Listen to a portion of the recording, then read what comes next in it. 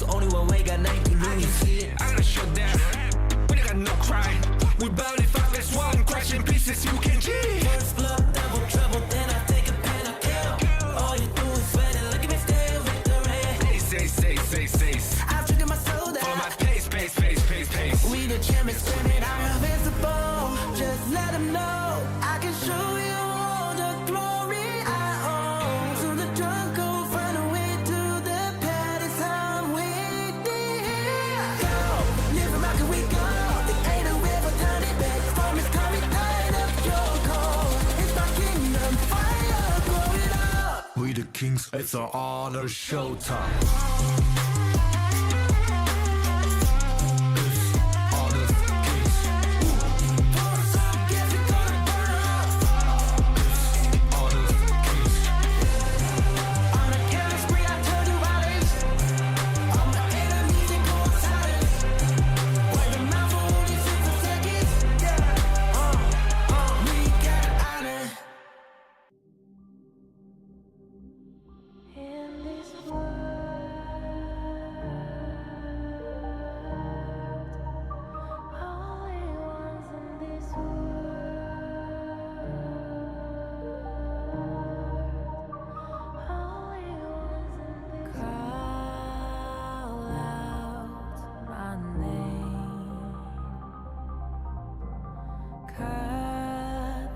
Sound of the rain. No matter how I feel the flame, you know I feel the darkness and the pain. All of the ways we tried to break free from the night, you know we made it out, we found the light. I fly so high, light up the skyline. Let's do it this time, like it's a whole new vibrant world.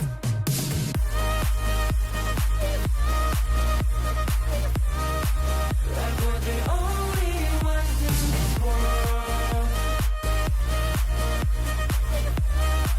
Like we're the only ones in this world. Now I see that I got everything I need. It's alright, I'm on fire, I'm alive, 'cause now I fly so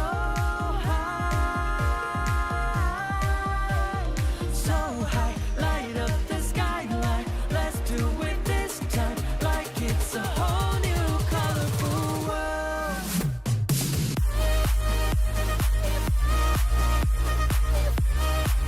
Like we're the only ones in this world. Like we're the only ones in this world.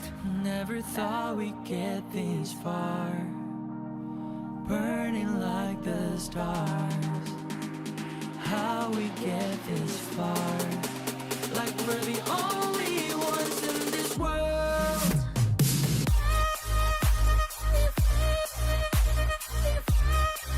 Like we're the only ones in this world. Like we're the only ones in this world.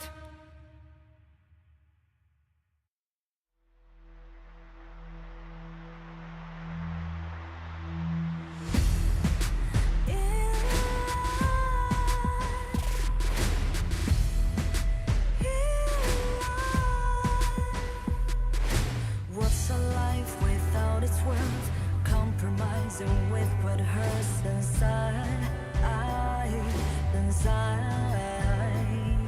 When you let fear decide your fate, you don't choose which path to take in life.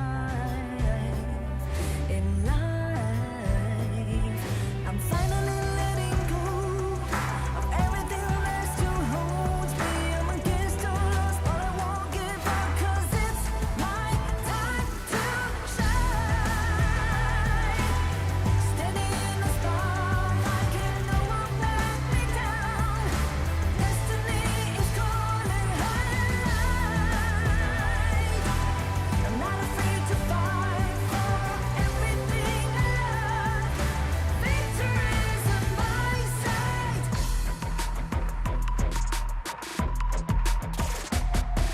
The more we lose, the more we gain. The more that nothing stays the same in time. Can't love ever, can't forget. What you see is what you get sometimes.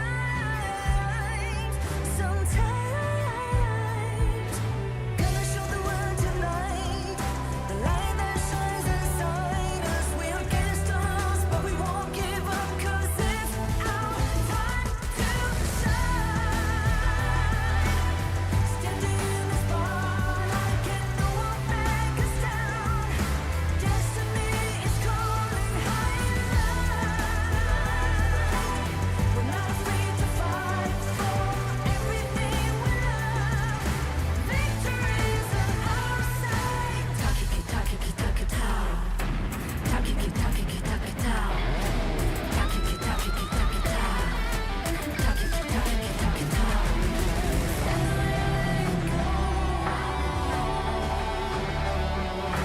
Everything is still holds us.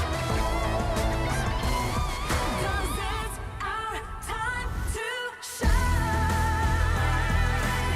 Standing in the spotlight, can no one back us down. Destiny is calling higher. We're not afraid to fight for everything we love. Victory is on our side. It's our time to shine.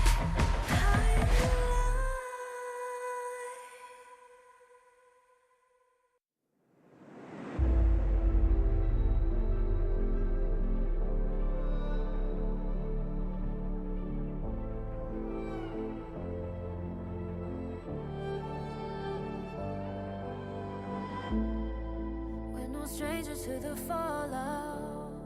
It's what got us here. Ever changing, some chameleon. Blood, sweat, and tears. We'll never make it if we fall to everything that brings us down. With a comeback is now. Blood, sweat, and tears. Fight for what we want. Doesn't matter the cost. Every day, put in work. Blood, sweat, and tears. Nothing comes overnight. Strength in numbers, start to line. We don't bow to fear. Blood, sweat, and tears.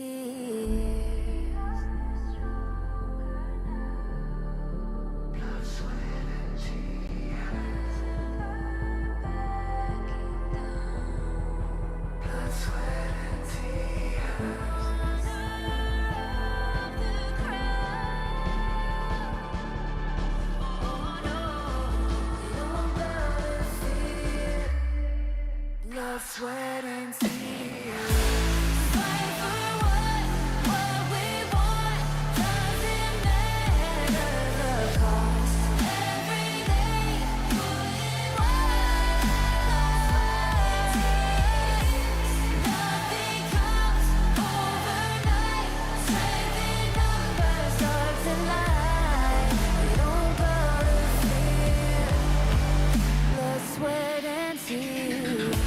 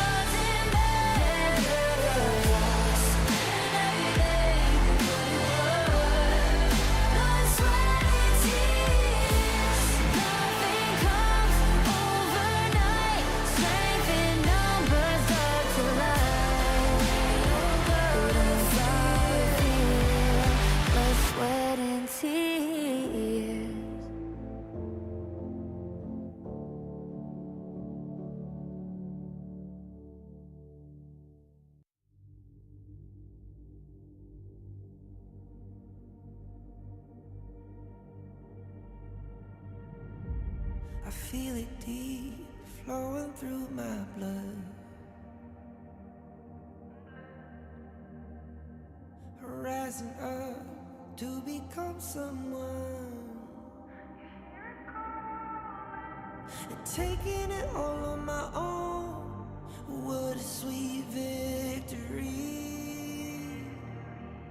And taking all of my control, awaken something deep in me. Like flames, feel it burning inside. Take a hold in pursuit of the prize. I've been told, ain't no way to survive, keeping all of this fire that's locked up inside. When this is the time, enter the ring. All those mental chemicals doing their thing. I got flashes of battles inside of my dreams. I was made for this moment. At least now it seems like it's time to come face to face with your fear. Been battling reasons for all of the years, and I learned how to fight them with style and grace. No one's ever encountered. You say it's amazing. I'ma come out swinging when they open the gate. Go ahead, call passion, I'm calling it rage. I'm taking what's mine like I already own it. Watch but don't blink, going here to the moment. The sky rain down. Here's to the madness that's all around. Go on, tell 'em who you are, you are, you are. Go on, tell 'em who you are, you are, you are, you are. Here's to the moment, the sky rain down. Here's to the madness that's all around. Go on, tell 'em who you are, you are, you are. Go on, tell 'em who you are, you are, you are, you are. My name is honor, my name is king, my name is champion, my name is strength. Tell 'em who you are. My name is Pentakill, you think it's strange? My name keep ringing inside of your brain. I hear it every night. Here's to the moment the sky rain down. Here's to the madness that's all around. So tell 'em who you are, you are, you are. Go on, tell 'em who you are, you are, you are. Is that really your best?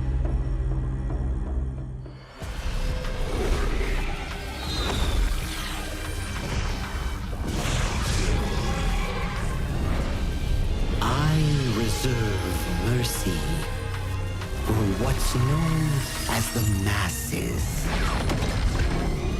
And as for my wrath, it is reserved for the wicked.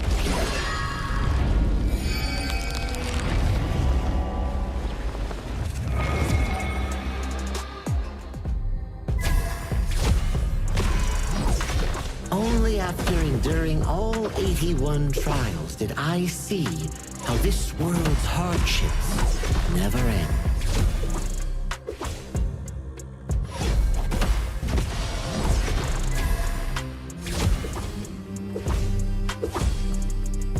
How does your head compare to the serpent sovereign?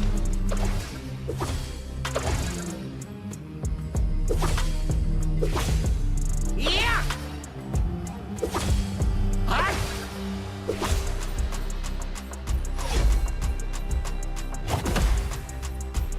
Divine form renewed!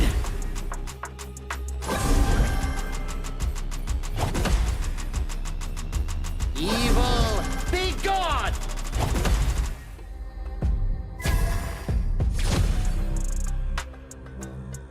All forms fade!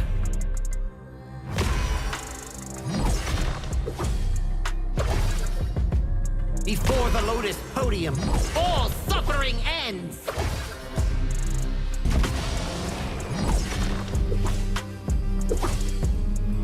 Mercy and wrath unite! I return from the West to dive back into this chaotic world. Little ones of Mount Huaguo, do you still remember me? The great sage, heaven's equal? I'll be back in a flash. Don't let any demons sneak in while I'm gone.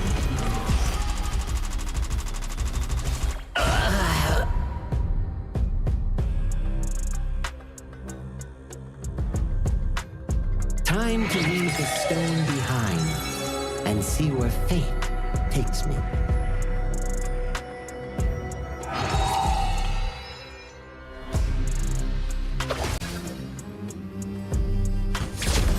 This land belongs to Mount Wagwo now.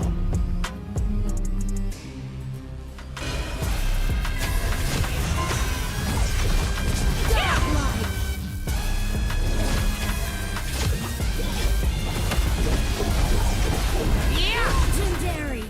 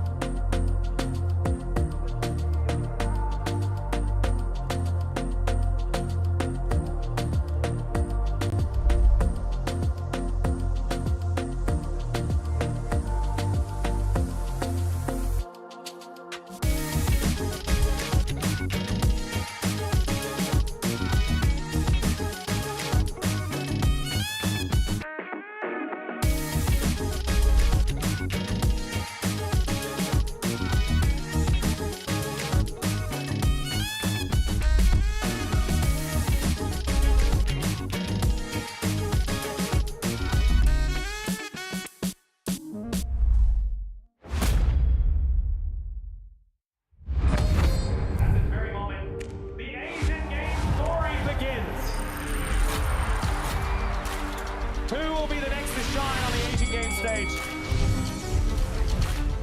Contestants fight for the honor of their regions while we cheer them on from the stands. Double kill! Double kill! This is a challenge, but it is also an opportunity. The tide is turned.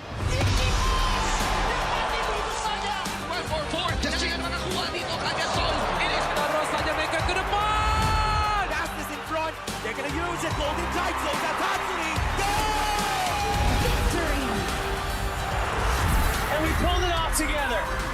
We share the same voice, the same radiance. This moment of brilliance belongs to all of us. Together, we shine.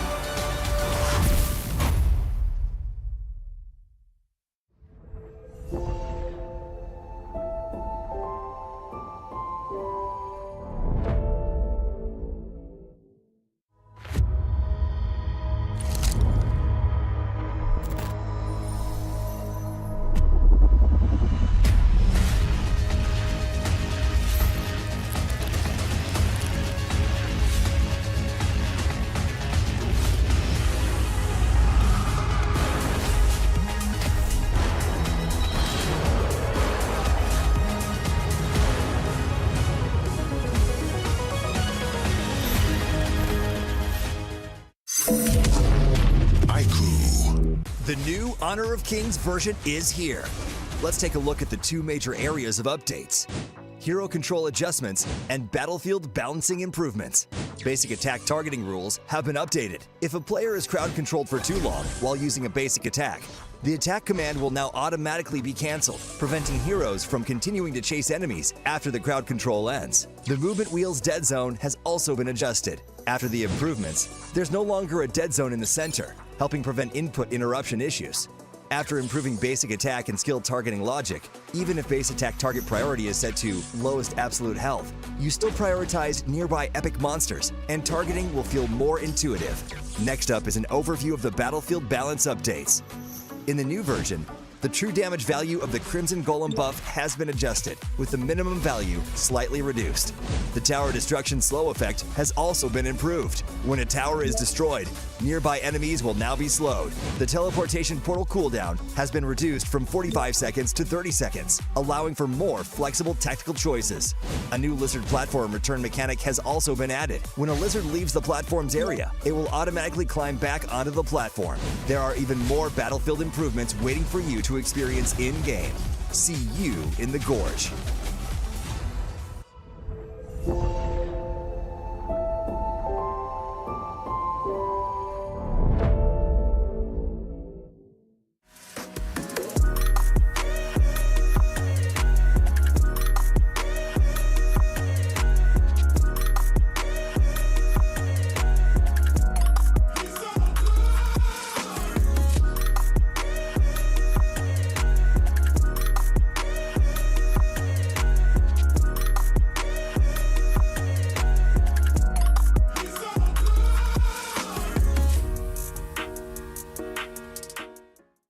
Azuria, the southern archipelago of Primera.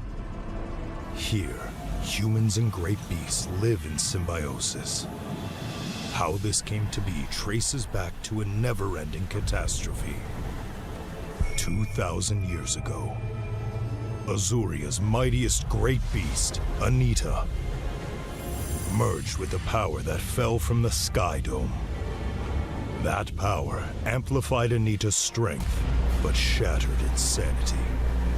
Driven mad, Anita transformed into a massive vortex, the world devouring everything in its path.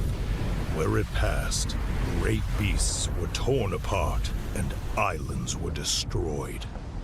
This was the disaster that would define Azuria's history, the Eternal Calamity.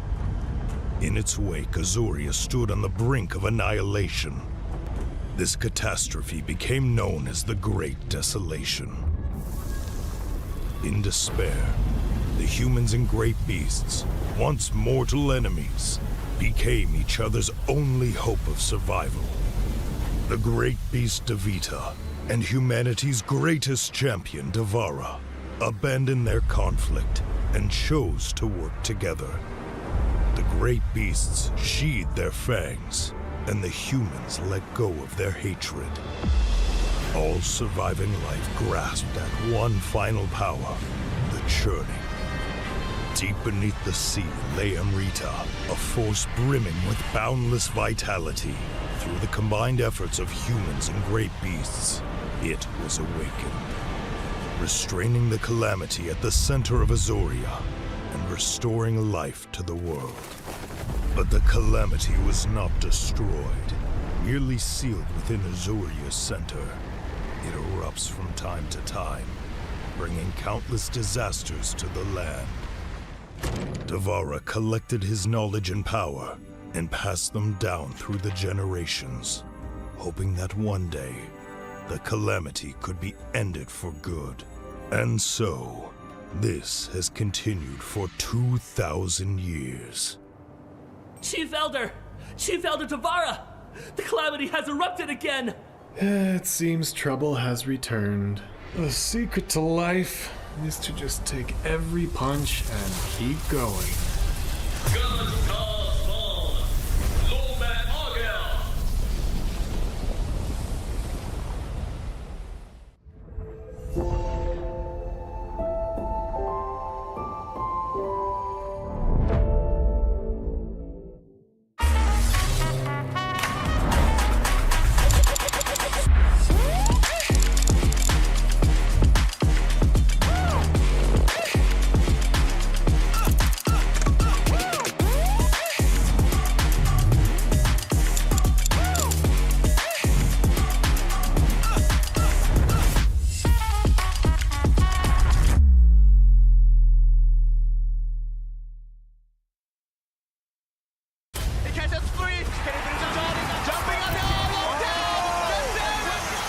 Welcome to the 2026 Asian Games Esports Qualifiers, Honor of Kings. 20 regions, one stage, and only the strongest 9 teams will earn the right to shine above the rest. Taking place in Malaysia, June 13th to 21st, 2026. Coming to Malaysia. This is the battleground where teams fight for the right to qualify for the Asian Games. 20 teams enter, but only 9 teams will move on. Apart from the 20 regions, there are 3 regions that have direct qualification. Here is the 2026 Asian Games Esports Qualifiers Honor of Kings format. First, the 20 teams will split into 4 groups of 5. In each group, every team faces every other team once in a single round robin, with every match played in a best-of-3 format. That means every match matters. Every game matters. Every single point matters. The point system is simple. Win the match, earn 1 point. Lose the match, earn none. At the end of the group stage, teams are ranked by the total points they've collected. And from there, the road begins to shine. The top 2 teams from each group qualify directly to the Asian Games main event. That gives us 8 teams advancing straight out of groups. But for those not through yet, the light isn't out. The teams that finish third in each group still have one more shot. They move into the last chance stage. There, they battle through one final BO3 single elimination bracket until 2 teams remain. The 2 teams will then face off in a BO3 match to claim the one final qualification slot. So in total, 9 teams will make it through, 8 from the group stage and 1 through the last chance stage. That is the rule. Now it is time to see who can rise through it. From across the world, regions gather here in Malaysia. 20 teams, and only 9 will qualify. The path is set. The stakes are clear. Together, we shine. Stay tuned, and we'll see you at the stage. Itu bukan track kita. Relax, bro. Phone aku!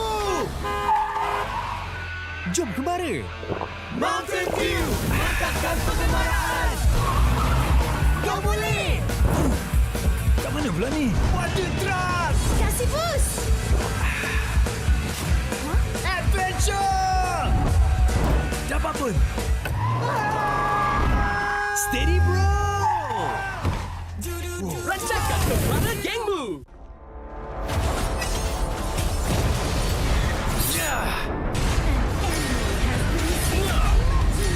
Double kill! Shall I compare thee to a summer's day? Slain. Don't engage! Slain. Don't crush us like insects! Slain an enemy! Defend our base! Our high ground tower is under attack! Amazing! Unbelievable! Ah, the fragrance of romance. Ally has been slain. Rampage! Double kill! Triple kill! Spectacular! Pentakill! Lady Fortune is on my side.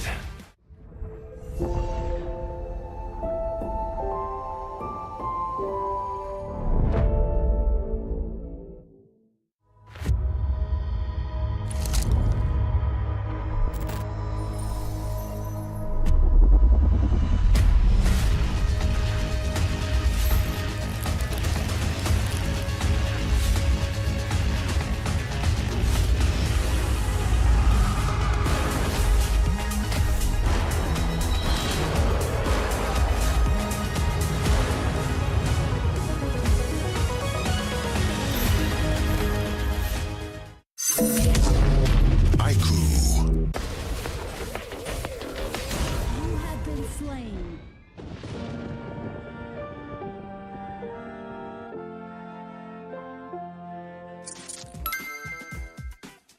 With the new consignment market feature, both new and veteran players can earn consignment items just by staying active. Sell them to earn tokens and purchase the items you've always wanted.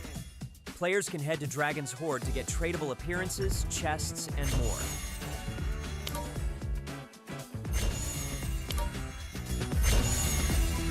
Players can list tradable items on the consignment market to earn curio tokens. During the initial launch period of this feature, all item listings will have their listing charge waived.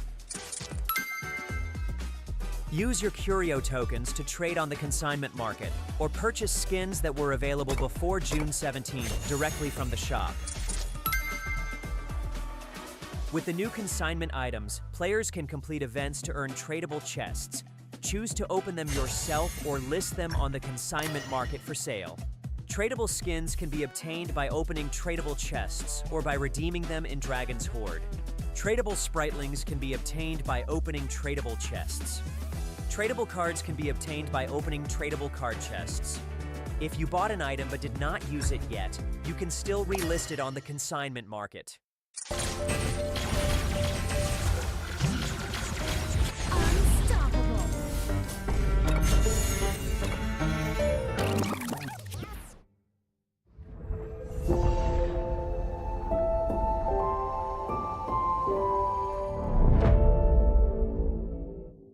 Itu bukan track kita. Relax, bro. Phone aku! Jom kemari. Mountain View! Angkatkan kegemaran! Kau boleh! mana pula ni? Water truck! Kasih boost! Adventure! Dapat pun.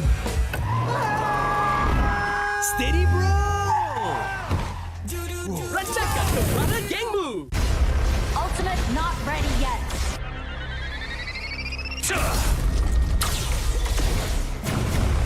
You have slain an enemy. My magic murmurs in ecstasy.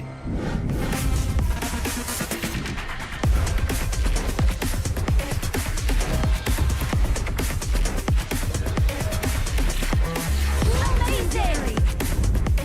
There is no escape for you. Killing spree. Double kill. Triple kill. Spectacular kill. Don't worry. I'll be back for your life soon.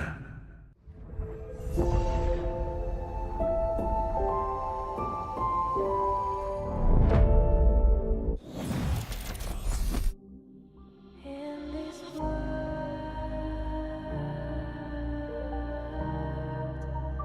only ones in this world,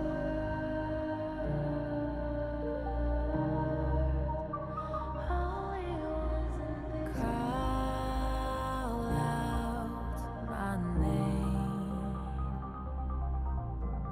cut through the sound of the rain.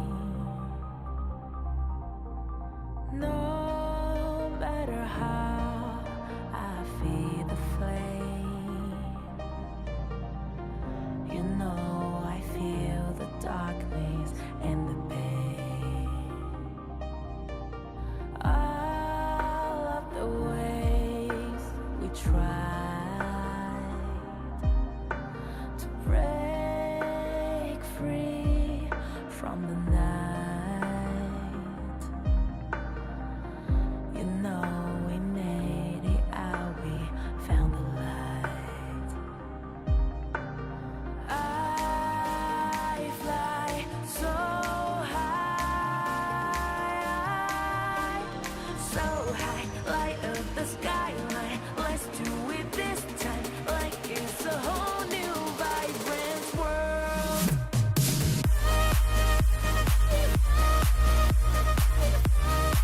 Like we're the only ones in this world. Like we're the only ones in this world.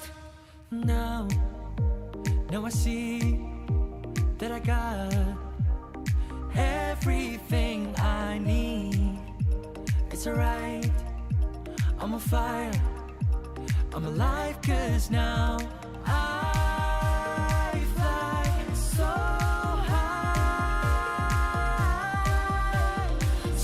high, light up the skyline. Let's do it this time, like it's a whole new colorful world.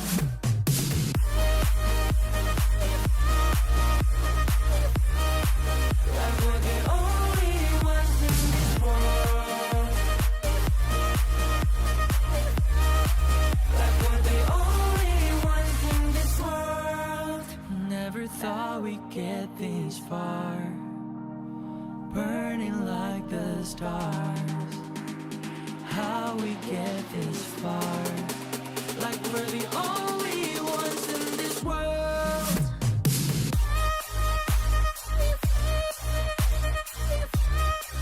Like we're the only ones in this world. Like we're the only ones in this world.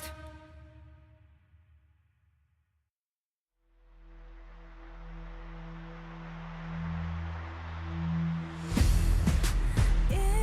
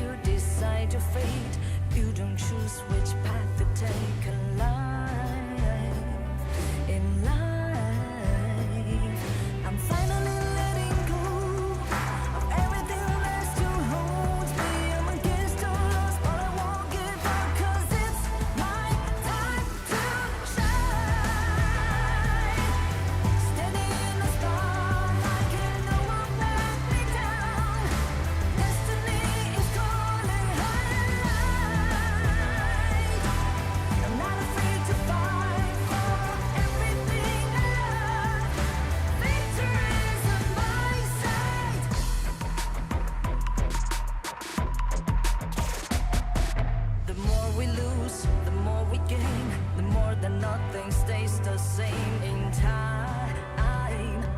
In time, can love ever, can forget. What you see is what you get sometimes. Sometimes, gonna show the world tonight. The light that shines inside us. We'll get lost, but we won't give up, 'cause it's our time to shine.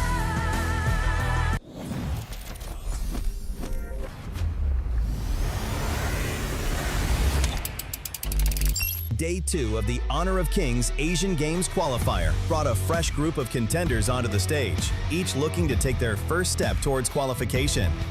Republic of Korea opened the day against Singapore, remained composed under pressure, gradually regaining control before mounting a comeback to secure a 2-0 victory.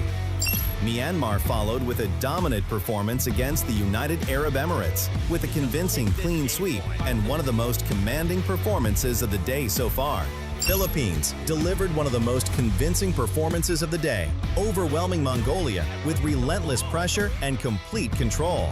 India and Kazakhstan provided a very different challenge, where momentum constantly shifted between both sides. Neither team was willing to give an inch. Indonesia rounded out the day with confidence and discipline to secure a clean 2-0 victory, finishing day 2 on a strong note. And as more contenders emerge, every victory becomes more valuable, every match more important, and every step closer to representing their nation on one of Asia's biggest stage.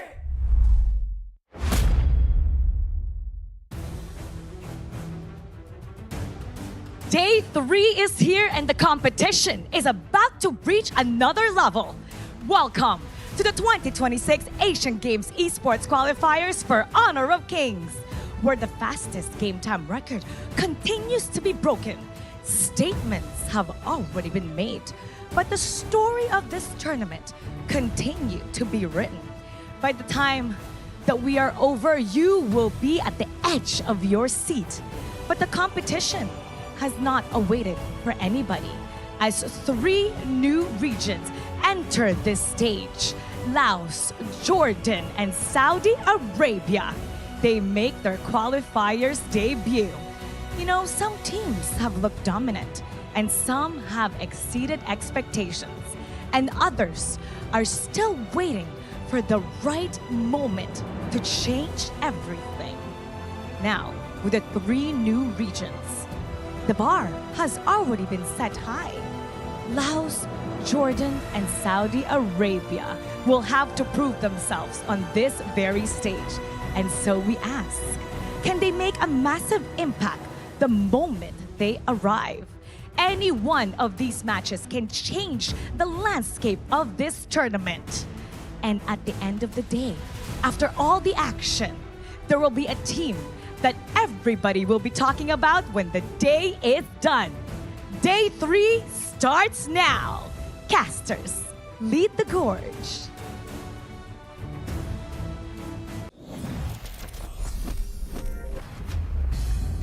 This is day 3 of the 2026 Asian Games Esports Qualifiers for Honor of Kings. I'm your guest host for today, Sagi, and we welcome 2 same faces coming into the broadcast from yesterday, our casters of the Gorge, Holler, and also Adam. Welcome back to the broadcast.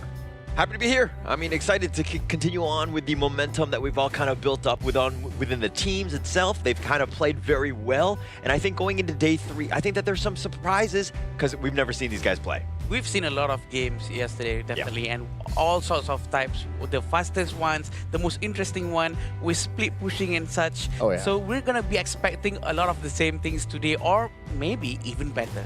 I think definitely yesterday has been a roller coaster. We had fast games, consistent games coming in from Indonesia and also Philippines, but we also had tempest games and also very heated up matches, especially from Kazakhstan, and I think definitely that spirit will be carrying on forward into day 3. Yeah, actually that was the biggest thing, right? We saw 2 extremes, like again, quickest games, and then like the tempest, really long games. Yeah. Like we just want like middle games, right? I think my heart would be best in that situation when we're kind of just able to kind of mosey on at least into day 3 here. We were expecting that maybe split pushing meta would be the fastest one, supposedly. but something else managed to get the fastest one afterwards. I think the true story coming here for Philippines, right, is that whatever they play, they can play with style and mastery and pushing it on to a fast end. But then you come over to the Indonesia side.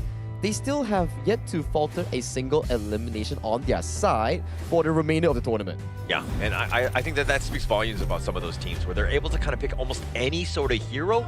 But I mean, here come the standings. I mean, we're seeing a bit of a shakeup and maybe a little bit more solidified positioning, at least in Group A. Oh yeah, check out Group A, right? Indonesia and Philippines, brothers, but also rivals, both sitting comfortably in Group A. And we know for a fact, if you are first and second place, you qualify directly to the main event. But judging from the remainder of Group A, 0-1-0-1 coming in from Pakistan, Uzbekistan, and Mongolia sadly still yet to find that rhythm that you're looking for. And in Group B, Myanmar debuted yesterday and had a fantastic first series, 2-0 against UAE. And Nepal, they played on the first day.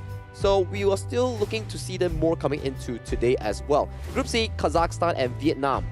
To be honest, Kazakhstan really shocked me yesterday as they defeated India in one of the longest games in our entire tournament thus far. And to proceed to clean house against India in the second game, they really did really well. And in Group D, Republic of Korea played their first game against Singapore and it went really well for them. It was back-to-back clean games coming in from the Korean squad.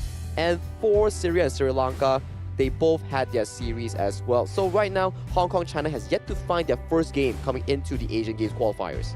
Yeah, and I do agree with what you said about Group C just now. The game between India and Kazakhstan seems to be one of the best that we've seen so far, and we're going to be expecting more or less the same for today. Yeah, today I would say that we won't be covering any Group D games.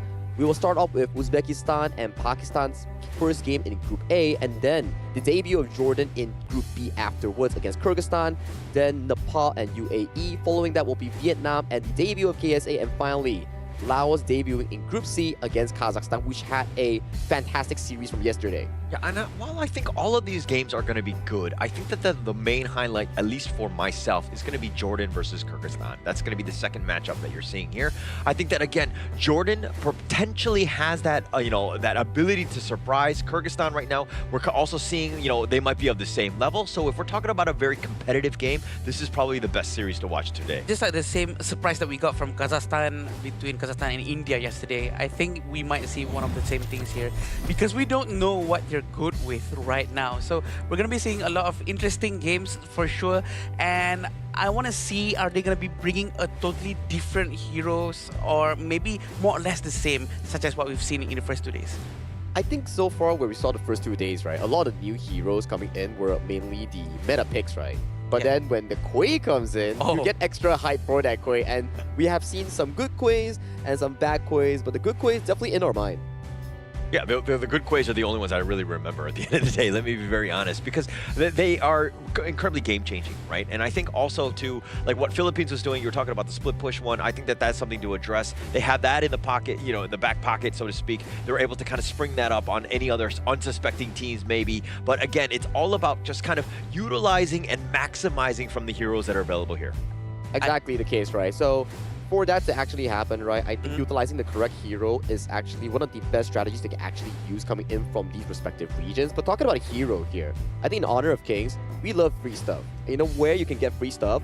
Definitely log into the game itself and get the new Bai Chi skin for free. You just gotta complete some missions here to get this Playground Hunter skin. So log in here and right now and just complete the missions so you can claim it for free. That's all you have to do. Just log in and participate, and you will get it for free. Who doesn't love free stuff, Solar? No one at this table. I think we're all about the free stuff, right? And I think that that's going to be great. Just kind of being able to kind of, again, you're going to be playing anyways. You're going to be just logging in. So you're going to get it essentially for free. We're going to, it's a great reward for all of the players that are out there. And they do this quite a bit with a lot of the free skins. It's pretty amazing if you think about it. Yeah, it was really amazing. It's definitely something that you actually want to have in the game. But what I want to have right now and the audience is the teams coming in for the first series. They will debut with this walk-in.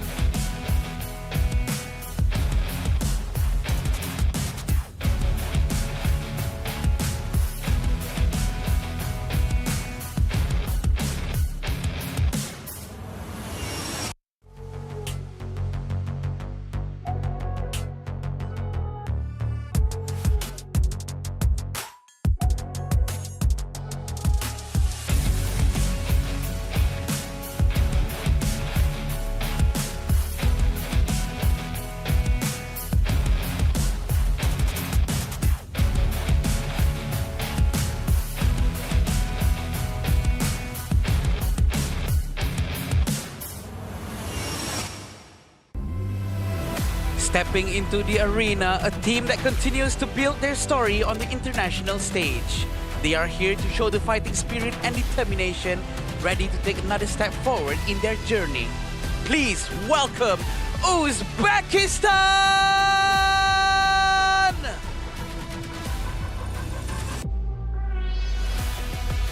And standing across from them, a team still hungry for victory. Despite facing setbacks, they refuse to back down and are determined to come back even stronger. They're here to take control and leave no room for hesitation. Make some noise for Pakistan! Literal chills here coming in for both of these squads as I want to see how our day 3 unfolds. What better way of doing it than to introduce Uzbekistan and Pakistan in our first series of this Group A. We might well start with a bit of a banger here, right? I think that both of these squads are definitely going to be in the mood where this is probably the most important one for them, right? Because it, again, sets the tone for the rest of the time that they're going to be here. But Uzbekistan, walk me through them here.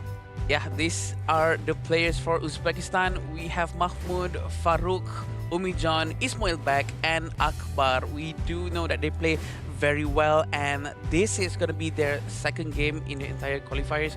I do believe that we're going to start to show up with different standings afterwards because it's going to start to get saturated amongst the rest of the teams. Now, despite the fact that they actually suffered a loss to Team Philippines yesterday, but I still think that they actually played decently well, and they had like pretty good draft coming in with their ideas. So going up against Pakistan, which may be a more level playing ground for them, might be something that can actually showcase their real strength. Yeah, and I think it's just more of like, the draft is there. It just came down to execution where the Philippines kind of just got the better of them. But let's check out the other squad. It's going to be the team from Pakistan, Muhammad, Anwar, Hassan, Muhammad, and of course Uzair in the roam here. So this is going to be a squad that we want to see a little bit more of. Do they have the potential to take down Uzbekistan? Of course.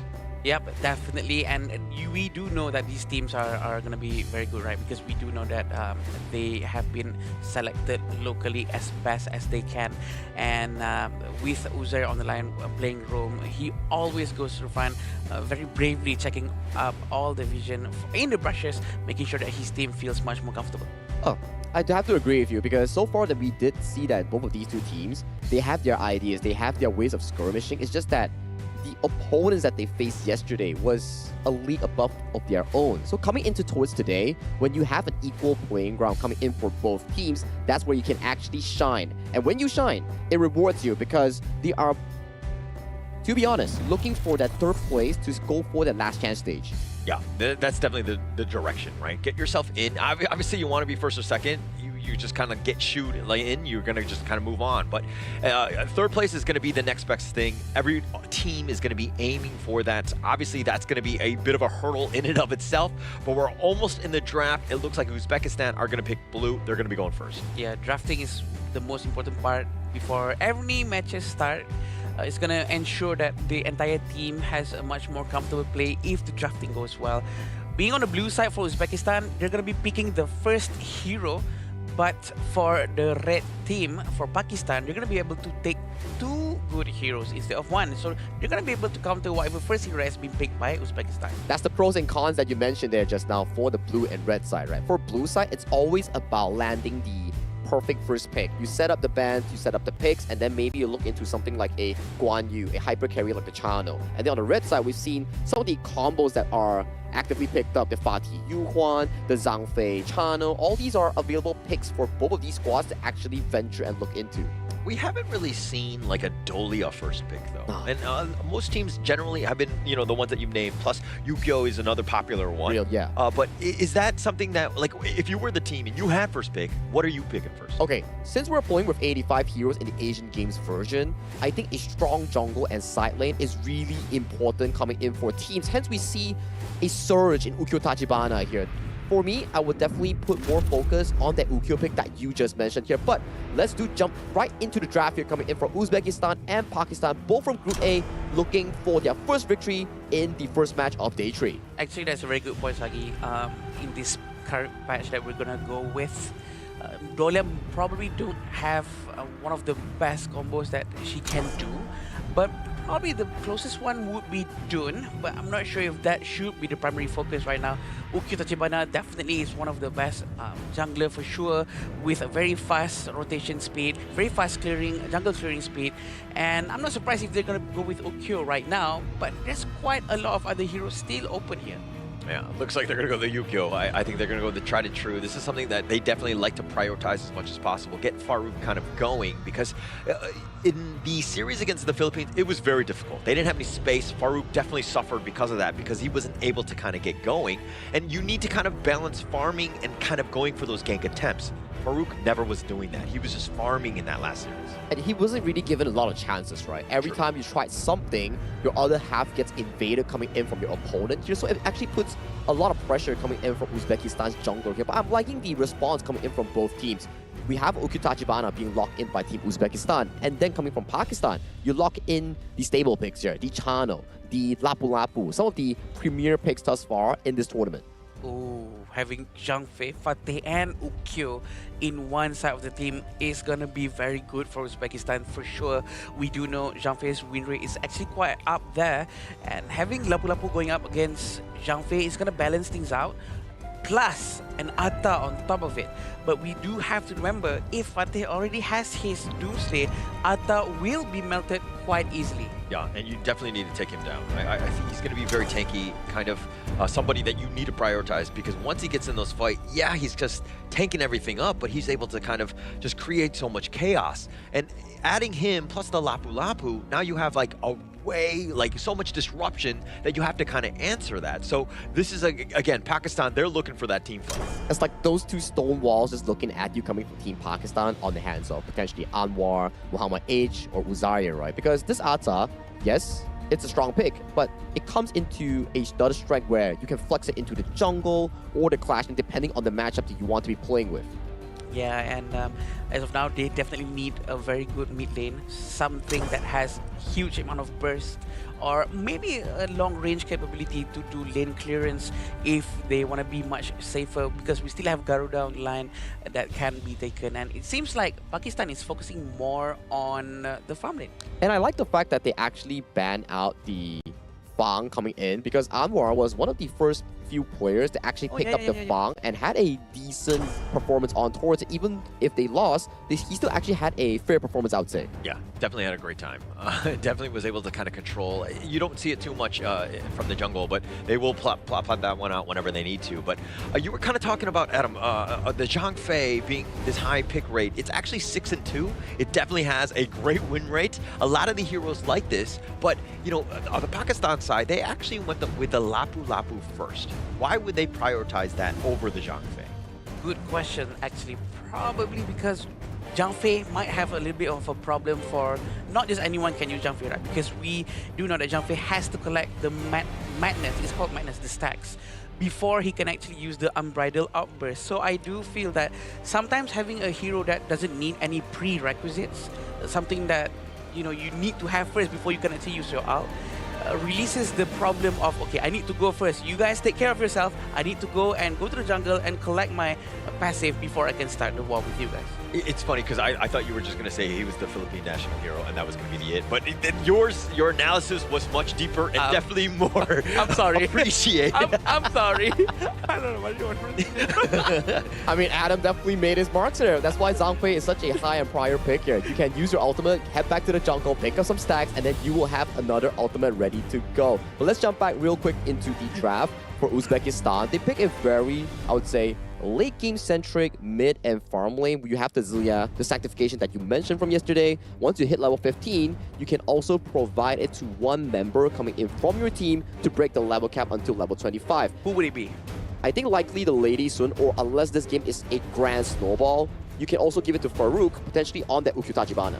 Yeah, I think both of them very prime targets, right? Once the Lady Soon gets going, also, it's going to be incredibly scary late game. Why not Zhang Fei? Sorry? Why not Zhang Fei? Because they want to win. Oh, okay. I see nothing wrong with that, though. Because we all know that Zhang Fei has high win rate, right? Because that might be the cause of victories. We have seen some clips where the Zillia player misclicks on a roamer and giving them the sanctification, and It's pretty funny. I've yet to see it in a pro game, but I doubt it would actually happen. All right, why you gotta arrow me out like that, okay? It was just one time. I have really fat fingers. Oh, it was you? Okay. I mean, to be honest, it's because the Sanctify button is on top of the region button. It replaces that part. Yeah, it does replace that part because it's sometimes when your fat finger is really easy to mess it up. But you know who's not going to mess it up? These two teams, they are coming in towards the gorge in game 1 of our Day 3 Asian Games Esports Qualifiers for Honor of Kings. Casters, you're live. Thank you so much, Saki. As we go into this one, of course, first game, set the tone, right? I think that both of these squads, the way that they're going to want to play is being aggressive. On the other side, Uzbekistan, Farouk, he needs to step up from what we saw, at least from yesterday. Yes, for sure. And it seems like Pakistan really is going to be very, very aggressive right now, and that they are going to start raiding towards the bottom side. Yeah, they're going to be aggressive. This is what you want to be, especially as Pakistan. This is, like, the counter movements are happening by Uzbekistan because they saw that, hey, Pakistan was looking to evade. Now we're going to do the same thing on the opposite end. Yep, very smart coming from Uzbekistan. But we do realize that the Lady Sun has been sent towards the clash lane instead of the farm. And Mahmoud is actually going towards the farm lane instead of the clash. And this means that Mahmoud is not going to be able to get the Firehawk because Firehawk is, well, you need a range hero to be able to hit it. But maybe this is part of the strat, right? Because they do want to get the Tyrant afterwards, and maybe they favor the presence of Mahmoud better than Ismoy back. Yeah, and also, like, because if Mahmoud, Fatih, is in kind of a, I mean, it's not the worst lane going up against an Ata, but it's still not, like, the best for him. So I think that if you're going to be like, okay, just let him just kind of mitigate, take as much farm in the bottom lane as possible, then now you're looking for an advantage because you have the range versus, again, the melee here. True, and also, having Fatih going up against Shano is actually might be an okay thing too, because Fatih's basic attack is actually sort of rangy if he have his stacks. So he just spam his skill around and use basic attack from far and hopefully get the last hit on every minute. I think it can work. It makes sense a little bit. Yeah. It's a nice little audible, if you will, just changing things up. Because again, you want to kind of keep Pakistan a little bit on their toes, right? They were expecting a certain matchup. It didn't happen that way. Now, how does Pakistan respond? And it looks like they're going to be just, again, aggressive on the Mahmoud. Yeah, Muhammad really sending out all the wolves as much as he can. They're still trying to focus to get this extra resources coming in from Uzbekistan. Who's going to get the last hit? It's going to be Akbar, it seems. I think you stole that away, right? I mean, that's great for them, right? Pakistan was doing their best. They were looking for the steal, and it looked like Ismailbek wasn't even there to kind of, help out. But Akbar is stealing things away because that technically was theirs. But it seems like Uzbekistan decided to send Ismoy back down to the bottom lane. Probably they feel like, oh, you know what? Maybe we should stick to what's common, to what's normal, and might have a lesser amount of headache instead of trying to make this work. It makes sense. And right now, 600 gold in fun for Pakistan shows that they're doing the gold sharing technique much more efficient than Uzbek. Yeah. And if you're kind of seeing exactly, I mean, Anwar's actually soloing. He might go for the top side. That 4-minute mark is 30 seconds away. So if they're looking for a potential gank, Mahmoud is not going to be the easiest of targets. Has a decent amount of mobility to get himself back to safety. Yeah, right now it seems like they're going to start to prepare themselves for the presence of Tyrant after this. And it seems like Atta is going to try to fly to the mid lane, but he cancelled it out. He's going to maintain his presence in the top to continue fighting against Mahmoud. Try to clear the minion as fast as they can, 5 seconds before the Tyrant spawns in. Yeah. It's all about clearing the ways before you make any sort of move. I think that both of these two teams, again, incredibly important in this game. Losing this one will put you very far back into the groups. You would definitely struggle from that situation. So this is a moment where you're kind of like, okay, we got to play safe. And now the Tyrant, in about half, he goes right in. He goes to the back line. Muhammad trying to do a little bit of work on this one, but the Tyrant is already being picked up by Farouk. Mahmoud is going to trade his life away. And now Akbar is on the run. He's a little bit low, so he needs to be careful. The Scepters are doing a decent amount. He's barely going to get away, but on the side, it looks like Farouk, he too will live. Wow, I thought that was going to go very well for Team Uzbekistan because Akbar actually managed to use Unbridled Outburst very, very well. But eventually Mahmoud probably overextended just by a little bit and gets caught up by Muhammad N. So I do feel that they still need to be careful with that formation right after an initiation of an attack. I think the idea was definitely right by Mahmoud. Like, he wants to be on that back line. The timing's good. Yeah, but he's not really tanky enough. I mean, he doesn't have the items to really be the fatigue of what we expect mid to late game. So now, on the side, the Raging Sea, he's going to flash on forward, but it's not going to be enough. Who's there taking some tower shots, somehow survives, but Hassan, coming from the side, takes down his Mobang. Wow. We can see now everyone is quite proficient with their respective heroes here, and we do see that the Hassan is playing quite aggressively. He actually went all the way to the back of the tier 1 tower in the bottom lane, trying to get an edge and snipe him from far, and Ismail becomes the casualty. I feel that Uzbekistan is on the right track, but also they need to be more aggressive to go up against Pakistan, because Pakistan is really all over the map. All over the map. Great ganks. I mean, that was a great one by Hassan, and now a couple of knockbacks on the Umbrella Outburst has to use defensively, and they've got the mini stun on the Fate Rewind. It does look like he's got enough speed. He goes 86 miles an hour, and he goes back in time. Yeah, they're still gonna be right in front of him. They do know that Akbar has activated the Umbrella Outburst. Definitely gonna wait for the situation to calm down just a little bit, for the Junpei to be smaller again, and now they're gonna start to do a little bit of rotation towards the mid. All right, 1.5k advantage by Pakistan. They've definitely been rotating, being the more aggressive of the two teams, right? So Uzbekistan on the losing end thus far, but when you have heroes that are all kind of mid to late game-ish, like they're fine as long as they're not like losing T3s by like the 12-13-minute mark, I would say. Yeah, I agree. Still okay, still on the right track, to be honest. 2,000 gold in front within 6 minutes is still doable for sure. Hassan is in the vicinity. He's trying to put all the mark onto the Uzbekistani players, and I feel that they're going to start to be much more aggressive after this. Pakistan always preparing to trap them inside the brushes. And that's what you want to do. When you have a lead, especially as Pakistan, you want to be kind of exerting that dominance. You have a slight edge. It's still very early, and that obviously Uzbekistan can come back, but still, you got to take what the team is giving you, and right now it looks like they want to go for Religion. Oh, the Raging Sea completely whiffed. I've done that, so I feel bad too, is there. But, well, he managed to force the flash, but it seems like they're going to try to force the one out, and Anwar is going to go down.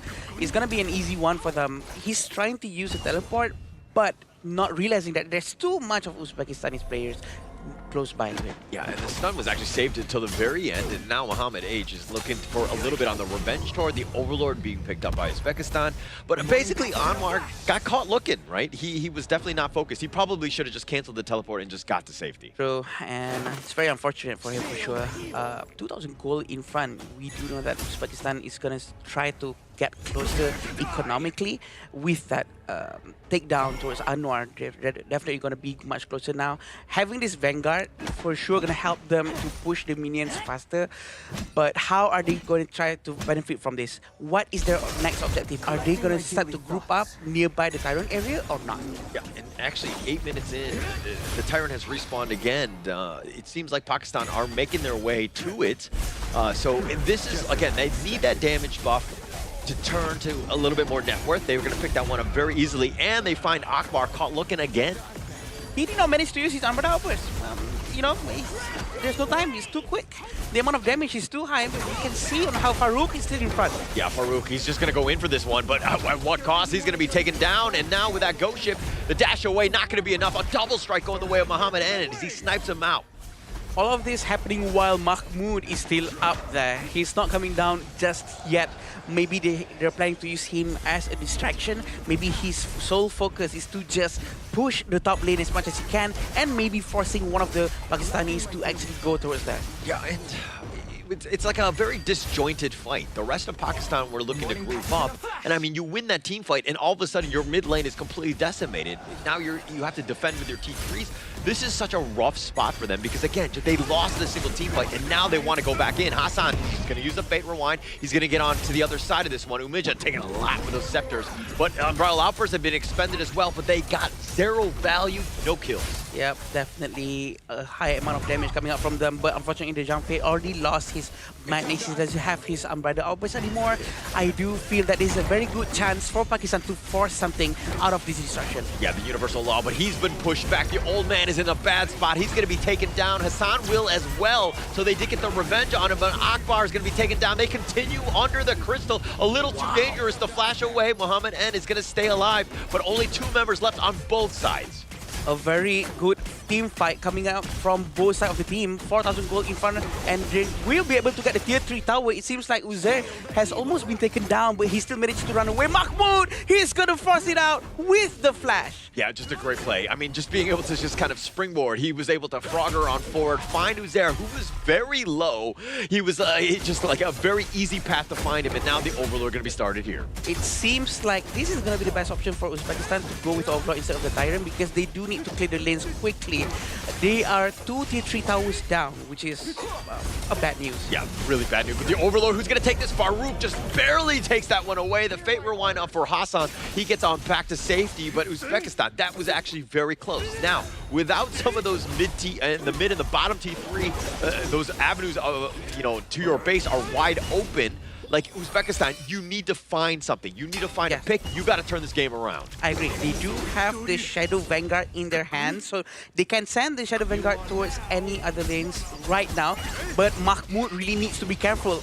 Everyone is all over him right now. Mahmoud is going to try to run away, but there's no space for him to go. This reminds me of the game yesterday between India and Kazakhstan. This fight, back and forth. Yeah. You don't know who's going to win. Yeah. I mean, but Pakistan definitely in the driver's seat in this one. They have a bit of an edge, especially when you don't have those T3s. It makes it very difficult for you to get outside your base because those lanes are constantly pushing, right? Yes, you have the Vanguard. That's going to give you a little bit of breathing space. But we're only talking about 12 minutes in. I mean, this is a late game lineup by Uzbekistan. They're not going to see the late game. That's true. Knowing that the 380 towers destruction is going to cause the minions to be bigger. There's going to be one big boy minion in the mid lane and the bottom lane. So I do feel that Uzbekistan is going to have a little bit of a problem unless they can somehow manage the lanes well with Mahmoud. Yeah. Actually, a lot of it revolves around Mahmoud. I like it that you pointed out because he is definitely the guy. When they're going for those team fights, I mean, they lost that one big team fight in their jungle, and then Mahmoud wasn't even there, right? Yeah. So he was looking to split push. But now, I mean, when you're looking to take any sort of fight, you got to go 5-on-5 or 5-on-4. Maybe you get an advantage. Especially when they have Atta being used by Muhammad. Mahmoud needs to join just to melt down Atta with his Doomsday. And Mahmoud have not yet have any Doomsday for now. Oh, but they decided to turn this around. Mahmoud gets a little bit low. Muhammad N gets the snipe. The Umbrella Outburst is not going to be enough. They found Farouk as well. The Universal Law will do some work, but the triple strike already happened by Muhammad N, and they will look to end this game as they just need to wait for those minions. But this game has been Pakistan from here on out. For sure, Pakistan is really on the momentum right now. Minions coming in the mid lane. And I think they're going to try to force the win right now. Yeah, the Raging Sea finding Umijan as well. He's going to be back, but Ismobek has already been taken out. They're going to take the Crystal, and Pakistan will strike first. They're going to take game number 1. Congratulations, Pakistan, with their first point. Almost losing it just now because of that last swap, but you know what? It's not bad, Saki. It was really not bad, especially for the fact that Pakistan came back from a loss yesterday.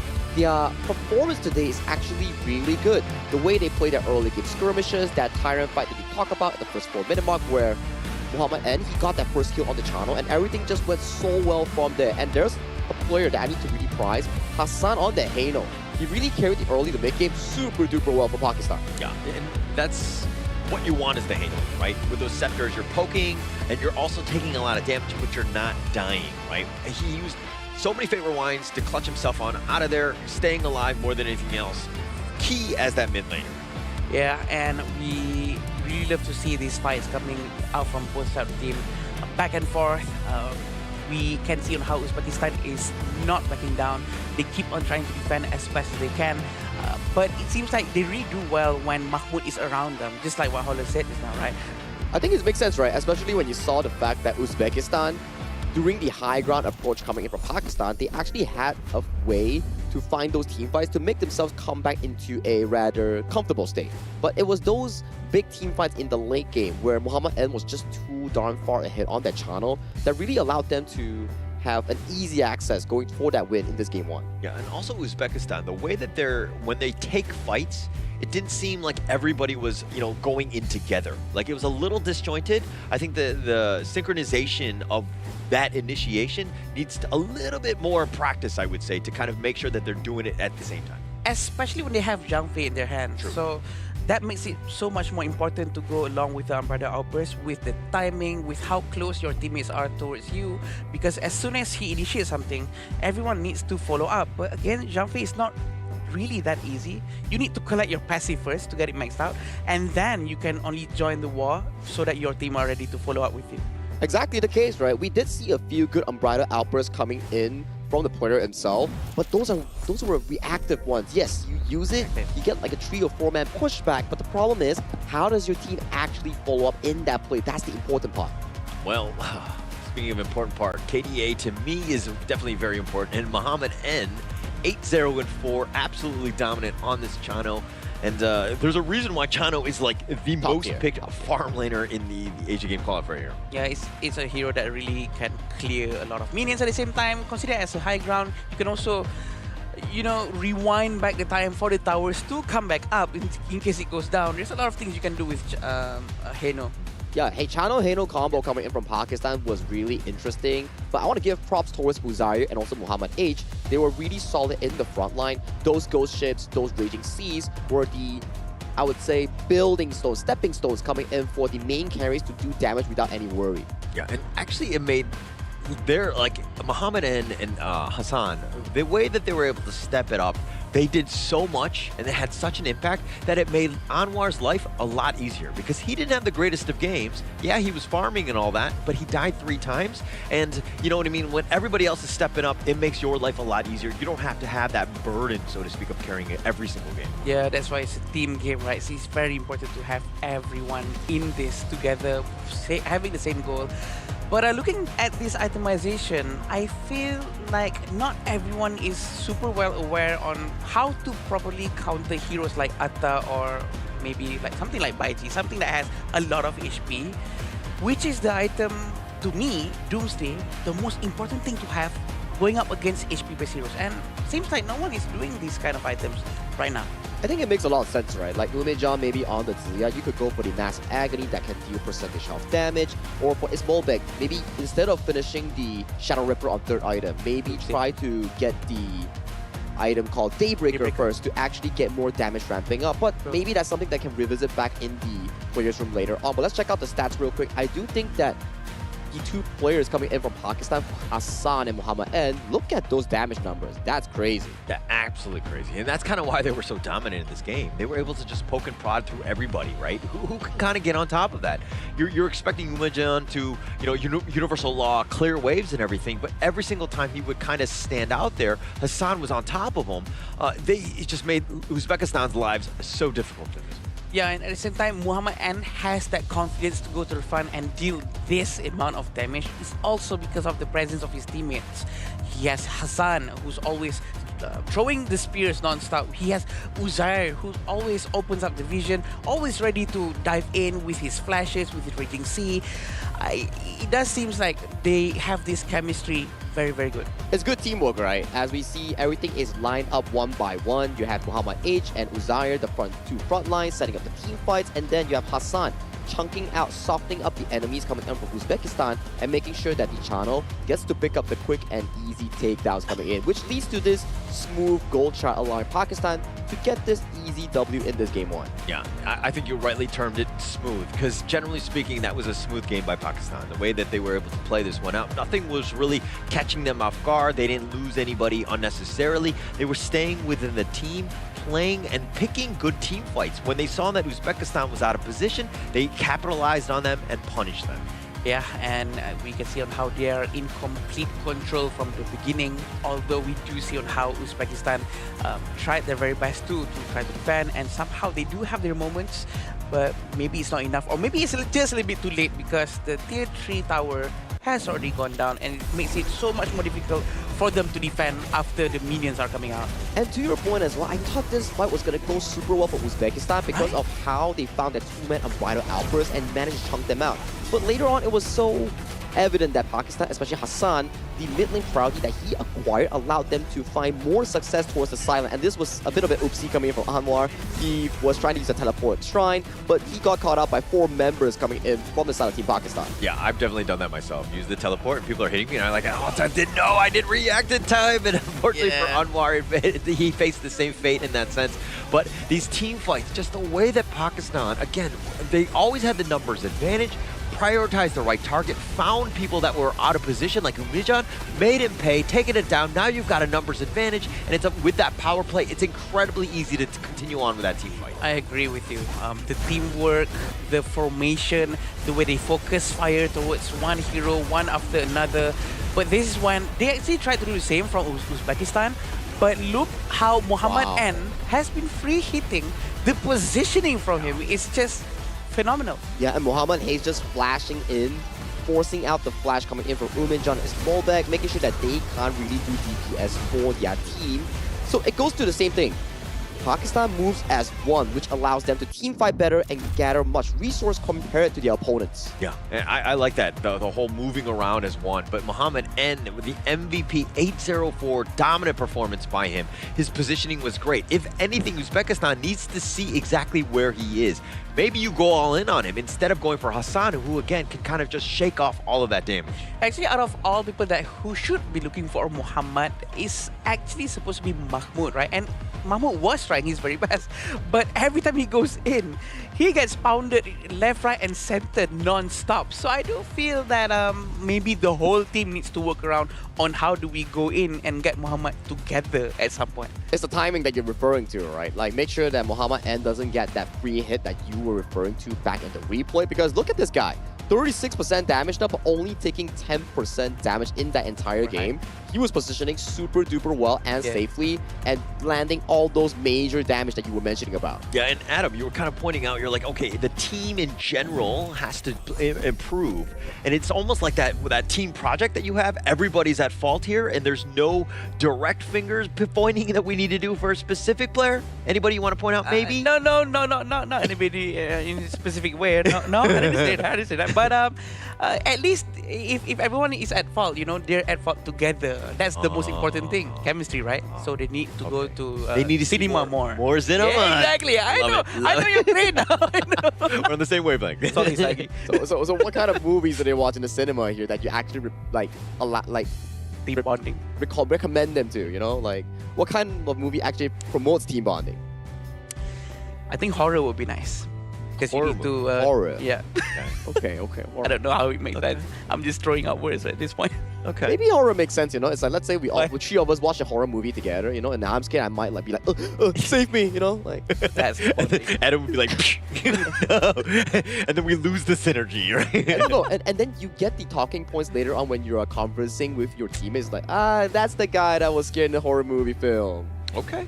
No, yeah. we just want to find out which one in your group of friends are the one who's gonna go check that room. When you know there's someone like an entity or a ghost inside that room, right? There's always that one person in your group who's gonna be the one who goes in and check, while the rest of the team are gonna go run away. So you're implying that roamers or tank players have to be the first one going into a horror movie film's room to face check for the team, right? Identify their roles.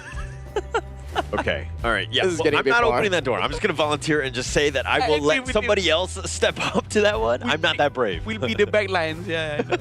Oh yeah. Yesterday we were talking about sacrifices, and today we are talking about like horror movies and who face checks us first. But we do have to give a sponsor shout out. Go towards our official venue and hotel partner here. It's gonna be Petaling Jaya Marriott Hotel. This is gonna be the official venue coming in for the 2026 Asian Games Esports Qualifiers for Honor of Kings. We bid our sincere gratitude towards Marriott Patalinjaya for sponsoring this wonderful event. Yeah, actually, during the break, let's do this. Right? Okay. Where one of us is going to be tested. We're just going to open random doors. Who's going to be the guy that opens it and sees something? Maybe.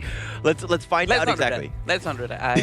I don't want. We don't want to get kicked out. I love my heart. I don't want it to spike up out of nowhere. Okay. I really appreciate my longevity of my life. Anything but toilet doors. yeah. That's a different type of We horror. have boundaries, sir. Different type of horror. Oh my. Now, we are coming back into another minute. Once this countdown is up, we will be heading back into the second game pick and ban between Uzbekistan and Pakistan here. I gotta give props. Uzbekistan's draft is actually pretty amazing. It all makes sense, but the execution is what they actually need to lock in on to potentially force a game tree against Pakistan. I mean, they're going with blue yet again, right? I think at some point you probably want to pivot off of it. I don't know why that they're so honed in on picking first. I think that there's definitely an advantage when you're picking second, especially against a team where you had that one game. You tried it out. That was your strategy, right? Now, are you going to go back to the same one? Probably not a good idea here. Maybe there's this mindset of what do we call early bird gets the worm, but sometimes it doesn't really apply that way too, because you're only getting one worm. You're not getting two better worms, and while being able to react to the first worm, heroes. Yeah, I do agree with you, and I have a different idea on towards this. Aside from playing meta heroes, I know meta is like the best in slot for some of the heroes provided in this specific patch, but maybe try something that you're comfortable with. Maybe that's what it's able to bring out the confidence coming in from Uzbekistan. Well, there we go. It's gonna. Our answers for this one is gonna be the Dolia. Ooh. It looks like they've got something brewed up for this. Now, Pakistan, on the other hand, they're gonna go with the tried and true with the Lapu Lapu. They really like this hero, but they're also gonna pick up the Dharma. Dolia first pick. I don't think we've seen this quite recently. This is going to be very interesting because we do know that we're going to be able to expect a hero that's going to be doing a combo with Dolia. It's going to be Kaiser. The invincible warrior is going to be 14 seconds instead of 7. And that's very scary, right? If you don't have burst damage, you can't take down this Kaiser here. And for Uzbekistan coming on the blue side, that's a pretty blue draft. Blue Dolia, blue Kaiser, blue Direnjir. Yeah, just based on theme. They're just like picking colors. They don't even know what heroes they are. They're like, that's a blue one. No, you're kidding. But for real, like what Adam mentioned just now, you have the Dolia Kaiser. That's going to be a very beefy and strong bruiser coming in from the hands of Farouk. Yeah. If you can play well, you can definitely find a lot of opportunities to open up the game for Team Uzbekistan. Coming up for Team Pakistan, though, I am loving the hard engage idea, which is the Dharma and also Lapu Lapu. But Uzbekistan also picked up the Direnjir to try to utilize the legal immunity, the CC removal, to potentially play against those two hard engages. Yeah, and we're seeing a lack of crowd controls coming from Uzbekistan for now. I'm not saying that Kaiser's second scale is a high amount of crowd control. It's not hard CC, it's just a soft pushback, which is not enough in my book. So, assuming that this Kaiser is actually a juggler, we can expect better crowd control heroes on the clash lane for Uzbekistan, but Guan Yu is already out. Yeah, so they're going to have to find some way to fight into this. The Pakistan lineup, I mean, the Dharma and the Lapu Lapu, they've got CC for days, it's AoE, it's just everything that you want in terms of control. They're going to look to shore up or like finish out their draft with a lot of damage. Uzbekistan on the other side, they need to figure out a way, again, how to survive the CC onslaught, the giant ults that are coming your way. And that's a pretty interesting farm pick again, right? We don't know whether this farm pick is going into the hands of Anwar or Muhammad N because it still serves as a flex pick before we go into that fifth pick. But Uzbekistan though, this is a really strong draft. You have a Garuda in towards the mid lane, one of the fastest mid lane pushers to gain that priority and that Fuzi that has really good synergy with the Dolia. You get Sage Might ult twice and that's the end of the team fight. Yeah. Fuzi and Garuda is definitely a very good hero to be picked.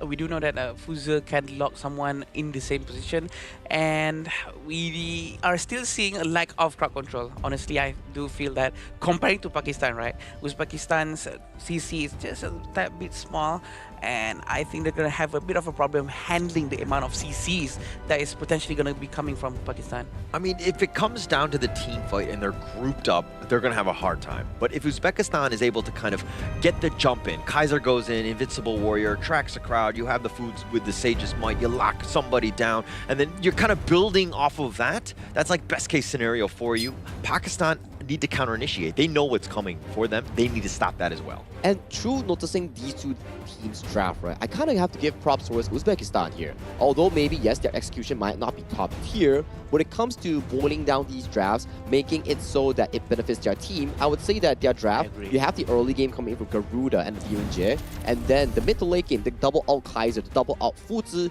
to stomp the game. But for Team Pakistan, on the other hand, that's a lot of setup, but if only they can land those setups that you mentioned. Yeah, we have to remember they do have two different marksmen inside Pakistan right now. I do think that this is quite risky, to be honest. But you know what? It might work because the amount of crowd control is a lot. Yeah, and going into game 2, I mean, you're seeing exactly Anwar, guys are like everybody's going to be focusing on him as well as Mohammed N. Those are the main two targets. You have Hassan to kind of just to build off of that. I mean, when the big ults are happening by Uzair and Mohammed H, like Hassan, that's like the dream because the Blazing Brilliance is just going to scorch everybody. Yeah, and with the Dolia in hand, we're going to be expecting a lot of Celestial Melody is going to be used towards Farouk. We are quite excited for that for sure because it has been quite a while to see a Dolia and Kaiser combo on any official stage. Yeah, I don't think we've seen one at the Asian Games qualifier thus far. I don't even think we've seen a Kaiser at that, so this is going to be interesting. The Kaiser, always a big bruiser, somebody you have to respect. And yeah, there are actually some juicy targets on the Pakistan side. So if he's able to get his farm and to get to that backline, he is definitely to spell trouble. Right, Anwar, Hassan, Muhammad, and all three of them are, well, we could say that a very long-range hero. We're gonna have to stand very far back. Needs a lot of protection. So, can Uzair and Muhammad H really protect them from the potential onslaught coming from Farouk, Mahmoud, and Akbar resetting them? So it's gonna be a big of a problem for them. Yeah, well, I believe, right? I think that seeing what we saw in game 1, it seems like everybody understands their role. They do a great job, but now they're just gonna dive onto Mahmoud, and then he's gonna give up first strike, dive in the tower. Pakistan coming out firing. A very good initiation coming from them. I did not expect coming from H. Muhammad H just now. He actually committed into the dive. And right now, are they going to try to do the same down at the bottom lane? Because Anwar has just arrived, but it seems like he just wants to go to the Azure Golem. Yeah, that commitment was huge, right, by Mohammed H. Just diving the tower, not playing scared. That's the biggest thing, right? Like, you think that you can go, but it's like, do we want to risk it? It's like, yeah, when we're able to secure a kill like that, we'll take it any day of the week. But here's the thing about Dharma, right? It's a hero that is a one-hit wonder. If he misses his ultimate during mid-game or late game, I think it's going to be quite problematic for them because once he has no ultimate and then maybe Uzair misses his skill sets, the Raging Sea, then the rest of his team, Anwar, Hassan, and Muhammad N, is going to have a lot of problem because they cannot protect themselves. There's no more crowd control whatsoever coming from the Pakistan side. Yeah, but, you know, this is a squad that has been nothing but going to the cinema with one another. I think that the trust and the belief that Muhammad H is going to hit every single one of its truths is definitely there. So they're going to make that play 9 times out of 10. I agree. But if it doesn't work, they have to change the genre. They have to take what you're watching. New movie. Okay, so having Mahmoud hiding in the brush in the mid lane, probably going to try to capture Hassan. He still has his flash. We have to remember that. Oh no, he doesn't, but they're going to try to force this one out. Oh, Wings of Judgment, Muhammad H. He actually went in on this one. That might have been a little bit of too much to handle, and Uzbekistan making him pay. They're like, okay, we'll take that food to go. 3 ultimates, just for one guy, from Mahmoud, Farouk, and Umijan. We do know that the ultimate coming from Fuzi is really, really annoying. You cannot move, and the wings coming from Garuda is just going to, you know, enjoy this free food. Yeah, and I think they're going to be very happy with that play, right? A little bit of a misplay by Muhammad H, being a little aggressive, but doing things without vision, right? I think that that's definitely underrated, especially in Honor of Kings. You need to understand where people can potentially be. He thought there might be one person, found out that there was more than one, and he paid with his lives. But the Blazing Brilliance doing a little bit of work, but it's on the wrong side. They're going to still take Akbar anyways. On the other side, Uzair was there to help ensure that they get that crowd control. Again, vision is a topic right here. They're going to go towards the Crimson Golem, trying to force this one out. Muhammad H is very much ready, but he's going to pull back.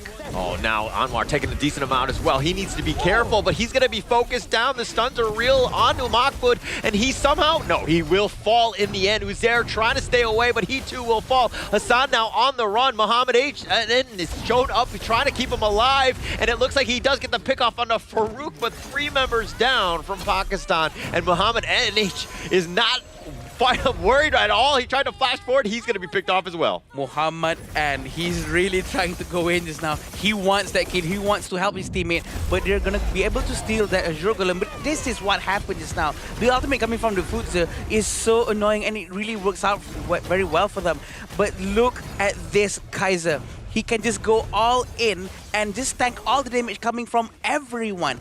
And this is how Kaiser's passive works. The more projectile the enemy team has, the better it is, because it blocks every single projectile. But unfortunately for Muhammad, and he overextended. Overextended. I mean, he didn't expect 2 members of Uzbekistan to just be there, right? Waiting for him. I mean, he tried to be aggressive, which is kind of what you want, because he thought he could make the heroic play of just kind of coming in and saving everybody. But unfortunately for him, just didn't realize that, again, two guys are going to mug you in the alley, so to speak. Yeah, we can see on how Anwar is really trying to push Mahmoud away.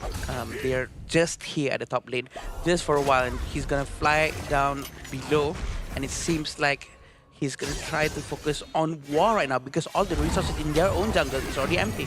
Yeah, taking that away right now. And being aggressive, Pakistan going back to their tried and true of just invading. But Uzbekistan have gotten a bit of the net worth lead, gotten a couple picks. Anwar needs to be careful. He was sticking around, but he's going to just dash away. And this bottom lane under siege right now.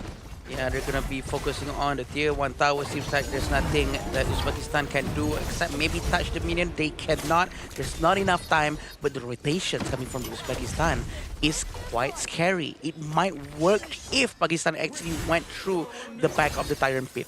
Yeah, but I mean, they got what they wanted. The bottom T1, I think that they're going to be very happy with that. They make their way into the mid lane here. There, though, needs to be careful. The Raging Sea's on to 2, though, but he gets blown up. Uzbekistan, when their powers combine, that's what happens. They're able to burst you down. This is what exactly we needed from the previous game from Uzbekistan. Yeah. To group up and really play in a close formation and do this very effective focus fire. And it's working very well for them, especially when they're playing with Futsu. It feels like they need a hero like Futsu to really lock someone down and stop them from moving, so that they all group up closely together. Do you think it's more Uzbekistan stepping up or Pakistan making more mistakes? It feels like Pakistan do make mistakes here. It feels like a bit of both. A bit of both. Oh, the flash on forward. He goes with the truth. He decides to change targets, but he's been slacked in with the Sage's Might. Says, where are you going, my friend? As Umijan takes him down. Wow, a very, very efficient teamwork coming in from Uzbekistan. They're still trying to group up down at the bottom lane. We do have Umijan nearby. He is very ready to use his ultimate again once more after this. But it seems like the red buff is not going to be stolen by Pakistan. Yeah, Farouk there had the smite. He was like, I'm not losing this one. I need to keep that. And Farouk doing, again, this is that target. He needs to keep those buffs alive. It helps him with the farm and, of course, any sort of team fight that might happen. But now comes a teleport into the mid lane by Mahmoud. They're going to decide to group up in the mid lane right now. Tyrant's going to come up in 5 seconds. Muhammad almost goes down here, Howler. Oh, he's going to eat the Wings of Judgment, and that's going to be enough as they take it. Uzair trying to use the Raging Sea, but a little too late. The Blazing Brilliance will get the return one, but he too will fall. 3 members down. Anwar trying to stay alive, but he too will fall. Muhammad H is the last man standing. He will deal with the minions. Uzbekistan now feeling it. They're going aggressive. A very good fight coming in from Uzbekistan. It seems like what was happening in the previous game for Uzbekistan is now happening to Pakistan, because Muhammad H hasn't been fast enough in rotating towards his teammates. It seems like his teammate gets caught up every time he's far away. And he already arrived here, but it's only one target. It's not worth it for him to use his ultimate when his teammates are no longer around. Yeah, and actually we're seeing also the step up in play by Farouk. right? On the Kaiser, the Invincible Warrior has lived up to his name. He's 4-1-6. This is a guy, again, when he's able to tank things and actually get to the back line, he's gonna be scary. I agree, and the rotation coming in from Uzbekistan is so much more effective now. But I think they need to keep up with this momentum. I am a little bit worried that Mahmoud might go back to his default mode of going to the side lane alone and not being too close to his teammate. See on how Pakistan is very much ready, but Mahmoud really needs to be careful of the path that he's going to choose to walk on.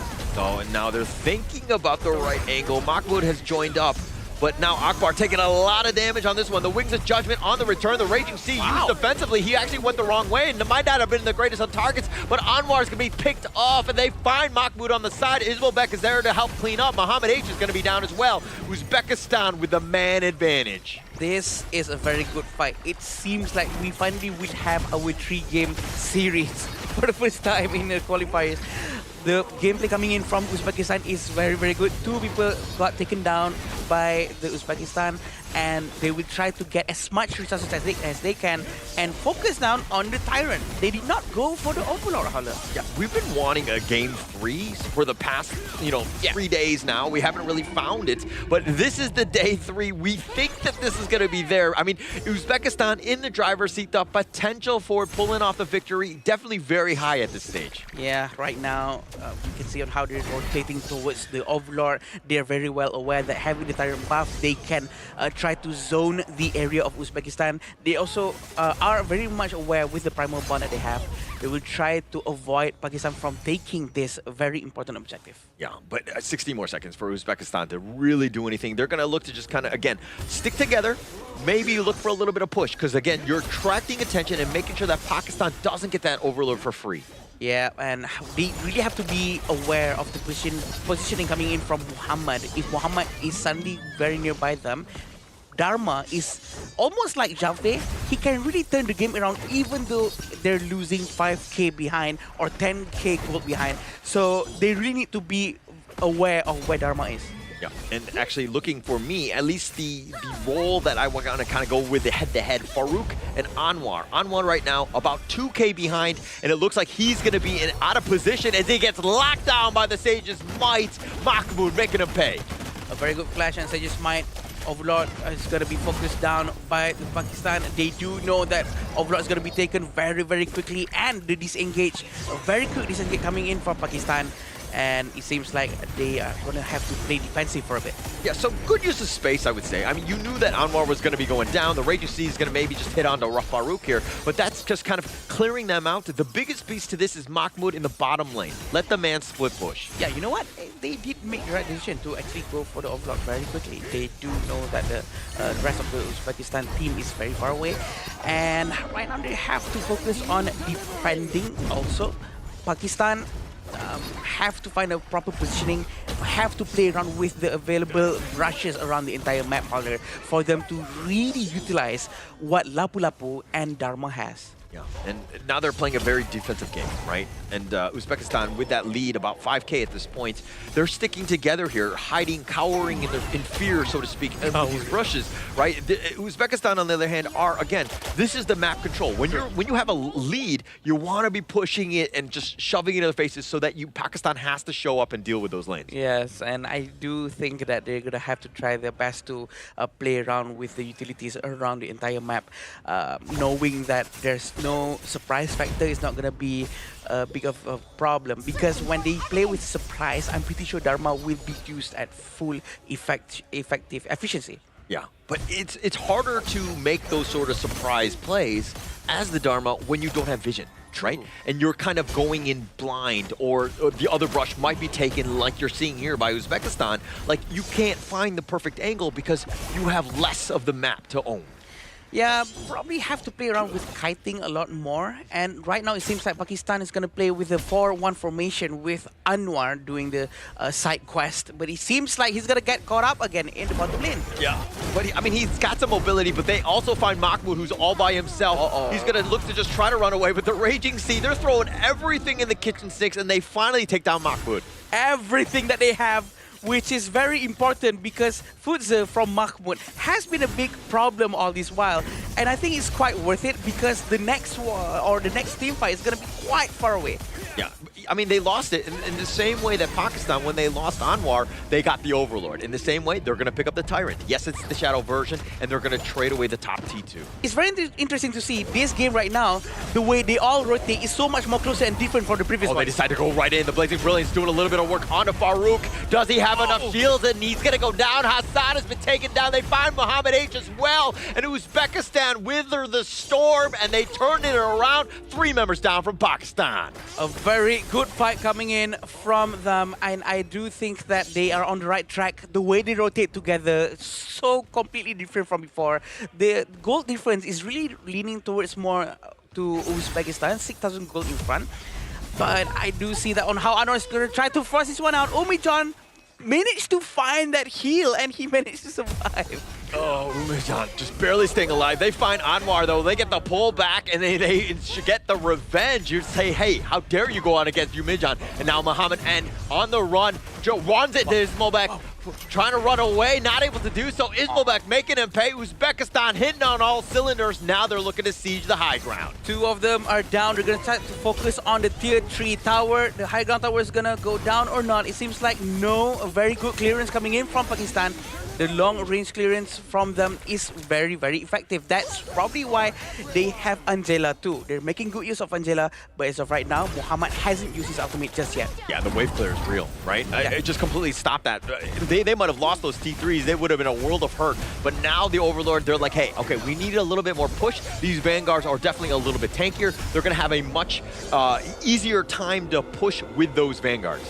But however, we still haven't had a chance to see a good and proper ultimate coming in from Dharma, right? I think they really have to somehow play around him, his presence. I feel like he's not being utilized perfectly just yet. It doesn't need to be perfect, you know. Just one surprise for that one guy who's opening the door. Yeah. I agree. We haven't seen it. He hasn't really made that play, but it could be completely game-altering if he hits the right truth, right? So if he's able to hit that, again, Uzbekistan have kind of largely mitigated that because of the way that they're positioning, very spread out come team fights. True. And I think that they're also aware with Dharma's presence and what Dharma can do, so they have to spread out quite widely, but Mahmoud is actually quite far. They cannot start the war right now. They have to wait for him. Wings of Judgment doing some serious work on the Anwar. He's going to go back, limp to the fountain. The mid T3 is under siege as well. Farouk deciding to go in, turning it on with the Invincible Warrior, finding them all as they try to go in, but Farouk might have gone too deep. The Sages might locking him down. 3 members down from Pakistan. Uzbekistan, they're going to continue to die in the tower. But it has ended now. We'll find out that it has ended. A very good fight coming in from Pakistan. And they tried their very best, but congratulations to Uzbekistan.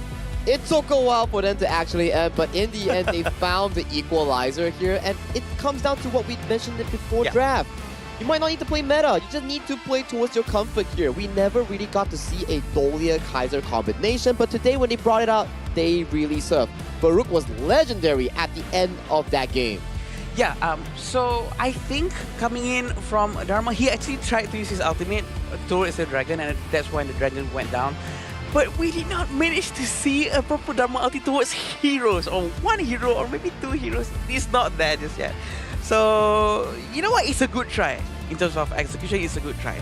But finally, we have our 3-game series. We've been waiting for it. We've been waiting for it. And it finally was able to do it in this series here. Uzbekistan finding ways to take over this game. I mean, it seemed like, again, after game 1, Uzbekistan, they were in a bad spot, right? But they were able to bounce back in this one. And it seemed like Pakistan was making just one too many mistakes. I think one too many mistakes starts from the first few team fights, right? They were like getting caught in the side lanes. At first, we were like, oh, whoa, they got the first kill, first strike coming in on the clash lane against the side of Uzbekistan. Everything seemed really well coming in from Pakistan. But later on in the team fights, they just didn't have any answers for Farouk on that Kaiser and that Fuzi coming in from Uzbekistan, those two beefy boys, they had no real answers. I agree. I think that the little bit of mistakes coming in from Pakistan also enabled Uzbekistan to have a good start, and that the fact that they are very much aware of their previous rotation from game 1 and they applied very well in game 2. The quick progress, improvisation and adaptation into the game 2 is so good coming in from Uzbekistan that I think they are on the right track of progressing to be a better team. Definitely, definitely. And we're kind of in uncharted territory because you're like, oh, game 3, now they've got momentum. Yeah. They flip things around. Like, what do we do? And now Pakistan are on the other side. They're like, hey, I thought all the series were supposed to go 2-0. How dare they win one? And now we're on the back foot. We're going to go to a game 3. This is crazy situation. Someone rewrote the script, right? Like, oh, isn't it supposed to be 0-2 everywhere? But all of a sudden here, it's like, Uzbekistan, not today. We pulled up with a fantastic performance here. Farouk with that 7-2-12 performance on that Kaiser, being the team's only meat shield and walking and charging front. For Pakistan, they had no real answer for that Kaiser pick. And moving our eyes towards that mid lane role, 4-0-18 on Umejan. Yeah, 4-0-18 is a high number. It shows that he is almost involved in every team fight available in the entire match. He knows how to use the ultimate very, very well. And again, it's thanks to the presence of Farouk. Farouk is always up front with the Invincible Warrior. Also thank you to Akbar because consistently sending the Celestial Melody to reset the Invincible Warrior non-stop. Yeah, yeah. Actually, that's the one thing. When you're the Kaiser, you're rushing in. You're the Invincible Warrior. Like, you have one job. Get it back to me, right? Let me do it again. Let me keep going. We all heard that before. Yeah, right. That's all he cares about. And it's like once he casts the Celestial Melody, you're like, okay, Akbar, you can go back home. I don't need you anymore, right? You can just kind of move on. But the way that they were able to play well with one another, again, just the cores really stepped up by Uzbekistan. You have to agree, right? You can see the damage charge coming in for the side of Uzbekistan here. We have Umejan and also Ismoldek performing a rather great game. And you said almost 100%. He's a 96% coming in from Umejan. Almost involved in every single team fight in this game. Crazy. And that just shows his awareness, his game sense is there. And he's making good use of it. And he knows that his ultimate not only damages the entire team, also scares them away, scrambles them, and put them in positions that they do not want to be. And you kind of notice that these two teams are actually taking turns in terms of their playstyle, where Game 1, Pakistan played as a one-man unit where they are just moving around the map, scavenging for team fights, pressuring against Uzbekistan. But coming to Game 2, Uzbekistan, it's like they woke up. They came in with a solid draft, they came in with proper execution, every single team fight. They were the ones who were first hands-on against Pakistan instead. Yeah, I agree. And actually, if you're looking at some of these stats, I mean, the team fight rate, Farouk, way higher. This is like the highest we've seen, and he needs to be in those fights because he's a difference maker come, any sort of initiation. Obviously, it helps when you're playing a Kaiser, but that is his MO. He loves these type of heroes. Yeah, and if there's anything that tells us better about how the match went just now, is this graph for sure. It's how Uzbekistan really waits up all the way to the mid-game around 6-minute mark.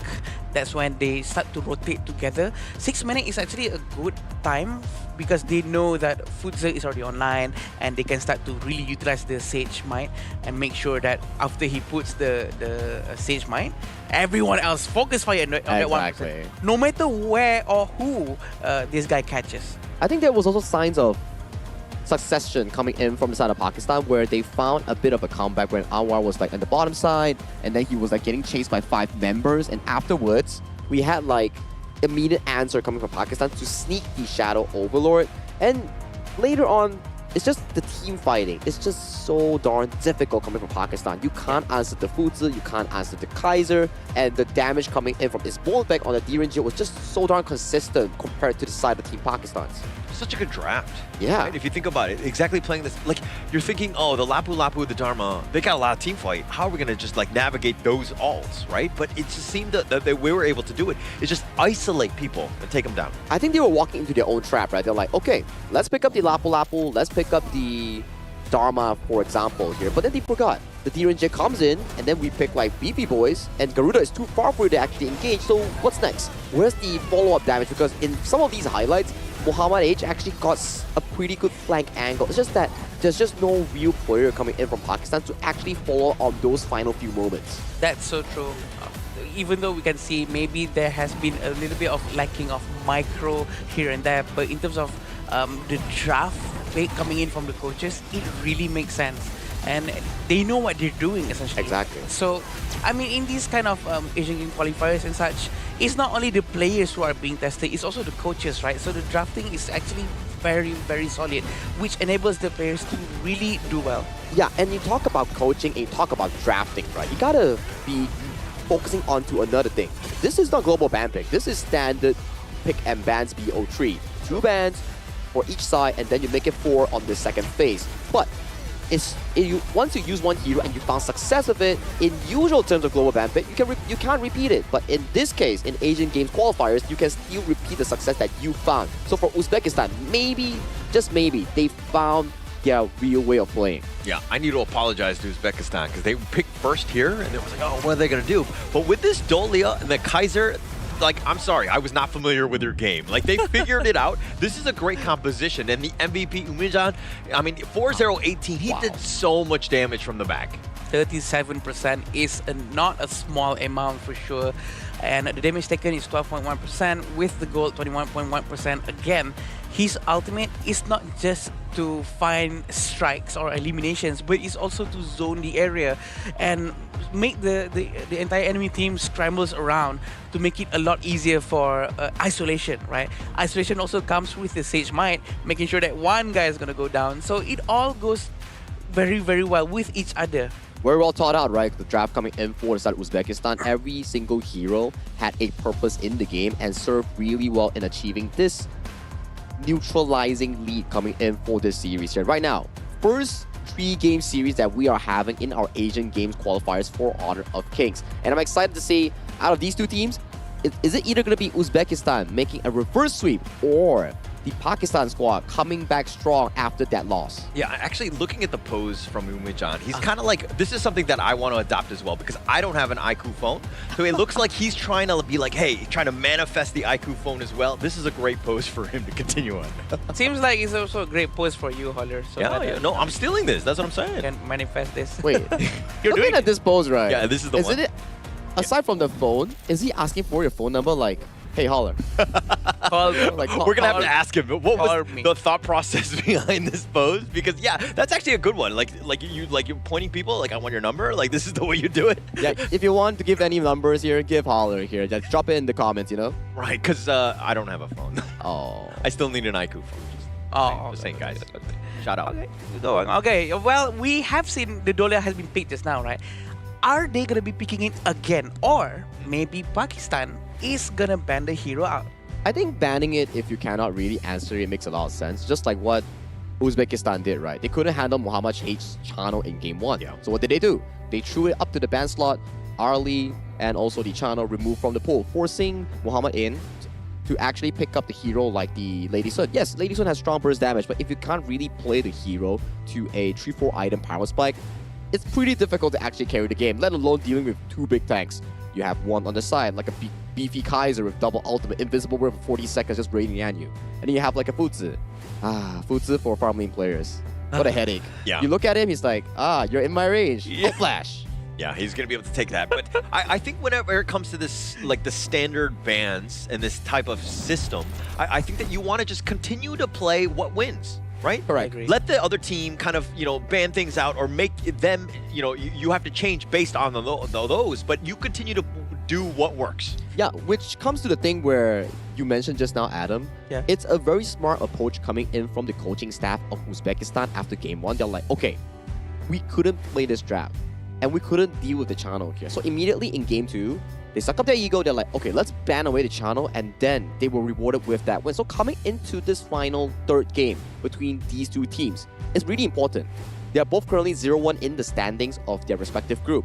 They win, they're closer to qualification. They lose. Oh my, that's going to be terrorizing. Yeah, I'm pretty sure that they will try their very best to probably do more or less the same. And I agree, with a very much simpler draft with simpler heroes, it makes much more sense and also reduce the potential stress coming in from the players on how to maximize what the hero can do. We do know that Kaiser is very much straightforward. For those who don't know, Kaiser's ultimate Invincible Warrior, it has sort of like a passive inside it where each projectile that he receives reduces a fixed amount of number of damage, such as minus 60. Every projectile is minus 60. So that's what makes him very, very strong. So to counter heroes like Kaiser, you need like a burst hero with one projectile only. So what they pull off just now is very good. Even Dharma's punches will be reduced, the damage, each of the punch. So it was a very good pick. Arlie as the first pick is not on my list. It's a very confident pick, right, coming in here, Hauler. Especially Arlie requires so much mechanical prowess as we've seen. We've seen a lot of picks of Arlie, but yet to find a successful, aside from the one that has been showcased by the Philippines marksman. It looks like the food's going to be picked here with the Kaiser. Again, it ain't broke. Why fix it, right? Continue to go on, and it's going to be a nightmare for Pakistan now. They have to ban Dolia, right? They have to ban Dolia. Or maybe the third pick is going to be Dolia for Uzbekistan, unless if Pakistan steals them right now. Well, they could, but if they do take it away, they can't really pair it up with any single hero here. I would say that Dolia is not the best pairing with Arlie here. So Uzbekistan, they have a choice. Mid lane, farm lane, or pick the Dolia here. If they pick the Dolia here, great. You can really round up your draft, but you'll have a trouble coming into the later stages here. Well, like you say, if it's not broken, why even fix it here? 3 of the same heroes coming in from Uzbekistan's previous game draft as they are bringing it towards this game. Yeah, they're going to stick with it, but not having the Dolia, again, it's great for Farouk. I think it definitely has a lot of value, but it's gone. I mean, they would have picked it already. I think that, you know, the Foots, at the end of the day, you probably could have picked the Dolia and the Kaiser there, and then save the Foods for later. Because, I mean, the chances of it being banned or even being picked, probably very unlikely. Or maybe even the Garuda, right? Because I think that Dolia is the most likely to be banned out, because the only reason why Kaiser works just now is because of the 14 seconds of Invincible Warrior instead of 7 seconds. I feel that missing out on this Dolia is a huge waste. It's gonna be a very big punch towards the Uzbekistan draft, but look at it in the bright side. You don't have a Dolia. You have another potentially Zhang Fei or Lapu Lapu that could even beef up your entire team composition, so the Arlie will have an even big trouble in handling those late game team fights here. Who am I gonna hit? There's so many big beefy boys in front of me. Or maybe Yarya to replace the missing Dolia, because Yarya can be played, right? So she can also always follow where Kaiser is going to be going, and I think that might replace what they need to make it tankier. But then again, they're going with Lapu Lapu with much more crowd control. A lot of control. I mean, they have, I mean, the Garuda is still there.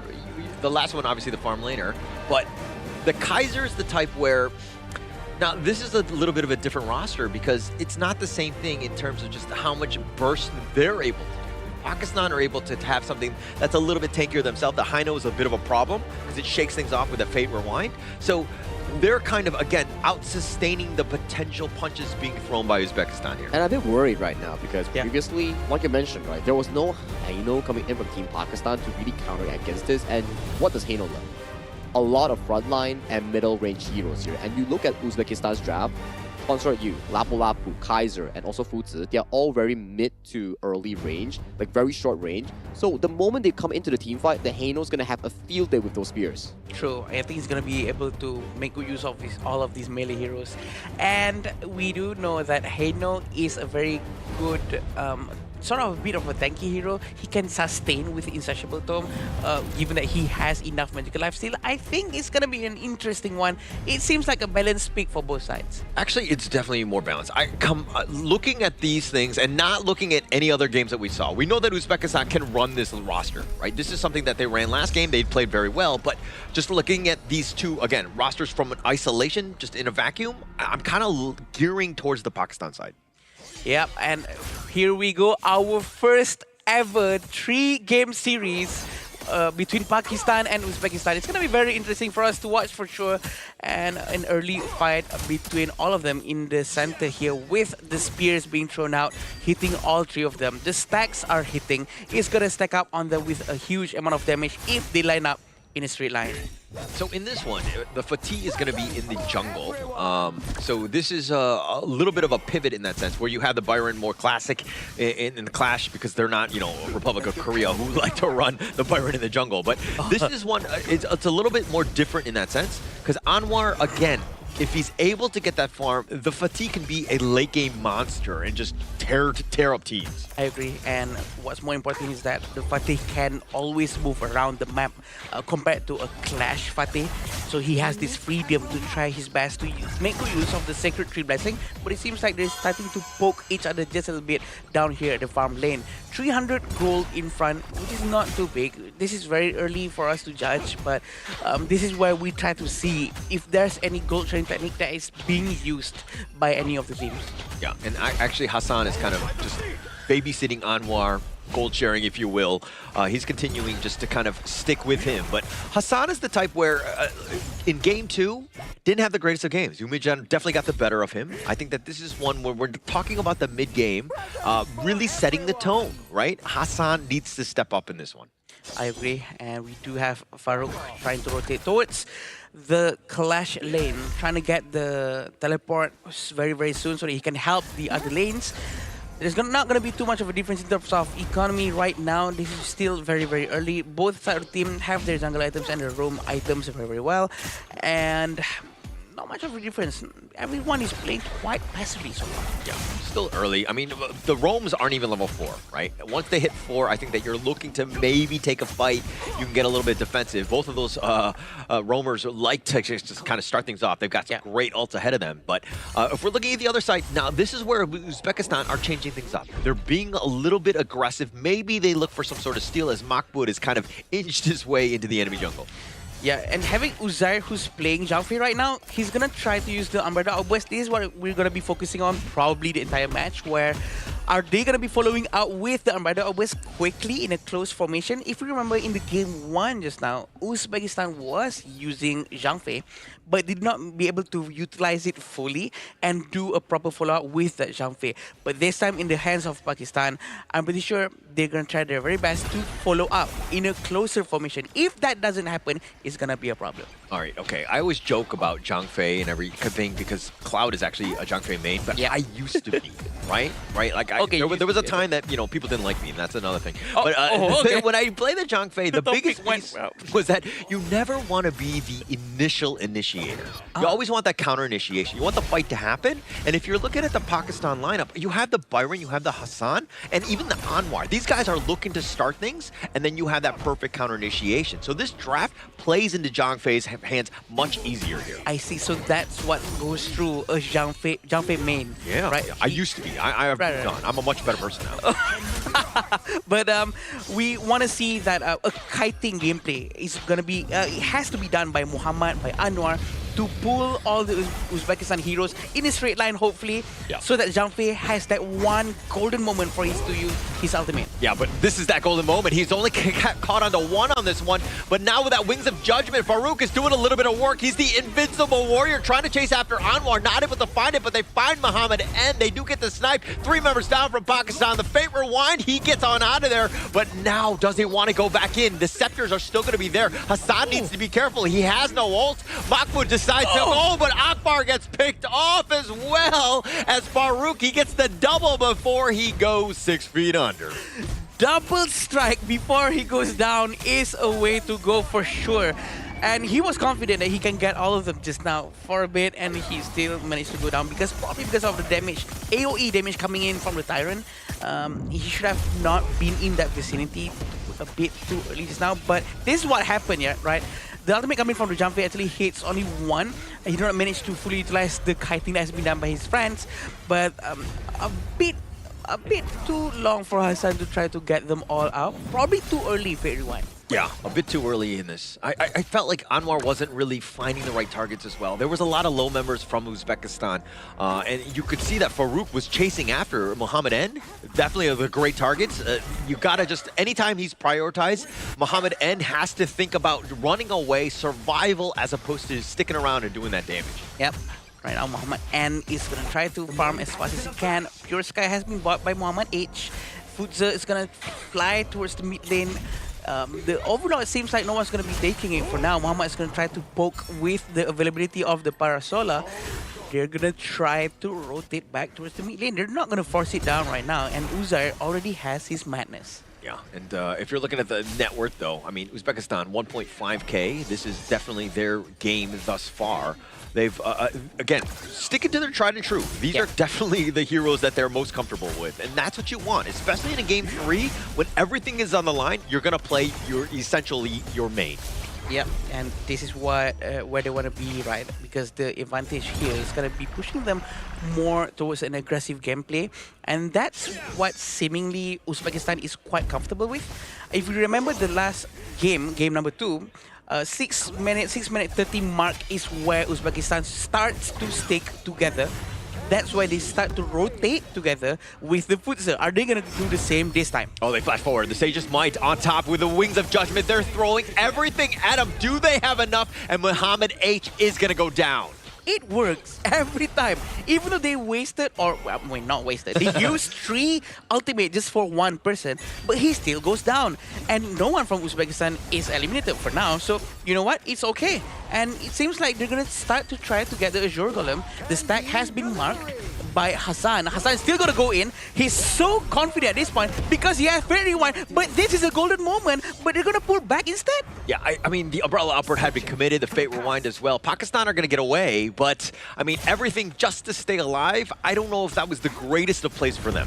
Yeah, I feel like they should have maybe committed to the fight if they want to use Umbrella. Sage's Might, they have him locked down with the Raging Sea on top of that, who's there, not able to get away, and this is why the Futs Mahmoud has been so good. This is why I feel like Uzay shouldn't have used his ultimate just now, just for him to run away, because Hassan still had the Fate Rewind, right? Maybe the understanding of the timing is a little bit wrong, but let's see how it goes right now. Yeah, I mean, now he's got to build up the madness, and they find yet another. Anwar is going to be picked off. And Muhammad N, what are you doing? Tried to light step away. The bottom T2 is down. Hassan now has to flash. He gets on out, but Uzbekistan continuing. They're going to lock him down as well, but it's way too deep with the Wings of Judgment. They're going to tenderize him, but with these Vanguards, it looks like Uzbekistan are going to disengage. They decided to pull back very quickly. Very good decision making coming in from Uzbekistan. They don't want to overextend. They know their limits. They pull back. And coming from Umijan is really looking like someone who doesn't care about the cooldown of his skill sets, right? The Wings of Judgment has been used so many times that he doesn't care. He doesn't care if it's just the right time. No, he just want to make sure that the HP of Pakistan heroes are as low as possible. Yeah, I think also it's more of like, when it's ready, he's just going to go, right? They're looking to fight every time his skills are off cooldown, and that's what you want. As opposed to, remember how day 1, I think it actually was with Cloud, we were like, oh yeah, you know, when are they going to use the Zhang Fei Umbrella Outburst? He's like saving it saving it for like Christmas or whatever. Like he was not using it, but now he's going to spend it on here. He finds 2. Mahmoud is getting a little bit low, but Farouk taking the Tyrants. They have the stun onto his air. They have a little bit of control. Mahmoud is continuing to do it. Just rain terror on, but he finally goes down, but they trade away for 3. You gotta admire Hassan's bravery right there. He really tries his best to go to the backline and try to spear everyone. But there's not enough or chemistry or timing or proper timing with his team for him to have enough time, enough distraction to keep on poking everyone non-stop. But it seems like maybe his entire needs to help him more. Oh, the Raging Sea only onto the minions. It's going to be dodged away, but they space them out. They're going to take the mid T2. And I think it's, again, just when you're talking about synergy, man, they just need to see more movies together. I agree. They gotta find someone to open that door first, you know what I mean? Yeah, having Farouk still trying to steal all the resources coming in from Pakistan jungle side of the top lane, I think that's gonna really suffocate Pakistan from all the resources, and it's gonna really hurt their economy. Yeah, but one thing to note, Farouk was actually just hit level 13. Anwar has gotten the better of him thus far, at least in the experience department. Net worth, we need to see and check on this one because, again, Farouk, once he hits those items, he's scary, right? I mean, Hassan, Muhammad N, both need to really respect when Farouk is running right at you. I agree, and I think that the fact that Farouk's damage is very high, this is going to be affecting quite a bit. And it does seem like the net worth is leaning a little bit more towards Farouk, and it's not too much. It's by a couple of hundred, but you know what? That's 1 or 2 small items. Yeah, it's small, but over the course of all of the different roles, there's definitely going to be an edge. And now the bottom T3 potentially under siege, it looks like Uzbekistan are going to just wait a little bit longer. We're going to go with the Vanguards here. And it seems like Pakistan is quite aware of what Hassan is capable of doing. They need to play around him to give him much more space, to spend time throwing the spears non-stop, to really poke the damage out of Uzbekistan, to, you know what, level the ground of what Umijan can do with Garuda, right? Because Garuda is a lot more easier. Just use the Wings of Judgment and shoot from far. So they need to help Hassan to do the same. Yeah, but Pakistan playing very passive game, right? Yeah. Usually, as a Haino, you want to be up front throwing those scepters, right? As you were rightly pointing out, I think that you want to be doing as much as possible. Anytime he's not throwing out those scepters, it's a feels bad, you're losing moment. So True. What makes Haino good is the scepter itself. If you're not really utilizing at max, then it's not really a good Haino. True, yeah. So, I mean, what are you? You're just like a range creep at that point, yeah. right? Yeah. I'm not saying that to that point, but it seems like they're going to start to force something out. It all depends on Uzair's ultimate. If Armada Obers doesn't hit too well, it's going to be a bit of a problem for Pakistan. So they need, again, they either initiate. Muhammad H has got to be making that play. Hassan maybe bait something out so that the fight happens, everybody jumps in. But Uzbekistan understand, this is very simple of the game plan that they want to do. So for their own team fight, they've been very cagey in terms of when they actually go in. Yeah, look at this Wings of Judgment. It hurts so much, and Muhammad H almost went down. Just a little bit more. I was expecting a bigger fight to happen, but it seems like Uzbekistan chose to pull back, sending Mahmoud all the way to the top lane to start re-pushing the minions again. He was so close to dying. I mean, he dies there. The wheels might have come off, right? Because Uzbekistan would be able to push. They had that man advantage, if you will.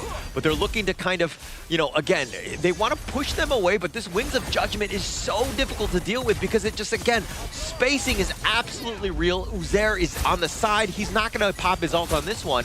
And they're doing a little bit of chip damage on the bottom T3, but Uzbekistan playing a very patient game here. The zoning power and the presence of Garuda itself is just so scary. And again, Umijan doesn't hesitate to keep on using the Wings of Judgment over and over again every time it is available to be used.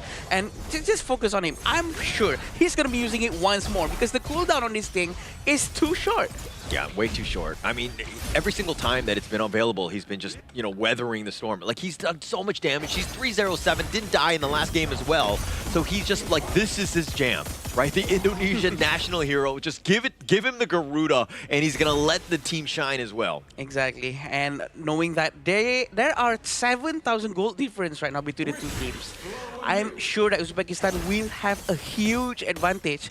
But if there's one hero who excels at turning a game around, it should be Zhang Fei. It should be Dharma, but there's no Dharma here. There's Zhang Fei, and I think it's enough. As long as they put a good timing into the ultimate of Zhang Fei to go hand in hand with Fateh and Ardi. Yeah. Well, one thing I am worried about is that Uzbekistan, yeah, they're playing patiently, but at some point, Pakistan, they're kind of, you know, their lineup is geared definitely toward the late game. Yeah. Right? You give them space and farm and time, that's going to be bad for you, right? Yeah. So if anything, Uzbekistan, in the next 5 minutes, you got to close out this game in this series. Yeah, I agree. They really need to focus down here on this last push. This might be the last push, but it depends on how brave they are going to go in. It all depends on this Wings of Judgment first. Yeah, Wings of Judgment doing some work again onto the just onto the minions, excuse me. But it looks like Uzbekistan doing a lot of the spacing, poking and prodding, but they're not able to overcome and to get onto the high ground. Pakistan's defense has been immaculate thus far. I wonder what's stopping Akbar from going all in every time minions goes in, or maybe the Vanguard goes in, because we were expecting the presence of Umijan with the ultimate that he kept on doing and doing over and over again.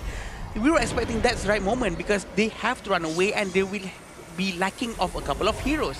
But it seems like the longer they wait, damage from Umijan is gonna start to decrease a little bit as the items of Pakistan is gonna add up more and more as the time goes by. Muhammad and Hassan, these guys are going to be scary, right? Yeah, come late game, right? And there's, I mean, I don't know exactly how close they are, but by biding your time, you're playing into the hands of Pakistan. They want to go, you know, as slow as possible. And now the top T3 will be going down. The Fate Rewind going to be used, but it looks like the Umbrella Outburst with that pushback. But they've already gotten Hassan. He's going to be down for the count. They take the tower down yet again. The Stampede doing a little bit of work as well. They find Akbar. Farouk had been taken as well, and it looks like the hole is going to be okay because Muhammad A goes down. The double strike going the way of Anwar. They find him. The pushback on. Do they have enough? And it looks like Uzbekistan are going to take game 3 in the series. Congratulations, Uzbekistan, for taking game 3, 2-1. Our first 3-game series here coming in for the 2026 Asian Games Esports Qualifiers for Honor of Kings. And what to add on towards that, it was Uzbekistan coming in clutch with a 2-1 reverse sweep of all things. It really came back to their heroes, right? They just picked their comfort heroes and then let them shine, right? They were so comfortable on them, and then the way they were able to just kind of wait things out, not overcommit, play patiently, and go in when they knew that they were at their strongest. Really well played by Uzbekistan. And they actually managed to prove that who needs Dolia? If they're very good with Kaiser, they can really pull it off. And the fact that they actually excel, even though Kaiser doesn't have that long invincible warrior, it still works out very well for them. And you know what? I'm happy for them. And also, Pakistan also show actually a very good game from game number 1. It's just that they did not manage to bring that momentum, the aggression, the early game aggression into game 2 or 3. I think they suppressed Muhammad H really well, especially as a farm lane player. You can see Muhammad H tried to play the early, try to get as much lead as possible, but it comes down to team fights. That's the stressful part. When you have so much front lines against a farm laner, you have so much trouble in actually taking down one by one before the fact that Ismoilbek has already torn down your entire team and is coming for you in those team fights. But talking about early to mid game, Mahmoud on that Futsu, man. He's been getting so many of these clutch plays. Yeah, and it was just like complete lockdown. Anytime you went out of position, it's like, yeah, you've got your ult, yeah, you're a Ferali form, it doesn't really matter. We're going to lock you down. The rest of the team are there to just like take you down with him, you know? So like the way that they were able to play, finally, I mean, there's a reason why they picked the Futs first for them. Yeah. And the reason why every time he uses his ultimate very close to Garuda, Umijan, is because he needs that help, right? To really get the hero that he's locking in to go down as fast as possible. And I feel like the timing that he chose to keep on using the ultimate is just so good, Sagi. And to your point as well, right? We were praising like everyone in the team, right? I think this is actually a collaborative team win because if we were to break down like Uzbekistan's performance, right? Mahmoud was finding insane catches in the first few minutes just to build the lead for the team. And then you see in towards the jungle side, Farouk was just being this meat shield for his team, finding those big moments and finding to make sure that Ismoilbek and Umijan was always given enough room to actually play in those team fights. And then you see Akbar. He was very active on that Lapu Lapu, engage flashing in, repositioning his Raging Sea with the flash to make sure that Pakistan did not have the room to even do damage when you have a Fed early on the hands of Muhammad N. Yeah, it completely caught people off guard. You know, Akbar's engagements, his initiations were very good.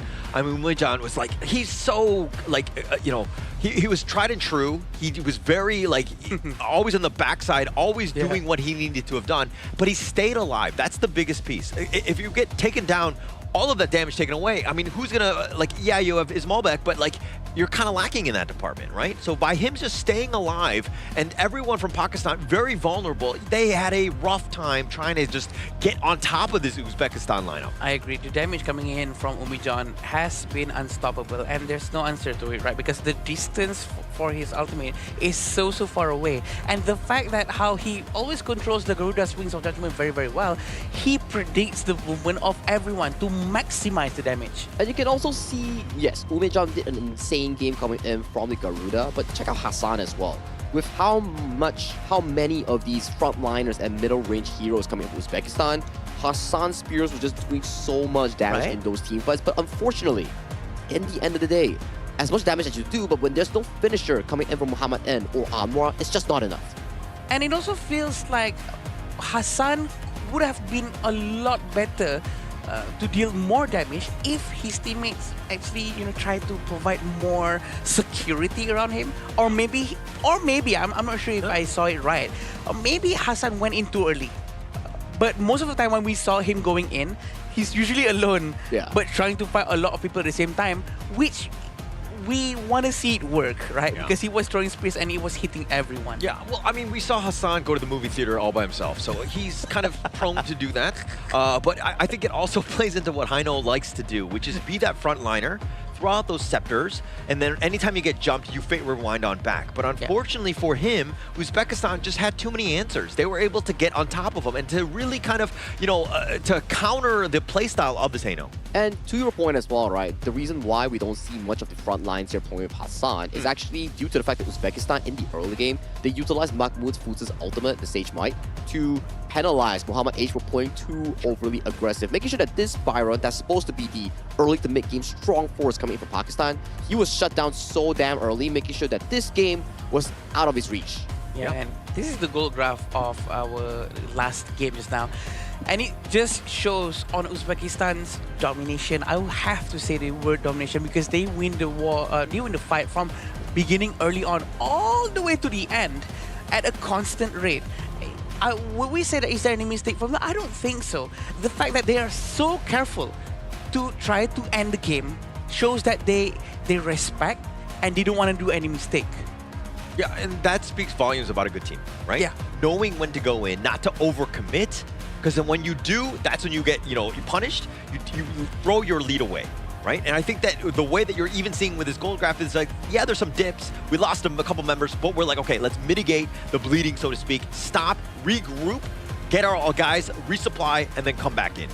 And I like the push coming in for the side of Uzbekistan, right? It's always 3 waves in, 3 waves in, and these are the first few moments in the game that actually put Uzbekistan on the map for Game 3. Check out what Farouk did. He single-handedly zoned Anwar and made sure that Muhammad N had to swap with the Parasol into a bad position, into the face of Ismolibek. And as of this point, these were the ones mentioned. Hassan won against the world, but it's not enough. You're already too deep into territory and you are forced down. But still, Hassan got a double strike, but it's too darn late. Yeah, it was too late at that point. Anwar was already out of there. He wasn't looking to fight. But you were talking about this, the Mahmoud Sage's might. Every single one of them just lock him down. And then, like, Muhammad N is like, sorry, brother, you're on your own. And there's always that Umi John behind him, right? Yeah. Always ready with the wings of judgment, which makes it so much more annoying. And I feel that the rate of learning or the rate of adaptation coming in from Uzbekistan from Game 1 into Game 2 and 3 is so high. How they managed to really get used to this close formation, moving around together with his teammates. It's just mesmerizing. Yeah, and you gotta give them props, right? They came out of a very difficult game against Indonesia yesterday where they were just cleanly defeated coming in from the Indonesian team. But today, coming in towards this series against Pakistan, losing the game first and coming back 2 games strong, right? You gotta give them props. The mental game is super duper good coming in from the Uzbekistan staff and coaches. Yeah, the resilience, that's the biggest piece, right? And of course, it looks like the MVP is going to be Ismolibek here. 407. 30% of the damage. Wow. We didn't speak too much of him until he got some of those eliminations, but I think that he was always the guy that was lurking in the shadows, being largely untouched in this one. Yep, I agree with that. I actually saw that on the stats too just now. This is why they are using heroes like Garuda, Lapu-Lapu, giving the amount of space to Ismolibek. And Ismolibek keeps on doing all this damage thanks to his teammate, right? Because of the confidence and the comfort that he has to really produce those large amount of damage. Yeah, and how much he just stepped up. Ismolibek really just like the MVP style, the way that he was able to kind of just outclass, like the team. Uzbekistan really stepped up of him. Dare I say, we call him Islargebek from now on. I get what you mean. All right, I'll show myself out, guys. The door is over there. Okay, come back. I mean, you definitely, aside from the joke itself, it definitely makes sense, right? Because you have to compare from Game 1. He was against the MVP performance coming in from Muhammad H's channel. And that was a very big difference, right? Compared to that performance that you actually have. But coming to Game 2, his DRNG was solid. Game 3, Ismolibek on the console U in the final few moments when Umit John was taken down by the enemy team. He stood up. Yeah. He took down every single enemy member and forced down the game end. That's how you consider an MVP performance. Yeah, you got to step up at the right moments, right? Yeah. And they were like, when a team needs you, Game 3, everything on the line, now's the time. He showed up in spades. Again, the how fast they actually adapt from Game 1 into Game 2 into Game 3 almost makes me feel like a proud dad, even though I have no connections with them. It feels like the way they improve in such short period of time is just too good, and I wish this to happen to all of the rest of the team, because the whole point of playing the first game and try to learn as much as possible is to try to apply it to the next few games. Makes sense, right? And especially we did talk about like, meta this, meta that. Some teams like to pick the Ukyo Tachibana, but they can't really execute it compared to some of the stronger teams like Philippines, Indonesia, Republic of Korea. They did really well. But when it comes down to teams that have less experience or don't have enough games, when they bring out the comfort heroes like what Uzbekistan did, it really warms my heart. It's like they can play the game and end their own level, and it shows just now in Game 2 and Game 3. Yeah, and actually just being able to overcome the jitters that was Game 1, because it didn't look great, right? And you're thinking, do the wheels completely fall off? Are we able to, do we just lose all momentum, any sort of motivation going into that one? But the way that they were able to bounce back, again, you were like a proud dad. I too will join that train into the proud dad moment, because again, I think it was incredible on that one. Okay, the proud dad moments definitely have to hear what the sons have to say, right? So let's check out with Mara on the stage to see who she has on the stage to actually interview and let us know more about that amazing comeback. So Mara, your time to lead the gorge. Victory of the tournament. Congratulations, Umid. Thank you so much. I have to say, your Game 2 Garuda, the burst damage was so scary. That was such a job well done. Now, this is your first victory. And how is that like for your team? Это ваша первая победа, и какие у вас ощущения? Ощущения просто замечательные. Мы просто не верили в себя вначале, но потом все это пришло, вот мы выиграли этот матч. Всем спасибо, кто болел. I feel amazing, and first the team don't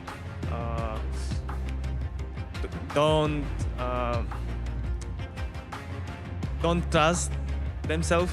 So after that, they come back. So in the beginning, the team was still looking for that trust within each other. And then now they've achieved it. And we can see that as we saw in game number 1, your opponent, Team Pakistan, was firmly in control. But then you got game number 2 in a dominant fashion and ultimately taking the series. What made the difference? Первую победу пакистанцы, они взяли верх, и после этого что у вас поменялось, что вы взяли камбэк?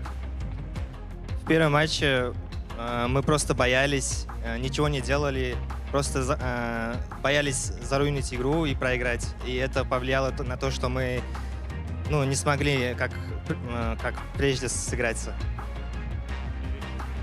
The first game, they actually tried to understand their game, and then it's not happening. After that, they scan them and then take the win. And you did a job well done. We saw the way you trusted each other. And you know what? We would love to see your Garuda a lot more in the next series. Now, for sure, Uzbekistan is cheering right now. Would you like to greet them and send a message to the rest of the world? Узбекистанцы, они рады то, что вы выиграли, и что вы хотите передать своей стране? Hammaga kattakon rahmat. Bizga ishonmay kelganlarga ham kattakon rahmat. Ko'rganinglarga ham kattakon rahmat. Shu iloji boricha mana shu 3-o'rin bilan dalishi mana shu Yaponiyaga slot olishga harakat qilamiz. Dalishi bizga balet qilasizlar deb umiddaman. Kattakon rahmat. Thank you everyone. Thank you for Uzbekistan. We will try to get second or third place to get to the Japan. So we will be great to see how Uzbekistan support us. Well, we're only on day 3 right now. A lot can happen, and we wish you luck for your next matchup. Once again, congratulations. Thank you. And we're going to be talking about that more with our casters. Lead the gorge.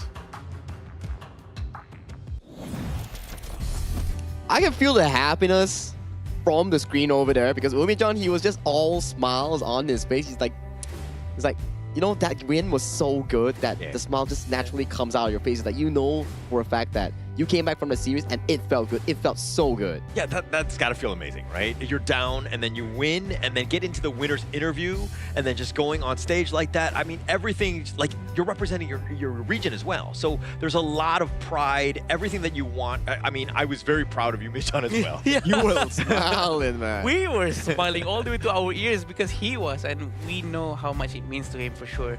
And the fact that they actually made a very huge comeback with a very insane amount of gameplay, I think they deserve to be happy. Yeah, it's definitely something that you want to be cheering on, especially when you come back from a game such as that. 0-1 down, and then you come in 2-1 swoop, and you are now putting yourself one step closer to potentially the main event or the last chance qualifiers. Yeah, and actually it took us a while, 3 days to finally get to a game 3, but I think it was worth the wait at the end of the day because that was pretty epic at the end of the day. That's true, and I do feel that they are on the right track. If they continue this momentum, they continue with this kind of mindset, it's gonna be very, very helpful for them. But you know what's gonna be helpful for everyone is that if you guys all have iQOO 15R. Official gaming phone for 2026 Asian Games Esports Events Honor of Kings Qualifier. These are the devices that has been being used by all of the professional athletes that's up on the stage. Yeah, I'm trying to locate my finger to where I can point it better. Like, there we go. In the middle. I'm like trying to grab it. That's okay. No, they'll eventually call it if they're interested.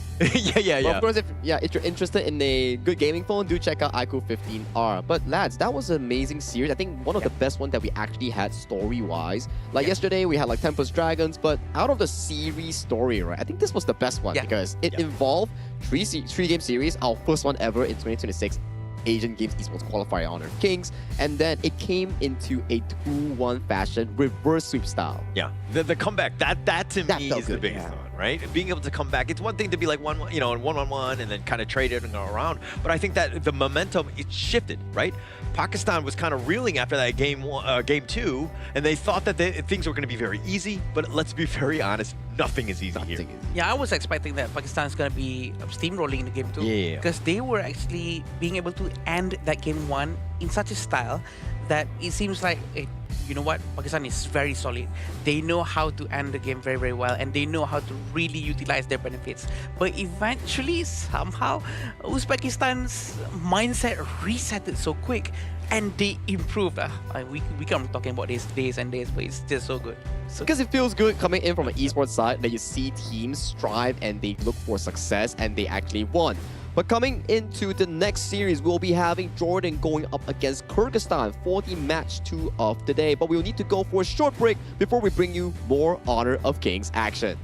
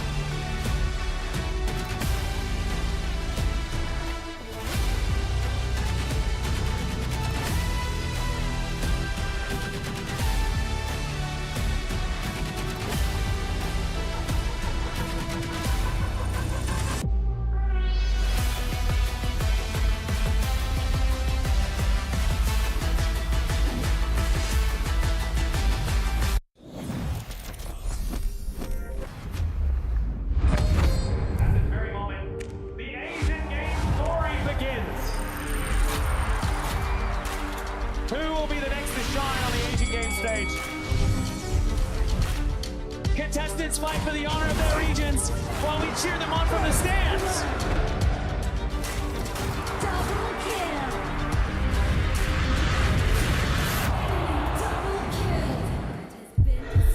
This is a challenge, but it is also an opportunity. The tide is turned.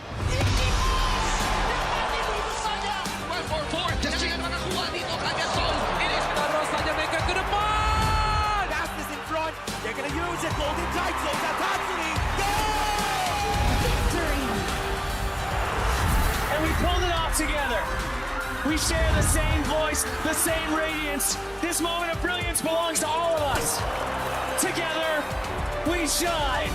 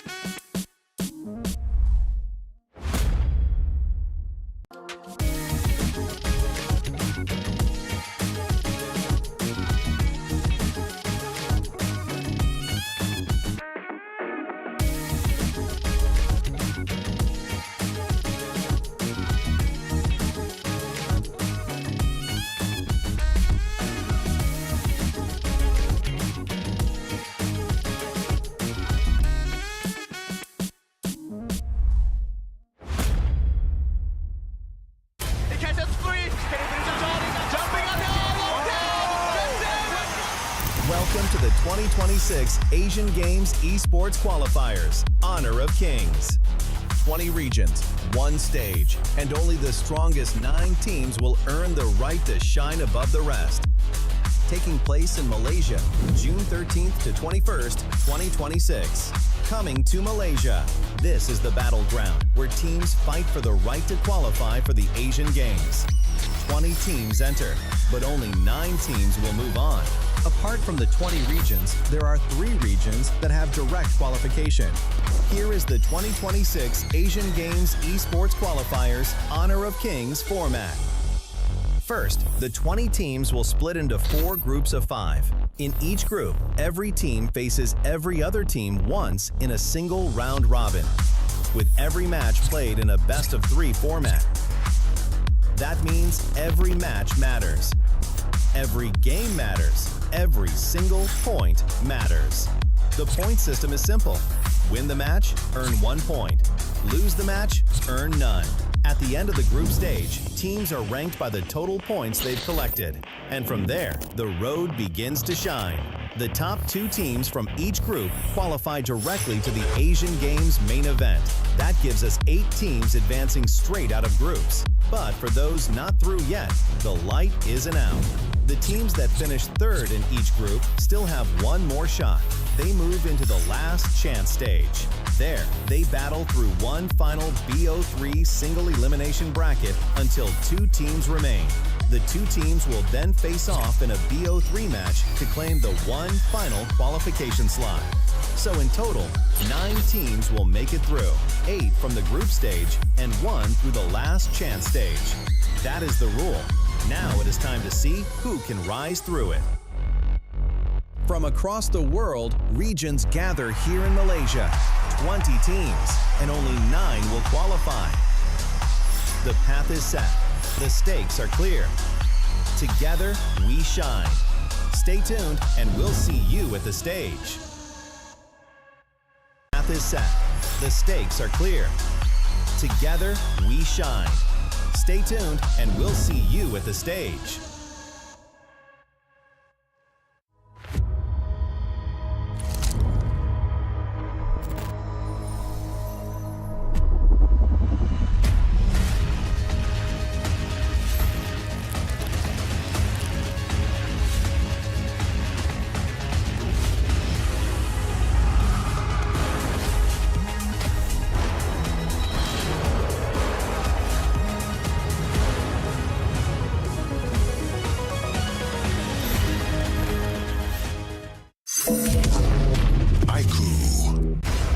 Ultimate not ready yet.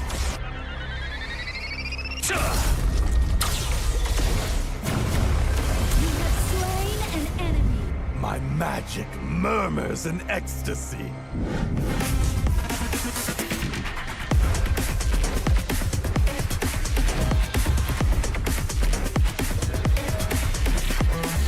Amazing! There is no escape for you. Killing spree. Double kill. Triple kill. Spectacular! Kill. Don't worry. I'll be back for your life soon.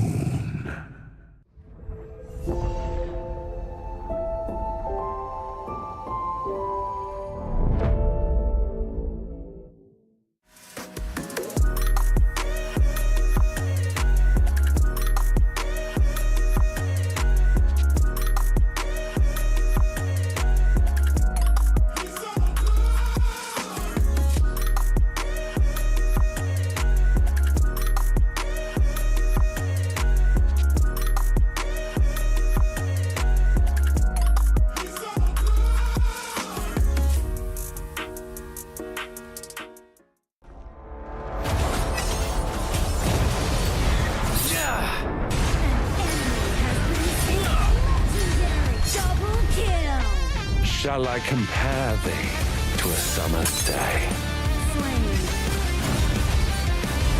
Don't engage. Don't crush us like insects. Slain an enemy. Defend our base. Our high ground tower is under attack. Amazing! Unbelievable! Ah, the fragrance of romance. Ally has been slain. Rampage. Double kill. Triple kill. Spectacular. Pentakill. Lady Fortune is on my side.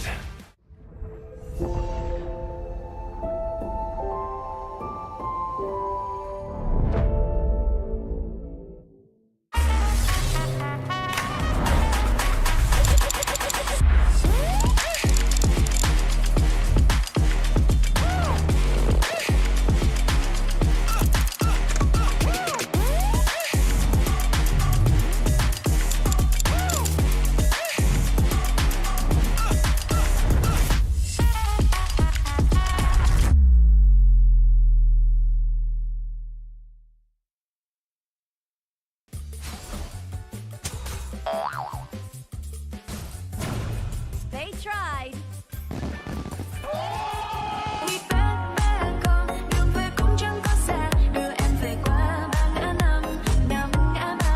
The new Spritling skill, Dig It, is a passive skill, which will automatically trigger at fixed times each match, up to a maximum of 10 times. The skill grants guaranteed standard rewards like gold, XP, shield, health recovery, and more. There's also a small chance to uncover mysterious grand prize effects during the match. Dig may also produce tradable high-value treasures. Detailed information about acquired treasures will be shown after the match ends. Each treasure has its own rarity and storage size, and obtained treasures will be automatically stored in your warehouse. If you want more high-quality treasures, make good use of the Treasure Fusion feature. You can also copy and share your code so friends can help speed things up.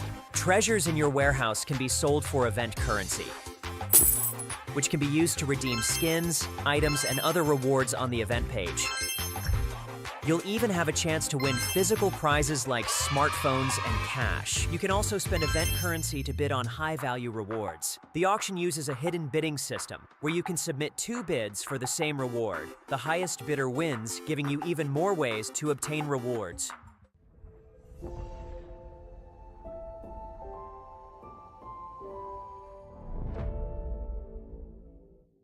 Itu bukan track kita. Relax, bro. Phone aku! Jom kembara. Mountain Dew!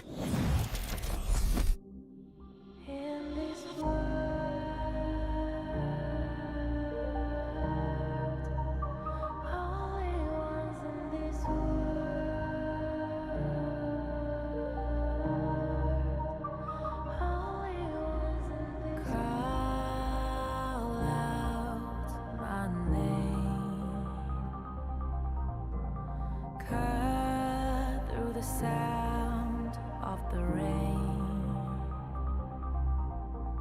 No matter how I feed the flame,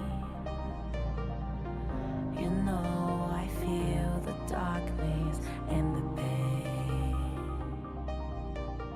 All of the ways we tried to break free from the night, you know we made it out, we found the light. I fly so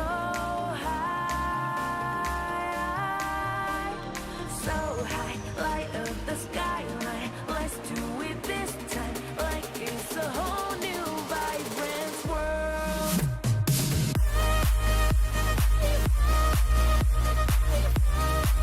Like we're the only ones in this world. Like we're the only ones in this world.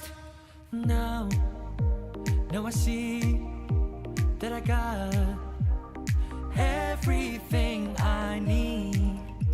It's alright, I'm on fire, I'm alive, 'cause now I fly so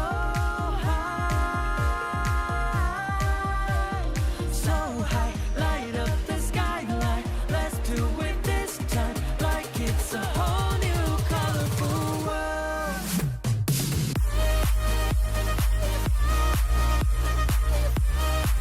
Like we're the only ones in this world. Like we're the only ones in this world. Never thought we'd get this far, burning like the stars. How we get this far, like we're the only ones in this world.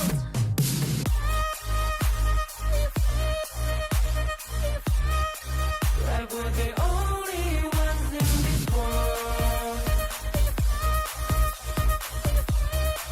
Like we're the only ones in this world.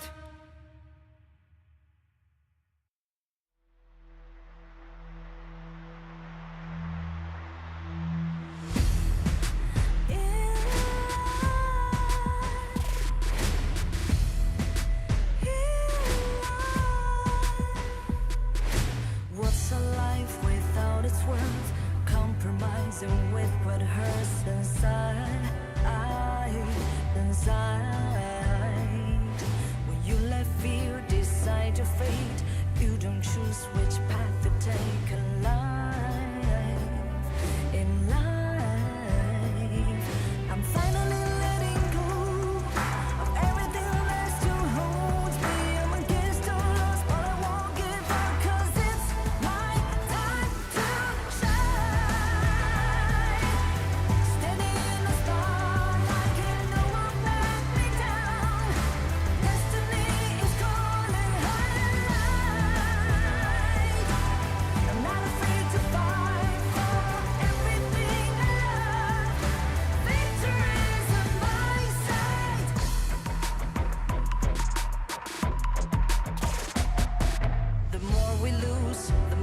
gain, the more that nothing stays the same in time. In time, can't love ever, can't forget. What you see is what you get. Sometimes,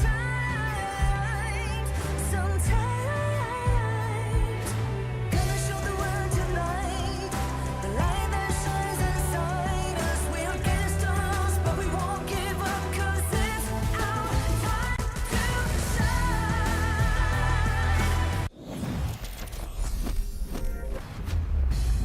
We're back from a short break into the 2026 Asian Games Esports Qualifiers for Honor of Kings. This is day 3, and we just witnessed one of the best VO3s thus far that it actually brought it to a 3-game series here. But hey, my name is Sagi here, and with me on the desk is our casters of the Gorge. Please welcome back once again Holler and also Adam here. Welcome, boys. Thank you for having us. I think that let's continue on from the good games that we saw already in the first series of the day, continuing on and hopefully into this one as well, because again, it's all about those good vibes, making sure that the teams are actually going to be prepared, and we just want competitive games at the end of the day. What are the odds that the next series, this very next series, is gonna be 3 games once more? I think there is a chance for that to happen.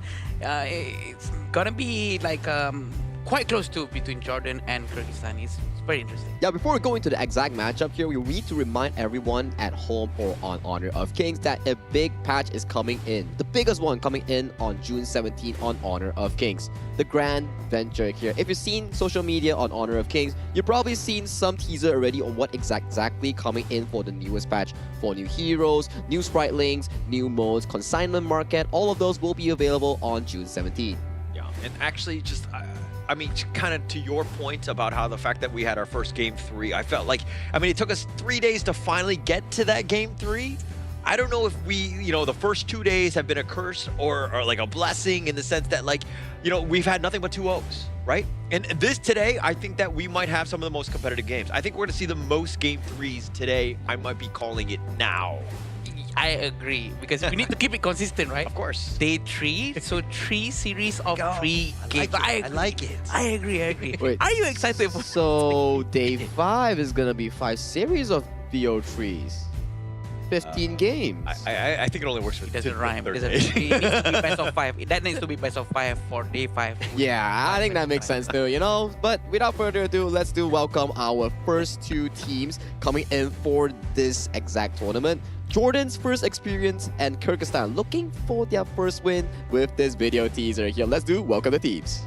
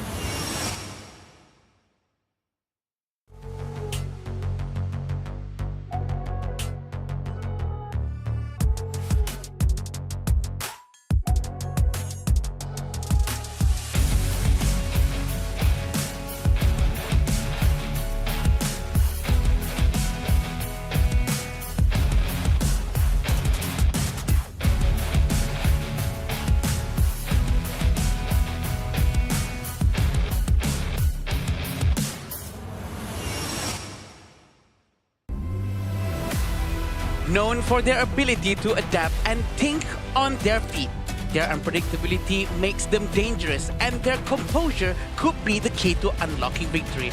Ready to turn uncertainty into opportunity, please welcome Jordan!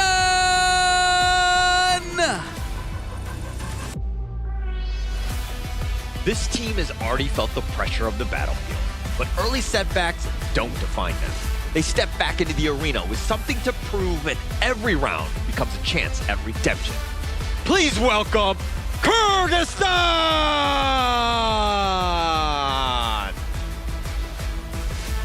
This will be the first game that Jordan will ever have on this tournament here. First experience, first appearance per se and Kyrgyzstan is looking for their first win. This is going to be a very important game because every single game sets out the entire storyline, the results coming into their group, which will formulate how they will actually go into the main event. So this will be the Jordan lineup. We're gonna be having Muhammad, Mahmoud, Yazan, Ahmad, and Salmeh. So it's gonna be the first time for us to watch how they are gonna be fighting against each other and how each team are gonna be performing. So Jordan is gonna be a bit of a mystery. We are gonna be expecting a lot of unorthodox picks, or maybe they might be attached to some of the earlier picks that has been made by other teams since they have been watching them. I would hope to think that they would have their own meta and not be too heavily influenced of what we've seen thus far. It seems like a meta has kind of already been defining, it's being kind of coming in, but I do feel like Jordan, hey, bring what works for you. Don't change anything at this moment.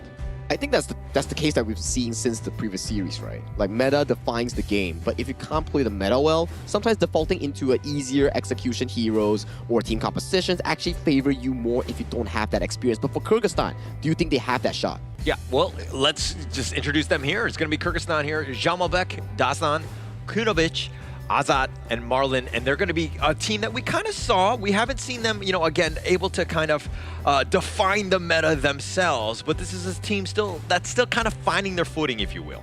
Yeah, we have a very good example from Uzbekistan just now.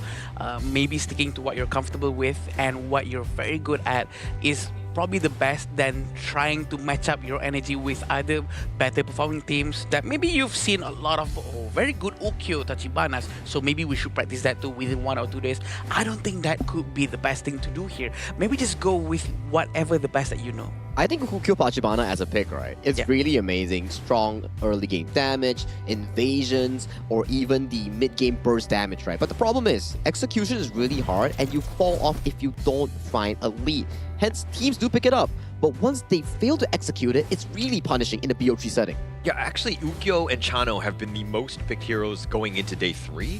So knowing that, I think that, you know, almost every single blue side team, when they're looking to pick first, has really kind of leveraged off of that. Those are the two main heroes. So, like, it's one thing to pick your own heroes that you're comfortable with, but understanding the meta of what other teams are looking to do, maybe you look to ban those out early. I agree, and we do know that there's only a couple of heroes that usually needs to be banned, especially heroes like Dolia can really reset some heroes like Kaiser that makes Kaiser a beast.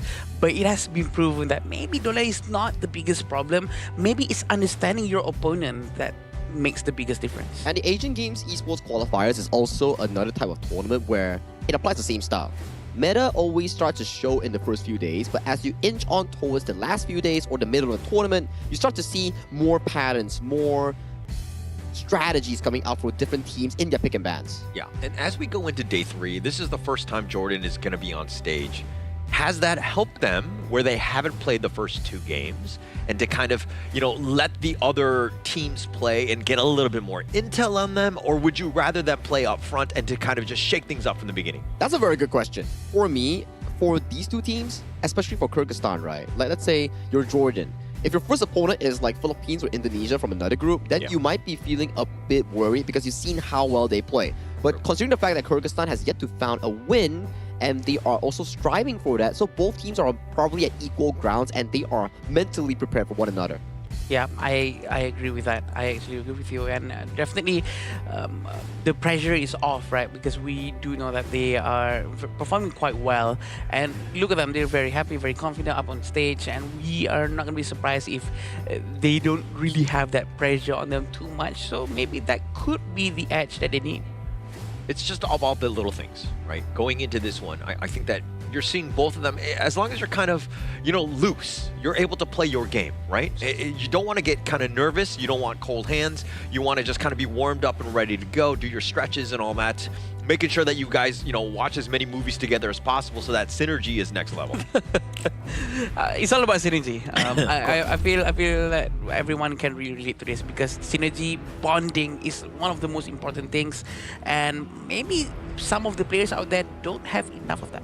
Yeah, I think it's about how long you train together, how well you know the game, how well you know the practices of your own teammates here. But another synergy that's going to be really important will be the synergy of heroes in the draft between Jordan and Kyrgyzstan here. As we see on Jordan here, They're on the blue side with Mai Shunui and Ukyo Tachibana, both locked away. Strong enablers locked away. Kyrgyzstan, considering the banning out there early, and the second one will be the Zhang Fei that has one of the highest pick rates this tournament. Yeah, so Kyrgyzstan picking in the Yukio. So this is more of like, hey, I'm going to attack this team, right? I know that this is something that they want, plus we don't want it ourselves. And they're basically making a statement going first here. What is going to be that pick? It's going to be Dolia. Let's go. It seems like they are quite inspired from what has been happening from the previous game. Maybe everyone is starting to realize, hey, wait a minute, maybe it's not just Dune, maybe Kaiser works as well. And then they're going to try to implement it right now. But I'm a little bit worried. If they have never done this before and they are sort of forcing it out right now, it might backfire on them. It may backfire on them because at the end of the day, you still need certain hero mastery and also the teamwork to actually pull off certain compositions, which are rather different in terms of execution here. So for the side of Kyrgyzstan, they took very strong two-side carries, Xiao Qiao and also the Chano as their 1-2. But I'm liking this from Jordan here.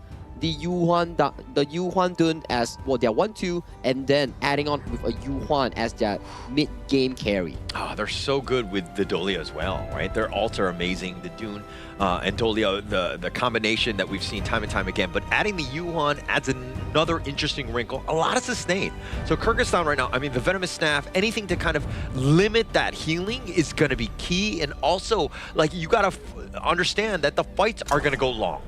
Yeah, for sure. And we do know that Chano and Xiao Qiao, Diadia has also been picked out. Usually Diadia is a hero that we use to counter fast-moving assassins. But in this case, they're going up against Dune Jungle. I'm assuming this is going to be Dune Jungle, right? Because sometimes people use Dune at Clash as well. But having Yuhuan and Dune in the same team as Dolia, Dolia can reset both of them. Anyone is fine.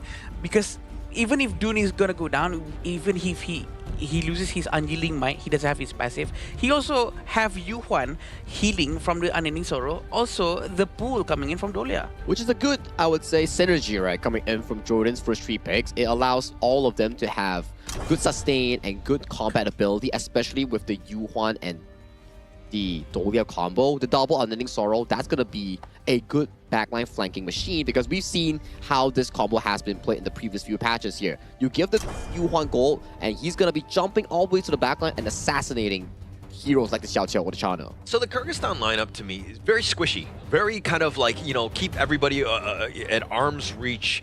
You know, let the Dune come in and just maybe isolate one person, but that's all they're going to throw into this one, right? So how that positioning, I mean, yeah, they need a frontliner, but they don't want to commit. Bai Chi is like the perfect pick to kind of round this one out. Yeah, I agree. Bai Chi is also a very tanky hero. They are lacking tankiness, and Bai Chi is the perfect one right now. It's also like the equivalent to Atta because it scales his skill sets from HP and HP alone. He doesn't need to buy like a physical damage item to make sure the damage is high and whatnot. And I think that Bai Chi is going to be helping out a lot in terms of soaking up all the potential damage coming in. But Marco is the best counter to Bai Chi, I think.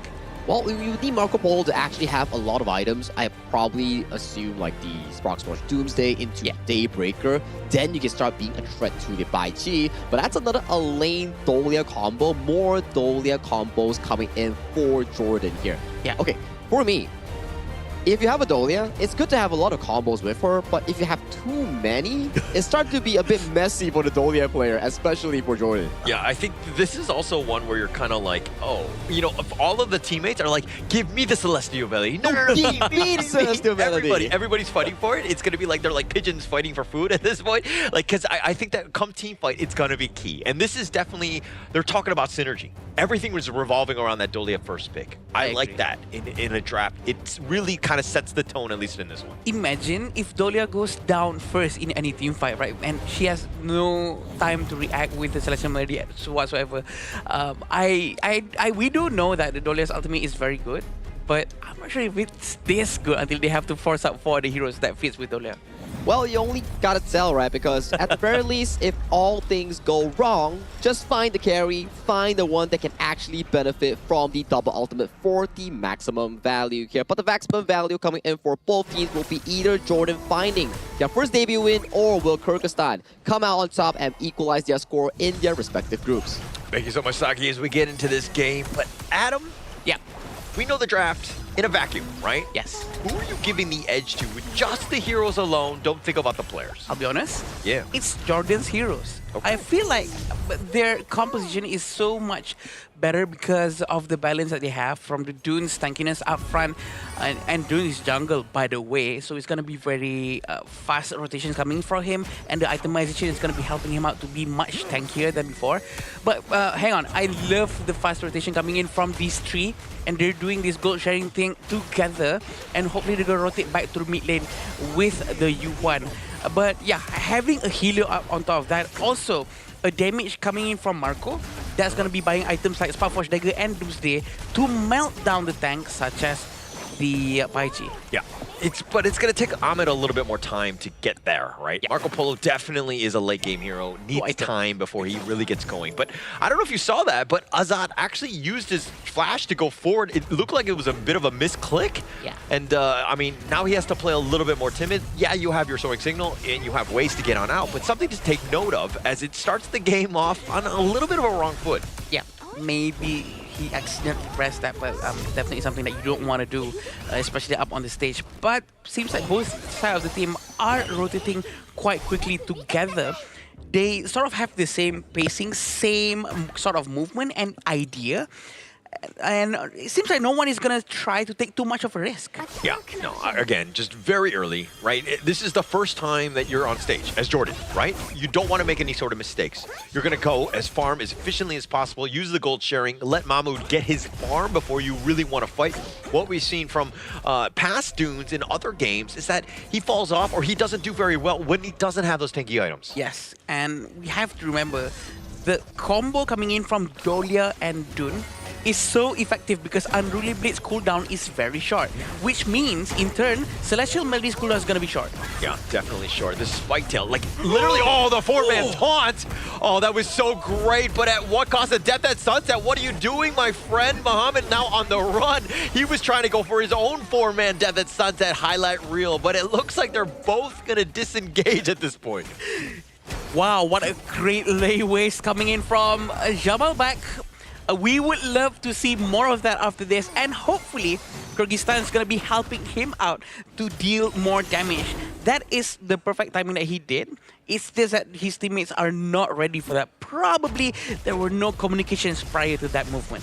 And also, it's still really too early, Dick. I mean, you don't really have items. You're not doing so much damage. It's so early in the game. It was an amazing taunt, but it's kind of like, okay, I think it was more of a flex more than anything else. Like, hey, this could happen at any moment. I think he was just testing the water. Yeah. He want to know what's the perfect distance of the flash plus the layways together. Yeah. So he can do better of this. You know what?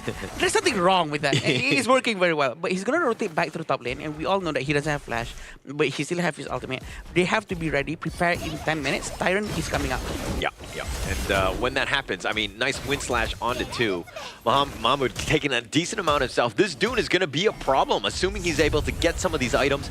He dodges a Honey Sweet Breeze, and he's all by himself, and here come the cavalry from the side. They're just going to push them away, though. Okay, the objective is going to be the Tyrant. They have to focus down on it right now, but will Nakoruru be able to find that one? He's looking to go. They find it. First strike. Ahmed just going right on into this one. The Bitter Farewell is going to be used on the side, trying to just mitigate, but Salome is going to be taken down. They find Zamo back. He's not tanky enough. The Death at Sunset doing some serious work. The flash away, and a double strike going the way of Azad. He's on the run. Muhammad not going to dive the tower. Wow, what a clean wall coming out from them, and they're going to be focusing down on the Tyrant. It's going to be a good one, but replay of what happened just now, this is where the wind slash almost hit the rest of the team, but they still try to start to force because they know the layways is going to come out from the Jamal back. But again, there's no enough burst damage coming in from the entire team after Jamalback actually went in with the Baichi. Yeah, so Ahmed actually had the Fever Barrage. He did a decent amount, but then he was getting focused. He got the Celestial Melody off of Salome, Fever Barrage on over the ledge just to go to safety, but then he got caught around because he was sticking around a little too close to the sun, so to speak, and he got burned. Yeah, I feel like maybe they need to help waste more skills from Kyrgyzstan's before Ahmed goes in, because Marco Polo is a very a hit or miss. If he goes in, it either works very, very well or it doesn't work at all. So they need to make sure that all the skill sets coming in from Kyrgyzstan has been used up first. It's just that it's just so early, right? He's kind of pillow-fisted at this moment. His shots are really not going to do as much as you want. I mean, definitely late game, right? Yeah. But this is also one where you're like, okay, you need to balance a little bit of the aggression, trying to take things away, but at the same time, you kind of need to just farm here. But this is the aggressive play from Mahmoud. This is going to be great. This is what you want from a Dune. He smites it away and chases them on all the way back. The Unruly Blade almost getting the pick off. The two-man stun with that Honey Sweet Breeze, so at least they got a little bit of damage on their way out. Mahmoud, he really wants to go in non-stop. We have to remember that Salama has been helping him, playing around his presence non-stop also to make sure that he can also exit the wall in case he needs to. But we want to see more itemization coming in first. They need to focus down more on stealing resources. Sure, he can try to steal the Azure Golem over and over again, but the objectives ultimately all lies down to whether or not they can destroy the enemy crystal or not. Yeah, and I mean, you're rightly pointing out the Dune-Dolia combination. These two have just been such a good pairing throughout the Honor of Kings esports, or any Honor of Kings ecosystem, right? Yeah. I mean, they've been so good together because they provide so much. The Unruly Blade is usually it's a one-way ticket, right? Yeah, but now that you have the return one, it really adds a lot of value to the team. And maybe people don't know this. Celestial Melody's cooldown really depends on that skill that she is resetting. If it's a very long cooldown skill, her Celestial Melody is going to be a very long cooldown. But if it's short, hers is going to be short. So that's how they're going to rotate it. Oh, the Meteor kill and the Death that Sunset. He has to use that defensively. Muhammad doesn't want to get pulled back, and he does just barely get raked out, but he gets under the tower. That was a little bit precarious for Muhammad. Oh, this is very interesting. Actually, Muhammad is actually going for Blazing Cape. So it's going to be a very tanky line. Yeah, look at how Mahmoud is so aggressive, just stomping on those wolves as well. But he wants the Azure Golem. I love the way Jordan is playing right now. Oh, it seems like Dasta managed to get the blue buff, but he's going in. He's going to go all out or not. He's going to pull back because he knows that Ahmad is not in the vicinity anymore to give him a helping hand. Yeah, but he still stole some of the jungle neutrals right there. So I think that he'll be happy with this. But again, contest everything. Look at how aggressive he is. Space created, if you will. Wind slash just to zone them away. But Ahmad gets picked off on the bottom side. That's not what you want to see, especially. But now the Honey Sweet Breeze onto two. Muhammad is going to be taken down. And Mahmoud, he's trying to fight all the way, even diving the tower, but a triple strike going the way of Dastan. Kyrgyzstan managed to punish all of them. There's only Yazan left in the Jordan team. Now let's see what Kyrgyzstan's going to do, which objective they're going to go for. Is it the Overlord? Is it the tower? This is a crucial moment for them to really try to gain something out of this win of this team fight. Okay, I was saying that I like the way Jordan were playing, and I would like to retract that because they're being a little too aggressive. Mahmoud, you're kind of putting your team out in a bad spot. You're being way more aggressive than you should be. I like a little aggression. That's a little too much. But the rake back, they find Muhammad. The Death at Sunset will get him on back. They're going to dive the tower. They're not scared. Honey Sweet Breeze is not going to connect. He gets on out. But it seems like Kyrgyzstan is almost doing the same thing as Jordan. They might a bit overextend just now, but fortunately for them, it's only Yazan right in front of them, but it seems like they're going to try to force it out once more. Spirit Wolf has been sent out. The amount of damage is too high, but they're still in this fight. Yeah, Dastan is going to show up and finds the pickup onto Salome. He uses his Celestial Melody before he perishes, so I guess there's that, but they're down a man.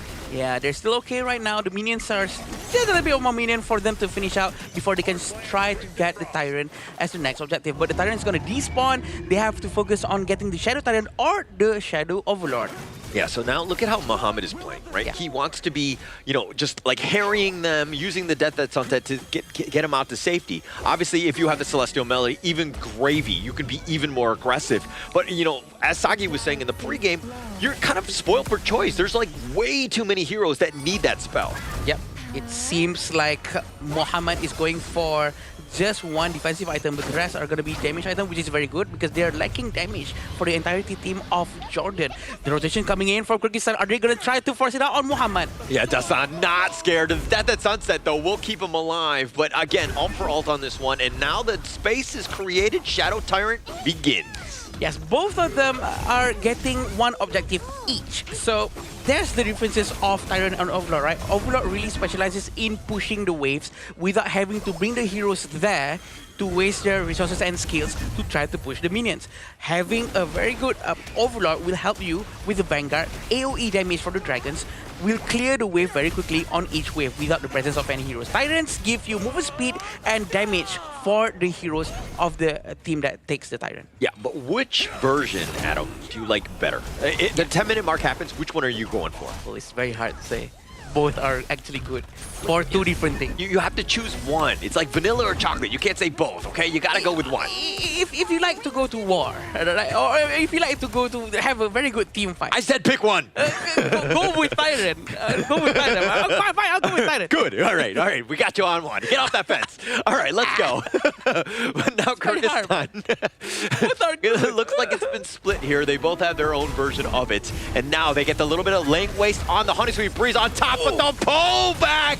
They've got Salome. That's a hot streak. They take Mahmoud down as well. 2 members down. Can they get anything else? They're looking to potentially dive, and they get the rake back, but they're not able to get more. But here comes Dastan on the flank. He's trying to go on the Fever Barrage, doing some work. He shuts him down. He says, where are you going, my friend? I love how they're playing. They really try to dive in non-stop, try to make sure that they get all these targets that they have.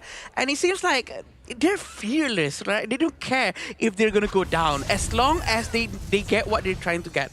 And it's very effective whatever they're doing. And Nakururu also has been one of the casualty or the collateral in this situation. But this is what happened.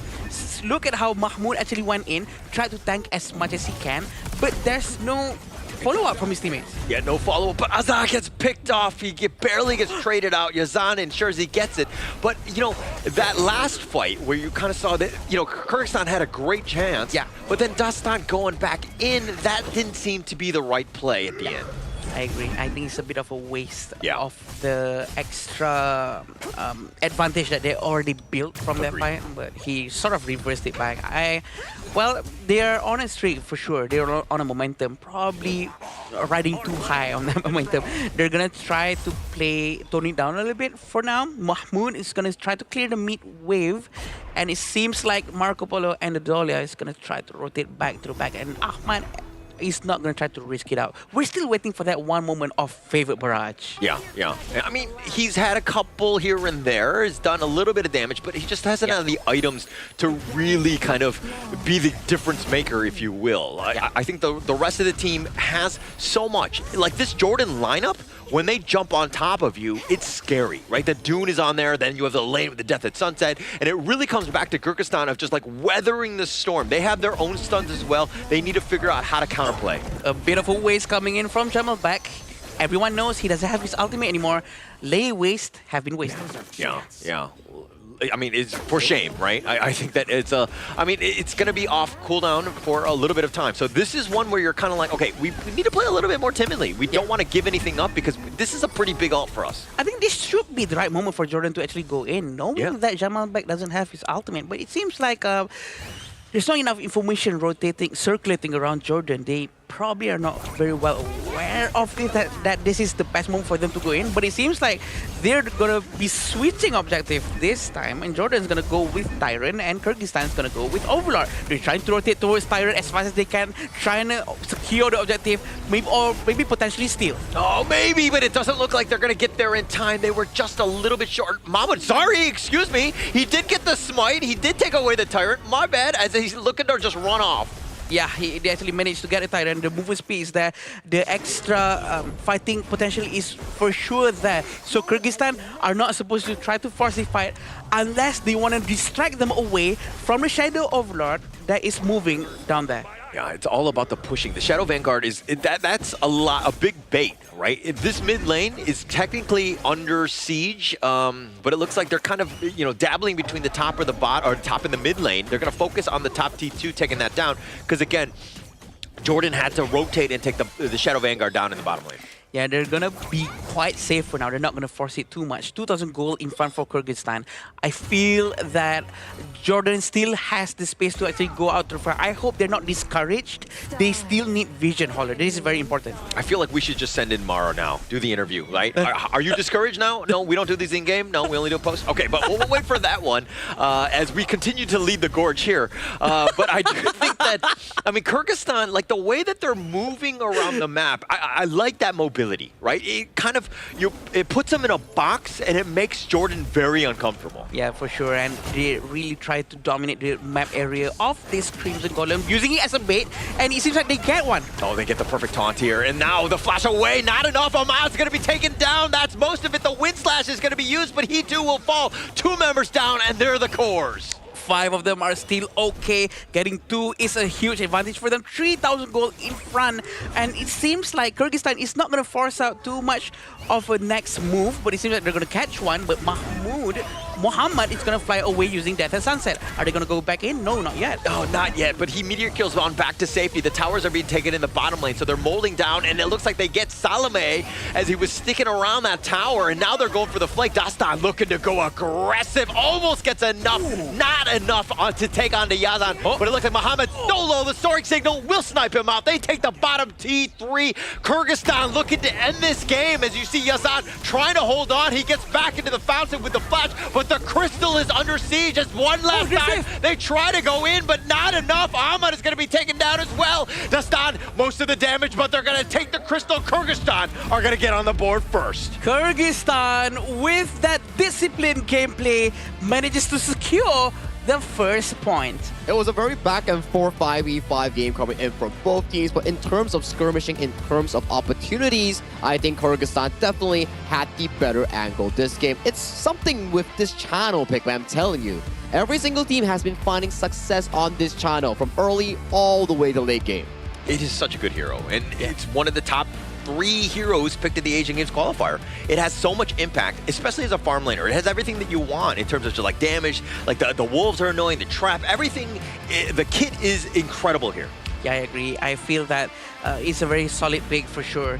Going up, comparing to like Marco Polo is going to have a big problem going up against Chano because the Spirit Wolves are actually blocking the first kill of Marco Polo. So I feel like it's a very good hero. It's a good point, right? When you're laning against like a Chano, you don't want your Spirit Wolves to be blocking the Resplendent Volvo coming in from the Marco Polo here. It makes it so like, ah man, this is such a bad lane. Why did I pick myself in towards this? And you made a good point in the cast just now. It's like, hey, Marco Polo is a very hit or miss hero. If you hit the ultimate, sure, it gives you a lot of value. But if you miss it, that's where it gets really punishing because you're a farm lane that's supposed to do consistent DPS. If your trigger discipline is not good, you jump in, your team entirely loses their main DPS. So that's the pros and cons of a Marco Polo. Yeah, I also think that like going into game 1 where everything is on the line, like you want to kind of use the stock standard heroes in the sense that like less mechanically difficult, especially for the farm laner, because everybody else is high flying, they're all over the place with like the Elaine and you know like the Yuan, all these things. But if you're able to just kind of weather the storm and not be out of position or baited by yourself because of the Fever Barrage, I think that you're going to have a much easier time here. I think the early game coming in from Jordan was actually really good. We saw some aggressive jungle invades coming in from Mahmoud and the Dolia refresh, but the problem comes into this specific point. The team fights, the flanks coming in from Dastan and the engages coming in from Jamalbek, those were really key. How many times in the game that we actually saw Jamalbek on that Baiji started jumping the team fights, finding the correct targets here? Too many times. Yeah, I agree. And the fact that how Kyrgyzstan actually controls the composure, even though we have to say that they are very well pressured so much by Jordan from the early on, really shows that they did it very well, right? They know they have the discipline to control themselves, defend, wait, hold up, don't use your skill set, and then bam, everyone goes in. The layways, the follow-up coming in from Xiao Chao, and we do know that Chano goes in with all the Spirit Wolves. They're just so ready to heal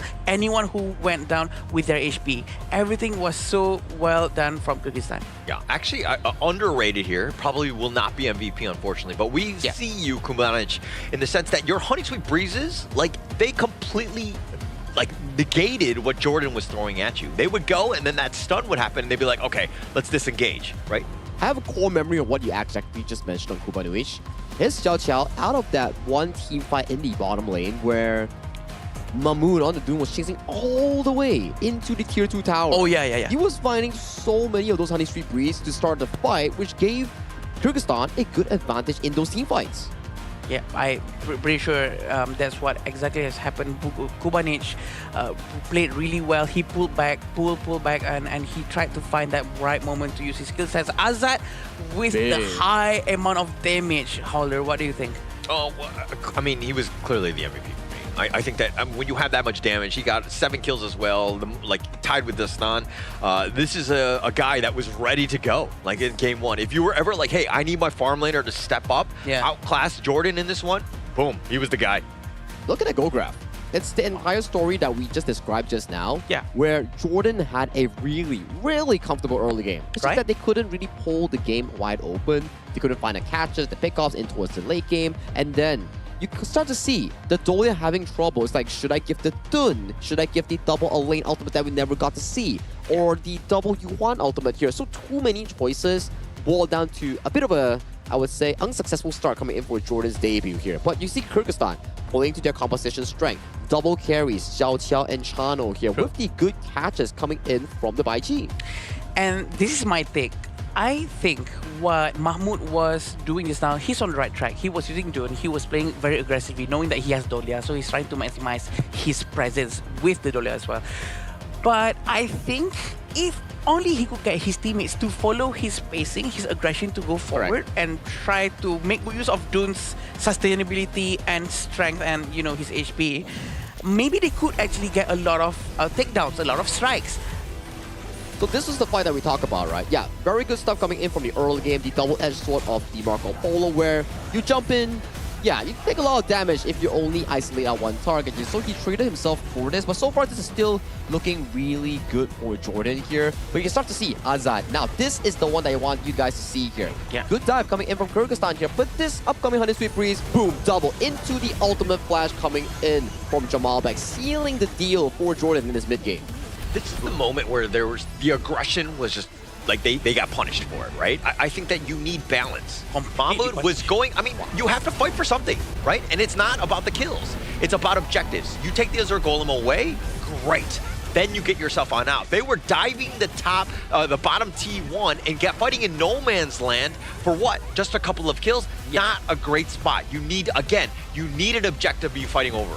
Yeah, maybe the idea that they had in mind was to actually focus on trying to steal as much resources as they can, but you know, chasing all of them down all the way to the back of Tower Tier 2 when Tier 1 hasn't been even destroyed yet was a bit over the top.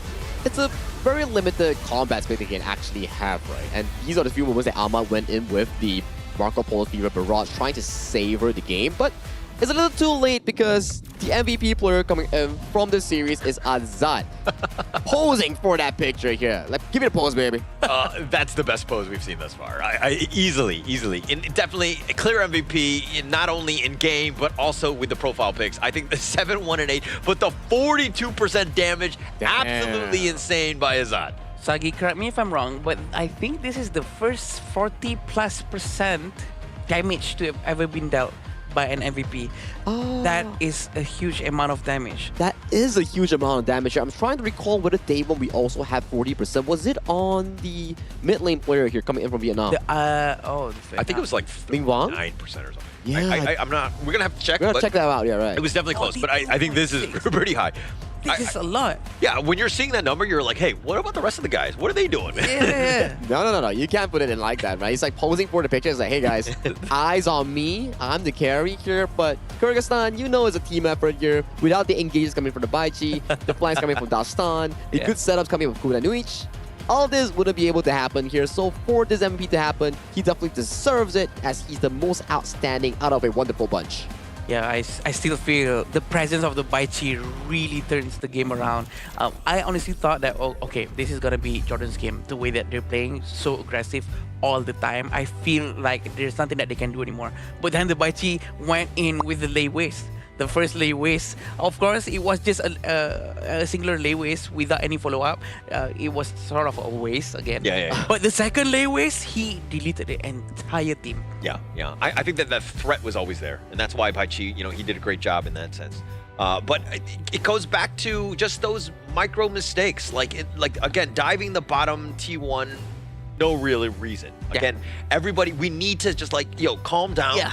Stick to objectives. It's all about objectives in this game. It's not about the kills. But I hope that Jordan doesn't lose their aggression in their second game, because their aggression was what made them so good in the first 2 minutes of the first game just now. I mean, if they don't really make more mistakes, right, I could imagine that they could steamroll the game and got it in towards their bag. So that's definitely something for Jordan to fix up into their consideration coming into the second game if you want to make it into a 1-1 nil.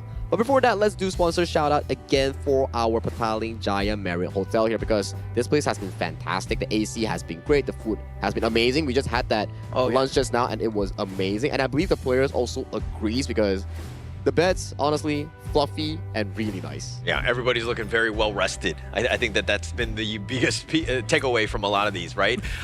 Somebody's been enjoying it. Okay, so Adam has been great with this. But I mean, going back to the game, in terms of game 2, Jordan, you talk about the fact that, hey, the aggression, great. It's good for the early game, but as coach, what are you telling them to do differently? I think that if they want to commit on doing something, do it together. If they want to be aggressive, go forward together. Don't just go with just the Dune and the Dolia. Go with the Marco. Go along with your Yuan, all in together to make sure that you maximize what you're about to do.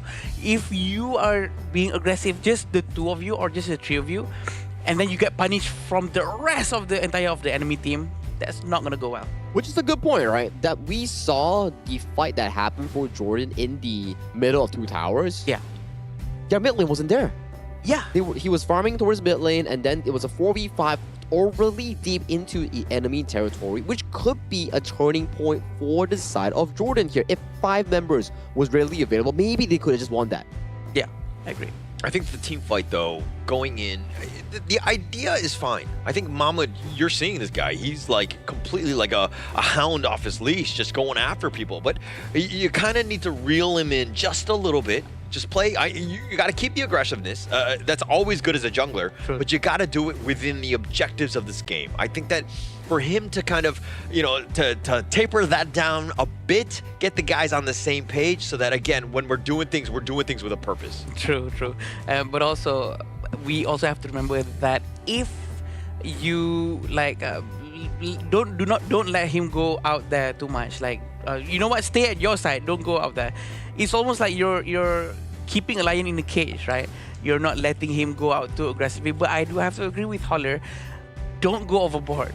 Don't go overboard way too much, because the tier 1 tower hasn't even been touched yet. I know their objective was actually to try to steal the Azure Golem, but then again, the heroes' HP are actually quite low, so why not we just dive in? But they dive in all the way in to the tier 2 tower. A good word to describe this situation is tunnel vision or overcommitting. Oh yeah, tunnel vision. So for that to happen, it's sometimes normal. Even the best of the best teams out there, tunnel vision when they all get really hyped up. Because you got to consider, it's Jordan's first game on this stage itself. But coming to the second game, they will need to definitely plan their drafts better as they march towards this really, really important game. I know I keep nagging on this, I keep reminding on this. It's a BO1, it's a BO3, single round robin. You lose this, the hopes of going to the main event is further away from you. And that is the scary part, right? I mean, you might just play 4 matches and get on mosey on home, right? It's not a great spot to be in. So even more pressure to perform in every single match, right? And if you're looking at this one, you're thinking, I mean, both of these squads are probably looking, hey, I could definitely beat the other squad. I think that they're both very winnable, but now it's up to Jordan to somehow bounce back in this. This is very good picks coming from Kyrgyzstan, honestly, because yeah, Jordan actually took Chano. Chano is a very versatile hero, but knowing that Chano has Spirit Wolves, they're not going to go with Marco Polo anymore. They're going to go with Direnje and make sure that all the skill sets from Direnje to burst down any Spirit Wolves and also the Chano itself and supposedly any forward tanks. But look at this. Finally a Kui for today. Yeah, you've been loving the Kui since you've seen that yesterday here, but Kyrgyzstan actually drafting really well. Yeah. One way to counter out Kui, CC immunity, which Lianpo has in all of his spells, and also Ata on his skill 1. Yeah, and also if you do happen to catch him when he doesn't have that CC. So I think that going in, like you're seeing the rest of Kyrgyzstan, you had the Ata, another way to kind of create that go ship, but like it's about getting to that back line and on top of that Chano. I agree, and Chano has to be aimed from the beginning, from the get-go, or else he will have his automation very quickly. Again, I do feel like the DRNG is a much more mid to mid game, early game and mid game farm lane compared to Chano. Chano is a very super late game marksman because of the critical build, the damage that he's about to be doing. But with DRNG, he should be able to push the lanes much more quicker. It's more of a 50-50 lane trade, right? You gotta see whether the DRNG can get a full commit in, or you can start to see the Channel throwing those Spirit Wolves, which will act as a big counter into the lane against the DRNG. But that's for the farm lane here. Let's check out some of the bans here that has been committed by both teams. Kyrgyzstan banning out the Fang and Lubu, and Jordan removing the Garuda and also the Nakoruru from the pool. Kyrgyzstan still needs a mid jungle or clash lane, depending on where the attack goes. And for Jordan, they still need a jungle and clash lane. Great bans. I think that the Lubu makes a lot of sense. It definitely kind of, you know, the Lian Po and the Ata, both ways to kind of, the shields are, yeah, on point. Wow. Now you've picked up the Guan Yu and you're like, hey, we are going to use, I mean, it's not the complete caveman strat where it's just like melee guys just like running at you, but you have the DRNG. But the Guan Yu is going to change things up because Jordan's lineup right now, they kind of want to stay on the outskirts, right? And yeah, being able to shepherd them in with the Razor Cavalry, it could really just, you know, take over that team fight. And it's really scary, right? Yeah, we prize Channel as a pick that you can go ultra late game, start having so much consistent DPS. But here's the thing coming in from Kyrgyzstan's lineup. You see the Guan Yu, you see the Lian Po. That's a lot of engage that's been covering from both the front end and the flanking end. And we have to remember, okay, Atta's going to be playing jungle, right? So Guan Yu is going to be going at the clash lane. But I'm a bit worried, are they able to use Guan Yu as good as we hope him to be? Going up against Futsal is going to be a big of a problem. But Futsal has to land his Sage Might. Because we have to remember, the skill has an animation channeling time. If Futsal misses his ultimate, Guan Yu is going to be rampaging around. Yeah, and actually, I mean, it's a nice, I mean, we've seen it, you know, excel in the first series of the day, right? And I think that it can potentially lock down the Guan Yu as well. You know that those guys are going to get to the potential backline, but this Kyrgyzstan lineup, they have control for days, but do you have enough to knock them down? You need damage. Zhaqiao is just even more control. This is like a protect the president in terms of this DRNG lineup. I'm scared at the same time because, again, Azad, he gets out of position. Yes, he was the MVP, but this DRNG is a lot harder to maneuver around with. Okay, Saki, from both sides of the team, we've seen all the heroes that has been picked. Which team do you think has a more solid composition? Just like what Hodor said to me, choose one. I would say it's Kyrgyzstan. I am loving Kyrgyzstan's lineup here. You have so many front lines, especially on the engaging end. You have Marlon on the Lian Po covering the front engage, Jamal back coming in for the Guan Yu to really threaten against Aman on that channel here. But you want to give it over to the side of Jordan here. If this Quay can land some good hooks, then maybe, just maybe, they can pull this back into an even 1-1. And Adam loves a good hooker, right? So I think that having the Quay here is going to definitely set things up. If he's able to get those repositions, I think that they're going to have a great time. But at the same time, Jamalbek, he's got to be somebody you got to be scared of because he too can reposition your entire lineup. Yeah, I agree. Compared to Quay being able to only hook one person, but it seems like they're really trying to raid the buff as soon as they can. This is an aggression coming in from Kyrgyzstan, which is what we're not expecting. We were expecting Jordan to be doing this instead. Yeah, not even 1 minute in. Smite battle, Mahmoud just barely taking that one away because Kyrgyzstan, they actually spent a lot of resources trying to take that one away. Unfortunately for them, not able to do so. The question is he going to be my favorite hooker? I don't know. I mean, it seems like you have many. Many? Yeah, you like the Sungun yesterday, right? Whoever used Quay. Yeah, whoever used Quay. Okay, you have zero standards then. You just like anybody with a Quay. Got it. All right, my bad. I didn't know. But yeah, he's trying to play safe and not really trying to hook it from far. He goes up front and trying to take the safe ones first, but we need that presence control coming in from Quay. When the accuracy is high, the fear from enemies in front of him will be very real. That the fact that they will try to avoid it, try to move around, maybe unnecessarily sometimes. Yeah, yeah. That's gonna it's gonna keep you timid, right? You're not gonna play the traditional way because you could get potentially hooked at a moment's notice. So you want to play very safe. So vision on where Salome is at all times gotta be key. He misses his first one. Not a great start to start this one off. Still quite early at this point. 500 gold for Jordan. They're gonna try their best to farm as much as they can. I'm expecting Kyrgyzstan to be doing something more or less the same as is now, trying to steal the blue buff once more. But is Jordan gonna try to defend the Azure Golem this time, or are they gonna let it go? Ooh, they'll take Azat. This is a great start for them. Probably got that hook by Salome, and it looks like they're gonna put some pressure on this bottom T1. They're gonna chip it away. The armors are there, but this is a great start. You know that anytime somebody gets an MVP against you, you gotta focus him in the next one. I agree. I'm quite sad I didn't manage to witness that hook. The first one is very important, right? Because we want to see on how he actually managed to deal with the first one. But yeah. No, I know you like to watch. So unfortunately for them, we didn't get the camera vision on him. But Salome, I mean, hopefully in the next one we're able to get that. Yeah, we're still with Salome right now. Give space to Holler. Holler really needs to let it go of all of his thoughts. Very problem. Yeah. It's fine. No we're problem. Still PG. Don't worry. We're still here. 1,000 gold in front for Jordan. But Mohammed in the top lane. I mean, Jamalbek, these two are going to be going at it, right? I think that as the Foots, you want to constantly just you want to stay in the lane as much as possible because, again, because Jamalbek wants to rotate. He wants to use his, Razor Cavalry on team fights.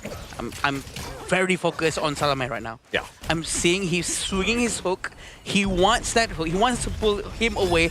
But we have to remember, Azat does have that Purify. But Salome is going to go down, it seems. Yeah, the Tremor Smash is going to be right on top. But the Blazing Brilliance is on point. The flash away, Marlon.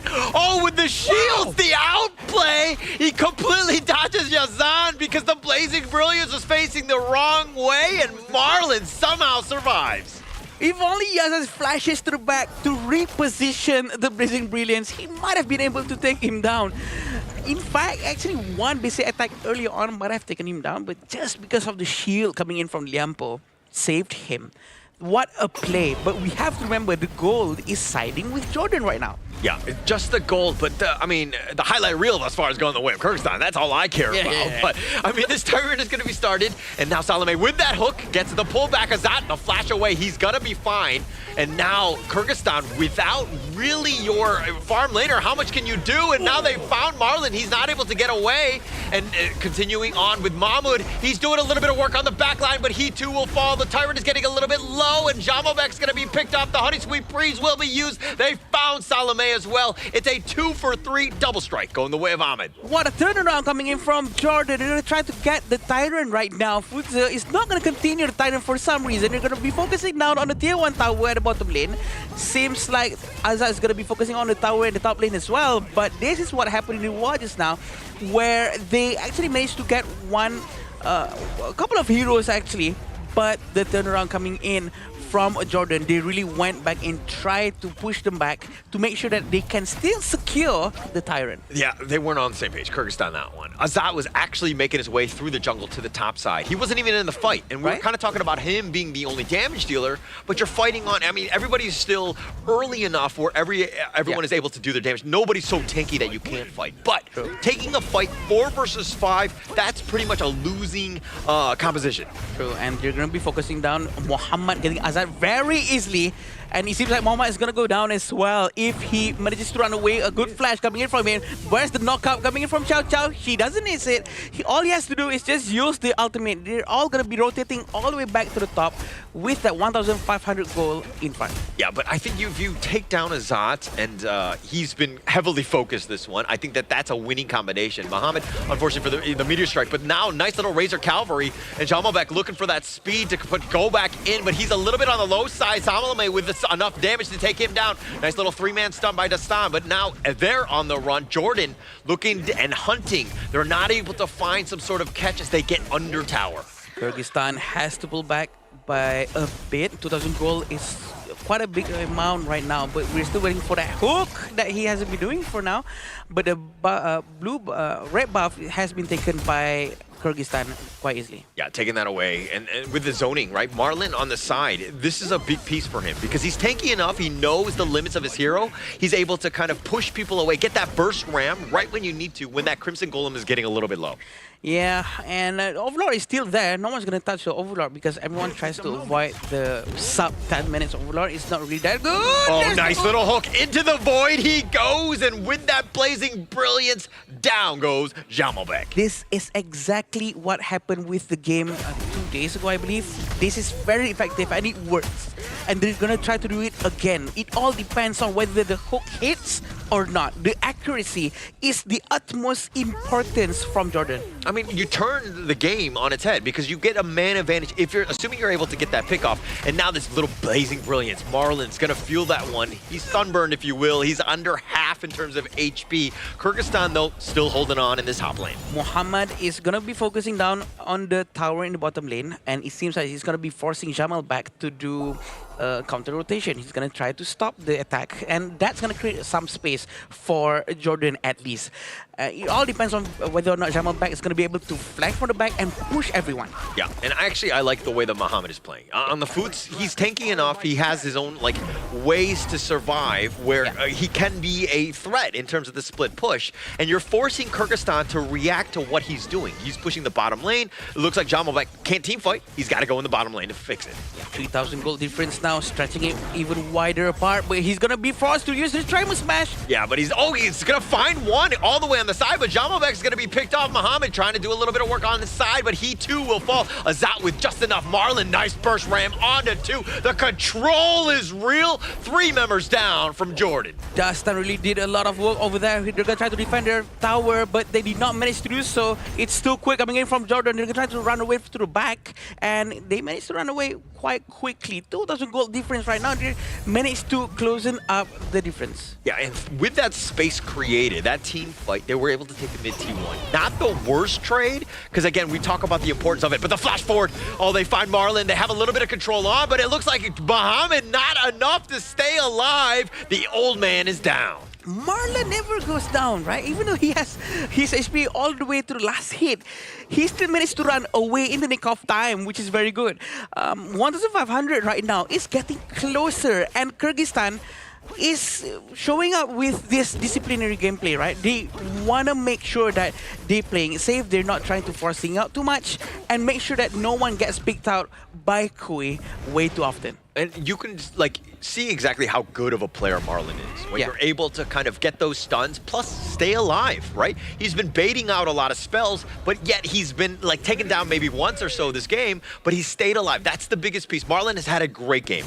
And at the same time, Marlon has been providing vision, which is very important for his entire team, to know where is Koi, where is Fuza, so that they know whether or not the Sage Mine is coming from the left, from right. So the positioning comes better from the entire team because of Marlon alone. So it all depends whether or not Marlon is opening the vision, and the war or the team fight will revolve around Marlon for sure. And I mean, Jamalbek is trying to do what he can as well, but he's died 4 times. He's actually starting to fall really behind. Yeah.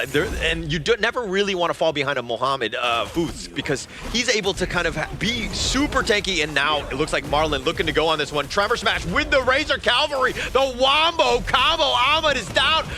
Jamalbek doing a little bit of work with that. And they find Salome as well. The double strike. But Mohamed taken down. 3 members down. Make it 4. Mahmoud is the only man standing from Jordan. Azad actually managing to find the right positioning, trying to take down one by one, and he managed to do so thanks to his friends, Marlon and Jamalbek, opening up a huge amount of space for the entire team to at least steamroll, trying to get this one more. Mahmoud might go down. Yeah, he might go down, but he was able to navigate that ghost ship, just barely dashing away.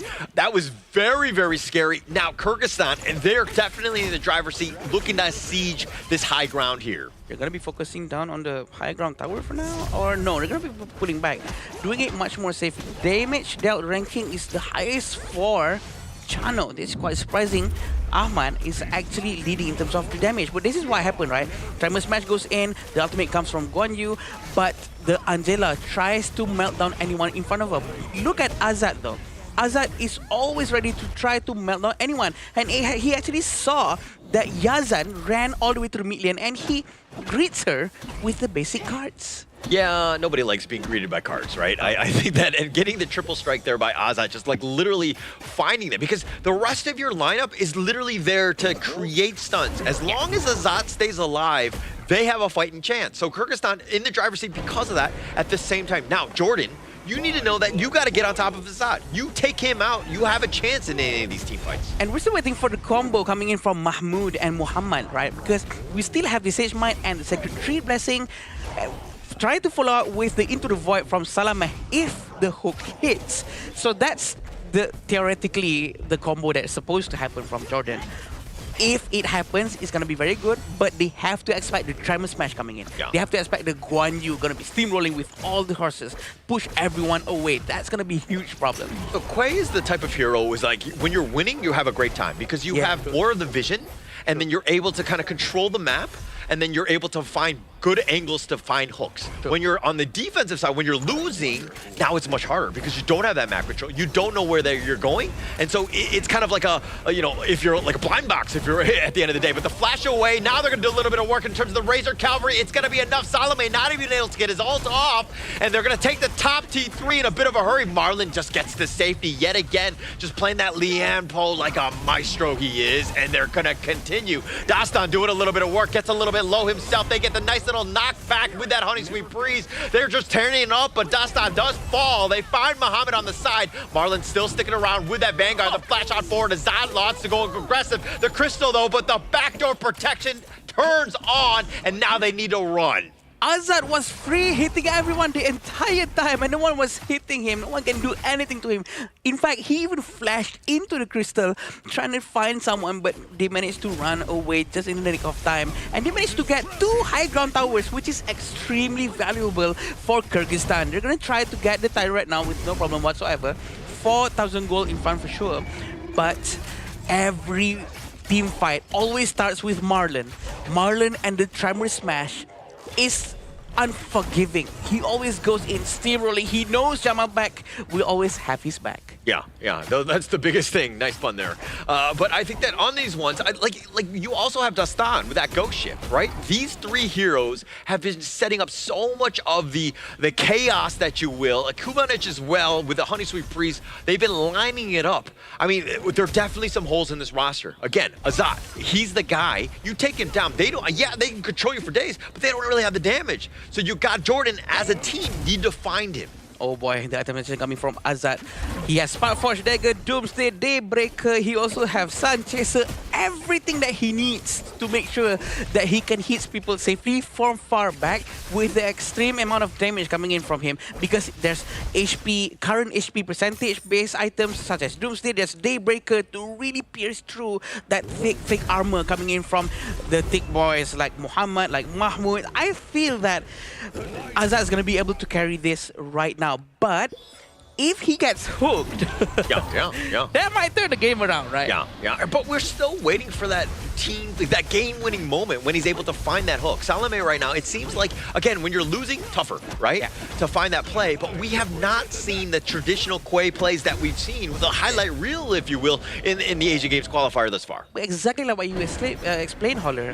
When they're losing, they don't have the vision. So it's very hard for Quay to actually go to the fight and find more chances because the chances is darker. The map is darker. There's not much he can do. Muhammad is going to be trying to do some split pushing maybe buy some extra space, breathing space for his entire team. But let's see if it works or not. Yeah, well, things are definitely getting darker for Jordan here as they're down a game already. And now they have to somehow hold. These elite minions will be pushing in. The Shadow Vanguard is going to be in the top lane as well. Kyrgyzstan almost playing this one to the T. Nice hook, but it might not have been the right one. Into the void. The Honey Sweet Breeze just countering all of that. Says, hey, you want to bring me forward? Thank you very much. Marlon with his control. He has to be careful. Marlon is not the right target because he might backfire exactly like this. But fortunately, only Salameh goes down, but the Vanguard is here, Holler. Yeah, they're looking to go. The Sword Green Dragon Jamalback looking for that flank, not able to do so. The Blazing Brilliance is on the side, but they find Muhammad. The Crystal is under siege, and they will take it. And Kyrgyzstan gets the sweep. Amazing game coming in from Kyrgyzstan. The discipline, the skill set that they have to always avoid the hooks is crazy. 2-0. Marlon, my hero. This guy, man. So many times in the early to mid game, he's been sustaining those damage, finding those fancy steps to get his team more room to do damage. And in the end, that one hook, he blocked it for Azad, he got in, he took the Quay out, and then he forced it to be a 4v5. And at that point, when the Overlords were marching in, it was only Doomsday coming in for the side of Nepal. I'm not sure if he blocks it for Azad. Maybe he thinks that, oh, look at this, it's my free ride. So he went into the hook because he wants to get hook so that he can get a better positioning. Because that's the thing that no one expects the most, for Koi to accidentally actually pull a Liampo towards their team. Yeah, I mean, there was actually some targets that were not great to pull in, right? Jamalbek is one, and then Marlon is the other, right? So you gotta like kind of find them, but it's tough because those are the guys that are always in the front line, right? They are the most vulnerable, and they want to be hooked at times. So it didn't seem like this lineup from Jordan was really able to counter the overall draft of, again, Kyrgyzstan here. I think Kyrgyzstan really played well, especially in the team fight itself. As you can see, early game, same thing goes again. Jordan controlled the early game really well. It's just how they convert those wins in the team fight. In the early game, we saw Azad, he was repeatedly punished by the Quay hooks. Yeah. Many times, like 1-2, one forcing out the flash, second one getting takedown. Afterwards, in the mid game, awfully quiet because Marlon started to came online on that Liam Poe pick. And we talk about Liam Poe pick. Yeah. You can be CC immune when you use your spell 1, spell 2, and ultimate gear. So making it a fancy counter into the Quay pick. Yeah, we've seen a lot of Quay picks all this while, and we do know that there's a very effective Quays and there's slightly not so effective. So maybe the idea is that not many people know that Quay hooking a buff or a jungle, try to slow down the jungle's resources, or maybe hook other things, not specifically just heroes, or maybe just hook a tank and kill them as soon as he can. Maybe that might be the better option rather than trying to focus down to the back line all the time. It comes back to the whole early game, right? Right when he hits like level 4, essentially, because you want Into the Void. Yeah. But that's kind of when you need to start thinking about being like a gank squad. Right? Maybe you start rolling around with Muhammad. Maybe you look for some sort of pickoff because you get the hook, you say just might Into the Void. You just like wombo combo on that guy, right? And that creates a lot of space. It makes it much easier for Ahmed to really just take them down. Unfortunately for them, they started getting like losing towers and they were playing defensively and not really, you know, synchronizing and coordinating around the map as they should have. I think it makes sense, right? Like, in this sense, where we saw early game, beautiful stuff coming in from Jordan. At one point, they were leading the game by 2,000-3,000 gold in the mid game. Yeah. But when the full-fledged team fight comes over, that's where you start to see Ahmad, although he was really fed on the channel, it's super difficult, right? You have Marlon jumping in with the Tremor Smashers, and then you have Dastan always in your face, and coming from the back, Jamalbek with the Guan Yu. It was just so much pressure coming in from the farm lane player. Yeah, but Azad with 727, and it looks like Kumanic, he was 607, 67, huh? Oh, we're gonna let that one go? No one's gonna say anything about that? Oh, come on, guys. And he did 76,000 damage! Oh, no, Wait. And 76% team fight rate! Keep it going. But You're in this. I'm searching. Oh, but actually, Yazan with actually 67% team fight rate. So we actually have a legit 6-7 there. We got one in the broadcast. Thank you very much. Sagi, I was staring at you asking for your help to please stop this, but then you jumped in. Hey man, you cannot stop this train. It gets worse by the minute. He has to do it later on in front of the camera when the viewers can actually see his face and his 6-7 action here. But save that one for now as we go through this specific stats here. I like the point that you actually brought up Kubanic because aside from that meme that we just brought up on his KDA, the man is just untouched the entire game. We saw Azad, yes, he had a lot of flashy moments in the late game where he kept finding those aggressive trade-offs, pickoffs, and flashing in for damage. But Kubanic, he was consistent. Yeah. Very well done on this Xiao Qiao pick as well in this game too. Yeah, the positioning is great, and of course, thanks to his teammates for sure, allowing not just Kubanic but also Azad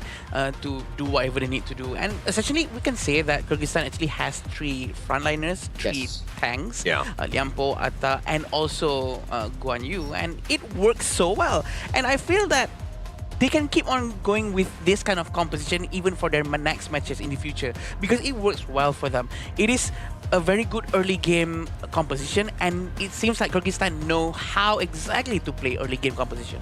I think so too. Like, Kyrgyzstan, if we were to look back into their overall gameplay in Game 1 and Game 2, their style is more towards to this fact that once it reaches mid-game, they team fight well. Yeah. But for Jordan, back-to-back early games, the way that they strategize their trades, strategize their invades, it has been really, really good coming in, especially with Salame and Yazan and Muhammad finding those opportunities. But just those 5v5s, how they structure those team fights, Kyrgyzstan is just way better. Yeah, again, you look at the scoreline, 2-0, it didn't look good for Jordan, but I think when you actually dissect the game itself, to your point, early game, Jordan is fine, right? That is hard to do, right, as a team. You got to ensure that you have a good start. I mean, look at this goal graph. They were doing fine up until that one mark, probably like the 9-minute mark or so, but that's what you want in a team. That's a good foundation. You just got to, again, fix that mid-game because Kyrgyzstan, you can't let them get back into this. This is exactly what happened in Game 1 as well, because they were actually leading in the first few minutes and then everything went down south. I feel that if they could just polish down their mid-game and late-game rotation and maybe start focusing more on doing things together is already good, right? They keep on doing things together, but focus more on just getting objectives, like such as destroying towers, getting the Tyrant Overlords together. Maybe that will give them even a long-term sort of an investment towards winning the game. And these are the few early highlight moments that we saw that Marlon, he put on his fancy shoes, put on those fancy feet and escaped just with a slick of health. And this was really crazy here. And the early game, it was pretty much a 50-50 coming in for both teams. And I would say Jordan was actually way ahead of the curve. You can see that Azad got hooked in the early game and then he was pacing towards the top side. And this was a numbers advantage given over to the side of Jordan here. Hence, giving Ahmad so much room to do the damage, getting that double strike. But as it slowly paces on towards the mid-game here, you can start to see Jordan start slowing down. Despite that, we didn't get much of these hooks later on in the game. Yeah, I mean, this was a great one, right? I think that was probably the best one of the game for them. But look at how Marlon just creates so much havoc. He completely divides the team fight, right? So now you've got the isolation. You take Mahmoud, who's all by himself, and you're constantly just sticking around. Anytime the Lian Po is not being killed, okay. But then now he's cycling his spells. He's creating so much havoc. He had such an impact in this one. This and the play before, where Marlon successfully caught the position of Ahmad, really just allowed the goalie coming in from Kyrgyzstan to pile over Jordan here. Previously, it was all about Jordan, but once Marlon found the key targets, it spells OVER, over for Jordan. Yeah, I agree. It's one of the best show of discipline coming in for Kyrgyzstan. They know how to handle their emotion well. And it's him again! It's Azad, Holler's favorite poser. Yeah, this is, I have to replicate that. I don't know if my tongue can go that way, but I think that with his 727, 35% damage, not as much as the last game where he got 40+%, but still a great game. Again, he was the president in this one. He goes down, this team crumbles, but he did stay alive and he just tore him down. If your tongue goes the other way, it's also fine, by the way. No. I'll practice that. I think I have a homework assignment tonight. I get it. Okay. It's okay. We have a very good mirror at the at the hotel. It's a very great venue, right? So don't worry. You can practice it back at your room later. You practice it, you bring it over to the broadcast when Azad gets another MVP, and then you compare yourself and ask the viewers to rate how good is your impression. Okay. All right. Challenge accepted. Next time Azad gets an MVP, yeah, I will do that. I will do the post. Yeah. Nice. I think that's good. Yeah. But with this win, right, we do see Kyrgyzstan equalizing their position coming in their respective group. If I'm not mistaken, they're in Group B, so they're one step closer. And currently, I would say they are second place in their group, with Nepal currently being the first in Group B. I think it's going to be good. It's showing a very good demonstration of where they will be inside their group. And I know that this is not the end for Kyrgyzstan and also Jordan, right? This is just Jordan's first game. And again, we've seen on how Uzbekistan played earlier. We remember on how fast they progress. So who's to say that other teams are not going to be doing the same and us being proud dads while watching? Yeah, I think that's the biggest takeaway, right, from today, is that how, the teams were able to rise to the occasion. right? And Kyrgyzstan right there, they didn't have a great Asia Games qualifier thus far, but this one, I think that they're going to feel great. I mean, when we do have that interview, I'm sure we'll see some smiling from ear to ear because, again, I think it's a great, happy moment for all of these teams. I think it's also a good thing coming from Jordan, right? Sometimes we see opening games from some of these teams not being the greatest, being like a one-sided game. But for Jordan, they were actually in control. Like all the early games from Game 1 and Game 2, they were playing really, really well. Maybe go back to the drawing board, have some scrim games, and then when your second game comes, that's where maybe Jordan can really flourish even better. At the very least, the first few minutes of the game for Jordan, each game, by the way, is very, very good. So I do think that they can try to polish it down more. I don't think it's going to take too much of effort compared to maybe some other teams who almost have no hope of improving whatsoever. But at least Jordan is at this point right now. Actually, that's the brilliance of Honor of Kings, right? You could always improve something.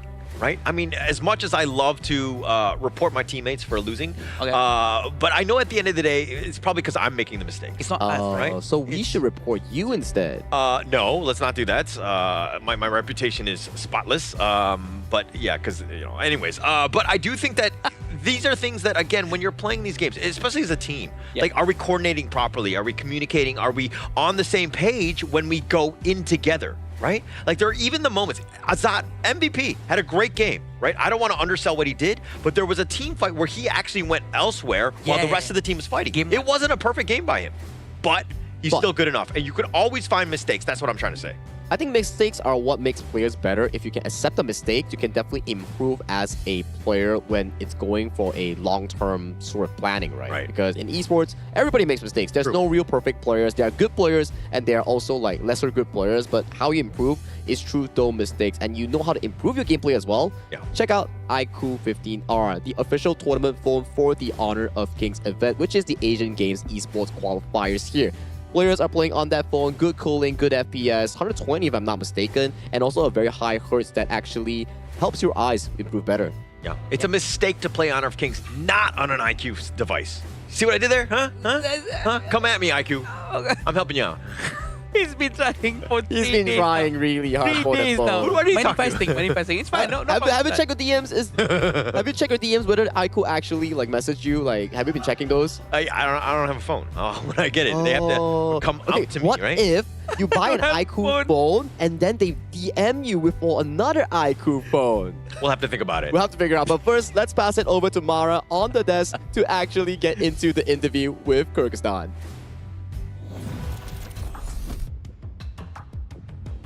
Team Kyrgyzstan secured their very first win, and here we are with Azat, double MVP. Congratulations!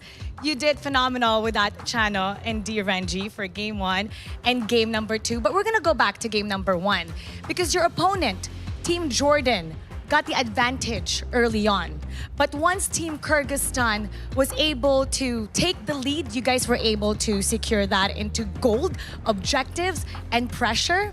So how did you prevent your opponent, Team Jordan, from making a comeback in that game and controlling the entire thing from Game 1?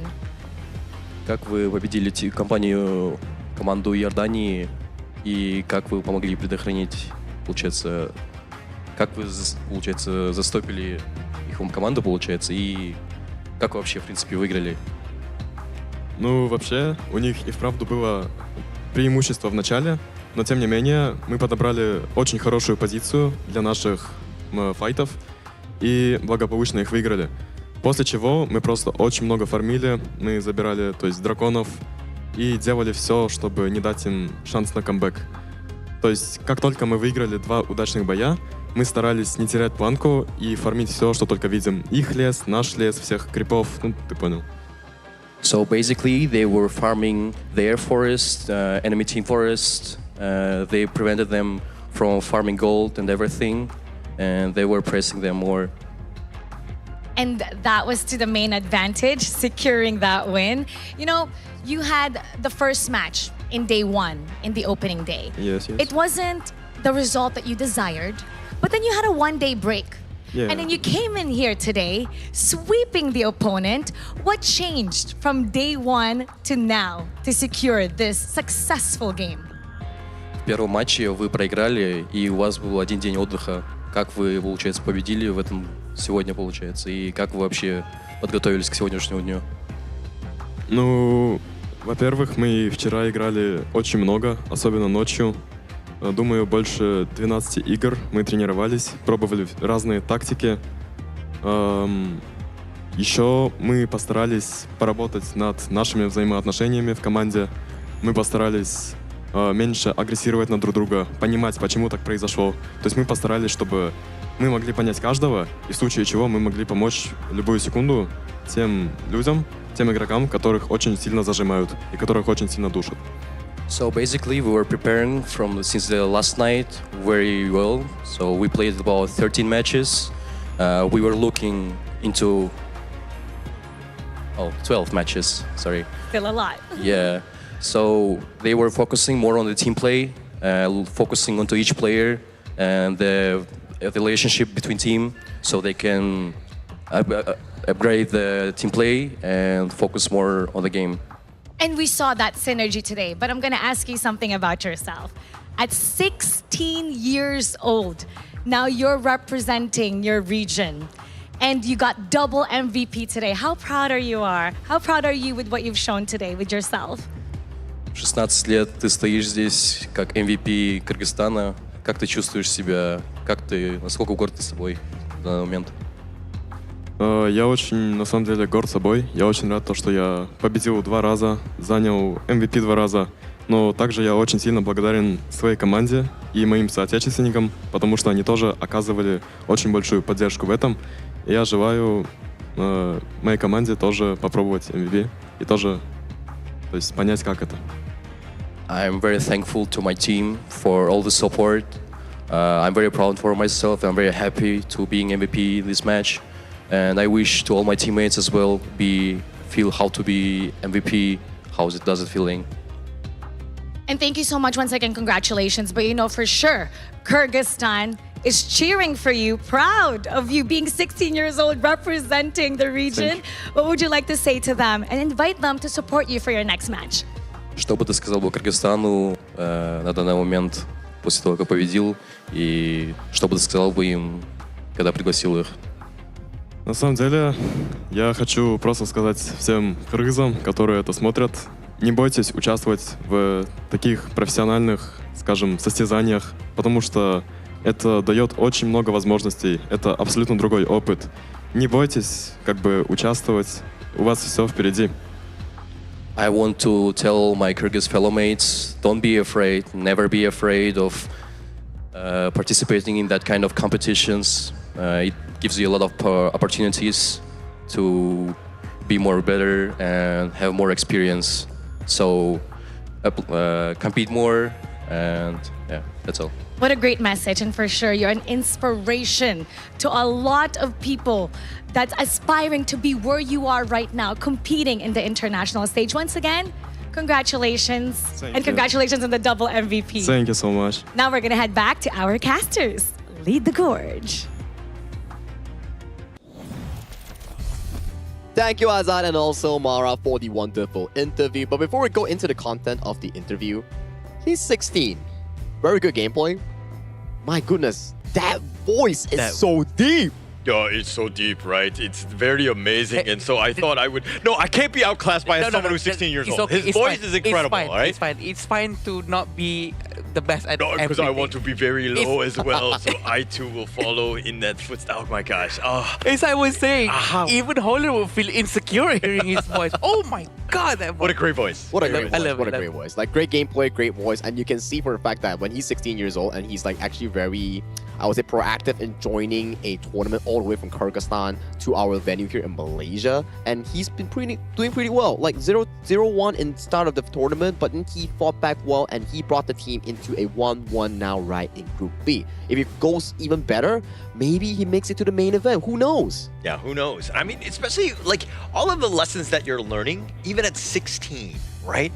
Taking that back, I mean, in 2-3 years, like this guy's gonna be I mean, he's already a phenom, but the sky is like completely his. He can do whatever he wants because, again, he's just amazing already. Here's the thing about age, right? The younger you are, the faster you learn anything. Like anything thrown at you, capture them so quickly. Sometimes these kids just watch some videos and they learn everything so quickly, right? So I think that he's on the right track. I'm pretty sure he will be able to be such a great player in the near future. And who's to say that there's no more other next Asian game with HOK next time? Yeah, I mean, the sky is for his own taking, right? He can definitely work harder, and then maybe he's going to be the next pro player. Who knows, right? He's a very interesting kid. Kyrgyzstan is a very interesting team. The way they fought back, the way they unite as one really shows the fact that they are serious in this Asian Games qualifiers. I just want to know if a couple years down the road, if his voice gets lower. You know, is that even possible? Like, I mean, like the way that he's at, like, again, Azat, we'll keep in touch. Let's figure this out. I think it's possible, right? Because yeah, of course. I mean, he's still developing. I mean, we develop until 2021, right? Yeah. So, I mean, we'll have to find out on this one. But again, I think that there's,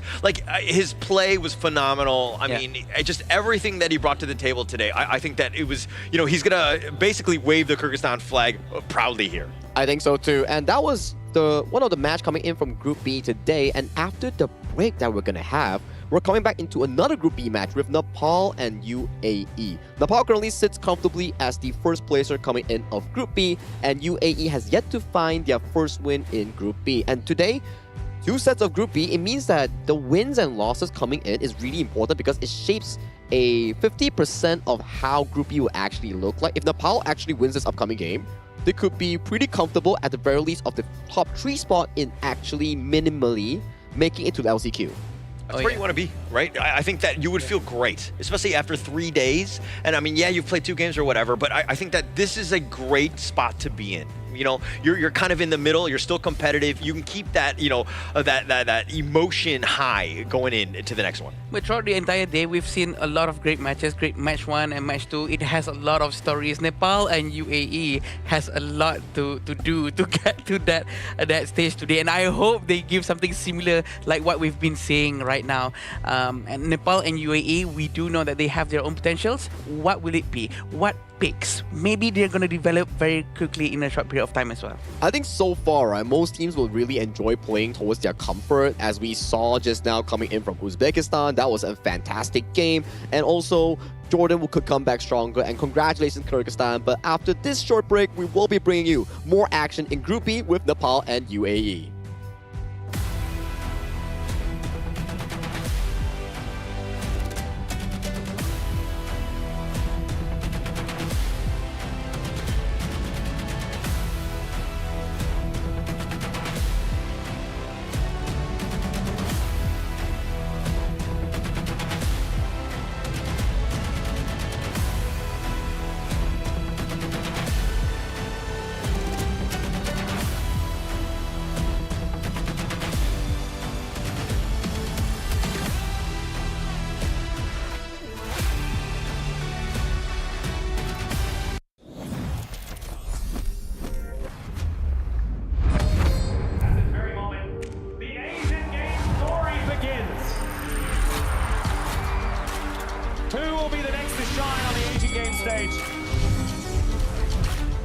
Contestants fight for the honor of their regions while we cheer them on from the stands.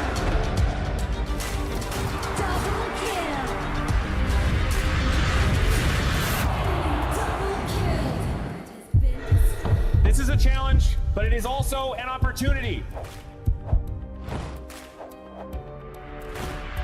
The tide is turned.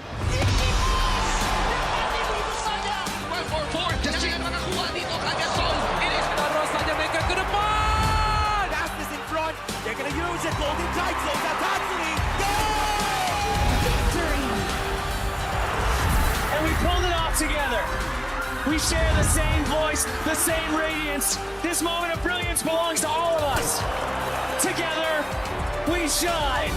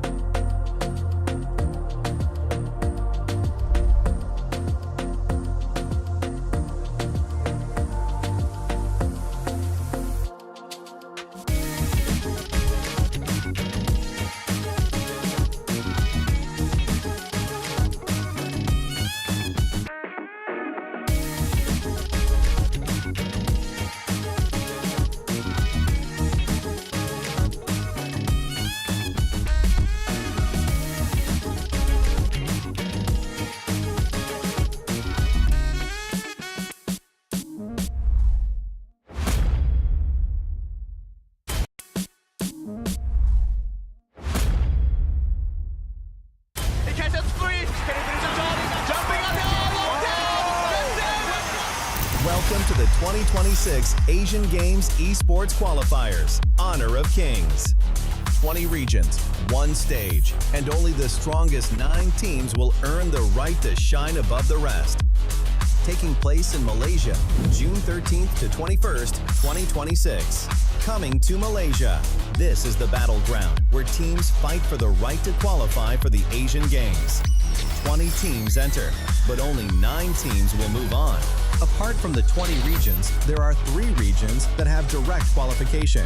Here is the 2026 Asian Games Esports Qualifiers Honor of Kings format. First, the 20 teams will split into 4 groups of 5. In each group, every team faces every other team once in a single round robin, with every match played in a best-of-3 format. That means every match matters. Every game matters. Every single point matters. The point system is simple. Win the match, earn 1 point. Lose the match, earn none. At the end of the group stage, teams are ranked by the total points they've collected. And from there, the road begins to shine. The top 2 teams from each group qualify directly to the Asian Games main event. That gives us 8 teams advancing straight out of groups. But for those not through yet, the light isn't out. The teams that finish 3rd in each group still have 1 more shot. They move into the last chance stage. There, they battle through one final BO3 single elimination bracket until 2 teams remain.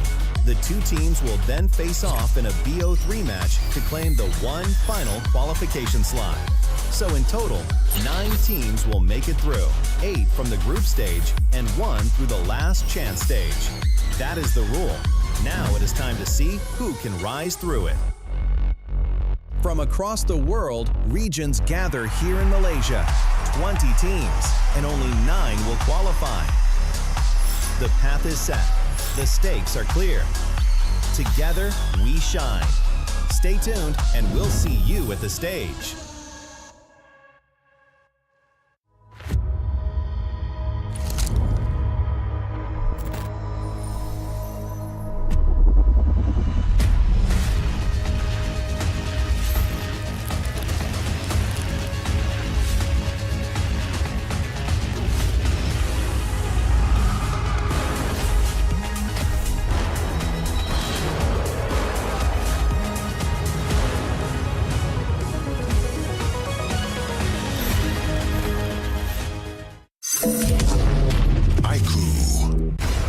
Ultimate not ready yet.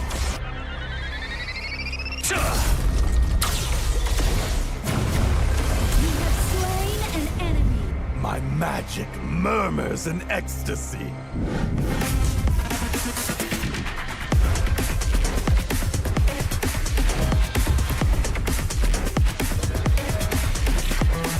Amazing! There is no escape for you. Killing spree. Double kill. Triple kill. Spectacular kill. Don't worry. I'll be back for your life soon.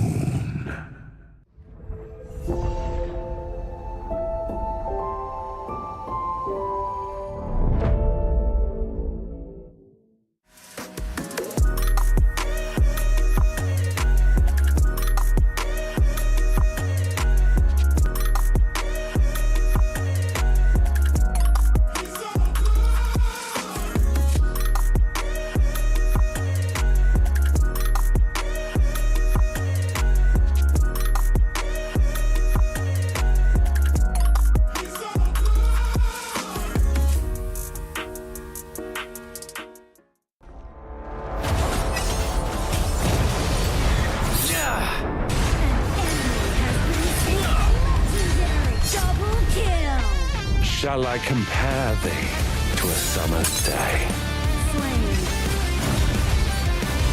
Don't engage. Don't crush us like insects. Slain an enemy. Defend our base. Our high ground tower is under attack. Amazing! Unbelievable! Triple kill. Ah, the fragrance of romance. been slain. Rampage. Double kill.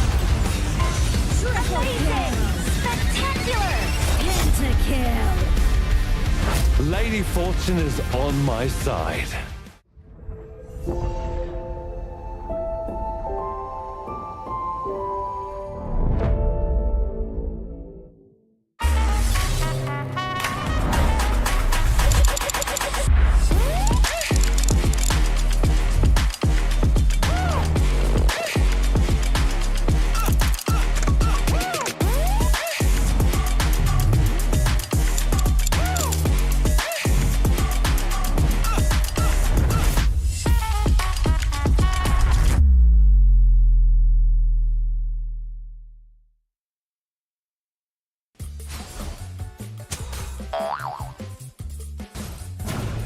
They tried.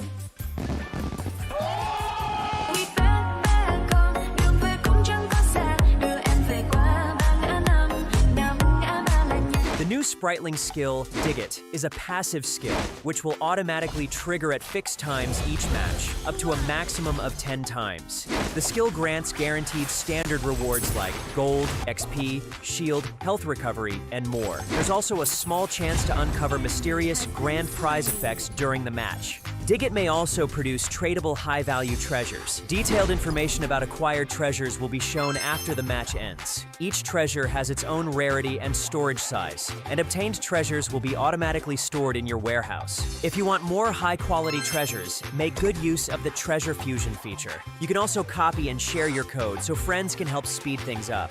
Treasures in your warehouse can be sold for event currency, which can be used to redeem skins, items, and other rewards on the event page.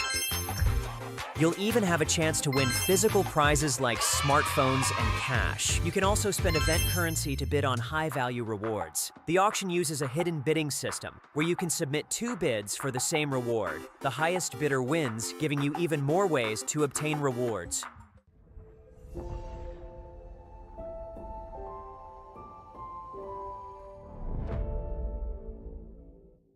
Itu kontra kita. Relax bro. Phone aku. Jom kembali. Mountain Dew.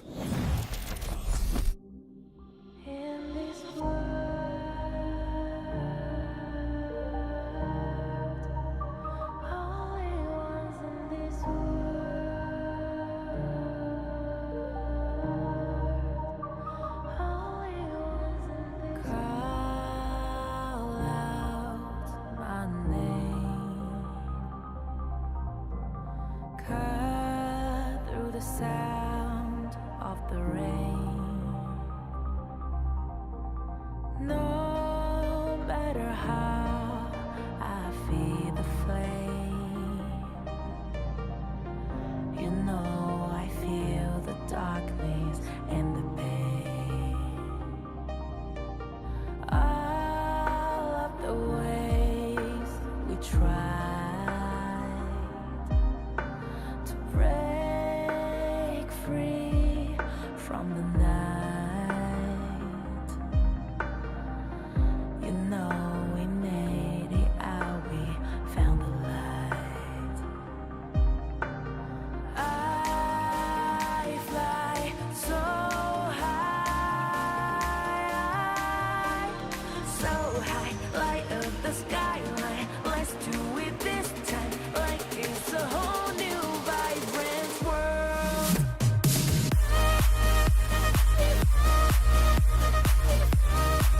Like we're the only ones in this world. Like we're the only ones in this world. Now I see that I got everything I need.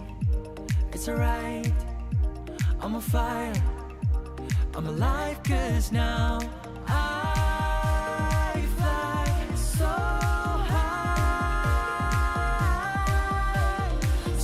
high, light up the skyline. Let's do it this time, like it's a whole new colorful world.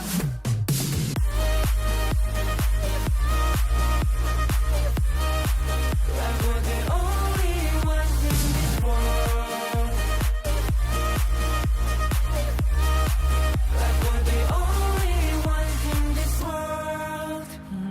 thought we'd get this far, burning like the stars.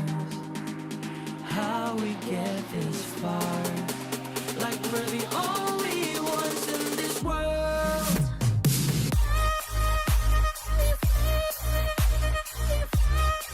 Like we're the only ones in this world. Like we're the only ones in this world.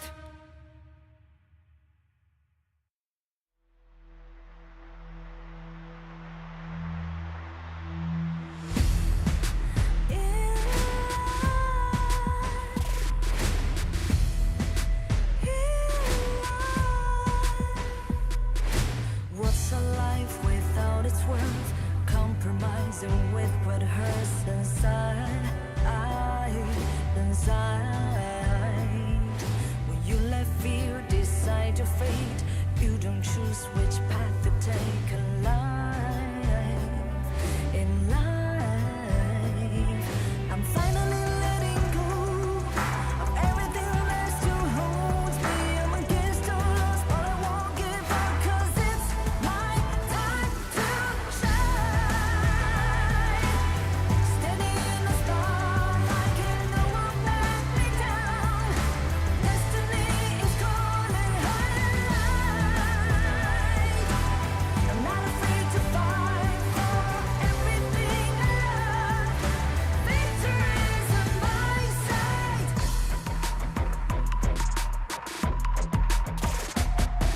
The more we lose, the more we gain. The more that nothing stays the same in time. In time. Can't love ever, can't forget.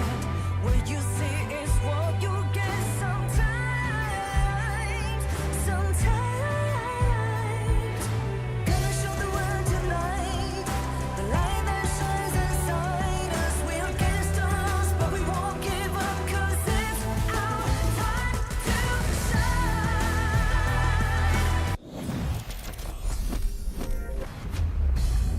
That was a quick break, and we are back at it once again at the 2026 Asian Games Esports Qualifiers for Honor of Kings. This is day 3, and we have already been playing 2 games, and we're coming into the 3rd match of the day. My name is Sagi, and alongside of me is our casters of the Gorge. We sub Holler out, and we welcome Sir Cloud and also Adam. Welcome to the desk.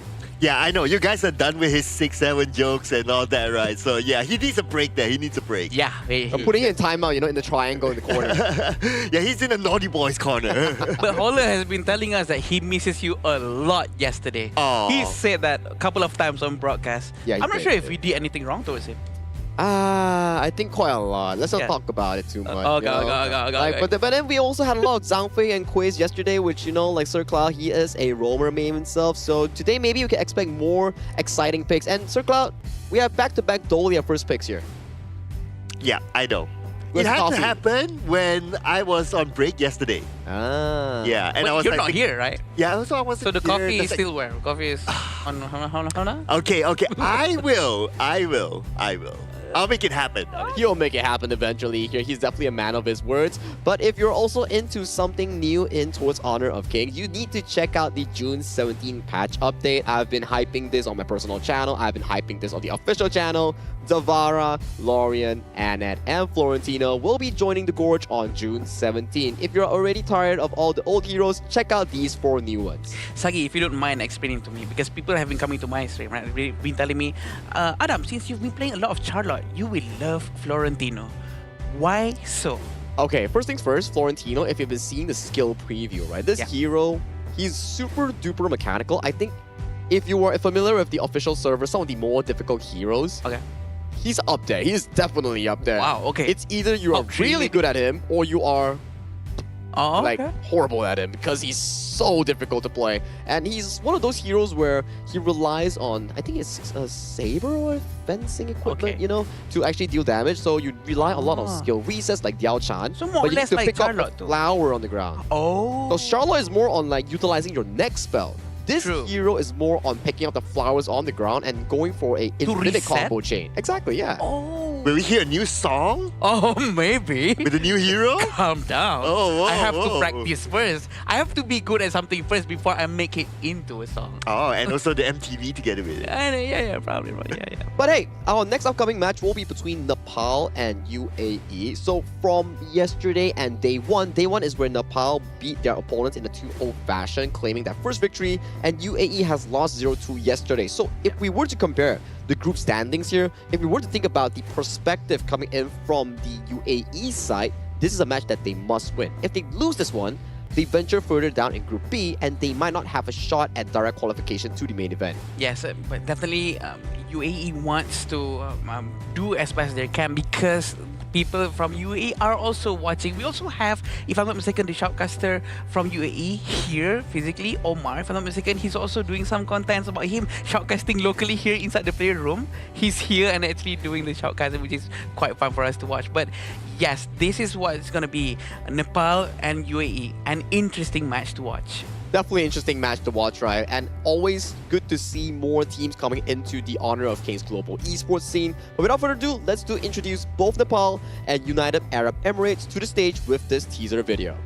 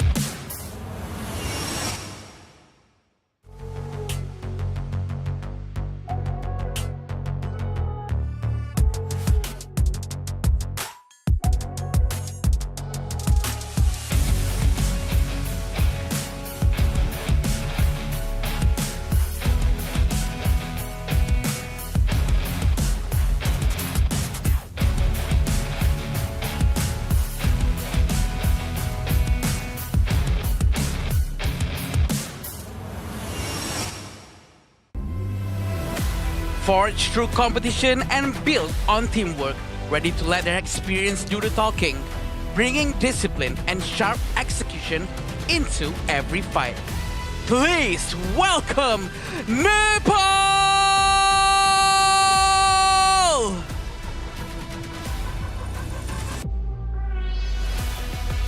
They face early challenges in this tournament. Now, return with sharper focus and intent. Still a team capable of surprises, ready to turn experience into improvement. Please welcome United Arab Emirates! It's the battle of Group B between Nepal and UAE. This is getting heated for anyone that is in Group B itself. All the regions are battling out for that one shot into the top two for that main event. And this upcoming series is going to be the most important one that both these teams will be playing today.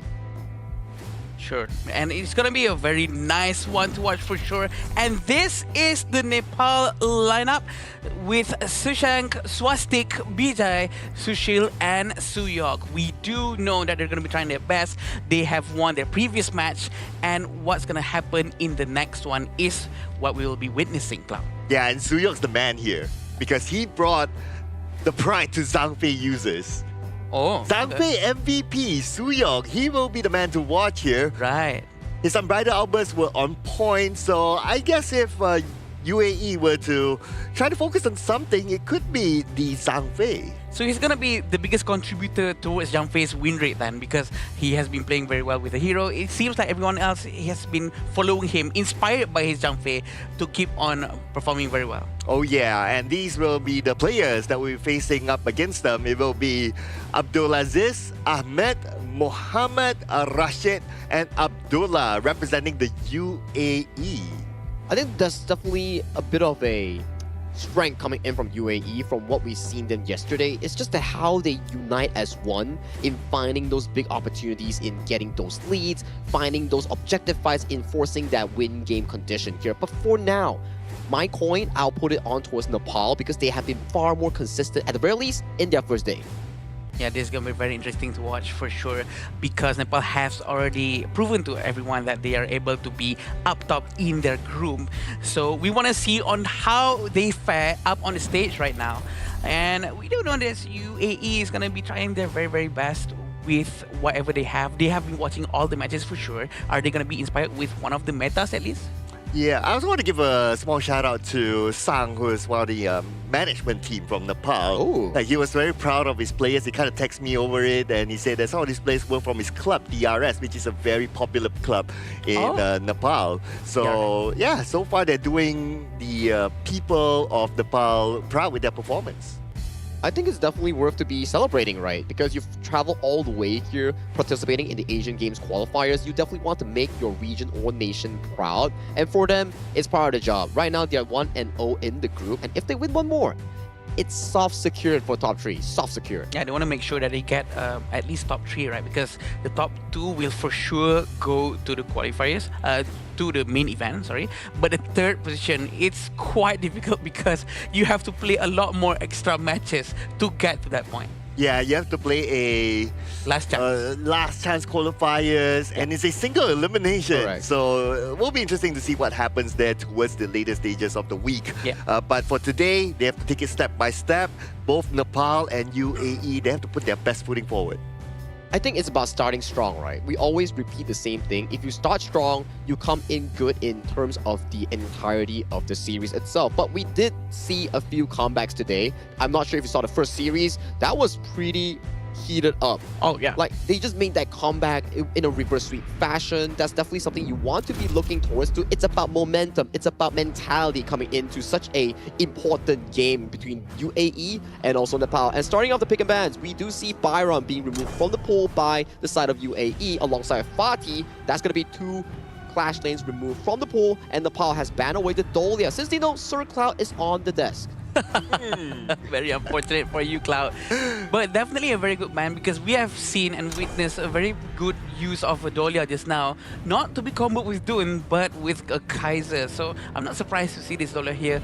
Talking about comebacks like what Sagi was just talking about just now, it proves that our players right here for the Asian Game qualifiers really proves that they do have the right mentality to make sure that they're always able to do certain turnarounds in terms of their mindset. Even if they're losing early on, they're not broken down, they're not demoralized. They still have the chance to actually do something within the game itself, even though they're left behind a couple thousands of gold. Okay, here's the thing, right? So Zhang Fei is one of the most picked heroes here, right? But why has it not been the most banned hero? Like now, even Zhang Fei is given the chance, knowing that Suyok was the MVP with the Zhang Fei before. Why? It's like I think, right, there's just so much heroes to ban with so limited slots here. Like, the meta has been forever changing. Like, we have teams that prioritize the Zhang Fei, the Ukibajibana, Ata, Dolia, or even the likes of the Channel first pick that we are seeing from UAE. So it's down to how or what you don't want to be facing for your specific team composition. Maybe they're like, okay, Zhang Fei may be able to handle, but maybe not a Liang that we don't want to face against, or a potentially Dolia that's going to be refreshing some spells and allowing certain combos coming out. But we've also seen that even though Dolia has been banned just now, someone has proven that even without Dolia, we can win with just Kaiser. So maybe Zhang Fei might be a bigger problem, to be honest. Also, Ukyo have been picked quite a while now, and honestly, maybe the winner is not as high as Zhang Fei's. Still, probably one of the most viable bans to be done as well. Again, there's nothing wrong with whatever bans or picks that you're doing, as long as you know who you're up against, maybe Cloud. Because maybe that specific team is so good with that one hero. So banning that hero makes complete sense. Alright, so I want to give the benefit of the doubt to UAE's ban phase, right? And why they let go of the Zhang Fei. So this is also a test of consistency from Suyok, who got the MVP with Zhang Fei before this, whether he can be consistent with different teams. Okay. That's definitely a good analogy that you can actually test on towards too, because why not? Like, maybe this doesn't work out. Game 2, we swap up our plans, we ban away Suyok's hero pool, then maybe that's something that they can venture in towards to it as their plan B per se. But now, plan A, UAE is going for comfort here, picking up the Liampo, Princess Frost, going for that big AoE zone control.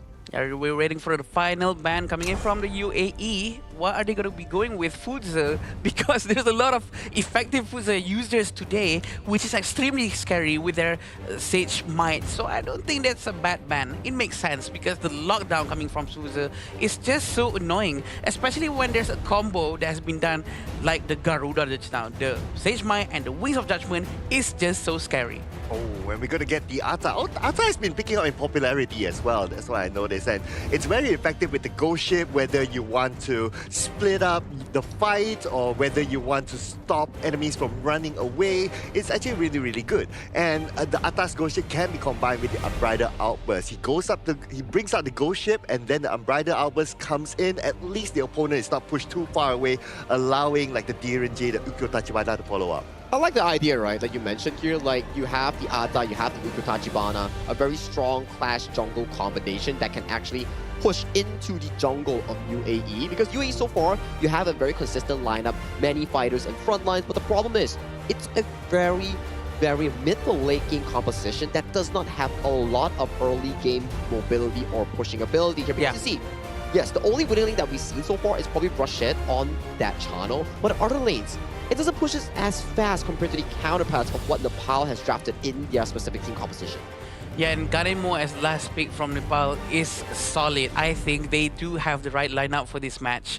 Comparing to UAE, I agree with Sagi because the picks of Align and Dianwei is going to be a bit risky because both of these heroes, Align and Dianwei, is not actually like a tanky hero. It's more towards kiting, more towards poking, and maybe a little bit of sustainability.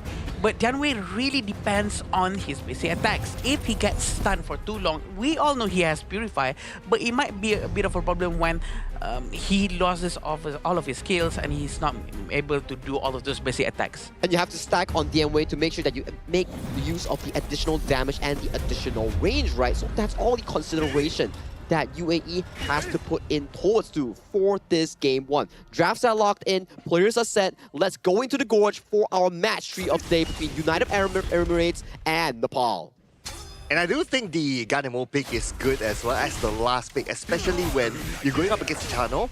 Chano's range is not particularly that far. Yeah. So the couple blades would be easier to land onto the Chano. I agree. And we have to remember that the couple blades actually goes through any units, including the Spirit Wolf. So it cannot be stopped. And this is a good demonstration. Yep. Okay. Sudden flash over there. Quite surprising us casters as well, which is very normal. They're gonna try to get the jungle right now.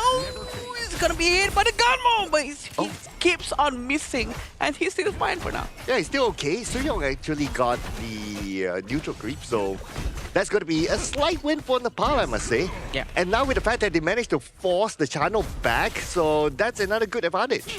True, and we do like to see these early aggressions coming in from BJ. He knows what he's doing.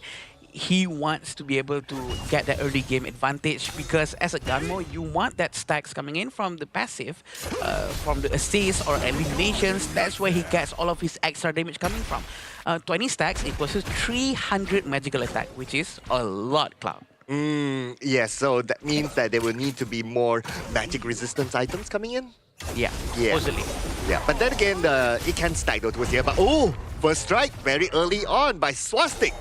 Swastik going in very aggressively with the help of BJ. He is always ready, poking everyone around, and Swastik is also ready to do the finishing move. 3 people are still stacking up in the mid lane, leading the goal by almost 1,000 already within 2 minutes. This is quite a huge amount of number. This is actually quite consistent with what you say about Adam, is that their composition allows them to jungle invade very, very early on, especially with the Ukyo Tachibana. It's shown that, and now they're doing it again and again and again. So what Nepal is looking to do right now is to try to dry up the potential farm from the side of UAE and potentially snowball from there. And rightfully, UAE is supposed to be able to handle this if they group up together at one spot, farm together from one jungle to another, even though they might be sharing the goal a little bit, but that's not the problem. They need to be able to farm safely and farm quickly so that their jungler can have an advantage. Oh man, even Suyong's there just to try to take down the boars at the side, but Abdullah showed up just in time to try to stop him. Still up for grabs though, but with a couple of plays from BJ, he stole at least one of them. Yeah, right now he's still right in front, still pulling back just a little bit. Abdullah trying to open the map. He does have his passive maxed out. He's gonna be healing every time his passive maxed out, but he has to move away out of combat. Look at how sharp BJ's sword is. He keep on throwing this couple's blades non-stop and it hits his target. And Sushi is done with the Spark Force Dagger as well, so this is going to be a good item going out against Chano, especially with the Spirit Wolves. But now, engagement onto the bottom again. Rashid forced to turn back. This is his second time that he's forced out of his lane.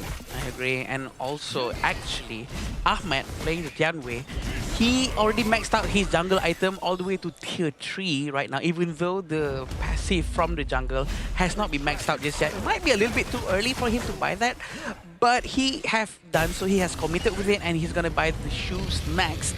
With 2,000 gold, probably gonna be an easy tyrant for them for sure for Nepal. Oh yeah, I don't see UAE able to challenge this one, but they're still trying to go for it though, but still, the Tyrant is taken by Nepal.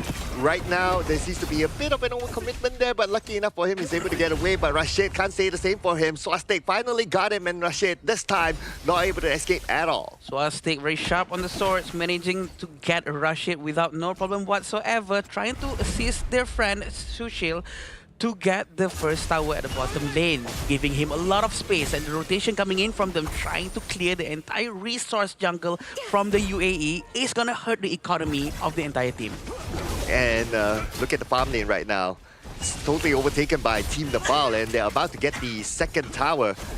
I don't see UAE protecting the second tower. It's going to be gone. Less than 5 minutes, Adam.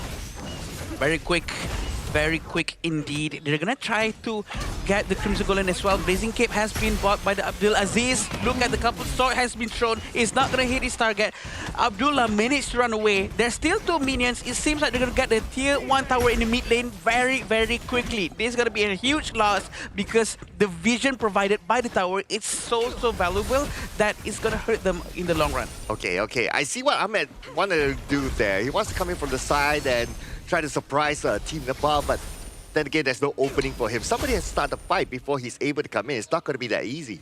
Yeah, BJ has 1 stack right now. He has 1 assist. And he's still so aggressive up front, trying to poke anyone, even though he's not going to secure a kill. Maybe he's playing quite aggressively right now, maybe a little bit too aggressive, because he might get punished by Abdul Aziz or Ahmed. But look at this, Cloud! A bit of a whiff there with our Bright Albers, but it's okay. They should be able to get it done. But with the day at sunset, looks like Abdul Aziz is able to get away to safety. Yeah, 3,000 gold in front for Nepal is a huge number, and within 6 minutes, this is progressing very well for them. But Abdulaziz has to move away from the tower. He has to let it go to make sure that he doesn't lose his hero just to save this 1 tower. But the bottom lane has not been managed by anyone. Oh yeah, the bottom lane is like almost free for Team Nepal. UAE, they look like they almost forgot about the bottom lane for some reason. Right.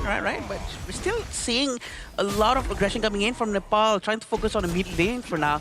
And it looks like Swastik really helps out with his team, trying to destroy towers by tower. It looks like they're going to be focusing down towards the high ground tower in the top lane very early on. Oh man, we are already less than 7 minutes in, and Team Nepal right now, they've been pushing UAE all the way to the back. And Abdullah receives that damage from the couple blades. Considering that he's a tank, the amount of damage that he can receive, well, we can see how much BJ has scaled right now in terms of damage. I agree, and also we have to remember he's actually using Execute right now, so he cannot really use Sprint or Flash trying to play an aggressive play. He can only use Execute to try maybe steal, but this is what's happening down there. Rashid eventually managed to get the tier 1 tower at the bottom lane, at least maybe closing up the difference between the goal of the 2 teams. UAE and Nepal is almost neck to neck, but at the same time Nepal is leading quite far ahead. Both of the Vision Sprite Link has not been activated yet at the top and the bottom lane on the side of UAE. Yeah, that means it's kind of dark for them, especially at the bottom right now. But Abdul Aziz showing up. He sees Suyong right in front of him, so he's not going to engage for now. But again, both sides, they're getting ready to try to contest the Tyrant. But if we look at the gold difference right now, it's quite big. The UAE is behind by about 5k gold. Yeah, and this is the most important thing, right? Suyong has always been in front, hiding in the brush. an opening division for the entire team. So the Nepalian team for sure will feel very comfortable. They know everyone. They know everyone's position. And look at this. Look at what's happening here, Cloud. They're trying to get Overlord, and the high ground tower has been destroyed. Defend, guys, defend. Your base needs you. Look at the minion. Oh, man. Okay. They got the Overlord. Okay, so that's gonna be a bit of a prize for them, but they will lose all their towers. Even the middle one will be taken by Nepal. And speaking about Nepal, now they're going all in. All towers down. Nepal, time for them to move in, but Abdul Aziz fights back. And they will get Swastik down. But Team Nepal, they're not letting this one go. Abdul Aziz will pay for it. Abdulaziz goes down, but so does the two high ground towers. A very great move by Nepal. So the question is, was it that worth it for them to leave their base wide open for Nepal to take just now for one Overlord? And mind you, this is not enhanced Overlord. This is sub 10 minutes. Yeah, so it's not really worth it yet.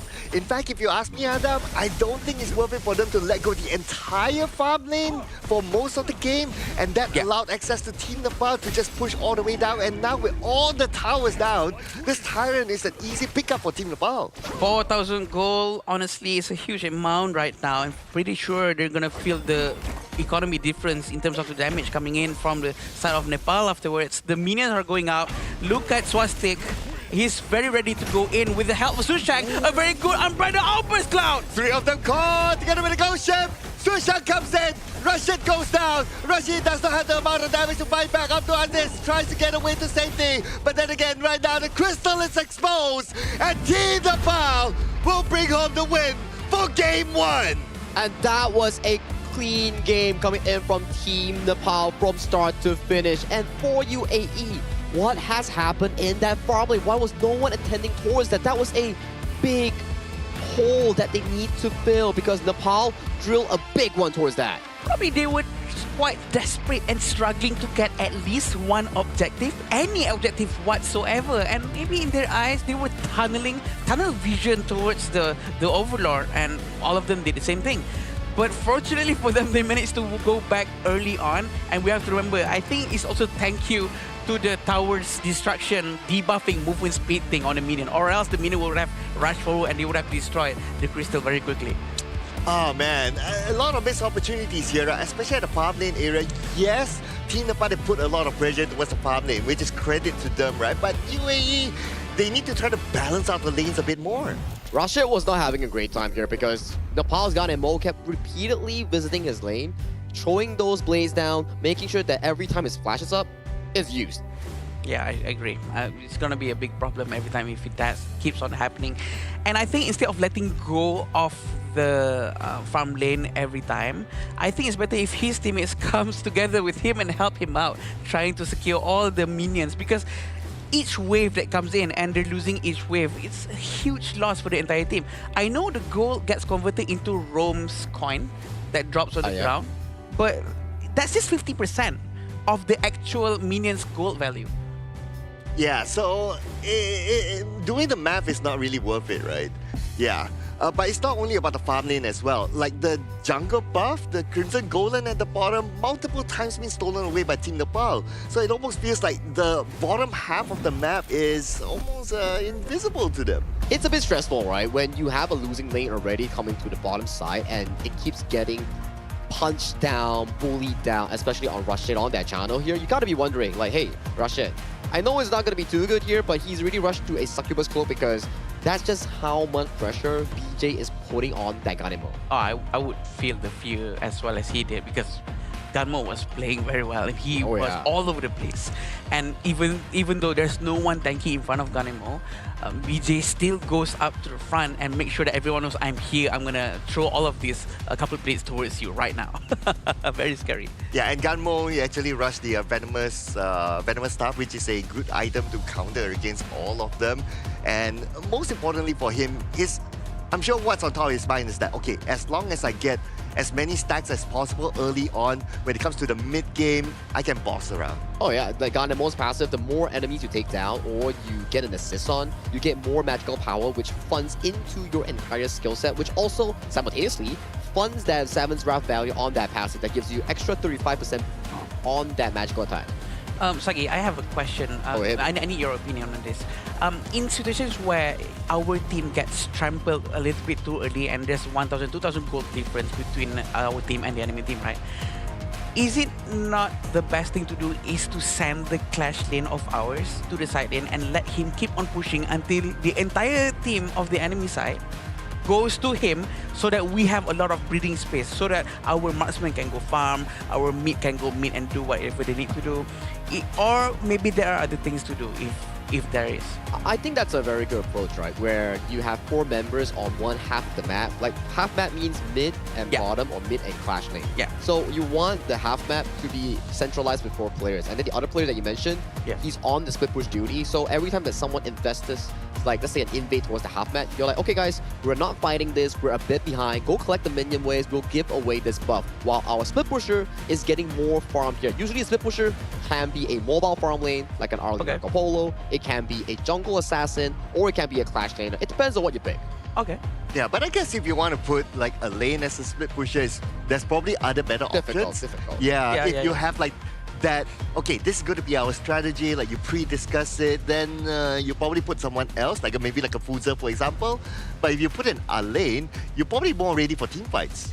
I mean, not so much like I need a split push right now. It's more like we have to do something to put someone else on that one part of the lane so that we have more space here, because they are forced to do so. That's why I feel like for the first game just now, maybe Align could have done it with the Death at Sunset to be able to use that to run away, maybe with some dashes, but that's just a thought of mine. I think it's a valid thought, right? If you ever want to find a player to actually do such a thing, it's probably Ahmed on the end way. More mobility, can cross wall, can also move faster compared to a lane, and then when your item starts racking in, you can utilize the Abdul Aziz Death at Sunset to look for potential more plays. But due to the fact that the game was so suffocating coming in from the side of UAE, it didn't really allow them much room to actually play. Look at Ahmed here, getting tagged by the Ukitachi Bana, and then the couple of plays coming in for BJ. But provided that the rest of the team, the 4, actually sticks at around mid lane, right? They have mid to stick. to bottom side. Mid to bottom. They have to like be together. But this is such a good umbrella over such an opening. Exactly like what Cloud said. Suyok's Zhangfei is such a signature from the team.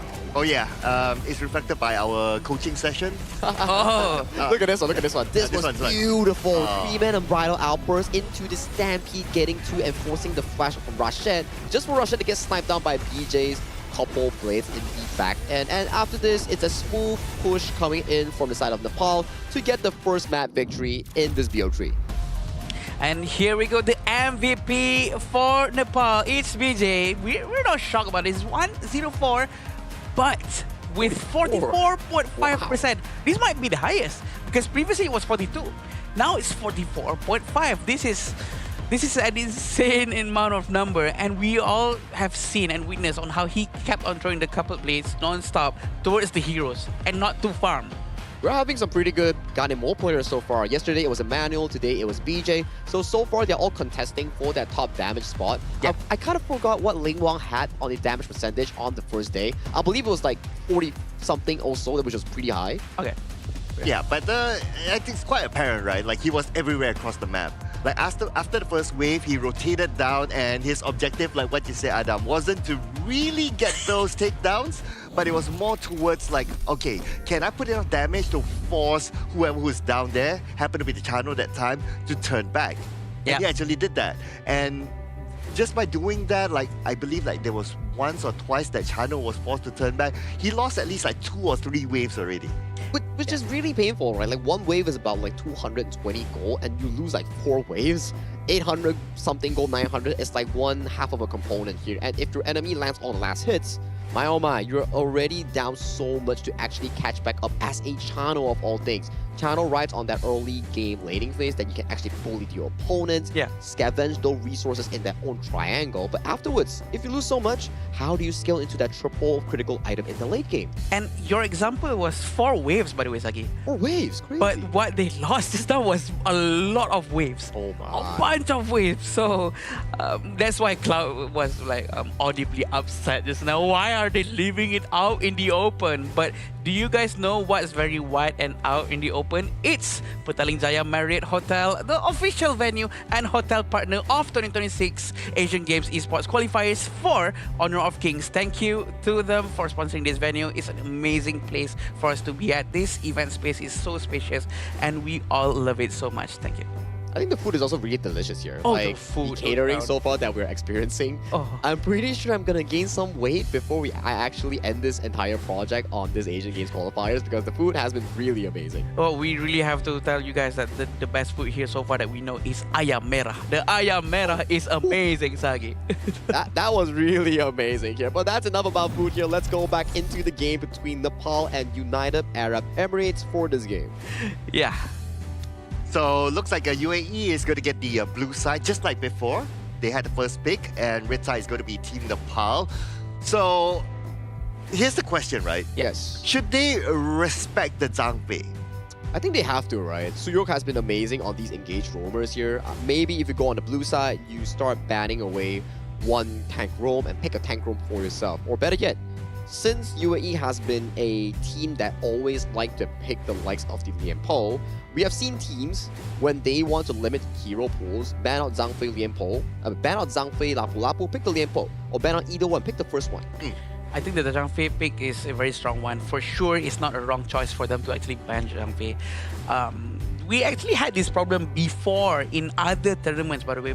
Back then, when Zhang Fei was so famous in like international tournaments, by the way, Zhang Fei kept on being picked and no one is banning Zhang Fei. They kept on focusing on banning Mai Shiranui, on Dharma, on Guan Yu, and it seems like we're having a pattern here. We're looking at almost exactly the same thing happening all over again because our patch is using the more or less the same patch as the one that I was talking about just now. So it seems like many other teams have been forgetting on how useful and strong Zhang Fei is to the point where I think it might be worth it for us to ban it out. Yeah, because the latest patches, Zhang Fei is still up there, but it's no longer, right? Not like this patch. Not like the one and only. Yeah, the one and only. I remember it was like back then, it was like the one and only. But anyway, no Zhang Fei ban as the first phase ban. So if UAE doesn't pick Zhang Fei for themselves, I'm pretty sure Suyong will be smiling and say, thank you for the pick. And they're going to go for Chano again. Like putting trust on towards Rashid, right? Like Chano is still one of the premier picks coming in from the tournament here. Super high in terms of that priority. Strong early game laning phase, strong late game damage output on a single hyper carry here. But Nepal, I'm pretty sure they're going to revisit back the pick just now that you mentioned on the Zhang Fei because looking at this, banning Dolia, banning the Liang, you're welcoming yourself into different options here for the side of Nepal. And that's the Mai Shiranui. We have seen some fantastic performance on this pick. And the second one will be Ata. This is a very strong 1-2 with very strong compatibility coming in from Team Nepal. I wouldn't be surprised if UAE actually steals the Zhang Fei away from them right now. But this is probably also because Nepal has a bigger hero pools, maybe. That's why they're quite comfortable and confident to just leave him out there for now. But I like what we've been talking about all this while. If it works, why not just stick with it? Moza and Garuda as a second and third hero for UAE. What do you think, Cloud? Well, I think right now then they will be forced into a situation where their jungle has to be one of those more tanky sort of jungles. If not, they won't have any other option. But speaking of options, looks like a Team Nepal, they're going to flex their hero capabilities. They're not like, you think I'm only Zhang Fei right now. I'm going to show you I can play the Lapu Lapu as well, which is a good substitution for Zhang Fei, I must say. The skills are pretty much the same, so I think it will be a good one. If you were to say that Zhang Fei is one of those protectors in the early game before the level 4, Lapu Lapu is more on the engaging side. When both of them are level 4, they are quite similar in a sense where you can engage from afar. But for Lapu Lapu this game, it looks pretty good. You want to be more active in the early game to supplement that Mai Shiranui. That's going to be looking for a lot of early game rotations, especially towards Rashid in that bottom lane because that's a channel which doesn't have a lot of mobility like the Arlie or Marco Polo. Very interesting to see Fuze and Musashi has been taken out. Nakoruru also has been taken out by the UAE. They are aware that this hero assassin types are very much Nepal's gameplay, so they chose to take it out very quickly. UAE is gonna go with their fourth ban right now. You know what? Why not just ban another jungler in the process? No problem whatsoever. Fateh is a good option, but we all don't know if Atta is actually gonna be the jungle. Which is a good point, right? That's the beauty of Red Side. You can always save these flex picks into the final moments to really play some mind tricks against your opponents here. So right now they ban a lot of junglers and clash lanes, Byron, Ukyo, Nakoruru, and also Fatih, which are what Nepal actually needs to fix their draft in one of the picks here. But for farm lane, there's still a lot of options here coming in for Sushil. Maybe he wants to go for the Direnjie, maybe he wants to go for the Fang instead. Yeah, I like the Fang pick as well. Looking at they already had like 2 tanky heroes, it's good that they pick a hero that can come out with a little bit more damage. There's the Fang. Lubu will be selected by UAE. Okay, so this is going to be more of a damage kind of hero, but they need a hero that can really tag the forefront. You can argue that the Moses can kind of set up with the thing inside the box, like you flash forward thing inside the box. For but Levi! Okay. Okay, I personally am not a fan because you don't have enough durability in UAE. Correct. I believe that they needed something like you mentioned here, like a Dun Jungle or Kaiser that we saw that was pretty successful coming in from the Kazakhstan or Uzbekistan game, where this exact Levi pick, it's a bit alarming towards me because I feel like Nepal's idea is to go for those early game invades in towards UAE's jungle, just like what they did just now in game 1. So this is gonna be interesting.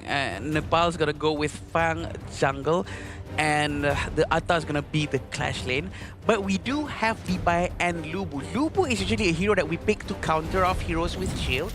But the counter hero for Lubu is Atta. Anyone who with a lot of HP is the direct counter to a true damage. So this is gonna be very interesting after they took Lubu, even though there's an Atta on the other side of the team. And you need so much gold on the side of UAE's double side lane. The Lubu, the Chano. Yeah. They need a lot of time to scale into fruition here. But the early game still stands. The Garuda in the mid lane that has been drafted by UAE alongside the Mozi will be pretty good guardians of the jungle if they can actually protect it well. Guardians of the jungle. I like the ring to it. That's a ring to it. That's a ring to it. But anyway, what we learned from game 1 is that BJ and his rotation is on point. It's fast. So considering that he is using a Mai Shiranui right now, Mai has good mobility, and as we can see here, after the first wave, he's already moving towards the bottom. They are recreating the same formula like how they did in game 1. Yep, this is exactly what's happening. They're going to the jungle, and the jungle is actually able to be secured by Abdullah. Even though there were actually 3 heroes from the Nepal side, we can also see on how both sides of the jungle are trying to clear as fast as they can. It seems like Ahmed is facing a little bit of a problem.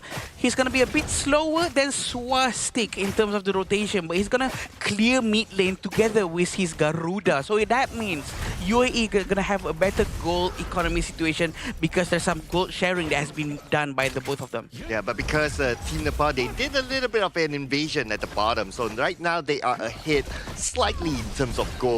Though it's still very early, but both sides can still catch up to each other. Seems like the Purify from Sushil has to be used just now to stop the Cannon Blast from being too effective. 800 gold in front for Nepal is not too big, not too small as well. So UAE, if they want to do anything, they have to do it now. As we all know, if they continue with this kind of momentum, this kind of gameplay, they might slowly bleed out of economy. Yeah, the jungle invasion has to happen, right? Especially like what Sagi said with the Levi. But they have yet to cross over to the other side. Right now, it's again the same formula. Team Nepal is the one that has been crossing over onto the jungle side of UAE, putting pressure onto there. And now they're making the rotation to the top. Why, Cloud? Why has UAE not crossed over there? Because... Why are they not doing it? Tell me, Cloud, tell me. Yeah, I think we'll need to leave that to the interview if we get the chance. Oh, okay. Don't later Mara will ask them. Later Mara will ask, why do you guys not cross the river? That's not. Oh, okay. Not a bit ago. I get the reference there, though. Just saying. Okay. I never got the answer, though. Okay. But Abdullah is still in the mid lane. We're going to be trying to focus down on the minions.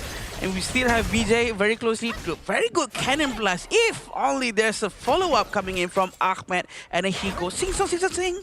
That would be the best thing to do. He goes what? Sing song, sing song, sing. The ultimate of okay, Ibai's okay. ultimate. Oh, that's how the sound. The sound. Yes. Okay. If you want to know the in-game sound effects, it's actually my voice. Ooh. No, I'm just kidding. Oh, wow. I mean, it sounds similar, though. It sounds similar. I'll give you credit for it. Oh, thank you, thank you. Okay, but I can see a small attempt there by Abdullah to try to cross over, right? But the moment he got into the river, he was about to cross over, and then it was like, okay, maybe there's someone there, one cannon blast, and then he turns back. But to be fair to him, it's like nobody's there to back him up, so he cannot totally commit to go into the jungle. Yeah. 600 gold in front for Nepal.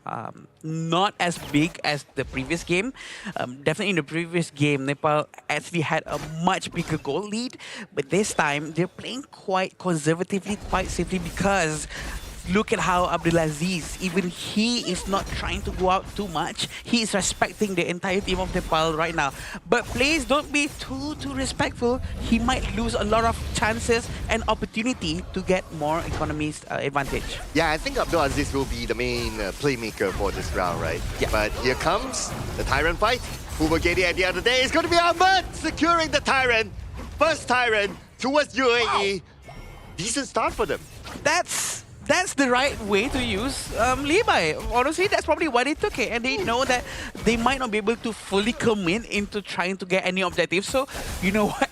Why not we just use Levi and just use the first skill, dash, use might, and then come back. It works. It works and it's proven.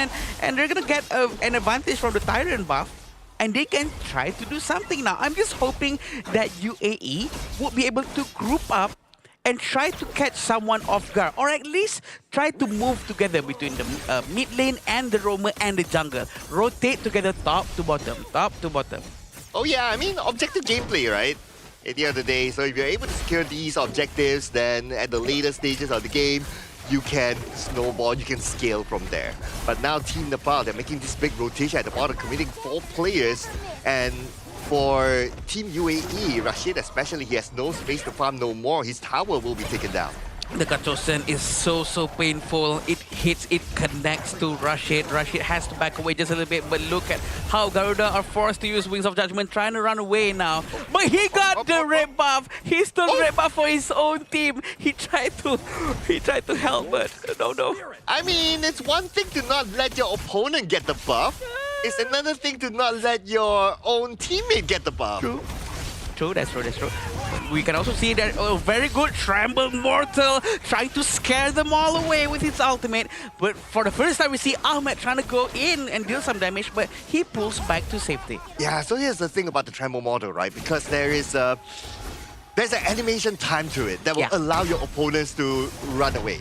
So Swastik can jump away, BJ can jump away easily, so it's not going to be the most effective against them. The best is that if the Moser can land a cannon blast and then the Tremble Mortar comes in, then it'll be much better. Yes, they need to time this very well. They need communication, but look at how the Raging Sea has been used. It hits Rashid, but no one does any follow-up from Nepal. They're still playing very safely because they can see Ahmed is on the side, trying to be prepared to get Sushank. Yep, Wings of Judgment this time. Hopefully he doesn't steal away the buff from his teammate. Now Tremble Mortar comes in, gets Swastik, but Swastik again as usual easily swats away, but Swastik's down in trouble. His teammate's coming in. Abdulaziz was first, get the first strike. Swastik will go down, but countered by getting Ahmed instead. And looks like Team Nepal gets 2 of them from UAE. It's a win from Team Nepal. Inner tower has been destroyed and they will pull back just a little bit and try to focus on other objectives, not to overstay their welcome for too long. The goal difference for both of the team is quite high, but not as high as before anymore. But look at Swastik with 4,900 gold, going to 5,000 now. With this Wings of Judgment, will they be able to save the tower? It seems like, yeah, he's managed to save the tower for a little bit longer. Oh, but maybe can't save his teammate. Unfortunately, Abdulaziz went down. So now without Abdulaziz, nobody can tank the front. Now, Adam, this is something that we debated, right? Who's going to be the frontline tank? If Abdulaziz is not there, no more. And looking at Abdulaziz and his items, he's probably going to go for more damage instead of tank. Yeah, it's gonna be a bit of a problem for them for sure. Even Abdullah is only using Mozer. And yeah, I mean, Mozer is not wrong, but the itemization for Mozer that he's going with right now is as if he's buying magical damage items, and I don't think that is the best for this situation right now. Probably the best item for Mods right now is to get Dawnlight. Dawnlight is such an underrated item for support roamers. If they use Dawnlight, he can provide unlimited amount of shields every time he uses skills, provided the cooldown is over. Oh, but Team Nepal right now, they're trying to invade again.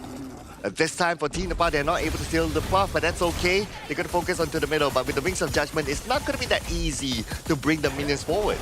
Yeah, they're trying to play it safe. Sushank is still on the side of Ahmed. Is he going to try to get Ahmed? Ahmed manages to run away in the nick of time. They're all going to be rotating towards the Tyrant. Tyrant's going to be taken fairly quickly. Seems like Suyog is going to be on the front line. He's going to prove to everyone why he doesn't need Zhangfei. He's going to be playing Lapu Lapu very well. We have seen his Raging Sea has been connecting very well so far. Yeah, so far so good. And he has been the one that's been opening up the map as well. Yeah. Now on the left side, Sushank's been doing the same. So right now, with the fact that the mid tower is down, Team Nepal will have a lot more space for them to play, and soon they'll be able to take down another mid tower as well, thanks to the fact. Triangle Mortal has been used. He's trying to get Suyog. Suyog's about to go down. A very quick downing from One there. more.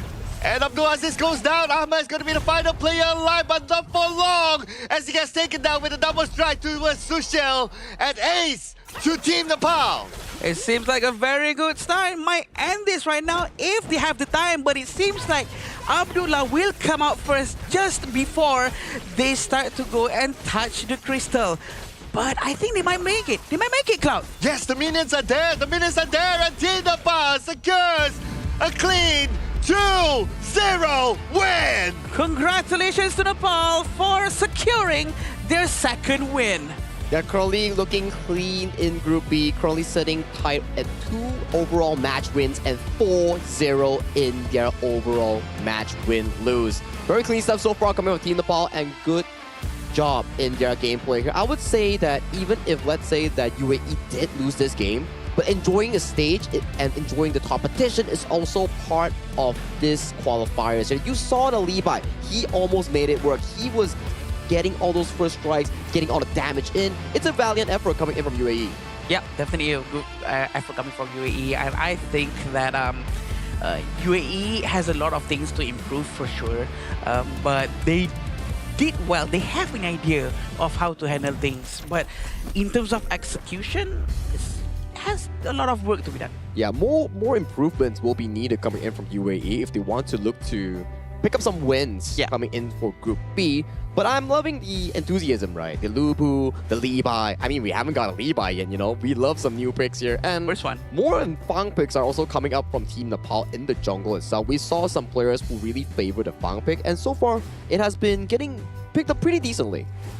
Yeah, and I think the Lubu pick would have been fine if there's another hero to set things up.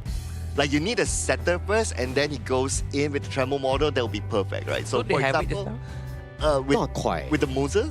Not enough. I think what Cloud is trying to suggest here is that they probably need something like a Zhangfei, Lapu Lapu, because when we were discussing in the draft just now, Cloud, like they were lacking a frontline hero. Yeah.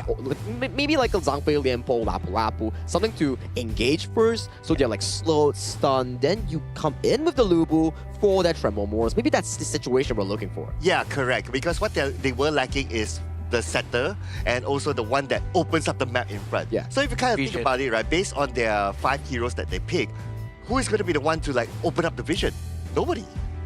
It's difficult, right? Like the Moza idea was splendid. I would say that Moza is actually one of the most annoying roamer you can actually deal with in the laning phase in the mid lane 3v3 scenario. But maybe if the jungler wasn't a Levi, I mean, we love the Levi pick. It was pretty like interesting. But if let's say the jungler was something like an Ata or something like a tank jungler Dun, Kaiser, maybe it could have provided UAE more chances in those teamfights in the river. Yeah, that would balance things out for sure. This is why in any draft, what I would personally do is that I would try to find, okay, do we have someone who is tanky enough? Do we have a burst damage? Do we have DPS? Do we have sort of a clash lane who can sustain in front with some sort of a lifesteal or some sort of a recovery mechanics? And do we have a support if we don't have a tank roam?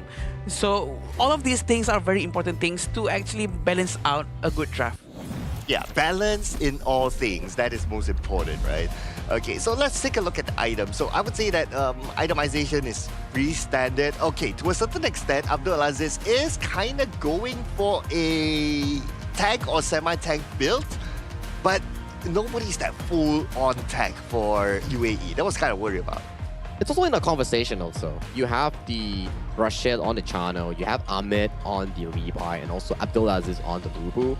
Resources are finite. You can't really share everything to the team when you have so much mid to late game heroes in your team. It will make like Nepal have like an easier team fight because Nepal's composition has no late game. It's full on early to mid game, riding on the strong compatibility coming in from Fang, Mai Shiranui, and also the Lapu Lapu coming in to make sure that they can always push forward and find those early game team fights. Yeah, actually they do need someone or a hero that doesn't really need an item to scale, right? Like someone who doesn't rely on it, maybe like a Frost, or maybe Garuda is more or less considered like that, but it seems like Garuda was also very much stuck at the mid lane. Now couldn't rotate, couldn't help the side lanes as well, so which translates into why Rashid was struggling down there and couldn't finish his itemization. He only has one Eternity Blade. Yeah, and you cannot compare the mobility between the Mai and the Garuda, right? Obviously, the Mai would be like, okay, once I clear my lane, I know I can rotate down for a bit, come back to my mid lane and not miss the wave. That's how fast the Mai can rotate. So this is what I see the advantage of BJ, right? And the way how he plays is that he knows his rotation timing. It's the same like how he did with the Guardian Mo, and that's why he was all over the map. It's very smart, right? Like I would say, synergy between Suyok and BJ. Every time they finish up clearing the mid lane, they rotate really quickly towards the side lane to put impact, to put pressure against members like Abdulaziz, like Rashid. That's why even if they have a favorable matchup, with the addition of like the other laners, especially mid and roam, it usually doesn't favor you when you are having a man's disadvantage. Yeah, for sure. And these are the stats that we can see. Everyone actually contributes the same amount of damage and almost the same amount of damage taken also from Nepal. This shows that everyone contributes into this, right? They don't have that one hyper carry that carries the entire team. Everyone does their jobs. And also the same for UAE. They tried their very best to deal damage as well. But like what Cloud was saying, Abdulaziz was the one who is forced to take the damage first. Correct. If you see here, the most damage taken is Abdulaziz. So here's the thing, right? For Lubu to be successful in the game, he has to farm his items. Correct. And then he has to go to somewhat late game, right? For him to get the true damage out. But if he's forced to really tank it, and every time he tanks, he has to go back, he has to heal up, and then come back to the game and also farm, then when is he going to achieve the items that he needs to come out with the true damage, right? It's going to be continuously delayed, right? Because you're always missing out on certain team fights. You're forced to fight before your power spike, which puts you into a very uncomfortable position here, which is what Nepal successfully did. With so many strong early to mid-game picks, they were consistently forcing fights which are in favor of Nepal, but not in the advantage of UAE, which led to this gold grab. Only a 9-minute 41-second game before the Shadow objective spawn, but there's already a 7.5k gold lead slowly but steadily towards the endgame mark. Yeah, this is definitely a very nice and smooth graph for sure. Nepal focuses on all the objectives, but kudos to UAE for them actually managing to steal that one Tyrant. This is because of the Levi that actually dashed early on, and they sort of managed to do it. If only they actually commit into a proper team fight, like actually group up and actually try to do something, it would at least be nice for us to say, you know, like, oh, we actually saw one actual try from them. But most of the time when they went into a team fight, they were all over the place. One is on the left, one is on the right. They never did group up. Yeah, we hardly see that though. But we can check out the highlights again. Look at the difference between how UAE and Team Nepal plays. Right? Team Nepal, they will group up together, they will go to one lane, they will clear off that one lane, and then yeah, they pretty much do the same, like whether it's the farm lane side or the clash lane side, and then they focus onto the mid lane after winning both lanes. So they move in as a team, and this is what I like about Team Nepal's type of rotation style. Which is true, right? We did see that in most of these replays, when UAE were to initiate a fight, it comes out okay at the start, but the members are just not ready to follow up on those engages here, which allowed Nepal to find those easy pickups on those teamfight wins, resulting in our MVP for this game and EP's very own Sushil on that DRNG with a 404 clean KDA. I believe he was 100% participating in every single teamfight, every single takedown, and he had a comfortable stat for this game 2. His position is just so good, right? Because he was being taken care of very, very well. Also because he actually has a tank on his team, like proper tank that could just be in front for them to soak up damage, for him to have a breathing space and hit from very far away. This is what completely missing from UAE, and hopefully in their next match they could try to maybe draft something much closer to that one.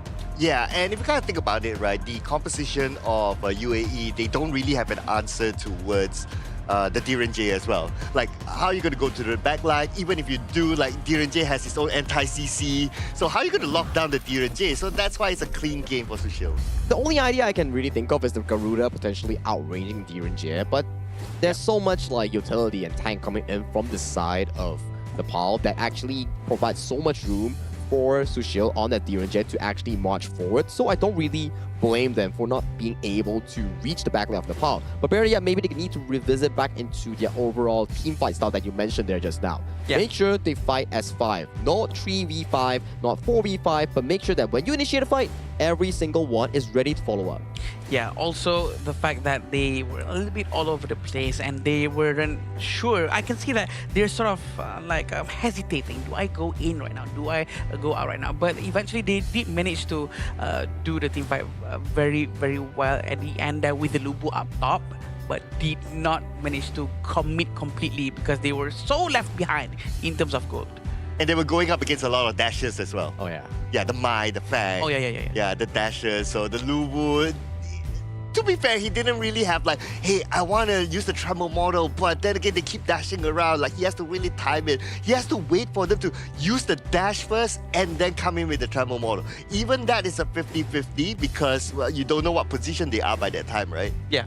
And you probably have to bank in the fact that, can they react? Can I react? Do I need to use Flash to follow up on the second tremble models to actually reach the backline? So it's a bit of a, I would say, inconsistent pick. You need more setups coming in from the Lubu, especially something like a Zhangfei, Lapu Lapu that we discussed just now, that could really engage the fight first, allow the teammates to come in later, especially Abdul Aziz on that Lubu here. Maybe you find like one beautiful Unbridled Outburst into the Lubu, then maybe that's the perfect scenario for Abdul Aziz just now. Yeah, for sure, and we would love to see more of that. But we do know that the gameplay that has been shown by them can be improved quite a lot. I am pretty confident that they can improve within the short period of time because Kazakhstan has showed the same thing just now. Yeah, Kazakhstan's growth was just so beautiful. I mean, Uzbekistan's growth was really nice just now. And Kazakhstan, they won yesterday. Those are amazing experiences and samples that we can refer to. But let's jump into a short interview with Mara and also Team Nepal.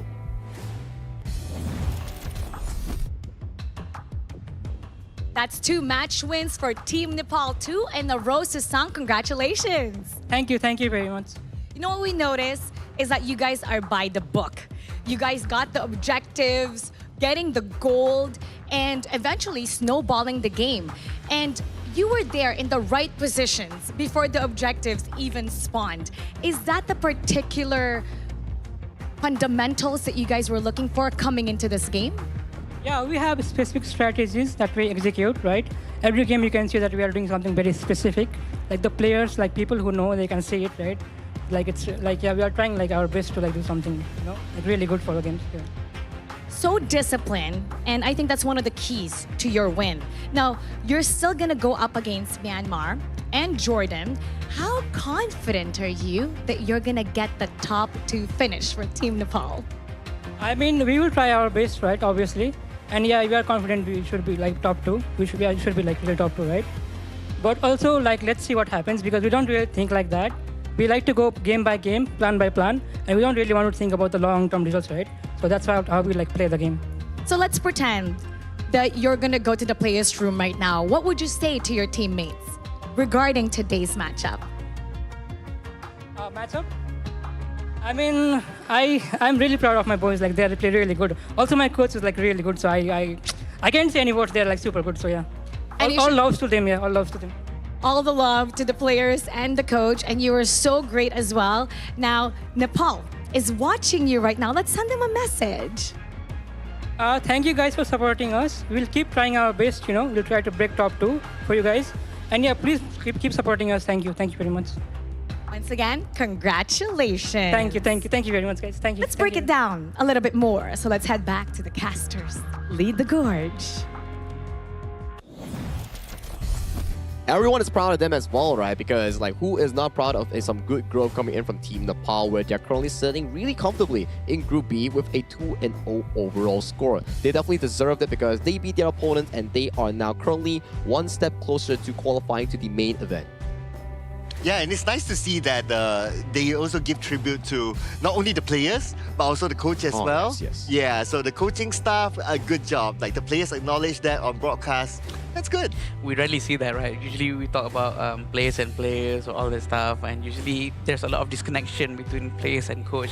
This is a very, very rare moment for us to see, because coach plays an important role to actually help the players to make a very good drafts, give them a proper mindset before they go into a proper team fight, before they go into a proper match, and eventually help them to think outside the box for the draftings. It's both coaching in and out of game, right? The mental coaching, the in-game coaching, Cinema. Coaching as a person in general, right? Because you can't just be knowing how to play a game without actually being able to collaborate with your friends or your teammates. Yeah? Because in the end, it's like work. You need to be able to work in a group project, which is that team fight, which is that in-game play, which is collaborating, sacrificing something, so you can actually make that team fight, make that project, make that game work as a team. Yeah, I'm hearing all the yes. Oh, you're hearing it too, yeah. Yeah, you can see them just celebrating. Yeah, have a good time after this. So, well deserved. But you know what's coming up right after this? What? It is going to be Vietnam versus Kingdom of Saudi Arabia. Oh, that's going to be another hot matchup here. And Vietnam so far, they are the top dogs in the Group C. They have yet to suffer a loss, and the games that they have played, they've been steamrolling against their opponents here. So we are definitely excited to see what Vietnam has to bring in for this upcoming match. But let's not count on KSA. This is their official first debut match in this tournament. Yeah, I agree, and this is gonna be very nice for them to actually continue with their next matches. But do you know what else is very nice, Cloud and Sagi? What is that? It will be iQOO 15R, official gaming phone for 2026 Asian Games Esports Events Honor of Kings Qualifiers. So don't forget to try it out. It's a phone that has 120 Hz of frames per second, a very good cooling, I might add, and it's the device that is currently being used by all the professional players that is going to be playing up on the stage that you guys watch every single day here. Yeah. I noticed that's how the players held up the phone just in front of the camera, right? Yeah, it's to show that, hey, this device is so good, I'm showing it to you right now. I'm using this to play this international tournament. I mean, you were asking how Suyuk was able to find those crystal clear engages, find those pixel perfect moments, right? There you have it, iQOO 15R. Oh, go get that. Makes sense. Yeah, that makes sense. Definitely. Okay, I think we're gonna go to a break first right now. Yeah, we're gonna go to a short break before we come back into our next matchup of the day, which is our fourth one featuring Vietnam and Kingdom of Saudi Arabia. So see you later.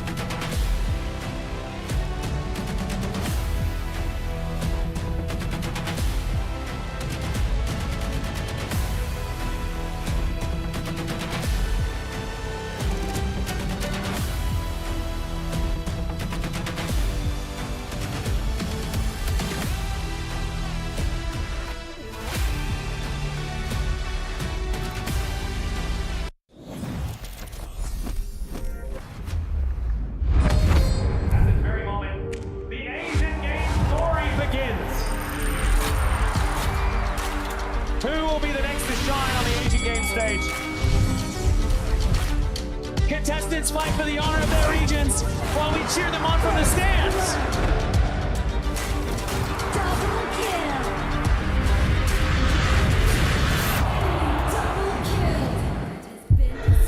This is a challenge, but it is also an opportunity. The tide is turned.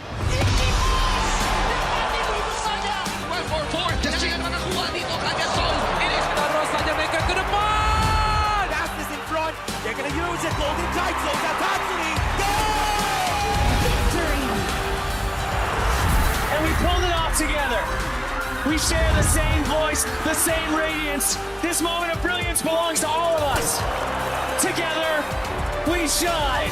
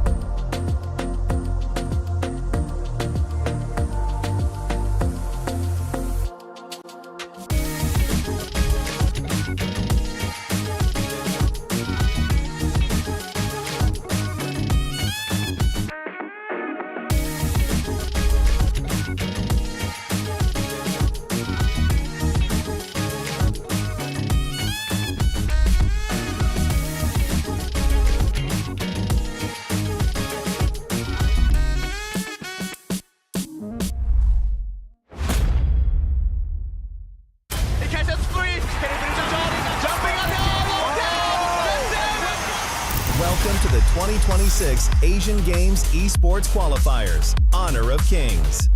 20 regions, one stage, and only the strongest 9 teams will earn the right to shine above the rest. Taking place in Malaysia, June 13th to 21st, 2026. Coming to Malaysia, this is the battleground where teams fight for the right to qualify for the Asian Games. 20 teams enter, but only 9 teams will move on. Apart from the 20 regions, there are 3 regions that have direct qualification. Here is the 2026 Asian Games Esports Qualifiers Honor of Kings format. First, the 20 teams will split into 4 groups of 5. In each group, every team faces every other team once in a single round robin, with every match played in a best-of-3 format. That means every match matters. Every game matters. Every single point matters. The point system is simple. Win the match, earn 1 point. Lose the match, earn none. At the end of the group stage, teams are ranked by the total points they've collected. And from there, the road begins to shine. The top 2 teams from each group qualify directly to the Asian Games main event. That gives us 8 teams advancing straight out of groups. But for those not through yet, the light isn't out. The teams that finish 3rd in each group still have 1 more shot. They move into the last chance stage. There, they battle through one final BO3 single elimination bracket until 2 teams remain. The 2 teams will then face off in a BO3 match to claim the one final qualification slot. So in total, 9 teams will make it through, 8 from the group stage and 1 through the last chance stage. That is the rule. Now it is time to see who can rise through it. From across the world, regions gather here in Malaysia. 20 teams, and only 9 will qualify. The path is set. The stakes are clear. Together, we shine. Stay tuned, and we'll see you at the stage.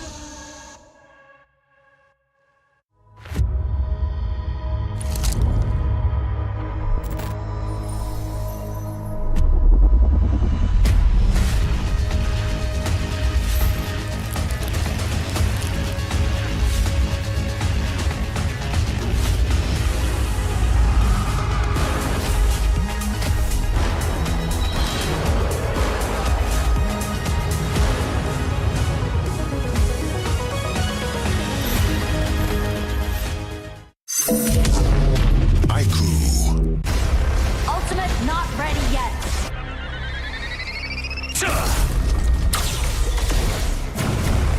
You have slain an enemy. My magic murmurs in ecstasy.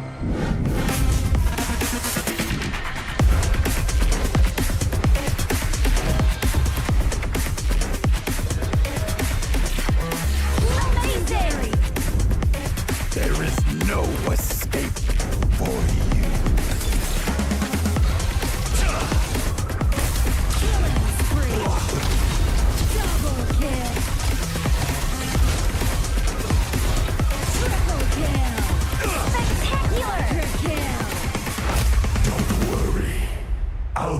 for your life soon.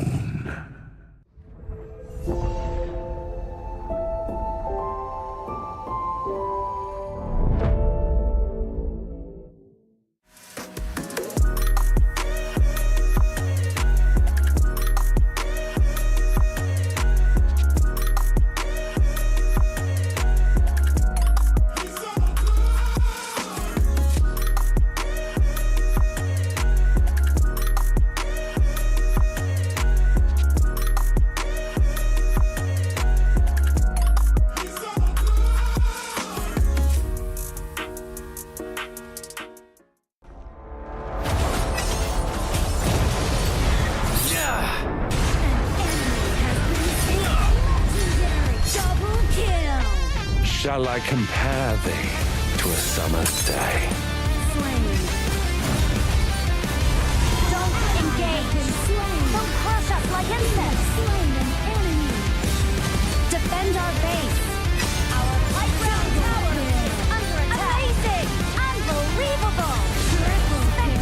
Ah, the fragrance of romance. Ally has been slain. Rampage. Double kill. Triple kill. Spectacular. Pentakill. Lady Fortune is on my side.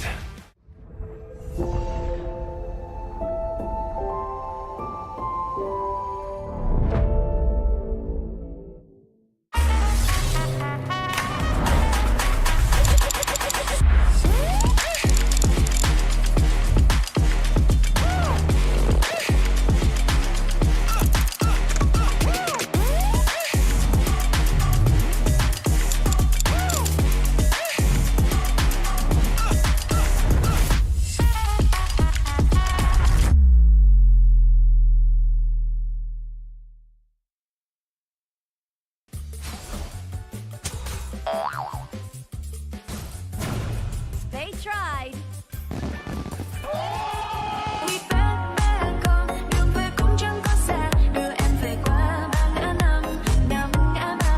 The new Spritling skill, Dig It, is a passive skill, which will automatically trigger at fixed times each match, up to a maximum of 10 times. The skill grants guaranteed standard rewards like gold, XP, shield, health recovery, and more. There's also a small chance to uncover mysterious grand prize effects during the match. Dig It may also produce tradable high-value treasures. Detailed information about acquired treasures will be shown after the match ends. Each treasure has its own rarity and storage size, and obtained treasures will be automatically stored in your warehouse. If you want more high-quality treasures, make good use of the Treasure Fusion feature. You can also copy and share your code so friends can help speed things up.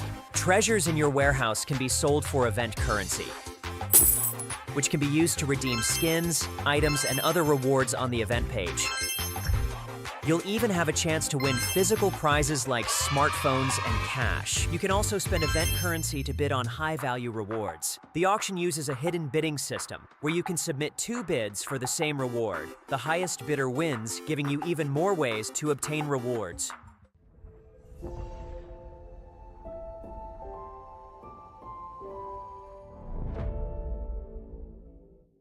Itu kontrak kita. Relax bro. Phone aku! Jom kembara. Mountain View!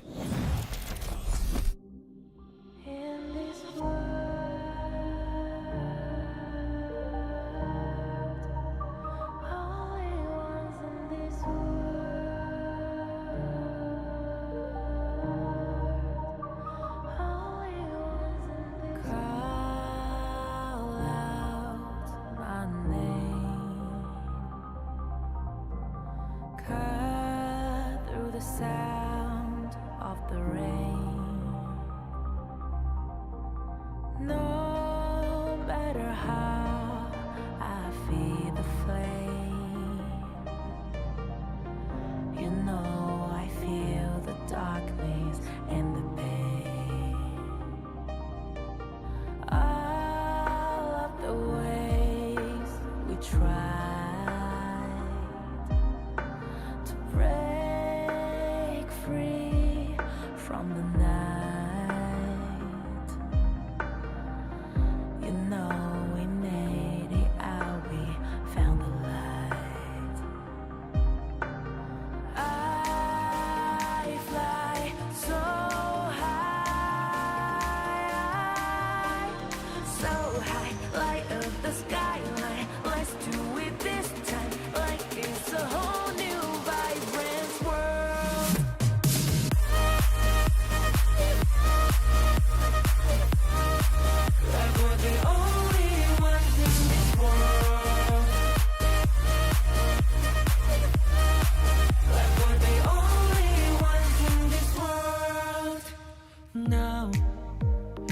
see that I got everything I need. It's alright, I'm on fire, I'm alive, 'cause now I fly so high, so high. Light up the skyline, let's do it this time, like it's a whole new colorful world.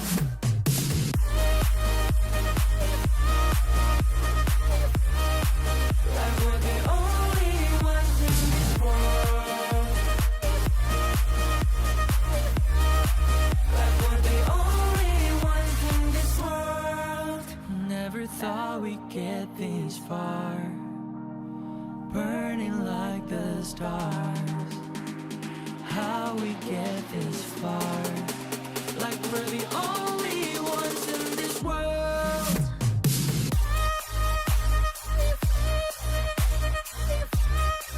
Like we're the only ones in this world. Like we're the only ones in this world.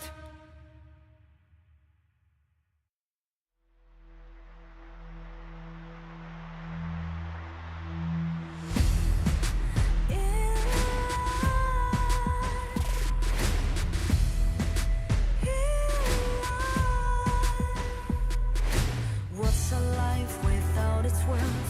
Compromising with what hurts inside, inside. When you let fear decide your fate, you don't choose which path to take in life. In life, I'm finally letting go of everything that still holds me. I'm against all odds, but I won't give up, 'cause it's my time to shine. Standing in the spotlight, and no one let me down. Destiny is calling high. I'm not afraid to fight for everything I love. Victory's on my side.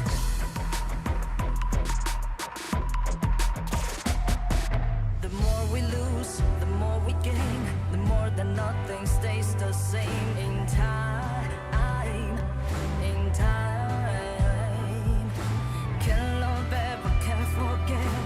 What you see is what you get. Sometimes,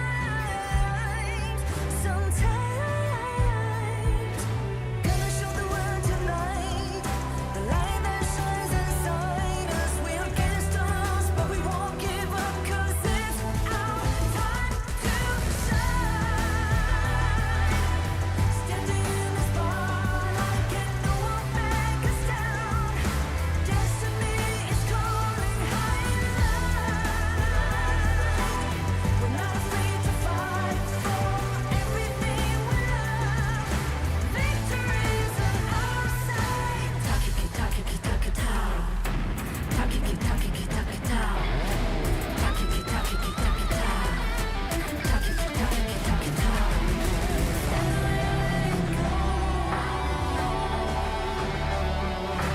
Everything else still holds us. 'Cause it's our time to shine. Standing in the spotlight, can no one back us down. Destiny is calling high. We're not afraid to fight for everything we love. Victory's on our side. It's our time to shine.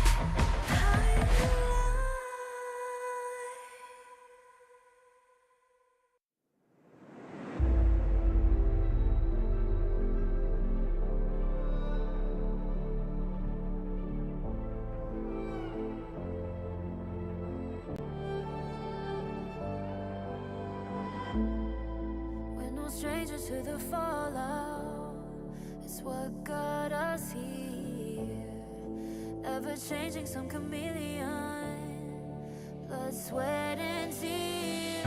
We'll never make it if we fall to everything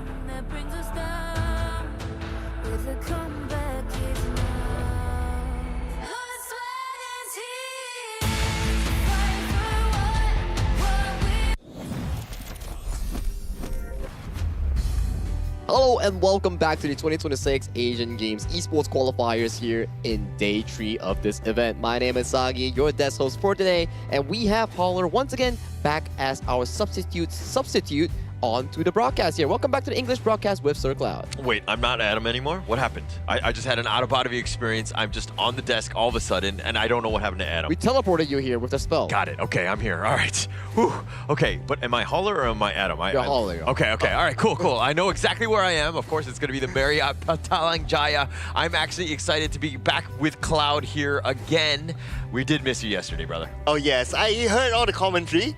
Oh. But then again, I'm always here in spirit every time you see a Zhangfei.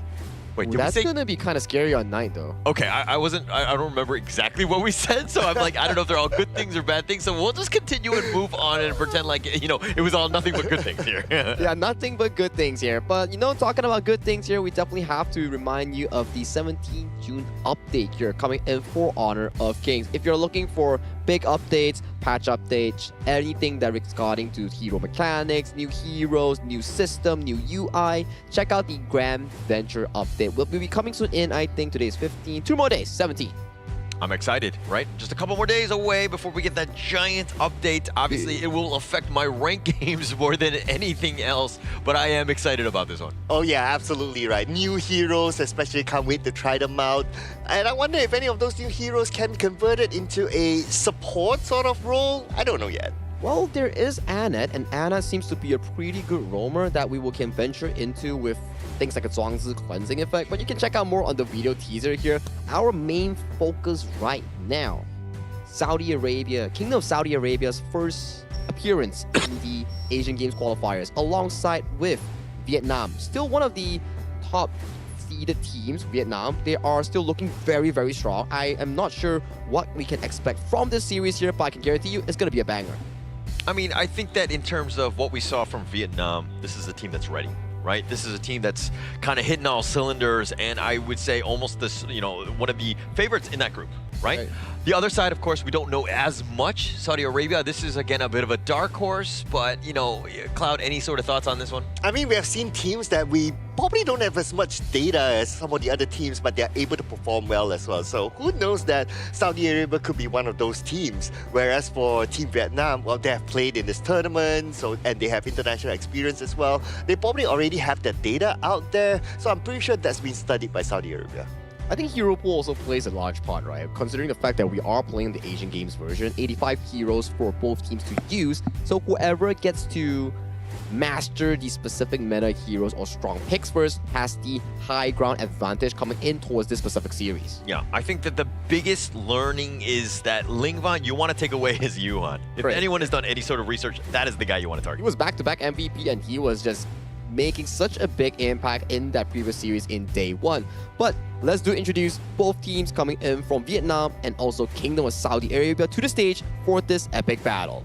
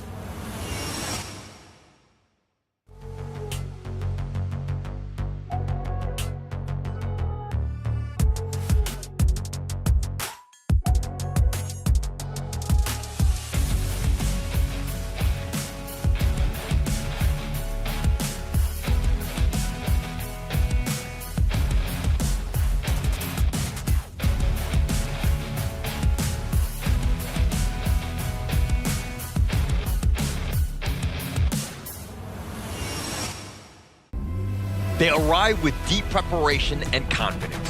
One of the true powerhouses of the scene steps into the arena, built on discipline, speed, and precision in every fight. Please welcome Vietnam!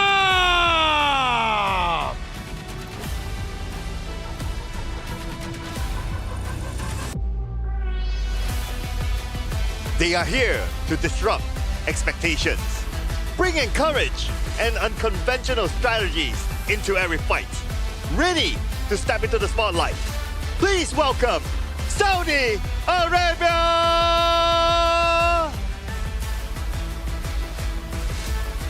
This is a battle between known and unknown. Vietnam, with their diverse and deep roots into the MOBA gaming experience. Saudi Arabia, with a passion and a spirit to challenge against Vietnam in this specific state. This is gonna be a heck of a match between these two teams. I think a lot of the eyes are going to be on this team right here. The Vietnam squad, there's a lot of expectation in terms of what they're going to be bringing, what they're going to be looking to draft, and it, of course, going to be made up of Hayduk, Bao Hang, Linh Van, Huay Thon, and of course Nam Phuong here in that Rome. But this is a squad that has kind of found their groove, but it really sets off by Linh Van's play in that mid. Totally agreed, right? We've seen from time to time that Linh Van, when he gets his hands on the carry mages here, he always manages to step up and harness all the resources to become that late game carry that we're looking for. And only playing 2 games, so not a lot of data has been displayed here coming in from Team Vietnam in actually being able to deep dive and dissect their pick and bans. Yeah, but because they started the tournament really hard, right? So we can kind of see that, okay, the gameplay is really fast and they know their drafts, they know how to execute as well. So it does look like Team Vietnam is a solid team, but of course, their competitors, well, we don't have much data out there, but who knows what might come out, right? So this is the lineup of Saudi Arabia, represented by Faris, Anas, Yosef, Ahmed, and Mohammed. Yeah, and this is, again, you were talking about the fact that we don't know as much. I think that we've seen, you know, in the Asia Games qualifier thus far, these are the squads that are kind of, like, you don't really know what to ban against them. So you have to kind of just go with, like, a blanket meta-style ban because, again, just no intel. No intel, and maybe they come up with, like, a secret pocket pick and a sucker punches you. Maybe these things sort of actually work when you can catch your opponents off guard. But for these things to happen, we will definitely have to see what kind of hero picks will be suggested coming in from Kingdom of Saudi Arabia players, because it's going to be pretty interesting to see some off-meta or unconventional picks. Yeah, if there's anything that I've seen, even from the Saudi Arabia players, when they were outside in the waiting lobby, just kind of getting prepared for this, is that they're very loose. They're very comfortable. They're not like rigid and like super stressed out. It seems like, hey, this is just another day in the office for these guys, and they get to play Honor of Kings. Ooh, and based on the side selection, Kingdom of Saudi Arabia, they themselves choose to be on the red side, means they will be having the second pick. So it looks like the idea here is that I want to see what you guys go for first. What sort of tone are you going to go for? And then I'll try to adapt to that situation. Now let's put our focus on towards the decision on this red side pick, right? So if you're giving up red side, you're potentially giving up picks like the Ukyo Tachibana, Yuhuan, or even your favorite Zhangfei Lapu Lapu, these picks that has been going on really, really well in this tournament, or even the Guan Yu pick that has found a lot of success, especially from Team Indonesia's Iqbal. The number one thing, Yuhuan, right? It just adds too much flexibility to the side of Vietnam, right? If they're going to pick first, they're going to pick all of the other, or ban all the other heroes so that they're going to be potentially taking that one, but they got to lock it down. That is a number one prio ban for them. Yeah, I wouldn't be surprised if they ban that one out. I would be surprised if they don't ban that one out, or at least pick it for themselves. But with the fact that they are having the second phase pick, right? So the ban is probably a must. You have to ban. Yeah, it's gonna be a lot of things missing from the ban pool here. Maybe the KSA's side, their decision on this is to, hey, let's say like meta picks, we're gonna be opening everything. We're gonna be targeting specifically on certain heroes like the Yuhuan and Ukyo Tachibana. Then we venture into an open and available pool out of the remaining ones. And that's been funny. Like, going into this one, if you told me with the number one picked hero or like a hotly contested top 3 Ukyo, I would not have, called that one at all. But Chano, obviously, that's another top pick. That is an interesting one. Obviously, a lot of eyes on that hero because it's still very strong. But Ukyo, to me, that was not going to be a top 3. Yeah, it's not going to be on top 3, but once we start going into the fundamentals of this hero pick, strong early game, strong dueling, invasive as well, that's where this pick comes into such a strong position in this specific Asian Games version here. But we jump into the first game of the pick and bans between Team Vietnam and Team KSA. Mai Xuanui and also Haino has been locked away from KSA's pool, and KSA has been targeting heavily into Linh Van's mid pool on that Xiao Qiao and also the Yuhuan. Yeah, and then now the channel first pick by Team Vietnam, right? So the channel needs a bit of help to win the early game, especially because the range of Chano is not really that far. It's quite dependent on the Spirit Wolves just to give that a bit more space in front. So it needs a bit more backup. So I would expect that Team Vietnam to pick a type of roamer that's a little bit more tanky on the front. Yeah, and now they're going to go with a Guan Yu. This is also a hotly contested hero. Just the repositioning has been great. Also, the Kaiser, it seems like day 3 has kind of risen up for the rise of the Kaiser because he's been dominant throughout today. Yeah, Uzbekistan played it really well in getting that 2-1 victory comeback against their opponents. And then, with the addition of the Guan Yu, that's going to be 2 big beefy boys that's going to be trying to handle Hui Tan on that channel pick itself. And Vietnam, they're going back to the bread and butter here. This will be the Ukyo Tachibana jungle with the Ata Clash lane locked in for a strong Clash jungle synergy. Okay, so you already have the Ata with the Team Vietnam, so having the Zhang Fei would make a lot of sense because the Ghost Ship and the Umbrella Outburst makes a good combination.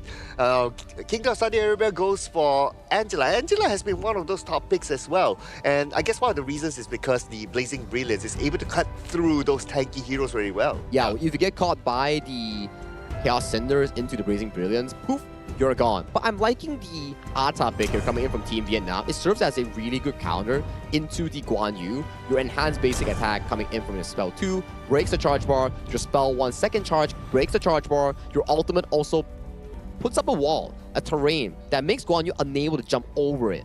Yeah, he just adds so much as a Clash laner. He provides everything that you want. You're the tanky frontliner, as you rightly mentioned. The Ghost Ship, it just disrupts everything, dividing the table into 2, the Gorge into 2, if you will. And, I mean, it kind of locks out a lot of the different guys, especially when you're looking to kind of keep yourself defensive. Because, again, Chano, he only excels when he has that meat shield. And interesting enough that Saudi Arabia banned out the Dia, which is a good combination with the Chano. But then again, there are a lot of other options that they can go for. Okay, the fact that they went for the Zhang Fei for themselves, it almost feels like, okay, they kind of see the combination almost happening. So now the Zhang Fei is out of the picture for Team Vietnam. They can still go for the Lapu Lapu. In fact, if they go for a double tag lineup, together with the Ata and also whichever, maybe a Lapu Lapu, it will still work out well for Team Vietnam. It feels comfortable, right? Knowing for a fact that you have a bodyguard like the Lapu Lapu and the Ata here, which may be a primary choice, or such as the Lian Po coming in for Vietnam's Nam Feng. I'm still interested to see what kind of mid laners are still up and available, potentially the Gan and Mo, and also the Mo Zi here. This is a really, really scary 1-2 combo here, because Angela, when she ults, she is idle. She can't move unless she cancels the ultimate here. So the moment she ults, she's going to be looking at a lot of arrows, a lot of copper blades landing on towards her face. And the worst part about this is that Ling Van is going to be piloting that Gan and Mo. Scary. Right? He's incredibly scary. He's definitely deadly. And especially with Gan and Mo, with that burst potential. The Angela, #1 target. You take that guy out. Now you're kind of mitigating a lot of the damage from Saudi Arabia. And now they're going to pick up the Aaron. Those are the main 2. But, you know, I'm very worried if the Angela gets bursted early. Yeah, and I like having the Monza in this draft at this time as compared to the Monza before this. It's because then you have the Ghost Ship, right? You can lock in people and you can force them towards a wall, and then the Cannon Blast comes in, or the Cannon Blast comes in first and then you up the wall. It depends on what kind of situation they're in. So there's a lot of good options here besides the projectile option, like what you mentioned, Zagi. Yeah, it's more of a proper compatibility that you actually mentioned just now. It's like Gan and Mo Mozi, that's an immediate burst. And then you have the front line coming in from the Ata on the hands of Huidak. That actually is the missing piece that you're looking for, the front line to actually aggressively push out Vision here. But this is Vietnam going up against KSA in the first game for the debut, coming in from Kingdom of Saudi Arabia. And why I went O is because the Ata went for a smite. So you have a Clash lane smite as well. So you have a double smite on the side of Team Vietnam. Yeah, so just kind of doubling up on this one. I mean, when it comes to those big neutrals, it's going to be a bit of a fight there, right? And I think that having 2 just kind of will help you out. I mean, that's kind of like the, I guess, the ideal place. But that's taking away from, you know, his other common skill. Like, I mean, maybe he wanted to flash. Maybe he wanted to do that, have other ways to kind of, you know, dictate some of this team fight. But again, I think Vietnam, this is a smart play by them. Yeah, and I like how Saudi Arabia is making their rotation, right? After they cleared off the first wave, they went towards the Clash lane to support, to try to shoot off Huiduk, and that went really well. So they're showing that, okay, about timing, about rotation, they're there. So if anything, like you're kind of seeing a like worst case scenario for Saudi Arabia, right? We're not even 2 minutes in, about a 700 goal lead by Vietnam. Like they're just incredibly efficient in the early game, and that's where they're able to kind of snowball out of control. So Saudi Arabia on the other side, they need to understand that, hey, they are behind. We need to be aggressive. We need to find some way to, again, stop the growth of this Vietnamese squad. Oh yeah, because from whatever that we've learned from the Vietnamese squad, type of gameplay before this is that they are very, very efficient. And they know how to play the goal sharing really well as well. So now when we were to look at the current situation, they're starting to group up again at the top, whereas in comparison to Saudi Arabia, they're not as grouped up as Team Vietnam. And they're heading towards Mohammed. Yeah, they're going to find him on the wrong spot. But the Soaring Green Dragon, he's on out, and it looked like Bao Han was going for the ambush. They find it with Lingvan there as well. They're going to take first strike. And that's the rotation shown there by Team Vietnam. Now, Kingdom of Saudi Arabia, yes, they group up at this moment, but it's more towards like, okay, we clear up the lanes, we try to win as much goal as possible. But then again, because of that first strike, now Team Vietnam is ahead by almost 2K goal. So it's one thing to get the kill, but then it's another thing to then turn it into some sort of advantage across the map. They were able to steal some boars, and they got value. So every single time you do some sort of gank, you gotta get something. Like there has to be a reason, an objective, if you will. And at this moment, a bit of a jungle invasion here attempted by the Kingdom of Saudi Arabia, which is great. It just shows that they're willing to take the fight forward. But at the top, yeah, Mohammed just going to get run down. He's under the tower, and it looks like Haydog does not care as he will take yet another. This is looking awfully rough for the Saudi Arabia side. Yeah, and while all that was happening, there was another takedown that happened on another lane. I believe it was in the middle lane, so it was a 2 takedown back-to-back for Team Vietnam. Yeah, Umbrella Outburst just to kind of potentially defend the Stampede on top, the flash away, and Namfong does get on out of this one. Anas is so low, but it looks like that's going to be the end. They had to smite to ensure that they secured it, and Saudi Arabia coming out with that blue buff. Yeah, and this, of course, in that scenario, you're going up against a single smite. When it comes to like either the Tyrant or the Overlord, KSA, they're probably going to go up a double spike. Yeah. So that's something that they need to be aware of on how they're going to play the zoning game when the big objectives come. Yeah, and actually, you know, as a Zhangfei player, sometimes you will pick Smite as well. Usually, like in some of your, even in your ranked games, right? We know that it happens on the pro scene, so I would have assumed that they would have had double and they would have been able to do the same thing. But Vietnam right now with the 1-up because they've got that extra Smite now. Yeah, I do like the Zhangfei stun. Yeah. I personally go for more of a Zhangfei stun sort of thing. But then again, because I play rank and a lot of my teammates are undependable with a smite, then nobody follows up and all that. But of course, these are the pros that we're talking about. But nevertheless, speaking about the objective, the first objective will be easily taken by Team Vietnam. And again, that is without the second smite around. Yeah, they don't really need that. They can secure that for another piece, right? And it'll help him farm. I mean, Haydog is going to just use that to kind of just take advantage of the laning phase. I mean, it's one thing to have that come mid to late when we were talking about big neutrals, but oh my god, those blades. Lingvan, the flash forward, he tried to go aggressive, and it looks like Faris just going to survive with the teeth on his very, very, very low life there. Yeah, that was really, really close. He just needed one more blade to land and he would have secured that takedown. But it's okay. Most importantly is that he's able to shoot away his opponent Faris back to the base and allow him to reset, not being part of the game for a while. That's good enough for now. But they're now looking at Muhammad with the ghost ship up. Yeah, and I mean, they're going to ride around on this one. I mean, he's just saying, okay, you're going to go for me? Nah, I got reinforcements right next to me. So the rest of the team there, but Ahmed getting a little bit low himself. He's going to just barely survive. And you were talking about how, yeah, you didn't get the kill, but you're still getting value because they have to waste time walking back, doing the walk of shame, if you will, just to heal back up in the fountain. Shame, shame, shame. Okay, okay. I wasn't going to go that far, okay? It is a little embarrassing, though. but anyway, yeah. At the end of the day, it's also about like securing like the space for your team, right? And if you're able to just do that without overcommitting to try to get those takedowns, it's good enough because sometimes you have to play in a disciplined manner that you know when to back off. Yeah, and now they're going to go for the charge. Instantly burst. Bao Han is going to be there, and they're going to take the top T1 just like that. You think you're safe under the tower? No, sir, you are not. Oh, and they're not done yet, though. Look at this. They're already opening up the map right in front, so they're starting to look at, okay, we're going to get more out of this space and potentially even the top tower as well. They're just waiting for the minions to come in, and it depends on whether Saudi Arabia is going to let that one go or not. But it seems like Anas is there to clear off the wave, so that's okay. Yeah, it's definitely okay. And keeping the T1 alive mid, that's got to be key for Saudi Arabia, right? I think that as long as they have the wave clear, Yusuf doesn't stray too far, ensures that nothing really hits that mid lane. They still got themselves a chance because, again, it's about extending the game when you're losing. Okay, and they even scored the next objective by taking down the Overlord. So right now, Team Vietnam, they are not only ahead by 5,000 gold difference, by the way, they already secured 2 objectives. But this Cannon Blast is beautifully done, followed in with the couple blade and hot straight given towards Bawang. Yeah, I mean, you're just stacking the stunts, right? It just makes it so difficult for Muhammad to get away. I mean, you think that he's got mobility, but when they're able to cannon blast you, they're able to, you know, get those blades on top, they just have so many different ways to just make things difficult for you where you're not able to play your game. Yeah, 5-0 right now, and Saudi Arabia, they're losing space. And at this moment, they hardly have any space to farm, especially with the tower down.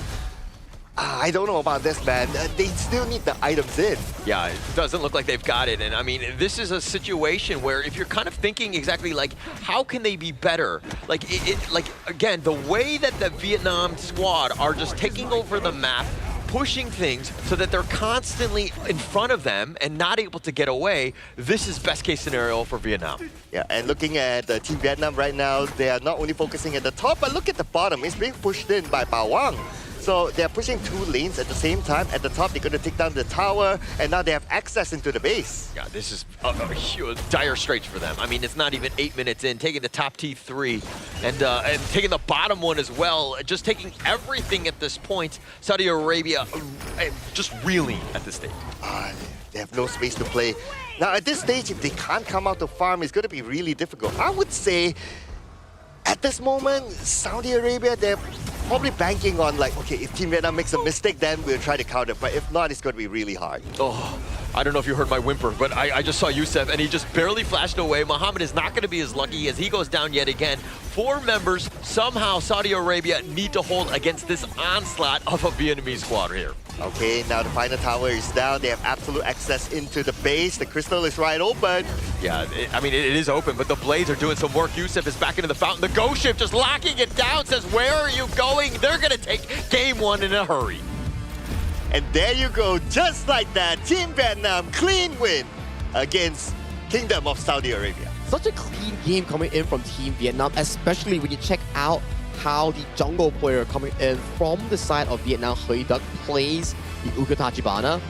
Very crystal clean, very demanding on the mechanics here. And then you have the strong winning side coming in from the Ata versus the Guan Yu counter. I gotta say, they really played that super duper well, especially in trying to penalize the side of Mohammed and trying to play that Guan Yu pick. The biggest thing is just how clean they were, right? That's as impressive as it gets. I mean, in terms of execution, and you were like, hey, winning a game, even in your ranked games, under 10 minutes, isn't that easy, right? But if you're seeing them going up against a pro team that is like the Saudi Arabia squad, this is a feat in and of itself. Yeah, and I'm not sure if Saudi Arabia got any takedowns during this game as well. So it was a big dominant game by Team Vietnam overall, you can see. And the rotations were on point. They know when to invade, and when they invade, they don't pull back the handbrake. They just go all the way. It's like, okay, we take down the first tower. Normally in our rankings, we'll be like, okay, we take the first tower, we turn back, right? But for them, it's like we take the first tower, we push towards the second tower. Now, whether we get the second tower or not is a separate story, as long as they exert dominance on the map.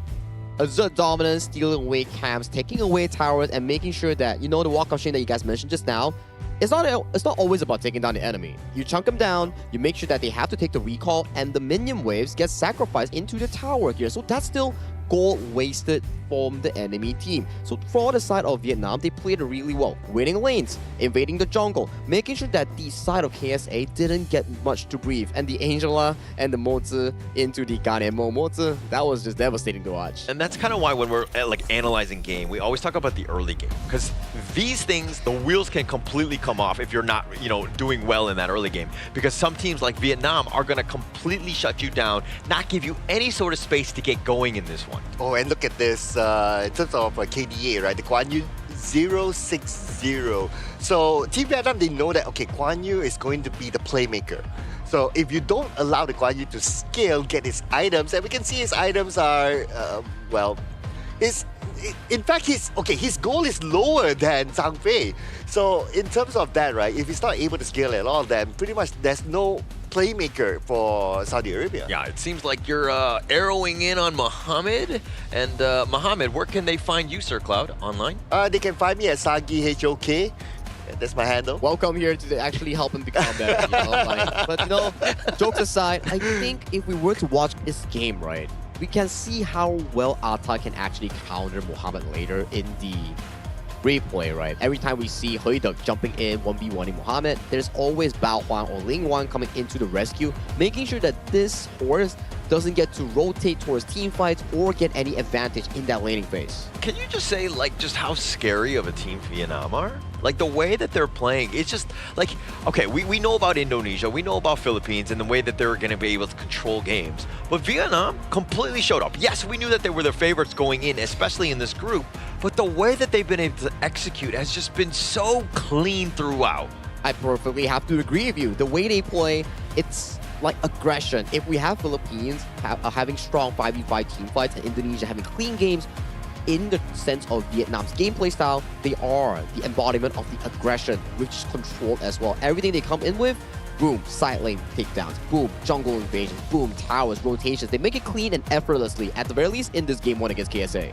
And they didn't die. That's like the biggest piece, right? Like, that's got to be so demoralizing. Getting that first kill is going to feel amazing for Saudi Arabia, but I mean, the way things are going, dare I say, they might not even get one in the second game? I mean, maybe this could be like some data collection for them and they'll do even better next, right? We don't know, right? But if you kind of look at the composition of Team Vietnam, right, you have a Garden mode. So if you have a Garden mode, you have to play this aggressively. Whether this game ends early or ends later, you still need to play aggressively because the Garden mode needs to stack. Which is true. That's why you see the 12,000 goalie all the way at 8 minutes 42 seconds here. They really played everything well from start to finish here. 3v3 towards the mid lane at level 1. They got the advantage here. They slowed down the jungle Kaiser coming in from KSA, making sure that at the minute of 1 minute 20 seconds, he still hasn't full clear yet and get this level 4. Meanwhile, on the side of the Vietnamese jungle, Heuduk, he's already well done, well cleared, already going for the subsequent play. Okay, so you're the coach of Saudi Arabia. You have the Men in Black red pen. You've kind of erased game 1, okay? What are you telling the team to bounce back in game 2? But you can't erase everything, right? No, I'm erasing. You gotta remember, like, okay, this is the play style. We've moved on. I think that for the mental state of this game, it's because it's demoralizing, right? So I think that, what would you tell them, Sir Cloud? Well, I would say that you gotta play fire, right, at this moment. Like, you cannot let them just come blazing into your house. You gotta blaze their house instead. So have a draft that is more aggressive, have a draft that is more invasive, and go in. Because at this moment, if we look at Saudi Arabia's draft, it's not that early invasion type of draft. I don't want to get you in trouble, but have you actually done the blazing of other people's houses? I don't know. Let's talk about the highlights here. Okay. I don't think that's legal, but okay. Back towards the highlights here. In this exact moment, we can see that the punish coming in from Team Vietnam on the side of Mohammed, on the Guan Yu, is really consistent. They gave him no room to actually play, and they graced this game really easily with an 11-0 game. And there you have it. Your MVP played up coming in on that Ata, sealing the deal with a 4-0-2 gameplay. Yeah, and actually this is the first time that Lingvan has not been the MVP, so hey Duck, more props to him, and he does it from the Clash lane. 4-0-2, of course, quite a lot, but the 41% damage taken, the guy was an absolute tank up front. Wow, yeah, and he did not get taken down even once after receiving that amount of damage, so that was really, really impressive. And he played really well against the Guan Yu as well. And to credit, it's not only him playing well against the Guan Yu, he has his teammates to rotate towards him, and that's how they got the good amount of takedowns at the early stages against the Guan Yu.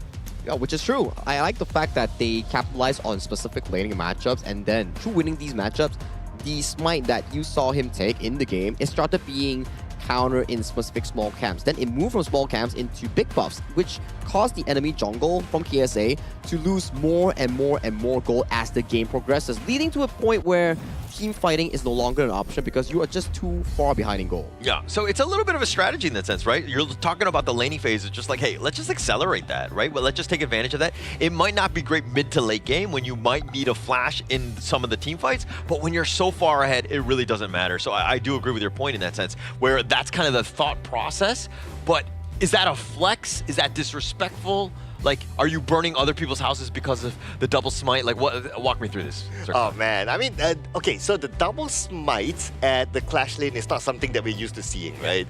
And the reason why is because, like, the Clash lane is not expected to make that many rotations, especially at the early stages. You're expected to try to win your lane, but like what Sagi says, right? The smite held by the Clash lane is not necessarily to gain those big objectives. It's to win those small objectives by the side. Just like how we are having our objective of being here at this amazing venue today. Yeah, this amazing venue, of course, if you are interested, it is the Petaling Jaya Marriott Hotel, the official venue and hotel partner for the 2026 Asian Games Esports Qualifiers for Honor of Kings. Thank you so much, Marriott Petaling Jaya, for sponsoring us the event, because this time I'm definitely having good sleeps, and I believe the players are as well. Yeah, definitely. And I think that they all look very well rested. And I mean, going into this one where, again, you're playing like a game a day, right? So you can completely focus on this one. So Saudi Arabia right now, they saw the games from Vietnam. They knew exactly what they were going to play. There was going to be high execution, high strategy, all of the positive things. Now is Saudi Arabia, okay, you faced that wrath in game one. How are you coming back in this one? For me personally, I think as of this point, you already know that there's like a very big strength discrepancy. Game 2, your goal is to focus on the game, enjoy the stage, and just do as well as you can. Okay. So, I mean, kind of sounds like thoughts and prayers in a way. Like what? Okay, give me something a little bit more specific, okay? You're putting Sagi on the spot, my man. I mean, you don't get a lot this when you are competing to play on an offline venue. So if I was the coach coming in from KSA, and I know that there's this unbridgeable or currently unbridgeable gap between two teams, the best way you can actually comfort the players is not to worry. Just play whatever you want, just play whatever you can, and just enjoy the moment. Okay. So kind of stick to your guns of best heroes. Let's not worry so much about the compositions of things. Let's just play what we're most comfortable with, would you say? Okay. So I'm totally on board with that. At the same time, let's talk a little bit about Vietnam then, Sir Cloud. Like Vietnam, this is a squad, again, everything's hitting their cylinders. Do you pick more meta picks, or do you go completely different? Because you're in a bit of a power position here. Okay, I want to see what the Philippines did yesterday. I want to see like a full push draft lineup. Just because, right? I want to see them being challenged for it. But then again, they're going to pick the channel again. So another power pick. Looks like they're going to go by sticking their guns of like, okay, we want to come in and we want to bring out our best deal here on the draft. So, okay, they're going to start off with that. I think they're still moving on to what you mentioned there, right? It's like, would you want to pick something else, or would you want to stick to the meta so that you don't really leak that much strats going on to your potential group contenders later on? Okay. I mean, I think also, like, you don't want to show, right? Like, just kind of keep everything close to the vest, all that kind of good stuff. But, you know, the Nakaruru here, the Lapu, just great heroes to kind of help solidify. They've got tons of damage, burst potential. You got the control. Very good, strong first 3 picks here. Okay, I see the Dolia, I see the Yuhuan. Okay. Now, this makes me wonder, right? Is the Yuhuan kind of like a false pick? Because they didn't ban the Yuhuan in the first phase. So are they taking it because Team Vietnam might potentially take it in the second phase? I'm not too sure about that. Because if I were to look at these two combinations, it's okay. But then again, you need to have really good synergy. I have tried playing Dolias in my own ranked games before, and I find it like, okay, if you don't have that communication and synergy with whoever that you're trying to pair with, then it almost doesn't work out well. Yeah, it's difficult, right? Because you're not sure who to refresh for. But as of this point, if we were to look at KSA's composition, maybe the idea of this Yuhuan and Dolia is like a certain combo that we can see. Because we've seen before, double Unending Sorrow, you can play it aggressively, you can play it passively to heal. Those are available options so far for KSA moving on to this second phase of the draft. We were to see the 3rd and 4th ban coming in from both teams. Since the channel has been locked coming in from Vietnam, they have banned out the Direnjie and also the Arlie, some of the prime picks in the farm lane pool for KSA. They ban out the Angela and the Xiao Tia, removing some of the decent matchups that will be going into their draft. Yeah, and I think that you always kind of want to target Lingban. I think come any part of the ban, I mean, we're going into the second phase of this draft without that mid-hero being locked in. The KSA style, they're going to go with the ladies soon. Just late game, damage dealing, you're definitely going to be able to kind of farm but this is still where we haven't seen the Lady Soon really pop off at the Asia Games qualifier thus far. Yeah, one thing about the Lady Soon is that you need to have a lot of protection for the Lady Soon, right? True. So I am looking at Ata, but I'm also looking at hopefully a +1 more to help the Lady Soon. So it depends where this Ata will go, whether it will go to the Clash Shade or would go towards the jungle side, right? Because you're not going to expect like the Dolia to be paired up with the Lady Soon. In fact, the Dolia might be paired up more with the Yuhuan. So the Byron, yes, as a frontliner to try to protect the Lady Soon, he's a decent one. Yeah, it's a pretty decent one, right? We've seen the Byron being flexed into the jungle before coming in from the Republic of Korea. So it's down to how KSA wants to play and flex around these specific picks. So that's the draft locked in here coming in from both teams.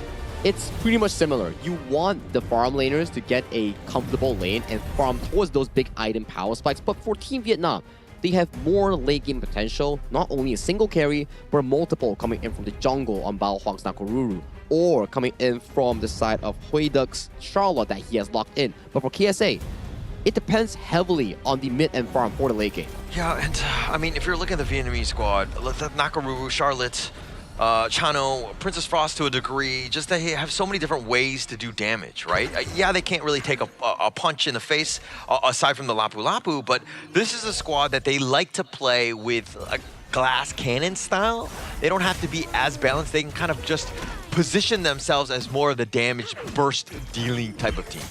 Yeah, and now we're getting into the second match. So as a start, what's going to be important for Saudi Arabia is to be aware of the quick rotations and the potential jungle invasion here by Team Vietnam. And I like the fact that they are doing it themselves. Like, okay, after the first wave, they rotate down, they try to steal the jungle here, and so far so good for them. This is what I want to see from Saudi Arabia. Yeah, and just like that, Vietnam realizing that, hey, you're going to invade mine? Okay, let's invade yours. Let's be a little aggressive. It's all the little things, right? And that's kind of where Vietnam kind of got out of hand, is because they did a lot of these little steals. Those things built up, and it really just kind of compounded into a game in their favor. Yeah, and so far so good by Saudi Arabia. They are keeping abreast, though they are slightly lagging behind in terms of a goal difference, but that's okay, right? Now, what they're trying to attempt here is to try to push back Hui Tan, and backup came just in time by Nam Quang. But I can see their idea there. So as long as they try to keep consistent, I'm sure they'll be able to do something good. Yeah, and this Firehawk is a little bit of a skirmish. The Sork Signal might have gotten that one, but Namfong is still there. And you're going to leave Ahmed alone, right? I think that he should, I mean, unless he's completely out of position, he should be fine. And now the Winter is here, is doing a serious work. Anas is going to go down. First strike is going to be given. The Unending Sorrow under the tower. Hayduk might have gone a little too deep, and he will be killed in return. Yeah, I guess he kind of forgot the Unending Sorrow there, but I think Yusuf just got his level for the moment they dive into the tower, so it was a little bit there. Yeah, but Yusuf, he's taking a decent amount as well. He needs to be careful. Yes, he has that pull to kind of, sustain a bit, but he's probably not in a great spot. And again, we talked many times about just doing the damage. You don't need the kills, but now he's uncomfortable. Probably won't be leaving the lane too far out. Okay, but Faris, he could be sandwiched here. You gotta be careful. Yeah, he finds him. And now Faris, he gets dove under. They just have too much burst. Bao Hang knocking him down. Ooh, that rotation. I mean, he would have expected that Hui Tan to still be down there, right? So if he just moved down the river down, then Hui Tan can block him from the other side. My thought is that he could have just retreated back onto his own jungle, but then again, it was probably a split-second decision. Yeah, so if you're giving GPS directions, you need to be a little bit more direct. I don't think that he had the full connection. He didn't understand. Maybe it was a little shaky in that sense. Sometimes GPS is not perfect, let's be honest. But the winner is here, is going to be on top. They find Anas in a bad spot as they push him away. The power gradation even slowing him down. He says, where are you going? Namfang doing a little bit of work. They've got him frozen in. Yusuf, they dive in. They got that under the tower, and I think the tower will quell them from continuing on. Okay, this is Team Vietnam doing what Team Vietnam does best. Go and jungle invade. They're doing it right now with the buff at the bottom, and now it's KSA's time to respond. Yeah, I don't think that they're going to take that as Zur Golem. So I guess there's that. Yusuf, though, taking that away. So, I mean, even when you're contesting, like everybody's trying to secure it, right? From the side of KSA. And, you know, sometimes it doesn't go to the jungler that you want. It kind of sucks for Anas in that sense because, again, that blue buff helps him continue to farm. All right, this is going to be the big one, right? The Tyrant and or the Overlord. So the Tyrant is going to be up. Most likely both sides are going to contest it. I mean, KSA, they can still contest it. The goal difference is not that far, but they're not grouped up together yet. In fact, it's going to be Team Vietnam ready for it. And Saudi Arabia, they are saying like, you know what, we're probably not going to be able to contest it. Let's just let that one go. But Ahmed has to be careful. Yeah, so when you're talking about good teams, this is what they do. They work around the timer. There's, he misses the charge. That was embarrassing. Namfong, I've done that, so I've been there, but yeah, shame on you. It's okay. We can do the Men in Black thing. Okay, now they've got the Ghost Ship. They've got him locked in. Hey, Duck, I get stuck on this one, and then no real way of escaping from that. Well, okay, that's going to be one taken back by Saudi Arabia. And they're looking for more. They're looking to pressure the Chano at the bottom, which is a great move because Chano has been having a pretty good lane at the bottom.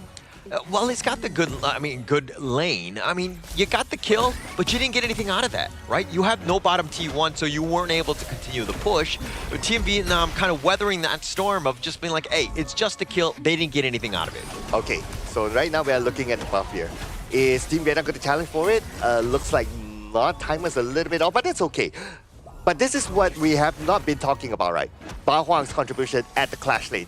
He's been having the time of his life up there. Yeah, he's just, I mean, like the Vanguard is already there, right? And it took what? KSA, like a village to just secure their own Azure Golem. They flashed on 4. They tried to go on to Bao Hong, who has been a bit of an annoying guy. I mean, he's able to just fly on out. And now Namfong is there. The Winter is here just kind of dividing this one. The Unending Sorrow doing a little bit of work in terms of that sustain. They're going to flash on back. They get under the tower. And now, do they want to continue? They're turning us around. Nice free-man stun. And Yusuf got knocked up. And he gets knocked down. Oh, beautiful U-turn there by Team Vietnam. They just waited. They waited for Yusuf. They waited for Yusuf to end all his spells on the cooldown, and that's where they made the U-turn back. A little bit of an overextension there by Saudi Arabia, but that's okay. It's the attempt. It's the attempt that I like to see. So just because people are running away from you does not mean they're retreating, right? And I think that KSA got baited in on that one. It was too close to the tower. They were looking to just group up, plus the skill recharge on those cooldowns, and they turned it around. Yusuf went a little too deep, and unfortunately for him, he was the only one to have been taken out. Yeah, it's all about timing, right? Yeah. And Team Vietnam showed that they have a really good timing, anticipating all the skills needed before they can dive back in. That's beautifully done. Now, they're probably looking for the same thing in the middle, right? I'm trying to bait out those skills, and speaking about baiting out, they managed to bait out the Ghost Ship. Oh, they found Yusuf in a bad spot. He had been stuck in with that Raging Sea. He just got caught out yet again. He thinks he's safe, but when you're stun locked, you can't even get your ult off at moments. Yeah, and again, same formula by Team Vietnam, right? Okay, we're just going to wait for you to pull off your skills, and that's where we'll come in. They saw the Ghost Ship out, they saw an opportunity just like that. Yeah, and it seemed like they used the Ghost Ship a little too freely in the sense of like it wasn't the greatest one, and it's also one of those things where you're like looking to hold it, find the perfect positioning, right? And you threaten it sometimes by not even casting it at moments. Yeah, it's really the discipline of when do you cast your spell, or even the communication, like when you cast your spell, are your teammates able to follow up? But in that case, earlier on, he was not able to catch anyone. So that's another case to look at. But it's all about when do you time your spell here for Saudi Arabia. Yeah, and look at Haython. He's just doing so much damage, right? They have the minions just pushing with them. They have such good control of this map right here that they're able to just take it freely. And again, KSA having to hide in the high ground. And this bottom T3 is looking to just go down. Yeah, it's not good right now. If at the 7th minute, you're back against the wall, you cannot come out, you're losing towers, it's going to be really difficult. Now, with the fact that Team Vietnam took the bottom tower, the pressure is going to be onto there, and they can put focus onto the other lanes. Again, Holler, look at this. The Ghost Ship being used just like that. Yeah, just used again. I mean, this is like... Okay, I understand you want to use it, you think that you're just going to lock things down, but it kind of limits you because the team fight is never going to be good because you need it for that moment. I mean, yeah, you have the Celestial Melody, but do you want to use it on the Ata for another ghost ship? Yeah, when you can use 2 ghost ships, right? Yeah, I mean... Yeah, and plus it happened just right before the Overlord came out. So without that, then it's going to be a bit difficult for them to catch the Overlord. But okay, to be fair, now the ghost ship is already back up again. Whether they can challenge for the Overlord, I'm not too sure, because now we're talking about the difference of goal. Yeah, and look at Namfang, right? And you're talking about all this stats. This is not recorded anywhere, right?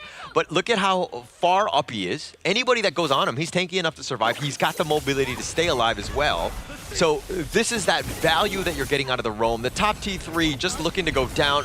All they can do is just watch.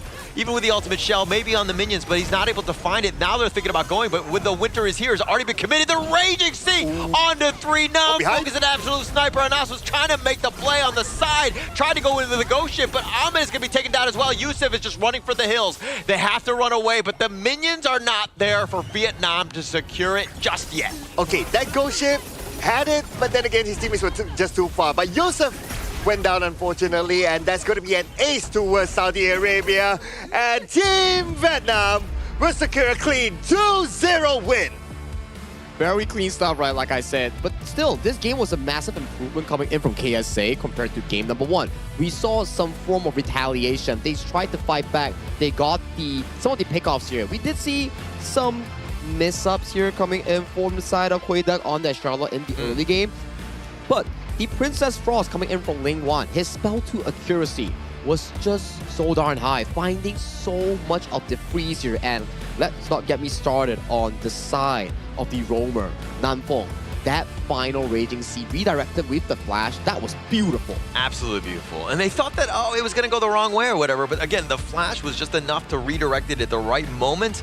But, I mean, if we're going to talk a little bit about this one, you know, Charlotte died twice. Right, I think that to kind of criticize somebody in a flawless game, I don't know what to say, right? How can I, make Vietnam better, because they almost played like a flawless game on this one. Yeah, it was really good, right? They kept the same tempo, right? Yeah. I would say that I would give credit to Saudi Arabia. Yeah, I really love the fact that, okay, we don't shy away from a no takedown game. In the second game, we're like, okay, guys, we didn't get any takedowns at all in the first game. Let's try to get something out of this. And I really like the fact that they took that, they tried to play aggressively, they tried to do a few jungle invasions here and there, they tried to win lane. So this was actually a better game for Saudi Arabia, like what Sagi says. It's more back and forth, right? Like, at least in the early game, yes, maybe in terms of rotations, 5v5, fight, team fights, or planning for objectives, maybe Saudi Arabia is not the better team compared to Vietnam. But it's the improvements that counts, because when we compared to game 1, it was just a one-sided smackdown. In game 2, we saw signs of retaliation coming in from KSA. The double Yuhan Dolia ultimate, they were going aggressive instead of running away. Yeah, I mean, they definitely stepped up. I think that they definitely learned their lesson. They made it a little bit more difficult for Vietnam, but as we check out some of these the items as well as the KDAs, I mean, you're still looking at, who? Bao Hong making some serious plays. Hayduk, how dare he die twice, right? He was going for aggressive tower dives against the Yuan at level 4. He was going in for the splash gradation flash, trying to redirect the damage on towards the side of Yusuf on the Yuan. But the timing just wasn't too right, because Yusuf unlocked the ultimate and just make it out alive. Yeah, and I guess the other thing is that when it comes to execution for Saudi Arabia, it has to be a lot more cleaner. Yeah. I like the aggressiveness. I like the okay, let's do it, guys. Let's get into the fight. But when the ghost ship comes up, yeah, for the most part, it did not really connect. There was one pretty good ghost ship towards the end, but when the ghost ship came up and when Anas was all the way in front, his teammates were split up behind, thanks to the winter is here. So, but it was already too late by then anyway. Yeah, I mean, this is a game where they're going to go back and they can watch the tape and see what they did wrong. And there's a lot to learn from here. I mean, if we're just looking at laning, head-to-head, that's the thing where you're kind of Muhammad versus Hayduk. This is one where I would have given the edge to a Byron, right? Generally stronger against the Charlotte, especially in the laning phase. But to be outclassed where it's almost 3K gold, it seems like there are definitely some mistakes that are happening, especially in that clash lane. It's just difficult, right? Because once you start losing as a clash laner, you have to start thinking okay, that's limited gold, finite resource in the map. Yeah. Then we have to push it more towards Ahmed and Yusuf, who has a better late game curve. So he's on more of a sacrificial role. He tried, so props to him as well, It's just a very difficult game coming in from KSA. Okay. Yeah, we'll be positive about it. I mean, I think that, again, I'm not trying to like harp in on anybody. I do think that these are learning moments, and Vietnam is definitely one of the strongest teams in the group. So it's about building off of that. Where can we look into in terms of just getting better? I'm just saying, hey, we got to just break it down one lane at a time. All right, I would give, if there's any form of improvement here, right? Based on this stats, it's going to be the Lady Sun. Lowest damage dealt, 0% team fight rate, which I understand because of how the pace of the game was, right? Because Lady Sun is one of those late game heroes that need time and item to scale.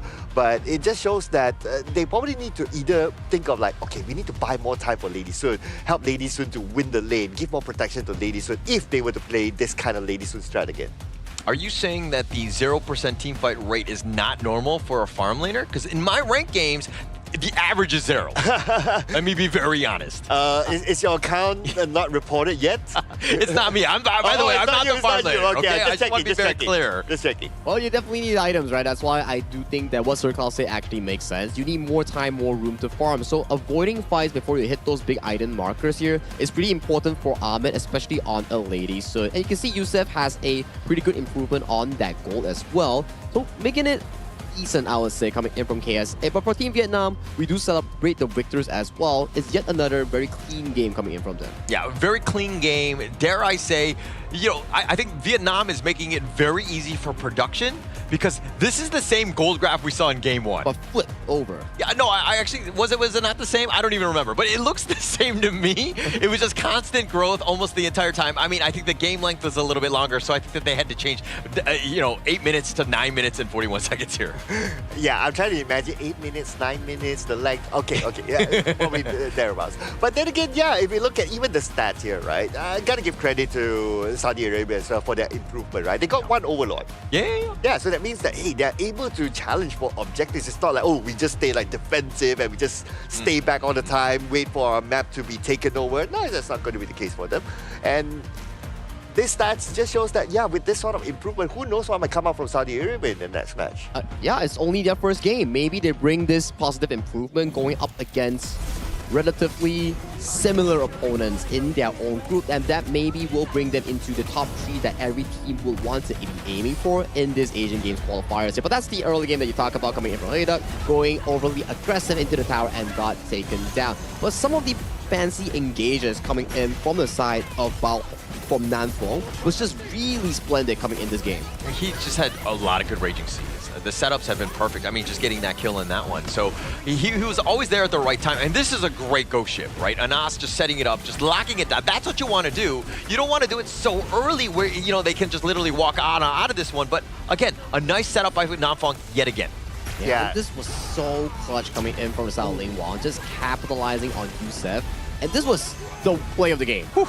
That was a split-second decision coming in from Nanfong. He saw like, okay, I'm charging my Raging Sea. Oh, you flash there? That's a freebie, triple for me. Yeah, and actually Anas had gotten the green light. He was going to the back line. He was expecting his teammates to help follow, but when they all got stunned by the Nanfong Raging Sea, it was pretty much all she wrote at that point. Yeah, so the idea was there. That's why I kind of felt like, okay, it was there, like the ghost ship was on point and so on and so forth, but the rest was history. Anyway, Ling Bang, again, as the MVP with a KD of 109, damage output 32.1%, damage taken 60.2%, a total goal of 18.9%. This guy, for now, for Team Vietnam, he's the most MVP. Yeah, 3, right? I think he's match 3 for 3 with Indonesia's Emmanuel. Like, both of them mid laners, both of them exquisite in their expertise in that mid lane role. Yeah, complete domination, right? I think that a lot of, and this is why KSA were banning out a lot of his heroes or trying to target him as much as possible. Not easy to do when he's got a very deep hero pool, literally able to pick up almost anything at this point, but just dominant on this Princess Frost, did a great job, as you rightly mentioned. Yeah, with the Garden Mo as well, obviously with the Yu Huan during the first day, so this guy is showing his hero pool is super duper deep.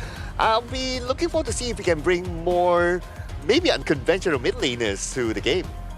Well, something to definitely look out for, right? As of now, with Vietnam winning over 2-0 against KSA, they are in a rather comfortable spot for that top 3 contention here.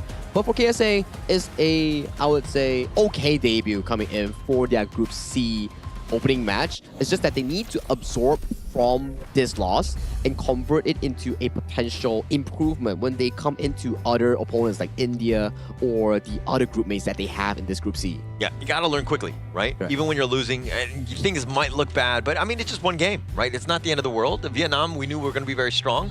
I mean, you got to get to top 3 out of 5 in your group. That's what you got to be aiming for right now. Can't be discouraged. Again, the Men in Black pen will probably help in terms of just like erasing that game and moving on. Yeah, and Team Vietnam, well, they are one of the favorites, right? So, yeah, it's good to get through that first. Yeah. Yeah, it's perfect. These are the moments that you need to actually absorb and learn from because you can't suck in the tournament here. But let's celebrate the victors here and throw it over to Mara to lead the interview with our Vietnam winners representative. Team Vietnam has done it again. Congratulations! Now, Team Vietnam's strategy seems to be revolving around controlling the resources before Saudi Arabia could even establish a game plan. How successful do you feel the team was in executing this, preventing the objectives of the opponent? Theo như chúng ta thấy thì đội Việt Nam đã kiểm soát rất tốt những mục tiêu lớn trước khi đội đối thủ kịp thời tiếp cận. Thì theo bạn, điều này đã có một lợi ích lớn như thế nào trong trận đấu vừa qua? Theo em là kiểm soát những mục tiêu lớn sẽ giúp team em thăng tiến về lượng vàng và kiểm soát bản đồ, làm cho team bạn không thể tăng tiến theo sức mạnh và giúp team mình kiểm soát trận đấu. Personally, I believe that by controlling big targets, we had a better objective of the whole map by preventing our competitor to approach, and we can also earn more gold and resources. Therefore, we can proceed further and destroy the turrets. You've had very convincing wins on the 2 days that you've been competing here. In fact, you were MVP today.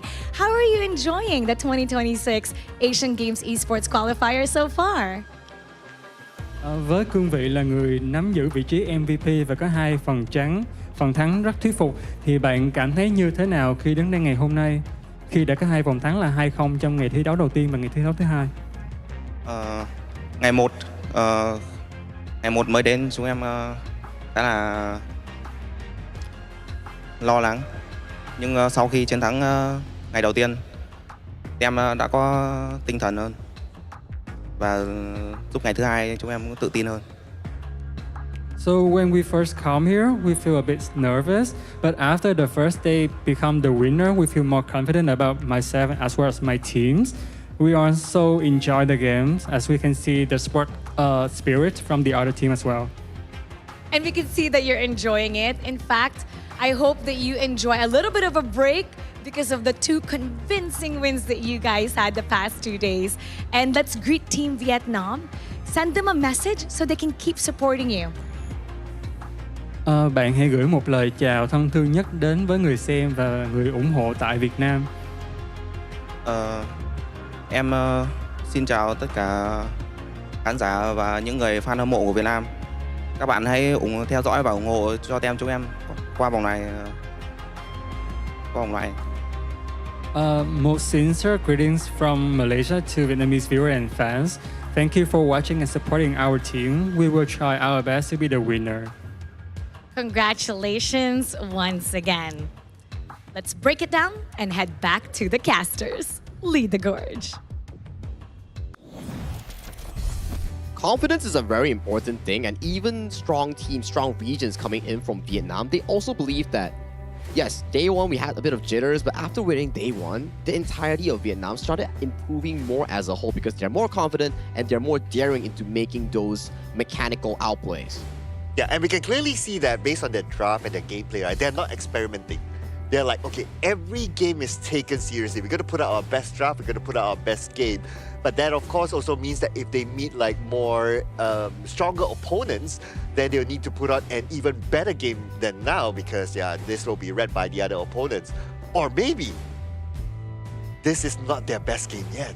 No, I don't. I think that the ceiling is still much higher for this team. We haven't seen it yet. right? They haven't been truly challenged where they have to go to that level.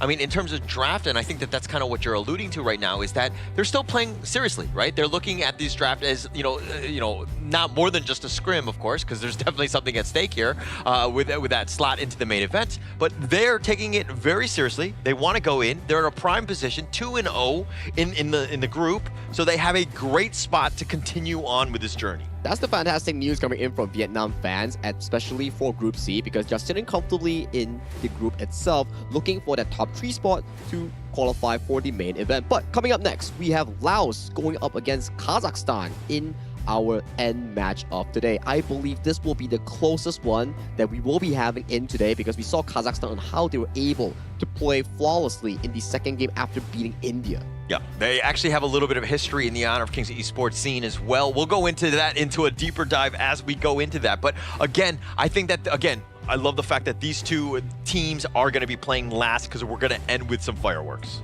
Yeah, and so far the record has been like, when you cast, there's always like interesting games. Tempest games. I don't mean to show off. I mean, that's why I'm here, right? Just to make them interesting together.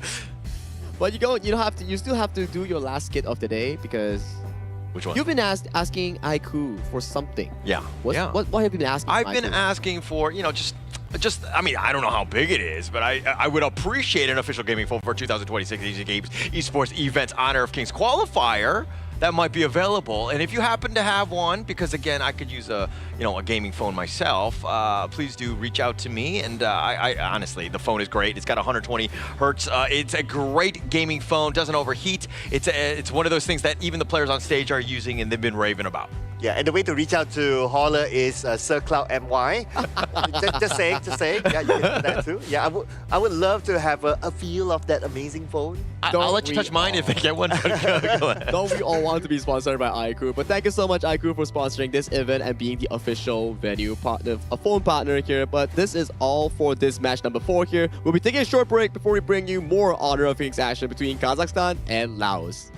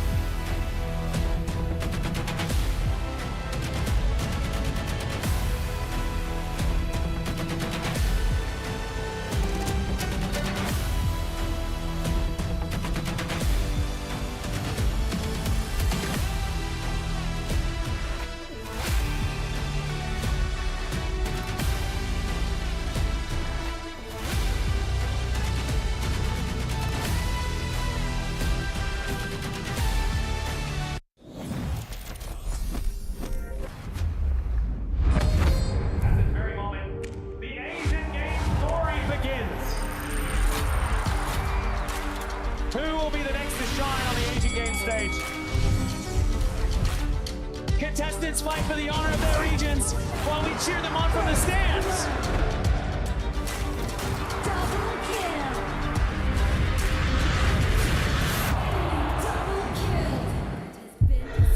This is a challenge, but it is also an opportunity. The tide is turned.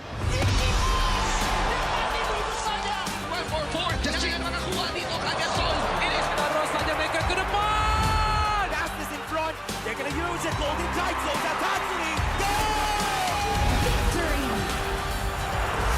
And we pulled it off together. We share the same voice, the same radiance. This moment of brilliance belongs to all of us. Together, we shine.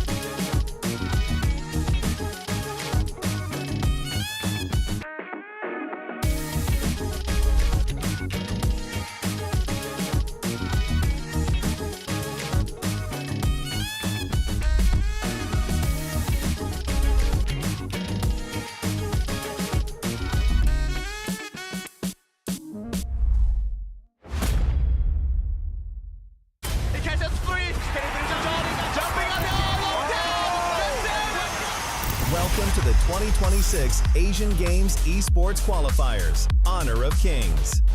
20 regions, one stage, and only the strongest 9 teams will earn the right to shine above the rest.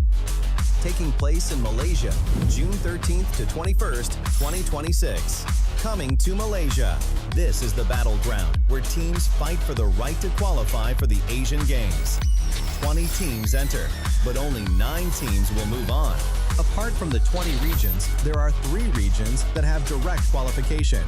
Here is the 2026 Asian Games Esports Qualifiers Honor of Kings format. First, the 20 teams will split into 4 groups of 5. In each group, every team faces every other team once in a single round robin, with every match played in a best-of-3 format. That means every match matters. Every game matters. Every single point matters. The point system is simple. Win the match, earn 1 point. Lose the match, earn none. At the end of the group stage, teams are ranked by the total points they've collected. And from there, the road begins to shine. The top 2 teams from each group qualify directly to the Asian Games main event. That gives us 8 teams advancing straight out of groups. But for those not through yet, the light isn't out. The teams that finish 3rd in each group still have 1 more shot. They move into the last chance stage. There, they battle through one final BO3 single elimination bracket until 2 teams remain. The 2 teams will then face off in a BO3 match to claim the one final qualification slot. So in total, 9 teams will make it through, 8 from the group stage and 1 through the last chance stage. That is the rule. Now it is time to see who can rise through it. From across the world, regions gather here in Malaysia. 20 teams, and only 9 will qualify. The path is set. The stakes are clear. Together, we shine. Stay tuned, and we'll see you at the stage.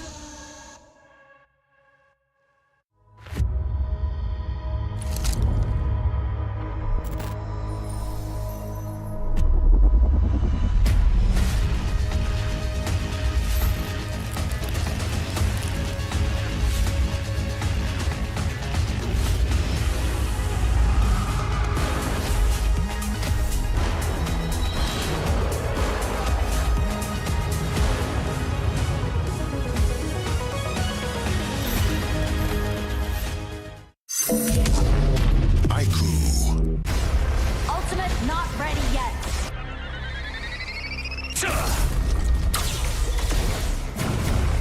You have slain an enemy. My magic murmurs in ecstasy.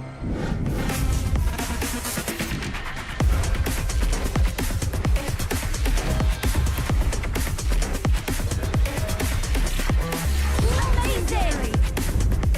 There is no escape for you.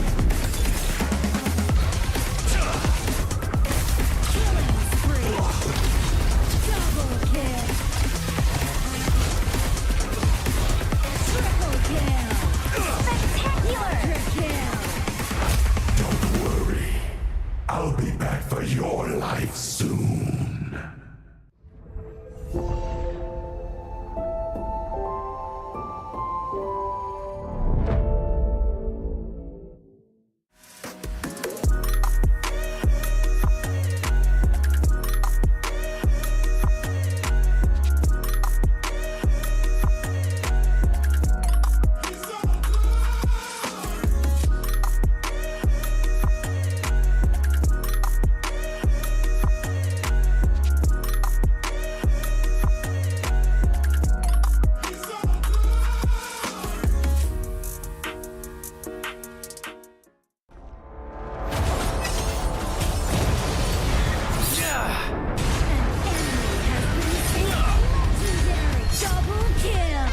Shall I compare thee to a summer's day? Don't engage. Don't crush us like insects. Defend our base. Our high ground tower is under attack. Amazing! Unbelievable! Ah, the fragrance of romance.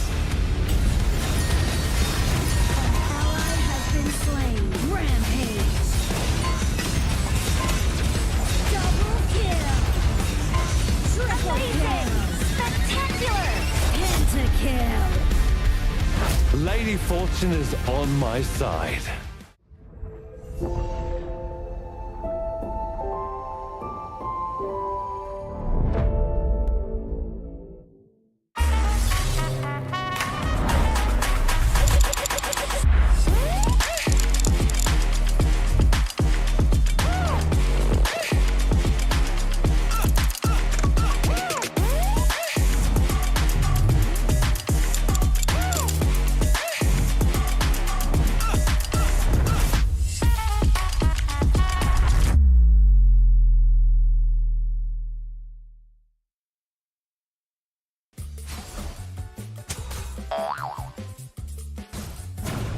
They tried.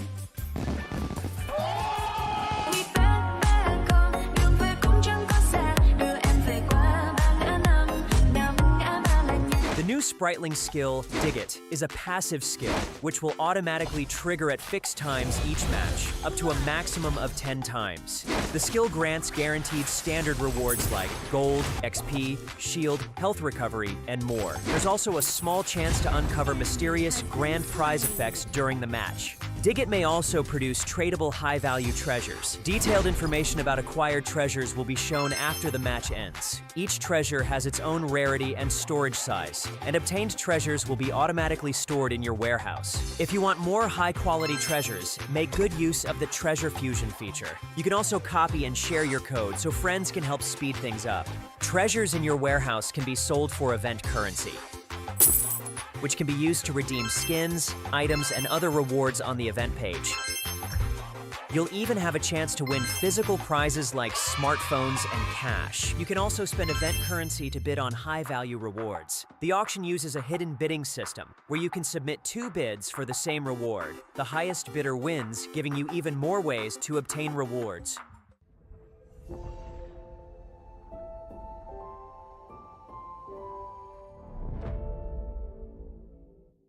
Itu bukan track kita. Relax bro. Phone aku! Jom kembara. Mountain View!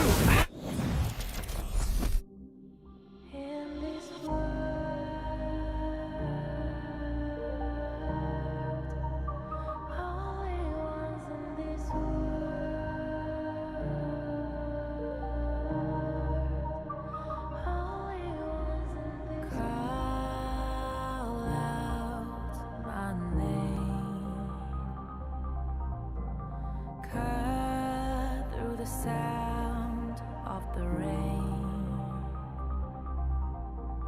No matter how I feed the flame, you know I feel the darkness and the pain. All of the ways we tried to break free from the night. You know we made it out, we found the light. I fly so high, light up the skyline. Let's do it this time, like it's a whole new vibrant world.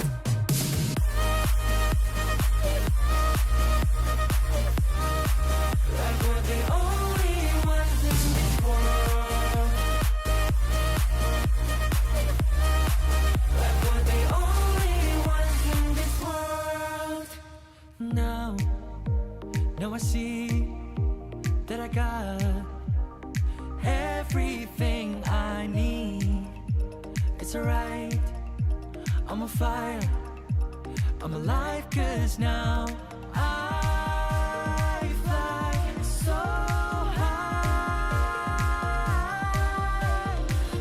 high, light up the skyline. Let's do it this time, like it's a whole new colorful world.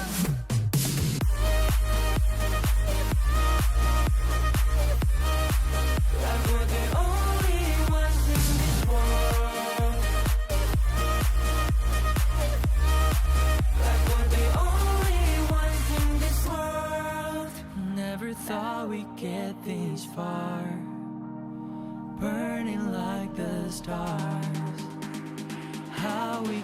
this far, like we're the only ones in this world.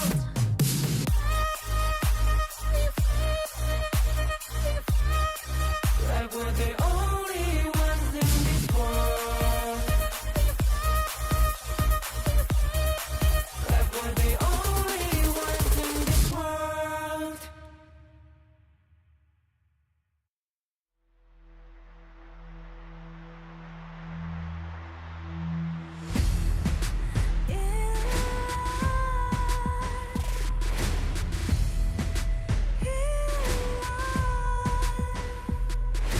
What's a life without its worth?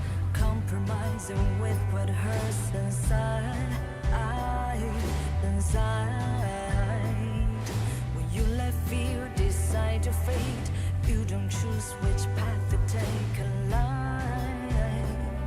In life, I'm finally letting go of everything that still holds me. I'm against all odds, but I won't give up, 'cause it's my time to shine.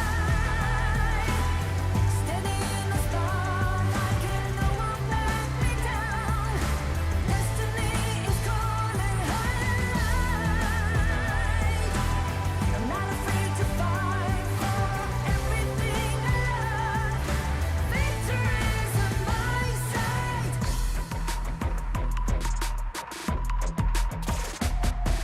The more we lose, the more we gain. The more that nothing stays the same.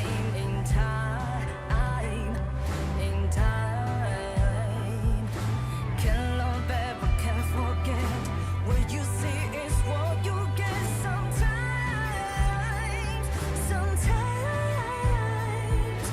gonna show the world tonight.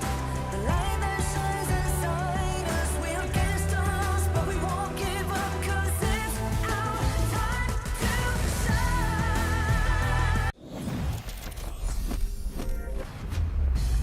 Welcome back to the 2026 Asian Games Esports Qualifiers for the Honor of Kings. My name is Sagi, and this has been, I think, 4 back-to-back BO3s. Some were one-sided games, and we had a very interesting reverse sweep coming in our first series of the day, and so far it has been a splendid day. But talk about splendid day, we must always include our casters of the Gorge, Sir Cloud, and also Holler. Welcome back to the English broadcast. Yeah, excited. Again, I love the word splendid. I think that today has been nothing but splendid, and I think that I'm super excited again to be casting with Cloud on this desk for this final series. Again, I think that there's a lot of pressure on both of these ones, but Lao's first time, we're going to be seeing them on stage. Your thoughts on this team? Yeah, so this is going to be really interesting, right? Especially for Lao, because they're one of those teams that get to kick back and watch other teams play, especially their opponent in the next match, and they get to see like, okay, what are they going to do? What are they going to draft? And they have a bit of an idea here and there. So it will be interesting to see what sort of draft will they put out. Will they put out a draft that is comfortable to them, or will they put out a draft to counter Kazakhstan? I think those are definitely going to be an interesting thing to actually venture into when you are from the Kazakhstan squad, because you have no real data coming in from the Asian Games performance here. But talking about interesting, let's check out the upcoming update for June 27 on the Super Flow Brawl official version launch. If you think Super Flow Brawl is already wacky, check out the new update that's going to be coming on June 27 because it's going to get even wackier.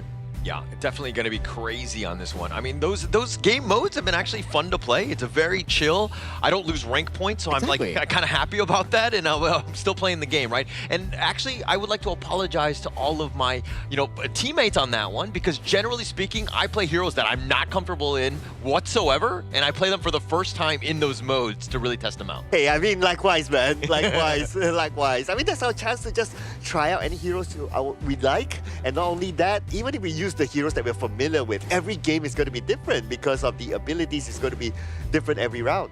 I mean, as long as you guys are not trying out in rank as a first go, I think everyone will probably forgive you guys, because remember, if you have a new hero that potentially will be coming on June 17th, 4 new heroes, right? Don't try it out in rank, try it on normal matches or the special mode first before you bring it to rank.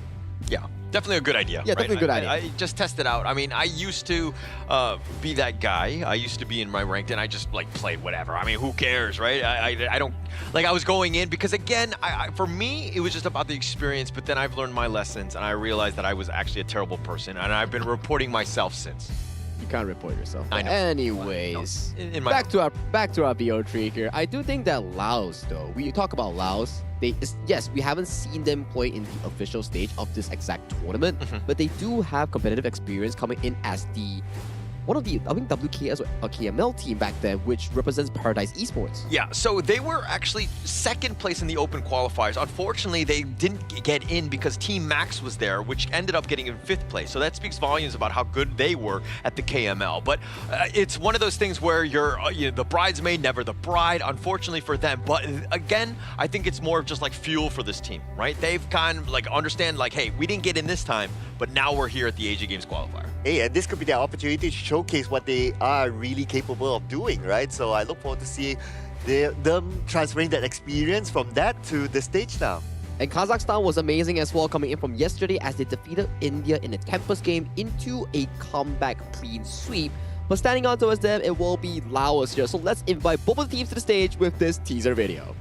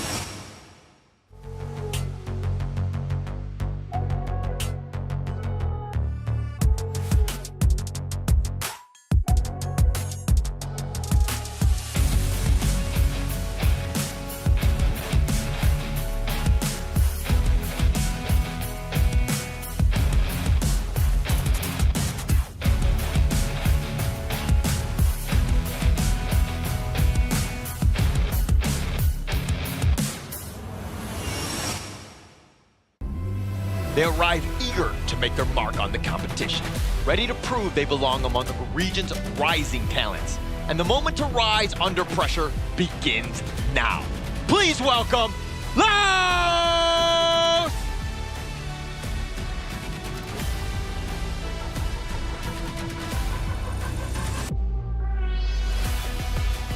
Built on a strong performance and growing momentum, the fighting spirit is clear and the confidence is growing with every match.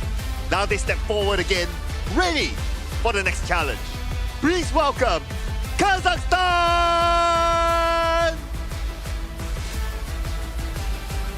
Laos versus Kazakhstan. This is definitely going to be the highlight of the day. I believe these two teams are neck and neck close with each other as the new guard. This will be the new clash between Laos versus Kazakhstan. This is going to be one of the most highlighted ones today. Yeah, actually, for both of these squads, we knew that there was going to be a lot going in for this one, but it's going to be the Laos side first. Kampeng, Velakon, Sutizai, Poham, Salad, to kind of round out this lineup. And again, we were talking about how they're from Paradise Esports. They have a lot of competitive experience, and now they're bringing it to the Asia Games stage here. Yeah, that's definitely going to be a valuable experience, right, that they have playing competitively, and coming into this kind of stage is going to be something of a next level for them, not only because they're representing their region, but they are also playing in an offline setting. So the pressure is going to be a little bit different this time. Especially playing in an offline setting, right? It's so different compared to playing in your gaming house or your usual setup. But walk me through, who are they facing against from Kazakhstan? Yep, so Kazakhstan is represented by Ali Khan, Marapat, Arshin, Bagzol, and also Sunkar. Yeah, and Alahan, for me, he's the guy that sticks out. She's gay. Previously from Virtus Pro, 3rd place in KMW, Spring 2025, has that pro experience. The other guys, I mean, this is one where you're like taking the experience of one player, now you're spreading it across the team. And we saw Kazakhstan do some serious good work thus far in the Asia Games qualifier here. When they went against India back in their respective group, that game was really eye-opening here. One game went to Tempest Dragon, it went to the full extent. The second game, when Kazakhstan built up that momentum, built up that confidence, they bulldozed through India in a clean 12-0 fashion. Yeah, no doubt it was the most entertaining game that we have seen, especially at that point of time. And I was watching the game from my home when I was having that break, right? And I saw even the comments went wild because of that game. It was really good. Yeah, it was one of the best games, right? And that's kind of what we hope to see, at least in this one, continuing on with a very competitive game. But, look, I just actually was walking by and I happened to walk into Maripet and I was like, Maripet, are you going to win? And he gave me the thumbs up. He gave me not just one, but two. Oh, so I know that he's serious. No words needed, right? Yeah, Only no words. actions here. You can feel the aura already coming in from this guy. Like what Justy used to say, aura farming, right?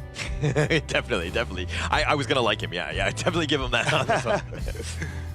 Yeah, but this is going to be interesting. Yes, they have the confidence after coming off that kind of win, but they're going up against an opponent that has competitive experience. So that's one thing. Has competitive experience. They have played as a team before. So this is an opponent that's expected to give a good challenge. And there's also more challenge coming to Group C, right? Because Group C so far, Vietnam, undefeated, comfortable for first and second place. Laos, Kazakhstan, whoever wins, will tie up the score in the middle side of the segment. If Kazakhstan wins, they splurge all the way up to a second place tie with Vietnam. But will Laos be able to stop them? Will Kazakhstan be able to triumph over? We will have to find out with the start of the pick and ban phase coming in, with Laos locking in Mai Shonui as their first pick. Yeah, the biggest takeaway is that this Group C, wide open, right? I mean, Vietnam looking great. I think that they're going to be probably one of the top two, guaranteed, at least thus far. They haven't played all of the other teams, but they're looking very good. The other ones, this could be, fighting for second place. It could really come back to this match going into those tiebreakers. And the fact that Laos, they pick up the Mai as their first pick, right? This is a highly mechanical type of hero, right? So to be able to pick this as your first pick, you have the confidence to play this one. So I'll be interested to see what happens there. And then you have enough protection at the front with the Dune, and of course the favorite at this moment, which is the Chano, that can give continuous damage. Yeah, it's gonna be quite a difficult match coming in for this specific Chano here, because Chano, if you're up against like a Zhangfei and the Dharma, that's gonna be a lot of engage piling up towards your face here. And I'm liking this Yuhuan pickup here coming in from Kazakhstan. Very good mid lane 1v1 matchup, especially going up against the Mai Shonui, because the Yuhuan is able to use the ultimate to bail out from the full burst potential coming in from Sutesai's Mai Shonui. Yeah, and just healing everybody else, plus the lane push. I mean, it just provides quite a bot. The Yuan, especially in this patch, is a dominant mid. It's going to have a tough time for, Sosuke to kind of make some sort of movement play. Yep, and by looking at the second phase ban, so the Dolia is kind of an obvious ban here for Kazakhstan, because you have the Dune being picked up, so you don't want it to be combo with the Dolia, so that's absolutely fine. But in Laos's mind, now we don't know whether they intend to pick the Dolia anyway or not, or they intend to pick something else. In fact, they can also go for another tank pick as their roam. Yeah, potentially a Lian Po, right? Or even the likes of a Dia to supplement more healing coming in for the side of the Dun. Those are still up and available choices here, whereas the second phase, we see more emphasis coming in from Kazakhstan, banning away the Roamer like Sir Cloud mentioned, the Dolia removal of the Dolia Dun, the Lapu long-range engage remove as well, leaving only a Lian Po or a Mo Zi Dia. These three options left for Laos.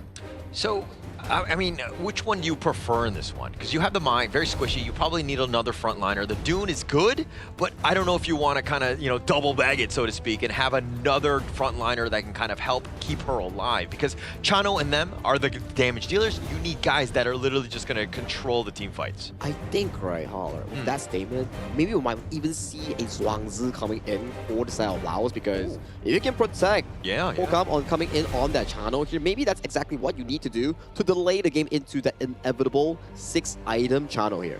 Oh yeah, that makes sense as well because of the amount of crowd control there by Kazakhstan. So that could be a good choice as well, but we'll find that out in a little bit more. Besides that, Lao, they could use another type of control sort of hero as well. Yeah, I mean, there's quite a bit out there. I don't want to undersell what's available, because but having the D-Ren J, kind of dealing with the Chano, you're just old, again, very, very, I would say a step down from Chano, but it's still competitive and you're able to kind of, give him a bit of a twirl here. Yeah, but still a very safe pick, right? Compared to the side of Chano, yes, Chano has amazing damage, dare I say. One of the best late game carries, but when you're caught by a knockup, DRNG has that one good part about him, the legal immunity in Spell 2, that allows him to cleanse crowd control immediately, which allows him more chances of survivability. Plus, the idea of DRNG, this hero, he can build semi-tank. Yeah, yeah, and that will definitely be annoying to deal with. But it looks like the draft has been set up. Both of the teams, they're going to just kind of make sure that they high-five each other as they go across. But again, like, before you take off, Sagi, which of these two teams has an edge here? Oh, I will have to give it over to the side of Laos, man. Laos does seem more proactive, especially in the mid and roam role. It really comes down to whether Sudesay or Sahala can find those early markers here to bring Laos to a comfortable lead. But it's Kazakhstan. They are prone. They are known to find those comeback moments here. So this is game one between them, and it will commence right now. Oh, Sagi drops the mic before he goes. He was rhyming, and he didn't even, like, he was a poet. He didn't even know it. He'd be like busting rhymes before all the time. No, anyways, okay, let's go on. We're going to the final series. It's been a long day, guys. It's the fifth series, game number 1 as we get on. Who do you like in this one, just based on draft alone? I'm going to put my coffee on the line here against Sagi, right? I'm going to go for Kazakhstan. Okay. Why? All right. Because I love the combination between the Zhang Fei and also the Ata. I love the Ghost Ship and also Unbridled Alpha sort of combination. I think that's really nice. And they have a lot of quick follow-ups as well, especially with the Dharma. And you also have the setup with the Yuhuan as well. And if all that can set up, you can tank in the front, you can group people together, then Bakso is going to have a good time just free hitting from the back. Yeah, that would be best case scenario, right? Bakhum is the guy. A lot of eyes just making sure that he kind of gets limited as much as possible for both of them. Pocom as well. These two are the main damage dealers, but it looks like Kampong taking a decent amount, and it looks like they want to skirmish early and set the tone. Oh yeah, we can see them playing really actively, just like how they played yesterday, right? So they are showing that they're continuing their momentum, which is great. You gotta, from what we've learned so far in this tournament, right, is that you have to play this actively against your opponent. You cannot allow them to dictate the pace of the game. Yeah, for sure. And you're kind of seeing the space right taken already, the teleport in the mid lane, just being very efficient. Arshin, this is the guy, Yuhan. He's got the sustain. He's going to deal with this wave clear as quickly as possible. He's going to bring up Marpet, making sure that he doesn't steal anything. The gold sharing begins. Again, a lot of value. Yep, and so far, both teams very close to each other. And I think this is something that we kind of expect as well, to see a very close match because of the experience from Team Laos as well. If you look at the goal difference, it's not that far. Yes, Laos is ahead by a little, but we can see that Kazakhstan has their own way to catch up too. Yeah, and I mean, 600 gold, it still is quite a bit at this stage. I mean, Sunkar needs to be careful. He's going to eat a cannon blast. He was in a bad spot, and just like that, the burst is real from Laos. Okay. So at that point of time, Sunkar still has not get his level 4 yet, so he does not have the Unbridled Outburst to escape, or at least buy a little bit more time for him to just walk away. But that's okay, it's still very early. And plus, well, it's just a roam. Have you done that as a roam yourself? Just being like level 3, just like walking through the river, thinking that you're just gonna be, you know, prancing around kind of thing, and then all of a sudden there's this gank train that takes you out? No. Never happened to you? We Zhang Fei top Asia Zhang Feis don't do that. Okay, Sunkar, and they can find Sir Cloud online. Please do DM. Get some tips apparently from on Zhang Fei. Oh man. Anyway, it's just a roam, right? So it's not the heaviest of loss. Like if you lose a farm laner, okay, yeah, then that's really heavy. You lose a jungler, that's heavy. You lose a roam, okay, we can consider him like being the guy who opens up the map. Okay, I'm gonna say roam lives don't matter. Is that the conclusion of what you just said? No, because we sacrifice for our friends. Okay. But what happens if you don't have any friends? Oh man. Where are we going with this? Okay, we're going dark. We're going dark. That's like my life story. You got a friend in me, okay? Oh. I want to sing the Toy Story song, but I'm going to butcher it, so I'm not going to do that. But as we go in, again, like, it's still 700 gold behind. Nice two-man stun. The pushback, the unending sorrow, keeping him alive, at least for now. And here comes the Unbridled Outburst. And there's your friend, my friend. Yeah, that's the get out of jail card there by Sunkar, right? With the Unbridled Outburst. Some people are saying that, does he really need to use that? They didn't counter engage, but it's not about that. It's about just allowing his teammates to survive. And at the early stage of the game, that's what you need. Yeah, and actually the Tyrant is going to be picked up, but they found him in a bad spot. Sunkar, again, he's already expended his ult. The Leaping Savior, saves himself as he gets away, and it looks like the rest of Laos are on the run, but they want a bigger target. They're not going to look to dive, though. Oh man, the Spirit Rules were really, really annoying.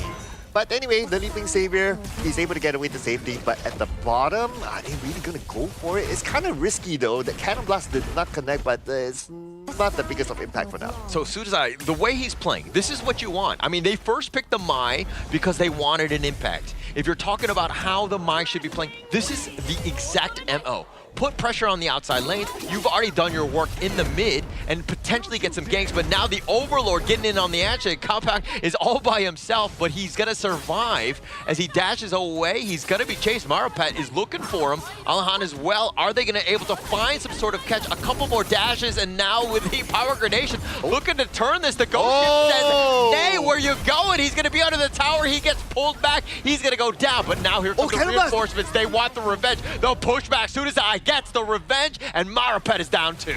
Oh, there were so many good things that happened in such a short span there. The Ghost Ship right at the timing. The Cannon Blast came in at the right timing as well. Man, this is just top quality gameplay that we're looking at. Oh, nice little truth. On to two. They find Shalatha. He's in a bad spot, and he got caught out. The rest of the Laos thought they were safe, and we knew that this was going to be two heavyweights swinging, and they're going back and forth as the kill numbers are both 2 apiece. Oh, Sunkar, luckily enough for him, he did check the brush though, so that's a good move there.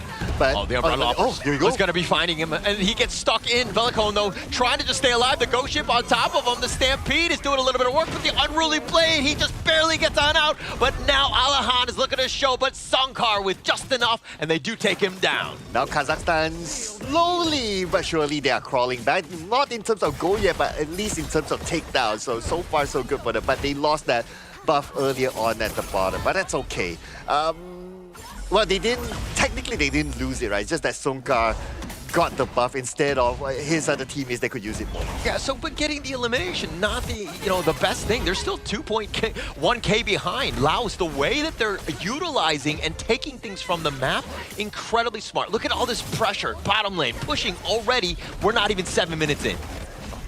Okay, and what I noticed as well is that the Venomous Staff and the Blazing Cape has been completed by Kazakhstan, so they are ready to engage in fights right now with that anti-heal items.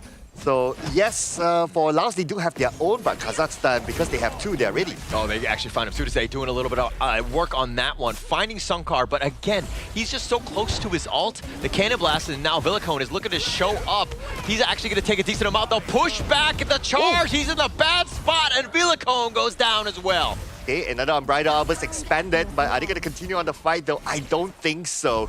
These 2 heroes are not the fights that they want to extend because of their level of mobility that dashes there. So they want to keep it for later fights. Yeah, and now the Azure Golem, this is going to be contested here. It looks like it's going to be picked up by Fulcom, as it looks like he just barely steals it out. Marapet, again, Smite was on cooldown here.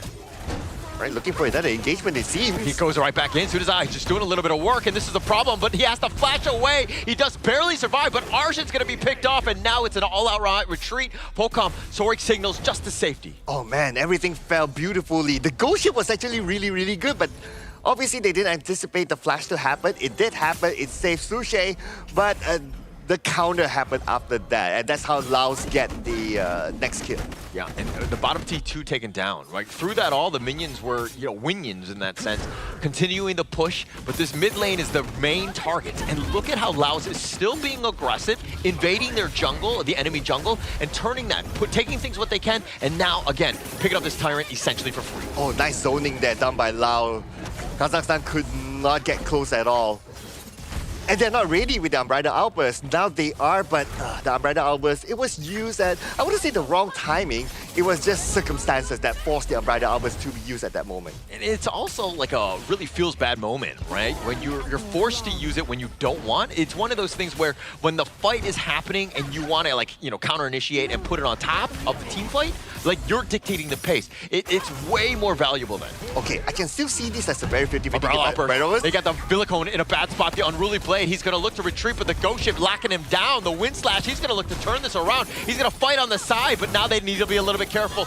Compact doing some serious work with his own damage. The Power Gradation is going to be real, but they found Sudazai. He's going to be picked off. He's very squishy and not able to flash away. Falcom, he's going to be taken down as well. Kazakhstan rolling, taking him down piece by piece. Oh, and now they're on the chase. They're not done yet, though. Can they get another one?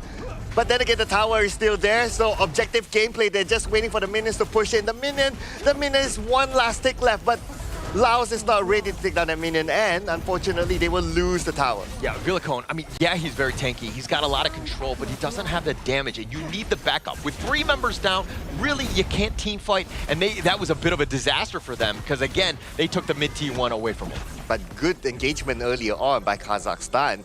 At first, I was kind of worried of the Unbridled Outburst being used on the Dune. I was like, yeah. I was kind of cringing there, but the rest of it fell to place, right? His teammates know who to target, especially on the back lines, and that's where they got 3 takedowns from Laos. Yeah, and it kind of sets things up, because you have also the Truth from Alahan, you have the Ghost Ship when you need to from Maripet, so you have other big ults that can kind of go in, but this turret gonna be a little bit low. There's another good Unbridled Outburst. Can they get any sort of catch? And they get the Stampede on, but the turret has been picked up by Villicone on the other side. That was a bit of a disaster for them, and now Maripet is on the run. He's gonna be focused. He's gonna go down. The Wind Slash is gonna be real. The Stampede is not enough, but Sudazai will be killed in return. Arshay gets picked off as well. 3 members down from Kazakhstan. Oh, one thing that Kazakhstan failed to do is that they failed to zone out the jungler. That's why. If only they did that, that is going to be another case. But Rampage, it seems, man, it's going back and forth. Yeah, taking that down. Alahan essentially with a solo, ensuring that he gets at least something, but it's just Salahath and now Alahan. He's gonna be chased. Villicone is a little bit angry, goes for the Unruly Blade. The Wind Slash is gonna be dodged. He decides to turn attention. He goes for the Truth, tries to get it, and he gets Falcom. Are you kidding me? And he's gonna, not gonna get away. Villicone making him pay, so at least he got something, but now the flash on forward, both of these teams going ham. Oh man, that was a close one there. They almost got a double takedown earlier on. But now, Kazakhstan, they have to win back their jungle.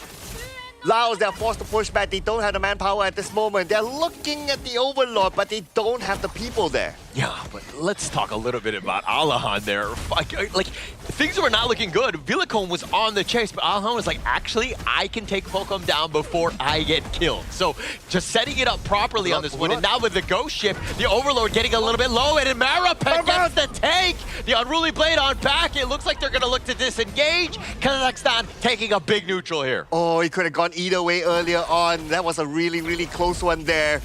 And Kazakhstan, they secured the Overlord, so that will give them a little bit more space to push forward, opening up the map for themselves because they need the space right now to farm. Yeah, the Azure Golem, this is going to be looking to be taken, at least contested, but they found Villicone in a bad spot. They're bouncing him all the way in the back. The Unbridled Outburst, as well as the Ghost Ship, just completely locking him down. He's been pinballed around, and Villicone down for 30. And that's a great use of the Ghost Ship, right? Just zoning them off, splitting them up, splitting up the fight, and that's how they got the Dune. And now, without the Dune, they can push even more forward. Yeah, they have a lot. Plus, you have the Vanguards, right? This is a huge window of opportunity for Kazakhstan. But now it comes back to Laos. Deal with those Vanguards. Clear it as quickly as possible. Top lane is pushing, but Kazakhstan, all of them are committing towards the bottom. The Cannon Blast is slowing this initial push, but this bottom T2 is definitely under risk. Yes, at this point, even Kampeng, he's kind of busy at the top as well because he has to clear off the lanes, and that will allow Kazakhstan to just go around the bottom, clear everything, and now put their focus onto the top. So, Kampeng, he has to back off. Yeah, he's going to sense it. I mean, his spider senses were there. Alahan showing up, goes with the Truth, knocking him back, but it's going to not be enough. Kampeng looking to just fight. You want to go? Let's go with the Power Gradation on top of this. Alahan actually had less life on this one. Now Villicone showing up. They had the Shadow Vanguards on top of this top T2. And with those heals, Arshin, with this Yuan, it's a bit of a problem. Oh, look at the bottom as well. The lane's been pushed up. Now, Laos, they will be distracted. They have to clear off those lanes. But at the same time, they need to focus on to try to win back their part of the map as well. So what they're doing right now is sending 4 players at the forefront while Kampeng does his own thing at the bottom. Yeah, you gotta just fix the lanes, right? You can't look to just team fight elsewhere. You gotta make sure that the lanes are kind of generally at the river so that you kind of are at that 50-50 mark so that it's not constantly pushing. And now Sunkar taking a decent amount. The Wolves are gonna be on point. The Umbrella Alpers has to be committed. That's a giant ult that's used, and now they're looking to run. Can they get any sort of value? The Unruly Blade, the Ghost Ship does not catch anyone. Oh, and the Umbrella Alpers came out, and the Ghost Ship came out as well just before the Tyrant. So now they don't have these 2 big ults to try to contest this Tyrant. This Tyrant should be to fall into the hands of Lau. Yeah, they can't fight. There's just like too many ults on cooldown, no chance. I mean, Alahan had the truth, but that's really not enough. You needed to have everything. And Lau's understanding that, hey, those skills are on cooldown. This is a great opportunity. Yeah, I really like how Lau, they kind of like try to bait out those big skills. Yeah. The moment they did that, it's like, hey, guys, Tyrant is ours for the taking. So that was a really good move for them. And they remained disciplined. It's not like, okay, they see those skills, they went on the chase. No. They went for objective gameplay. Secure the Tyrant and then win back the map. Yeah, and this is why, I mean, the Zhangfei is great and all, right? But when you're dictating the Umbrella Alpers on your terms, awesome. But when it gets completely, like, forced out, where they have to just use it just to stay alive, now that's like a losing proposition. It's not a great situation, and other teams can take advantage of that. That is the weakness. And again, Sunkar very low again. Yes, and very low. He needs to heal up quickly because the Overlord is going to be up really, really soon. But then I don't think Lau will be ready yet. There's still 29 more seconds before they can actually take the Overlord. So they're buying a little bit of time here. Yeah, and look at how Villicone, the way he's playing the Dune, he's stolen this, and now they're fighting. Oh, nice win slash onto 2. They're under the tower, which is going to be taken out. Now they're going for the flank. The Unending Sorrow is on. The Ghost Ship is not going to be enough. They find Boxol, and that's a huge win. And they have the control. They take down Marapet as well. But Sudasai is going to be taken down as well. A double strike going the way of Falcom. And now how much push can they get out of this? Okay, look at this, right? When it comes to takedowns, Kazakhstan has more takedowns than Lau, but this is objective gameplay by Lau. They know when to strike, what to strike, and that's how they're controlling the map right now. Yeah, and now with this minion wave, they have the numbers advantage. Marapet is up in about 20, which is an eternity. Villicone taking some tower shots. The top lane, it was all a bit of a bait in that sense, but the top T3 does go down. Yes, this is what they're really, really good at. Okay, the strike, the players of Kazakhstan in the middle, and then you send Fokam onto the top lane to push, and that's how they got that top lane, just like that. They didn't get the middle, but that's fine. They got one lane at the top, especially when the Overlord is up. It is perfect situation for them. Yeah, actually, like incredibly perfect. You know, definitely the mid and the top at the same time. You just like pick your poison. Which one do you want to go? And the top T3 was just enough to go down because again, Fokam, this is the guy. This is why Chano is so strong. I mean, he has so much damage. He's able to just burn through towers. Yes, and he does have the protection by Velacone as well. He's been playing a really good frontliner. He's been opening up the map, and he's doing exactly that right now towards the top left side. But now he's getting together with his teammates. Now they're moving as a 5. Now, if Laos move together as a 5, it's going to be really, really scary. You got heroes that can engage. You got heroes that can do crowd control, can do the damage. So they're really, really scary now. Yeah, they've got the, I mean, they've got Villicone in a bad spot. He Unruly Blades on back to safety, but a couple soaring signal shots onto the bottom T3. It's all about chipping it away, right? That damage is not going to be healed. It is going to lock in there. And with some of those minions here, they're going to be completely decimated by Laos here. Okay, and here comes. Okay, they're going to put pressure onto the middle and onto the bottom at the same time. And they'll definitely take this one tower. Just waiting for the right space. Yeah, looking for the right moment. He's looking to go for the Wind Slash. Again, the Shadow Vanguard is going to be vanquished, but the bottom T3 took a lot of damage already. They had the other Vanguard, so that should just be enough. Falcon with another soaring signal, and now they've taken this wide open as all of the T3s are down. Look at this, right? Same formula. Distract the players of Kazakhstan at the bottom, let the middle do its own work, and now the Umbrella Alpers. This is that moment. They found Villicone. They have the ghost ship. It says, where are you going to go? They do get the lockdown. They get the kill, but the Ally with the truth on the side. The flash set setup play. They've gotten 2 members, make it 3. And now Kazakhstan, again, all the lanes will be pushing. Top lane is a problem. Somebody has to go fix it, as it looks like the Vanguard is looking to end this. The Crystal is getting very low. Alahan is there to help save this as well. But now they turn to the Tyrant. Oh, that was a really close one there. And this Tyrant, they should be able to get in. 3 players from Lao are still down. This Tyrant not going to be challenged by Lao. Lao, they might as well back up and try to manage the lanes, as they are not able to challenge for the Tyrant. Yeah, but the top lane will continue to push. We're about a minute and about 15 seconds away from a Tempest Dragon. If Kazakhstan is able to take some of these towers, get to the high ground, best case scenario, probably not enough time as Falcom is up. Okay, I'm just looking at the top lane right now. There, for you to push in is still going to take a while, so it's not going to be that easy. And plus, right now, Kazakhstan, they're aware of that situation. They're going to clear off the top lane, getting prepared for the Tempest. Yeah, you want to push out all the lanes. You can't get backdoored. You got to make sure that all the lanes are in the right spot. All of the lanes will push eventually, so the longer Laos decides to kind of dilly-dally-o a little bit and just kind of stick around, that means more pressure onto the Kazakhstan side. Okay, 40 more seconds before the Tempest is up. Both sides setting up right now. Nobody's going to overextend. Nobody's going to use the outs unnecessarily, especially the Umbrella Albers, because it takes time for it to be available, as you need to collect the Madness stack. So you're going to keep that for now, and you can see both sides just playing tag now. Yeah, but Kazakhstan, this is not their situation, or not a good one for them, because all of the lanes will push eventually, right? Top lane is already there, and look at how Marapet is already rotating.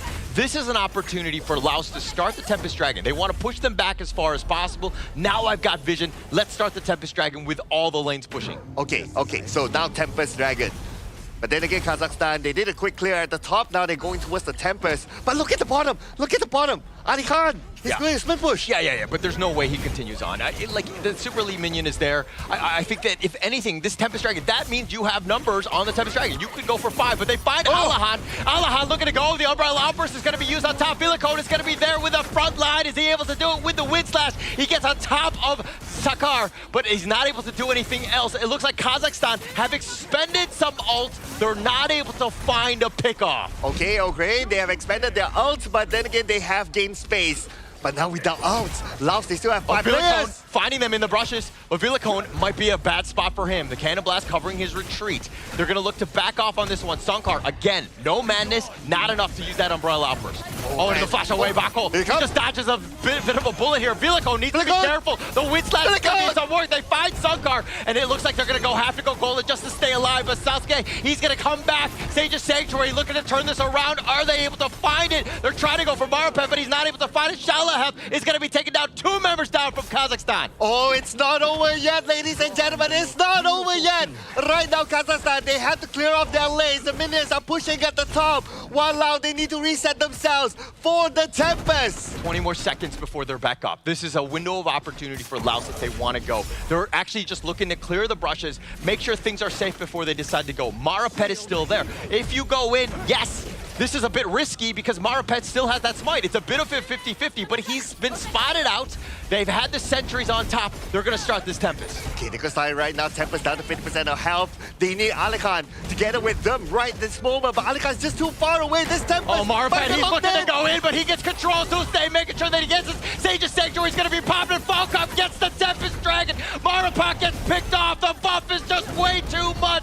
Boxhole just trying to stay alive, trying to deal with Villicone, who's been on top of him. Falcom is there. He's using his perfect positioning, staying on the outskirts. Oh, nice cannon blast onto 3, slowing them down. But with Marapet down for 30 seconds, it looks like Laos have found a way to end. Oh, it's going to be huge. It's going to be huge. Kazakhstan, they need to defend with all their might right now. But the waves are coming in. They have to put in everything in this final push. Yeah, they need to just deal with the minions more than anything else. The nice 2-man stun the Umbrella is using. And now Boxhole is going to be killed. They've taken him down. The box is going to lock him in, but Studazai gets taken down as well. Alahan, he's going to be gone. Arsha just running for the hills, just trying to stay alive in the fountain, and this is going to open things up for Laos as they will take game number 1.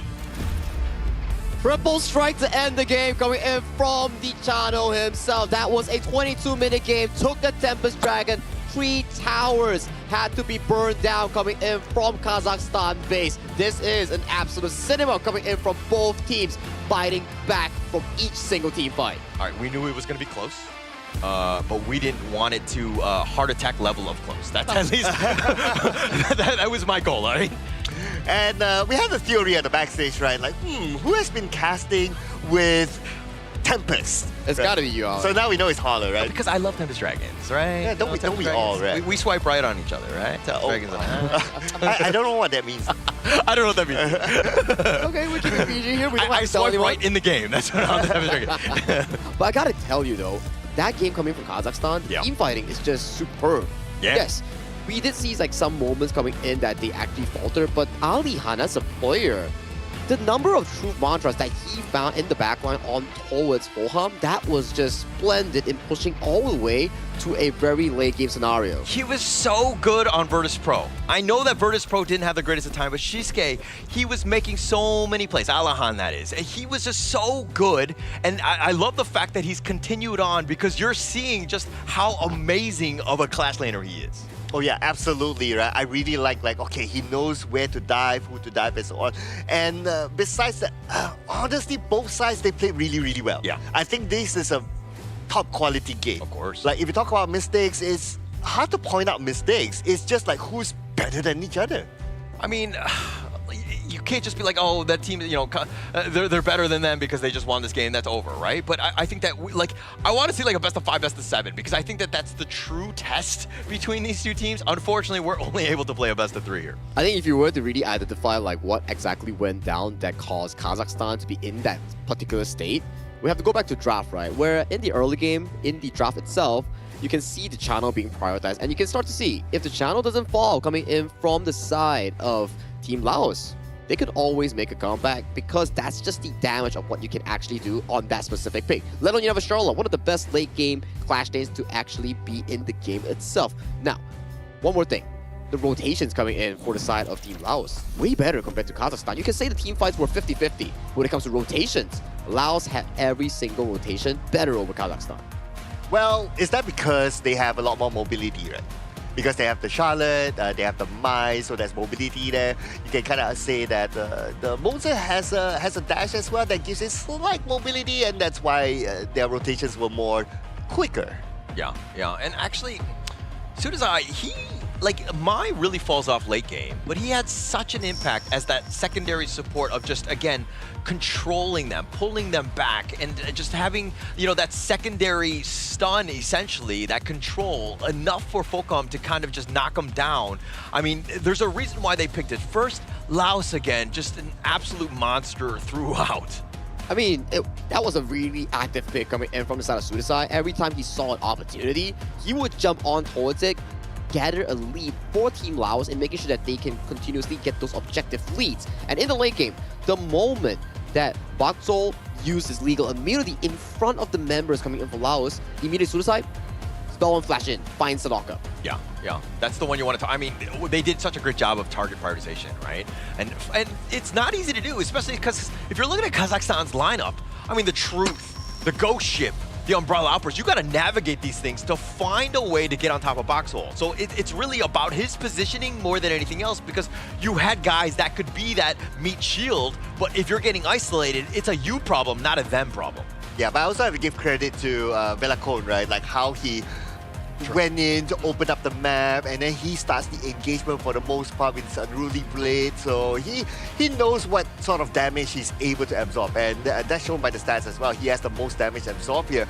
Now, in comparison with Kazakhstan, you have at least 2 players with 200 plus damage taken, but for Lao, it's only Velacone, so they are very dependent on him to be that frontliner guy. It further adds on to your point, right? Like, there's only a single frontline player coming in for South Laos, which is Velacone on that Dun, so that his job as a frontline, if he falls easily, it's immediate GG over for Laos. Every time you see Velacone getting caught out of position, the entire formation coming in from Team Laos starts to split up, and this goal chart is really amusing because it's a roller coaster, up and down, but it's always within a 3,000, which is very little. Yeah, I think I died every single time there were these giant changes of gold here because the way that they were able to swing back and forth. I mean, even Laos, they were behind, but they had the victory because it doesn't really matter about gold at a certain point. But the way that the two teams are able to just, counter punch one another was an absolute feat to watch. Yeah, they kept it nice and tight, right? And also that's because of the objective gameplay. Both sides are able to play the objective game very, very well. Yeah, you can see Alihan in these mini highlights. You're just finding the markers on both channel and setting up the team, isolating VLACom all the way to the back end here. And as of this point into the front line, there's just not a lot of fights here. And these are the moments that Holler was saying about Suicide. See? The moment that Bakso uses Flash and Legal Immunity, it's go time coming into the Maestro. They're trading himself for a farm lane, a main carry coming from Kazakhstan. Perfectly worth. Yeah, and this is also the problem with D-Renche. He's like, yeah, he's like this jack of all trades farm laner. He has a lot of different things that he has. Oh, Alihan, that truth. That was a highlight reel of highlight reels, right? And the fact that it's like 18 minutes in, you see that, you're like, oh, how did this team lose? Exactly right. That play just now stopped Laos from going back and getting the Tyrant, which extended the game into this important Tempest Dragon, where the fight was so back and forth. But you gotta give props to Boham as well. He positioned so well at the end of the team fight, making sure that Alihan couldn't get towards him. If Alihan was to get hands on towards that channel, this game could pretty much go into anyone's favor. Yeah, and actually that comes back to more Vilacone and Kampang, just keeping him shielded, right? Focom let him work around the wings on the outside and use that range advantage, and that's kind of what you saw here. The way that Laos was able to kind of weather that storm, that onslaught. There's so many different ults that were coming at him, and there's a reason why, of course, Focom was MVP. Yeah, Falcom, yes, KDA, 837 with a damage up of 13.5%. Very, very good, well-positioned and winning his early matches. But I would say that he also owes this to his teammates, right? To like kind of open up the space in front and pretty much minimal disruption towards him. It was very stressful for him as well, right? Because every time that you want to go up to do any damage, you have to be careful of Alihan just flying into the backline and looking for that troop on towards you. So the first few times that it actually happened, it cost him heavily. So when it went to the 18-minute mark, the 20-minute mark, it started getting better and better and better for the farm lane player of Laos. Finding it out, I mean, 837, 30% of the damage. This is exactly what you want. I mean, the fact that he wasn't dying, it just speaks volumes about his play. He was able to, like, if you're able to stay alive and only die 3 times in a 20-plus minute game, you know you're doing things well. Like, the team relies on you to stay alive, to stick around, and he did such a phenomenal job here. Yeah, sometimes playing farm lane is like a horror game, you know? It's like, you don't know what comes next, and you have to react accordingly. If you fail to react, you're dead. You're back to the respawn base. I thought you were gonna go a different route and be like, yeah, Farm Laner's like a horror game because everybody is against you. Like, yeah, I mean, that's true too. You know, in the late game, like everything in the early game that we saw like yesterday from Emmanuel, like he just clears mid and goes back to bottom and just to like pick up some kills. And then like you see on this game itself, every time you play farm lane, there's at least like a party of 8 people just dancing around in bottom lane, going for a team fight. When you're like, guys, I just want to farm. Why can't I farm? Obviously, they're not going to let you farm that easy, right? Yeah. But kudos to both sides. I think this is a very good quality game overall. It is. And yeah, it kind of highlights the reputation of 2 teams, right? Like yesterday, we saw Kazakhstan played a good game, and Lao coming in here with competitive experience. They're showing it on the ground. Yeah, and going both ways, right? I think that we wanted to see a competitive game. Both of these 2 teams, you can see the level, very similar, right? It was just really come back to the micro plays, that Tempest Dragon, those like little pieces. I mean, it was just so close at the end of the day. Yeah, this close matchup, this epic finale of the matchup can only be happening at one sweet spot. It's definitely going to be at Petaling Jaya Marriott Hotel, our official venue sponsor and hotel partner sponsoring us for this event. We thank you so much for sponsoring the 2026 Asian Games Esports Qualifiers for Honor of Kings. Please do check out Marriott Petaling Jaya if you're interested in a nice stay hotel. Yeah, and not only that, like all the teams have been here and just well-rested, and we're able to see this top tier because, again,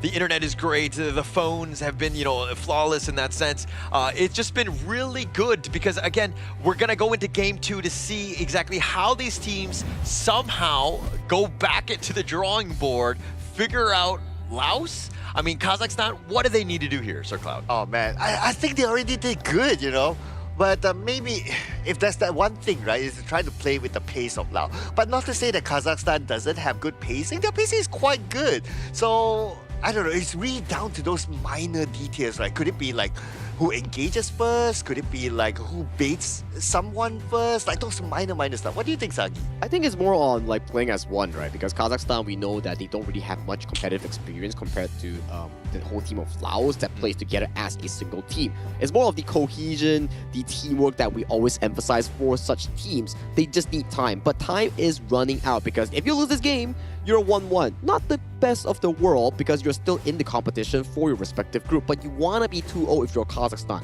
2-0 means that you are soft secured for that top 3 spot. Yeah, if you're able to do that, I think that would, like, I want to see a game 3 more than anything else. So Kazakhstan, like, I will do whatever I can, you know, manifest energy for them to bounce back because that was so close. They had so, I mean, it wasn't like a winning situation, especially when you're talking about the gold, but they had a great opportunity. And it comes back to the draft here as it looks like Laos sticking to the Mai. From what I hear from you, Holler, it sounds like you're calling for game 3, basically. Oh, I want the game 3. We want the game 3, man. It has been really exciting, and then it's start to go back to basics here. Like, if it's not broken, why fix it, right? We saw the fact that Alihan had a fantastic game on towards the Dharma, so they locked that in again. Is Laos gonna pick that channel up again? What do you think? Why not, right? I think that if it ain't broke, why fix it? I mean, they're going to go with the 2 and now they're going to go with the Dolia to kind of just double up on it. This is going to be way more annoying for Kazakhstan. Okay, yeah, it's going to be really interesting to see how the Dolia will happen here, right? Of course, one thing about having the Dolia is that we did discuss about this. Having the Dolia, your synchronization, your chemistry has to be there. So let's say if the Dolia refreshes the Dune and then the Dune like backs off, not knowing that his skill is refreshed, then it's not going to be the right plan, right? So we need to have that communication. But like how we know that they do have competitive experience, I'm sure they have that level of understanding. And that looks to be pretty fine here coming in for the South Laos here, especially how they played Dun in the early phase of the game. Very aggressive in sorting out and finding those aggressive picks, aggressive jungle invades here. I can probably be expecting that Laos will be trying to ban out the pick like the Atar coming in on the final ban. So they're going to go with the D-Renche. Bakhol played this one just in the last game. I kind of feel like this is, like, I think there are better farm laners here. Like, I don't know about the D-Renche. Again, utility kit, all that. But if you ever get out of position, and Bakhol has proven that, hey, sometimes he's not always in the right spot, this doesn't seem like the best case scenario for him. I think it also makes sense in a way where you want a farm lane that is self-sufficient, plus has the ability to counteract against a Maestro Nui jumping on towards you. If he jumps you, okay, let's just press that spell 2 button, get out jail card, and then flash away, or be sufficiently tanky enough with that semi-tank build to really sustain in those team fights, right? And you can see Kazakhstan, it's almost 80% of the same draft. They can't complete the full-on 100% because Yuan is locked away. Yeah, and by having this 80%, I think it's really, really good already, right? Like what we discussed, when you ask me that question, I kind of find it hard to like, okay, what should they do better? The draft looks fine to me and all that, but then again, it's just some small executions inside the game. So for them to maintain all 4, I think it's all right. I think it is okay too here. But this is a lot of, you know, eggs in one basket. Bakhol is got to be the guy, right? Everybody else is just set up to make sure that you have a good game. If you get caught out, your team just loses. So again, it's like the protect the president type of strategy here. Well, if you're talking about all the engages has been happening on towards the phase, coming in from full farm, coming in from last game, he's picking up a Marco Polo this game. Much more mobility compared to a Channel, but lesser late game damage compared to a critical marksman here. This could be a double-edged sword that Laos has actually drafted for themselves, but I'm excited to see how they actually play this out. Yeah, and also, I mean, the Fever Barrage is like, oh, that's the dream, right? When everybody's grouped up and you're able to get the perfect one. But if you're looking at the Kazakhstan style, I mean, pick your poison. Everybody has some sort of stun, right? So you have to be flawless. Everybody else has to be creating all this disruption so that you're able to, again, just get this Fever Barrage off, you know, flawlessly. Yeah, so the Dune has to kind of bait off those skills first, right? That's the ideal situation. You bait off those big stuns, bait off those big skills, then you come in later. That could be possible as well. If there's a draft that actually favor in this second game of this BO3, I gotta say Kazakhstan's draft is looking super duper consistent, but this absolute banger of this series is coming to a game 2. Laos leading the series 1-0 in score against their opponents Kazakhstan. Will Laos take the series 2-0 clean and end the day, or will Kazakhstan bring us to a game 3? Thank you, Sagi, as we get into game number 2 here, and this Laos has done almost everything right. Kazakhstan really taken the fight to them. It was super close. Again, I expect the same in this one as well. Yeah, expect that too. A few changes here, of course, in terms of the draft, but when it comes to execution, let's see how consistent they can be. That's going to be much more important as you approach this game. And so far, based on the start, Laos seems to be very, very aggressive. And Kazakhstan, now is their move since we're done with the first wave. Yeah, Sudasai, this is what you want to do, right? The Mai, you want to be on all lanes. You want to constantly be threatening Kazakhstan at a moment's notice and let them play scared. Because also it affects their rotations as well, because you're like, where is he? Is he going around? Could he be in that brush? You never really know. Okay.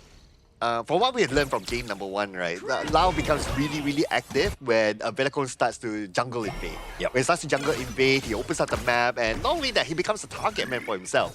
When he's that confident to be the target man, that's where Kazakhstan would need to be careful to not overly use their skills onto him when they see him, and think of it just as a bait. Yeah. I think that would be best case scenario. Kazakhstan, again, they need to be a little bit aggressive as well, because they have a lot of stuns, ways to kind of get them, and now the flash away. See, this is a good one, right? Because you've threatened, you forced Kampeng to use the flash out early, and it looks like Sunkar has to just leaping savior away as he was teleporting in the heart of the enemy team. Yeah, and all 4 of them, at least 3 of them now gathered in the middle.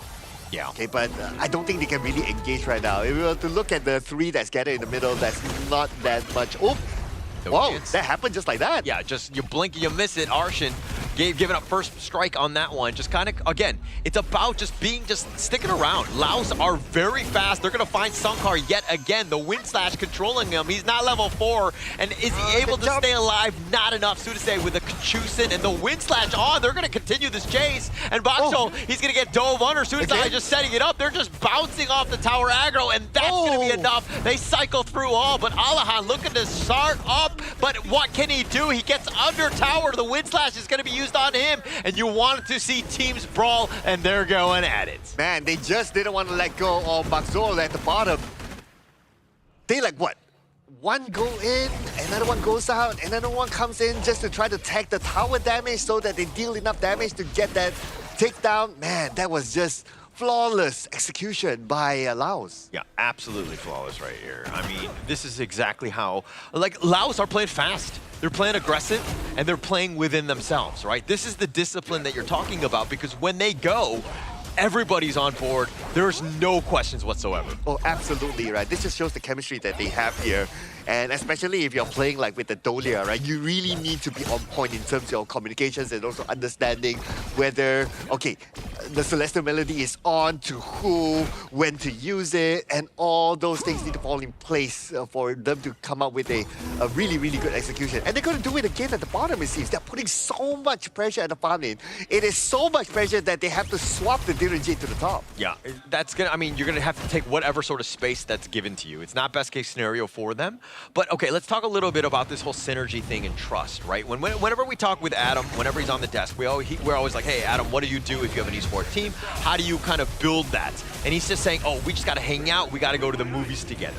What is your thought process? But before, okay, it looks like the tire's gonna be taken here, but please answer that question. Well, I guess if it was me, looks like the Kazakhstan players will need to have a good meal together. Okay. Just started with food, right? Yeah. I think that just kind of, it builds a bit of a rapport in that sense. But now Laos, it looks like they've done quite a bit, but Sudasai misses the Kachusen, finding Bakshol. Nice 2-man stun on this one, but he's going to just dodge the ghost ship, if you will, and he gets on out of this. Disciplined gameplay. Velocon is just there to steal away the jungle creeps. That's about it. And once they're done with that, they pull back. And while all that is happening, they are kind of pushing in the middle. But the main key point here is that they managed to steal one jungle creep, and that's about it. Look at how much discipline they have not to overcommit. 2.5k lead for Laos. They're doing everything right at this point. The way that they've been able to kind of even invade your jungle. Everything is not safe. You were talking about how you need to invade and be in somebody's house, and now you need to counter that by jumping into theirs. It doesn't seem like Kazakhstan has been able to do that. Oh, they don't have the space.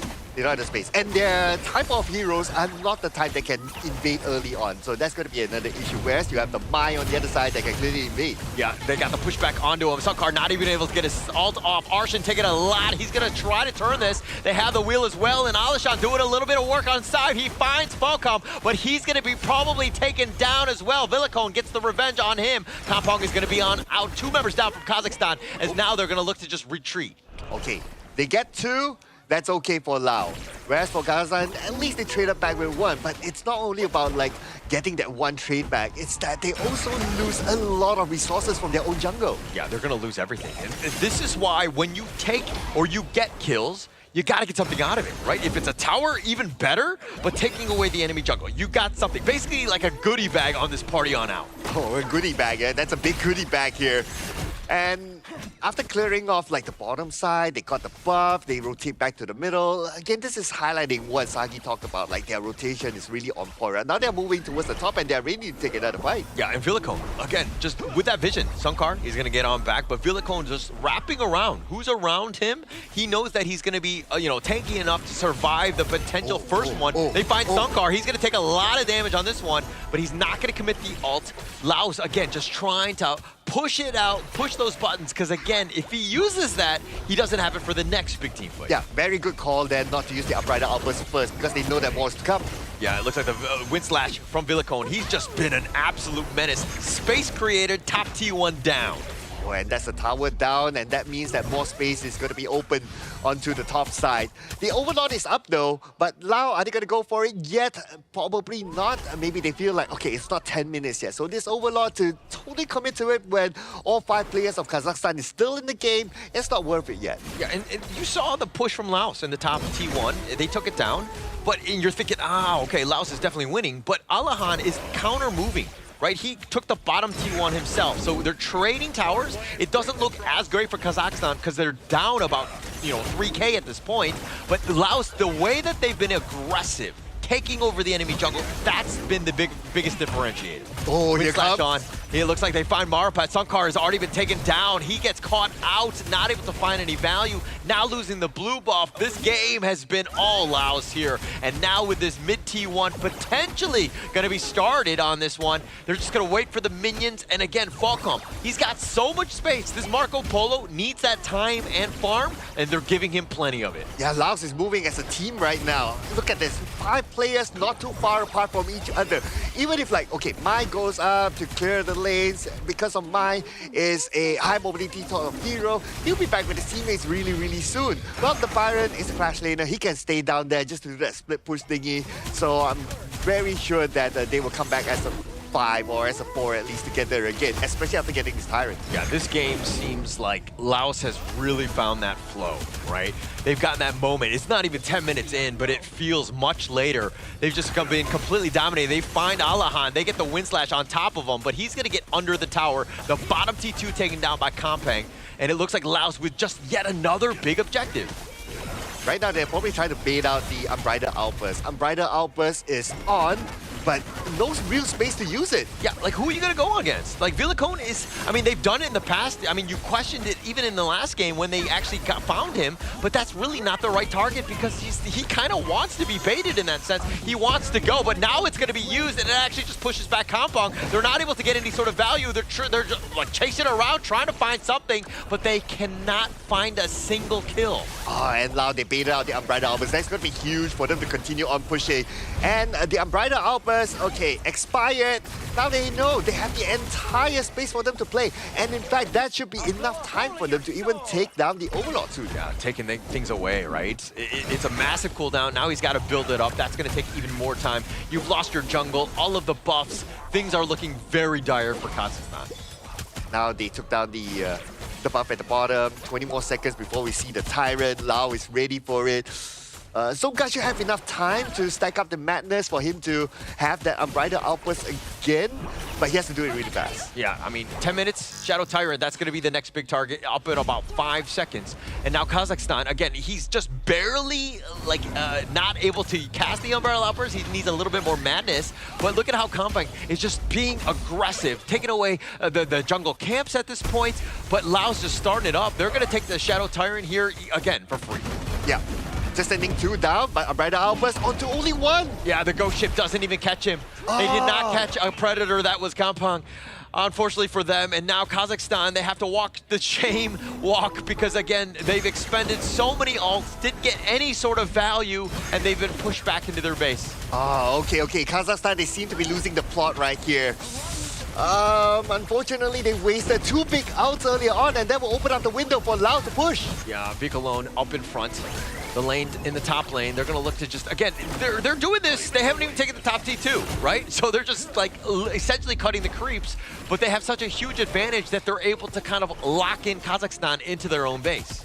And now with Kazakhstan not able to come out at all, that's bad news. You have about a 7k gold gap between these 2 teams, and you still need to stack the madness. So Sunkar needs a little bit more time. Not only time, but he needs something to hit for his madness to stack up quicker. Yeah, and I mean, we've seen Sunkar being forced out. I mean, yes, he's the roam, so he can kind of risk it a little bit, but they find Alahan, Kampang, finding him just in a bad spot. Thought he could be fine, because he did have his flash and all that, but just not enough to get away. And when you've lost your Dharma at this stage, I don't even think you can fight. Yeah, no Dharma, but the good news, at least they do have the Umbrella Outburst right now together with the Ghost Ship, so they are ready to re-engage again. But ideally to wait for Alakan about 12 more seconds. They can wait this one out. Well, I don't think they have a choice. I think they will wait, right? I think that, you know, again, you can't really leave your base when you only have 4 members here. Laos, again, with this pressure, the Vanguards are also going to be making an appearance as well. Kampang is going to be there. They don't have minions, so they've been thwarted, at least for now. But Kazakhstan, the biggest piece to them of just extending the game is wave clearing. Oh, and the Dolia purchased the Venomous Star. So that's going to be a counter towards Sankar's heal. That's going to be a good crucial item for them in this final push. Yeah, and that will definitely help them out. Sankar at about half-life needs to be a bit careful. The minions are slowly going there. The Shadow Vanguard is the top lane. And you're seeing exactly all 3 lanes being pushed, just going slow and steady. We don't need to risk it. We don't need to get out of position. We will continue to just put you in your base. Just keep them in there. Ideally to bait out those big outs. Those big outs are still not out yet. That's why they're not committing to this fight. They're just waiting for who is going to pull the trigger first. Yeah, they're looking for the right angle, right moments. But, I mean, Marupet taking a decent amount. He gets blown up by the Fever Barrage. He thought he was going to be safe. He thought he was going to be tanky, but it's just not enough. It looks like Falcom has enough to do some serious damage now. Okay, if one Fever Barrage, you're able to take down Atta, that's a message there that the gap between like damage output and damage able to be received is huge. Yeah, absolutely huge at this point. But the minions, that's the only thing slowing them down. I mean, you still have 4 more players from Kazakhstan, 10 more seconds essentially for Marupet to be on back up. But now this is that moment. Nice 3-man. Now the Storm Strike, he decides to go in. They take the mid T3. The Umbrella Outburst just covering at least the end guys. They've gotten Kampang, so they did get a little bit of revenge. They've traded away the mid T3 as well as the top. Both of those are down. Can they get anything else? Okay, time for Laos to pull back. They already got 2 towers, which is good enough at this moment. The bottom tower is a critical situation, but that's fine. They can come back again later because the tower is going to be up again. That should be their main focus. Yeah, they'll just take this one because, again, Kazakhstan can't go and they can't contest because they have to fix the lanes. They have to do that housekeeping back home, ensure that they just don't lose this game. So, again, Kazakhstan on the back foot, down about 8K at this stage. This is a rough situation. Yeah, down 8K, and they have to collect again the Madness stack for some guys, so that's going to take a while. And now they're being pushed back again because after getting the Tyrant, obviously Lao is going to push all 3 lanes, so they are prepared inside their base. They have to keep all their skills. They have to be in the right chill mindset at this moment to execute their plan well. Yeah, definitely need to be patient. I mean, all the lane, the top and the mid will auto push. The bottom lane is the biggest target here because it still has that T3, but it's teetering on the edge of its own life right there. So they'll deal with these minions as quickly as possible. You know, Laos doing everything right, but the biggest piece to this is Villicone. He's just had so much impact, and he's been this guardian, this troll under the bridge where nobody can pass. Oh, okay, they took down the tower, so now everything is open for the side of Kazakhstan.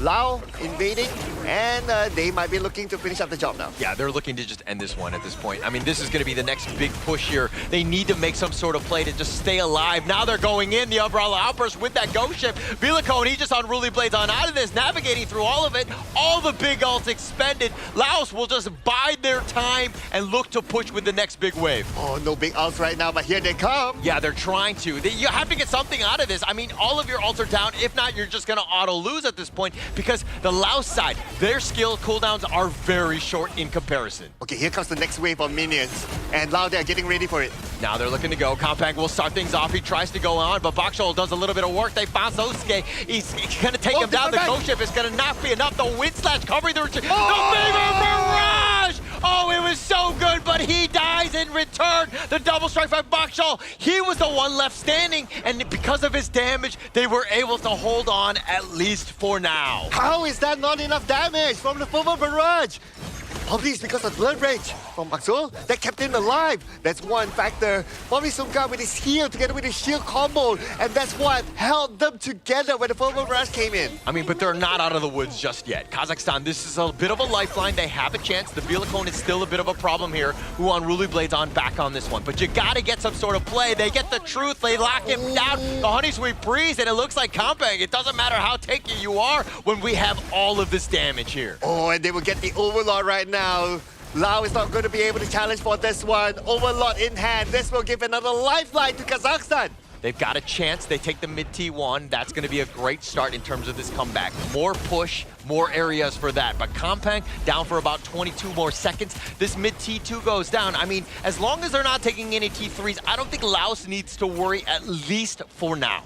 Yeah, they still have enough protection, right? But they have to get their act together at this point. They cannot create more room for Kazakhstan to win fights and push again. If they lose the next one, it's going to be scary. Yeah, I mean, for both sides, right? The next person who wins the next team fight just pretty much wins this game, right? Mid T2 down. Look at the bottom lane. Hokam is there looking to push, dealing with the Shadow Vanguard. But again, he's a little out of position. He is definitely vulnerable. Yeah, but looks like Kazakhstan's not really putting... Oh, they get the mini stun. They find him. Compang was looking to go for this one. They thought they were going to look to just turn on him, but instead they find Compang down for 40 seconds. Here comes the recall from Velcom. He will be back to look to fight. Okay. Bottom lane pushing. Bottom lane pushing. Oh. Okay. Is he going to still push for it? Nah, he's kind of contemplating whether he should go, whether he should not go, but Kazakhstan says, okay, let's play objective, let's not worry about the pushing for now. Yeah, but this Shadow Tyrant, that might be the next big piece. Volcom looking for the flank, the ghost ship not enough to lock him down because you got that Unruly Blade. He has a get out of jail free card. And now Bakshol is turning it up. Needs to be careful with the Fever Barrage on the side. Vilcom doing a little bit of work, but he gets taken down. Sage's Sanctuary, they lock him down. Again, not enough damage from the Fever Barrage because of Suga and his heal and his shield and the blood break from Bakshol. He's not able to get even a single strike from that fight. I mean, the biggest piece to this is that Compang was down. Why are you trying to take a fight 4 versus 5? It seems like you're compounding on one mistake after another, and now Kazakhstan definitely in it. They actually find Villicone, who has to Unruly Blade the flash away. The ghost ship is not able to catch, but Kazakhstan in the driver's seat somehow, with no towers up, have an opportunity to make it the ultimate upset against Laos. Oh, this is disciplined gameplay, Holler. Disciplined gameplay shown by Kazakhstan. When to use what, when to wait for your opponent, and right now Laos has to get the act together again. I mean, they have to just calm down, right? I think that they're getting a little impatient. They thought they had this game. When you take down all the T3s, you're like, okay, this game is over. We can kind of chill, put my feet up on the chair, all these things. But it's not playing that way because Kazakhstan is so resilient. The way that they're able to kind of weather the storm and find those small, minute plays to get themselves back into this. Okay, this is going to be the big one, right? The Tempest. 40 more seconds to the Tempest. Who's going to be ready for it that time? It will depend on who can bait out who's killed. I mean, but if they get Villicone, that would be gravy. But unfortunately for him, he does get on out. The ghost ship not able to get the right catch. They've got the push in the bottom lane, which will help. Villicone still up in front, needs to be careful with his positioning here. Arshin is going to be there. He's going to flash on back. Tempest Dragon up at about 15. Anyway, the ghost ship should be back up again by the time the Tempest comes up, so that still should be okay as long as the Umbrella Outburst is not used now. Yeah, look at Alahan looking to split push the top lane. All lanes have been fixed. everything is just kind of, in where they want to be for Kazakhstan, right? Taking that buff away will be huge if they're able to. Sunkar needs to stay alive, though. Okay, just waiting for another right moment. Now, I can see that the Dolia is trying to bait out something there, but to no avail. Not yet, Look at not the mini yet. stun on the Villicone. He's going to be backing off. He's still very tanky, but again, you're seeing the power of Voxel. The way that he's able to kind of chip them down. We're in the late game, right? Yeah, you're tanky, but we've got Voxel on our side, and he just tears through that. Yeah, and right now, all Kazakhstan needs to do is to try to keep him alive as long as possible. Allow him to get 3 hits from the back. Now they're going to start off the Tempest, and on the left side, Suchet is just waiting for the right moment, but he's not the right person to try to go in and smite. He does not have the smite, obviously. Yo, if you're going for the Tempest Dragon, you need to go all in. This is that moment because the lanes will all push. You don't have any T3s. So if the opportunity is there, the Tempest Dragon is very low. The Umbrella Outburst on the point. Alahan goes to the truth with the Fever Barrage. On point, is he able to take it? But Bakov gets taken down. They get the Tempest Dragon. Kazakhstan are coming back. And then now Sunkar, they find Bakshul though. And now it looks like he's going to be on the run. Marapet has to stay alive. He gets picked off. So to say, has gotten it. It looks like they've gotten only with 2 members down. Laos have figured out a way. How is Kazakhstan going to hold with only Alahan and Sunkar? Oh my goodness, and they're not the best heroes to clear lanes either. So this is going to be a really, really difficult one for Kazakhstan. And they don't have the Umbrella Outburst to give them more durability. Yeah, but this is that wave. This is it. The Alahan with that truth, knocking him on the side. But he too will fall with you have the Tempest Vanguards. Alahan getting a little bit low. He buys Sage's Sanctuary just in case. But the Tempest Vanguards might have been enough to salvage this one. Oof. Okay, this game is going to be extended here, ladies and gentlemen. We are in for a long night. And now with the Tempest. I mean, you wanted a game 3, or did I want to? I don't know. I don't remember. I'm kind of hazy right now as to who wanted what, but we were definitely very close. We wanted a competitive series, and this has been the best one thus far. Oh yeah, absolutely right. And I believe this will go to the next Tempest for sure, because both sides, they're gonna try to pull the handbrake, try to chill, try to calm down, and not engage when unnecessary. Yeah, and this is that point, right? I mean, the T3's still not down. Right, so these Tempest Vanguards are gonna definitely help with the push, and it'll give you an opportunity, but the biggest piece is that eventually Laos's lanes will push in their favor. This is gonna be a tough one, right? Who's gonna win this one? Now, goal is not gonna be an issue anymore. Whatever goal it is, it doesn't matter. It's all about execution. Yeah, it doesn't really matter at this point. Villicone, that's been the problem. They take the bottom T3, they're gonna equalize. Villicone about half-life, and they're trying to deal with the elite minions, but they don't have any more Vanguards to continue this push. Mid and top will continue to push in favor of Laos. Okay, and now Kazakhstan playing the disciplined gameplay. They're pulling back because they know the next Tempest is gonna be up in less than a minute.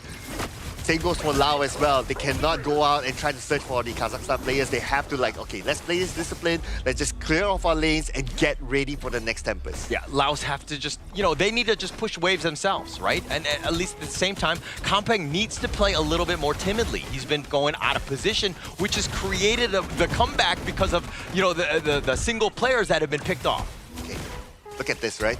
So Suchet is going all the way to the back. He's probably looking at an opportunity to get the backline. Look at him, look at him. He's gonna come anytime soon. Yeah, he's gonna potentially go, and now he defines it. He goes on this passive, he's gonna go golden, but now it looks like it's Sage's Sanctuary is gonna be popped for him. The ambush is gonna be on his favor, and now it looks like the Unruly Blade Villicone is gonna be running for his life. Laos is trying to, again, stay alive. They tried to go for the play, but they got caught out. So to say, he tried to go for the ambush, and he got killed. Oh, so to say, I see that idea, but it's not over yet. Oh, the Wind Slash, Villicone is still a bit of a problem. They're doing a little bit of work, but the return play, Villicone is going to be down. Kazakhstan over the wall. Ghost Ship is going to be set. They take the mid T3. Now they want to end the game. And this is where they could potentially end the game, but then again, Lao will not make it easy for them. They're trying to go stay back all the way to the back line. But still, wait a second. Can they actually defend this one? Down to the last hit. But Lao, they don't have this. Wait. Not over yet. Not over yet. They have backdoor. They have backdoor. They have backdoor. There's no way. Maripat's trying to wing on it, but it's been locked in. Lao somehow hold on because they didn't have any minions. Alahan, sliver of life. He's going to look to recall. He will be there, but at what cost? Can he hold on this one? Oh, man, I can't believe what I'm saying. It was down to the last hit, and still they're able to defend it. I mean, this is the backdoor protection. This is why you have to deal with the minions. They rush right in. They want to go for Alahan, but they don't have minions themselves. They need to deal with the super elite minions in the mid lane. They're going to look to clear this up. They will be patient, but again, they don't have time. Arshin is back up. Bakchol is up as well. Sunkar is there. Kazakhstan back at full strength. Laos has to go for the Tempest instead, and that's exactly what they're doing right now. Now Kazakhstan, they have to rush towards the Tempest. Tempest now, okay? Almost about half-life. It's getting close. I mean, they don't have enough. They're going to look to rush this. Kazakhstan will look to start this one over the wall. Falcom is there, so they have that damage. They're trying to zone them away, but Falcom is trying to distract, but he's not able to get it. They get the pushback, and who gets the Tempest Dragon? Falcom gets the Tempest Dragon! Arshin is going to go golden. He's going to try to stay alive and weather the storm. Alahan gets a little bit low. He needs to be careful. The flash away. Alahan has already been taken down. The Tempest Dragon buff is just way too much. Laos taking him down, and it looks like Laos, with 4 members down from Kazakhstan, have taken the game. And this is the moment for Laos to end the game for sure. All they need to do right now is just push down the mid lane, and then once and for all, 26 minutes, ladies and gentlemen, 1 more to go. All he might do is to defend, but what can he do right now without him on the gorge? Laos will take home this epic victory. Play coming in from Nanfong that he found the double Fever Barrage, cleared the wave, deactivated the tower just to make sure that he found the finishing blow on towards Kazakhstan. It's such a hot, breaking loss for the Kazakhstan team members, but what a valiant effort. What an absolute cinema for these 2 games. I don't know. I mean, I'm still recovering from that game. Like, that was intense.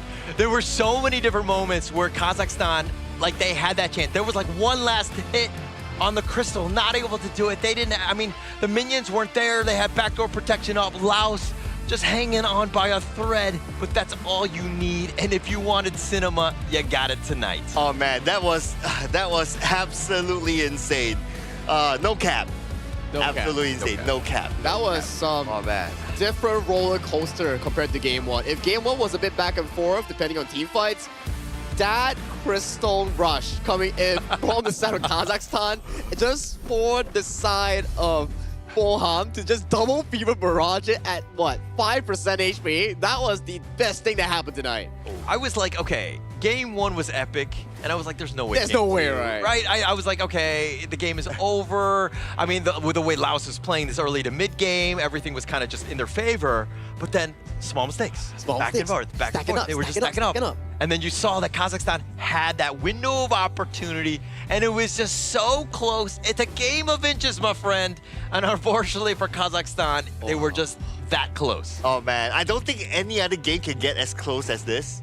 That was like this is super. That was insane. Like, this top, the one that Abdulaziz stole the Tempest Dragon with the Angel up, was the Quadra Strike, because we were expecting like, okay, Game 1 was like pretty good, right? And then Game 2 is like, okay, maybe Laos woke up, and then they're like trying to pack the bag, send it to 2-0, and then we have a good night.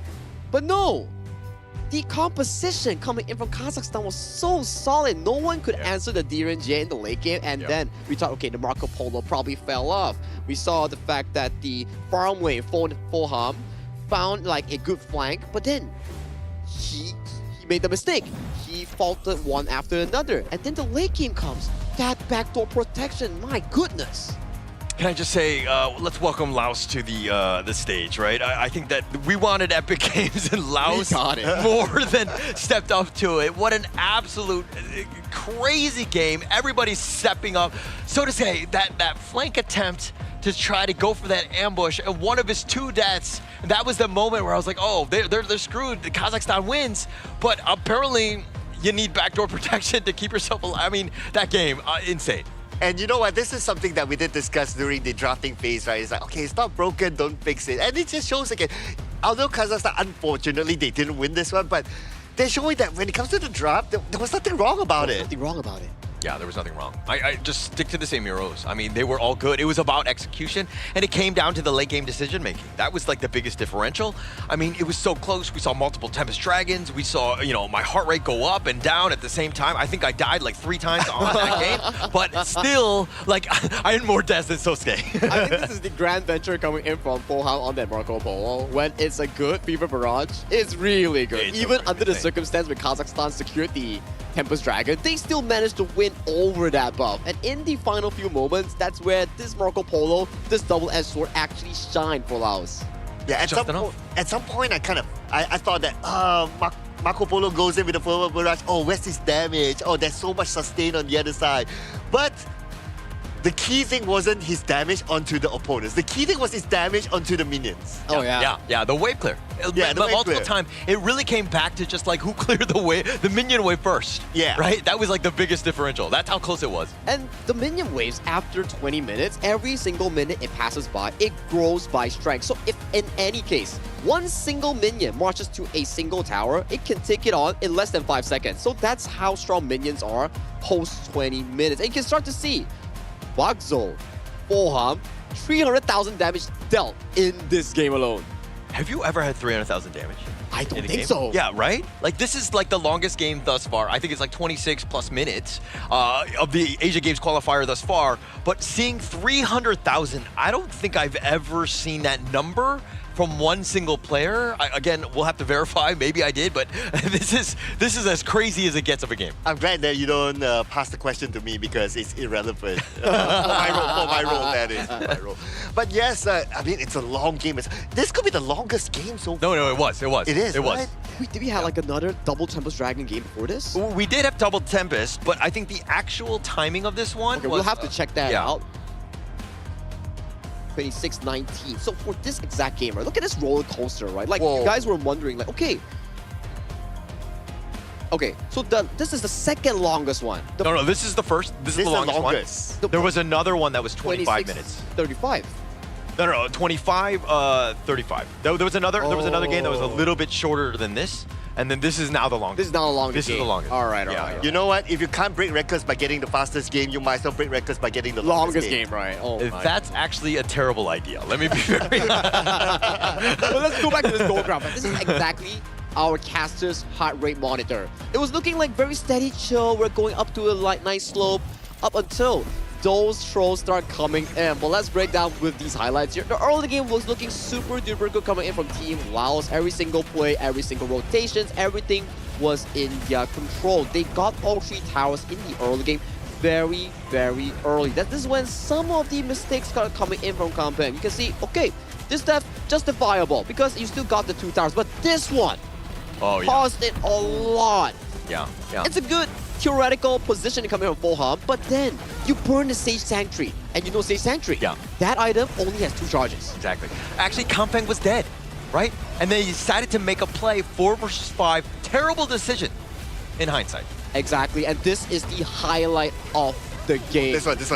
Like, okay, 24 minutes, minions are marching in. First Fever Rush goes in with the Purify, stuns everybody with the Winter, and then comes in with another one, with a brink of health. Nobody got him with the last hit, and he still managed to swap it to a Sage Sanctuary at the very last, coming in for the side of Kampeng. And then they have Doomsday here to take down the Ata. That was just marvelous. And at this point, you can see the Ata slow respawn coming in from the top side from Marapat. So this is a 4v5 up front in favor of Laos. So this fight is a no-brainer here, rewarded towards Laos with the Tempest Dragon with a Team 5 victory in the 26-minute mark. Crazy game. I mean, the Tempest Dragon buff, like this is that buff was enough for them to overcome Kazakhstan in the end. Kazakhstan's team fight was very good. They were doing such a great job, but it got to that point where Laos needed any sort of edge to, again, win that team fight. And our MVP, of course. Has to be him. Has to be him. If it's not him, I'm out of here, right? Fulham, congratulations, you're the MVP with a KD of 858 and the damage output of 37.3%, damage taken 10.5%, and a total goal of 23.3%. But what made him the MVP was that win clearance. That play. Double Fever Barrage. That was just absolute insanity coming in for the side of Fulham here. Well deserved, the Miracle Boy in this game too. And just enough. And taking 10.5% of the damage taken, that's phenomenal of your positioning, right? You're able to stay alive and to use those Fever Barrages at the right moment, plus you have the Celestial Melee. That's the dream, man. Wow. What a way to end the day, man. This is an insane series here. I was thinking that we're going to go to a third Tempest Dragon game in Game 3. I don't know if my heart would allow that. I would have to call my doctor. But I think that, look, I do want to see more. I think that we would have been blessed if we were able to see like a best of 5, because these two teams, the way that they're at and how competitive they are, this is what Honor of Kings Esports is all about, these type of games. Yeah, nothing is decided at the finishing of the draft. Everything is executed well when you do it well as a 5-man unit in Honor of Kings. And this time alone, who executed it better? It was Laos. And nothing is decided until the crystal breaks. Exactly. Yeah. That one last, man. I mean, imagine if like you're Kazakhstan, you go back, you review your board, you'd be like, why didn't you hit the crystal? Why didn't you hit the crystal? Why did? Or a discussion where experience really matters. True. Like, let's say some more experience regions, or like, let's say some more experience regions or countries or teams, something like Philippines, Indonesia, they've been through a lot. Yeah. So these moments, they are more calm and composed, whereas Kazakhstan, although they have limited experience, but their gameplay is really good up there, really high up there. It's just that the experience factor to compose themselves, to calm themselves in these moments, it just isn't there. Yeah, not just yet. I think we saw that on both sides. They were like, when you see teams and it's like, 5-10 minutes into the game and they're willing to skirmish, like, you know that there's a little bit of fire in them and they need to kind of rein that in a bit. You got to be very smart in terms of the movement. Not to say that both of these squads are going to be, made mistakes, but you can tell that they're willing to fight at a moment's notice. Yeah, willing to fight at a moment's notice, willing to do it all for the win, for their region or country. But let's throw it over to Mara on the interview stage to check out one of the best series that we had so far with the winner Laos. After 26 minutes and 19 seconds, Team Laos takes the victory. That was the longest game so far in this competition. And in that game number 2, oh my gosh, everybody was screaming. We didn't know what was going to happen. In the early beginning of the game, it looked like you had control. But then at one point, your opponent, Team Kazakhstan, almost made a comeback to a point that the high ground tower had very little life yet. Tell us what was going through your minds, the communication, what was happening with the team at that point? The game 2, right? Yes. Yeah. We so confident we can beat them, end them early. Yeah. And what about when you had very little life yet on your high ground tower?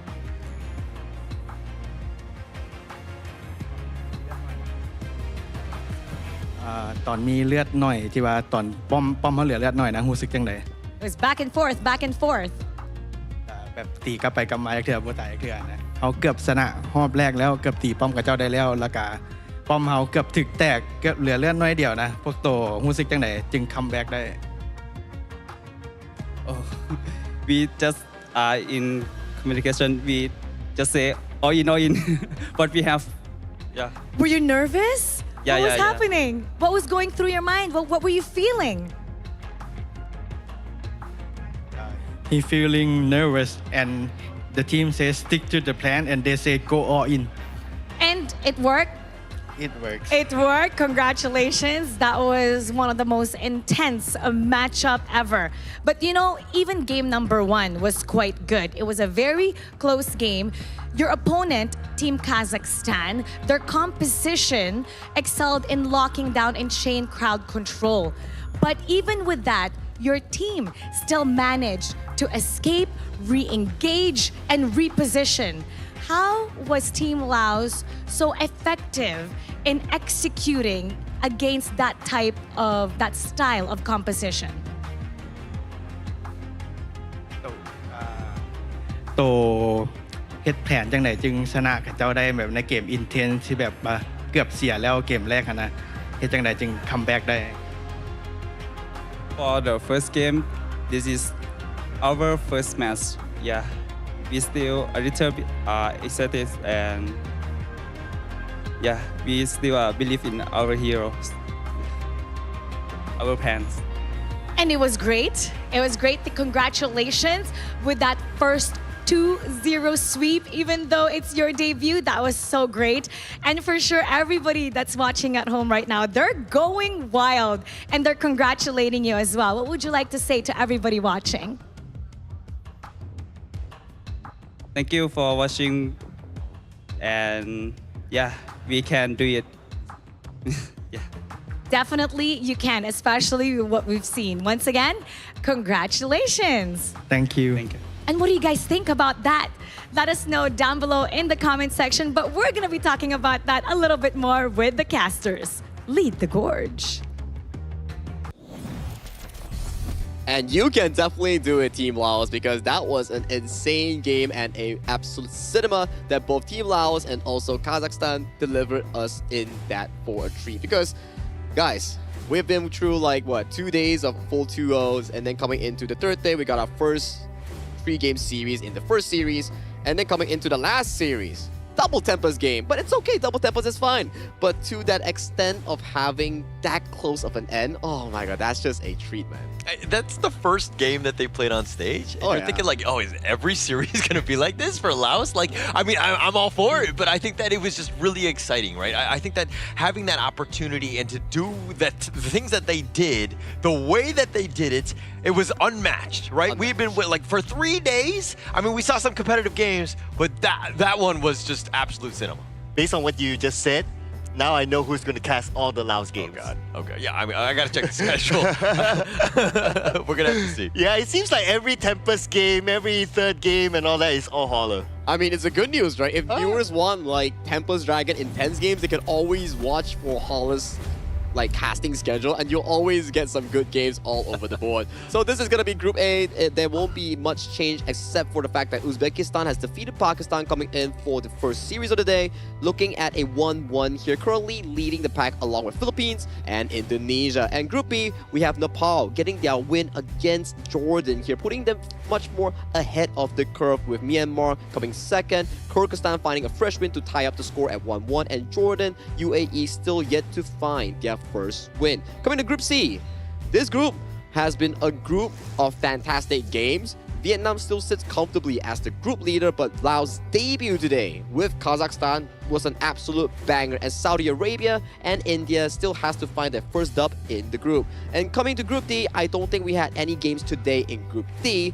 but it's still no shifts towards the standings. Republic of Korea 1-0, Syria 1-0 tied for first. Singapore and Sri Lanka has played against them, but yet to find a single win, and Hong Kong, China has yet to play their first game. They will find their debut likely tomorrow. Yeah, and actually, I'm very excited to see them, Hong Kong, China. I think that there's a lot of expectations in terms of this team as being one of the favorites in Group D, but walk me through at least the schedule for tomorrow here. Well, for tomorrow, we can see Group A, B, C, C, D. Oh, A, B, C, D, everybody will start playing here. For the start of the day, Pakistan will take on against Mongolia, both looking to find their first win. Myanmar against Jordan. India will come up against Laos. I think that 4 p.m. game at UTC +8, that's going to be an interesting one. Kazakhstan will take on KSA for another Group C matchup to see whether they can solidify their spot in their respective group. And finally, the debut of Hong Kong, China will come at 8 p.m. against Syria for the closing game. Yeah, so to answer your question, Sir Cloud, yeah, I will be on the Laos series tomorrow. So I guess I got what I wanted? I don't really know, but yeah, I will be there on that series with India.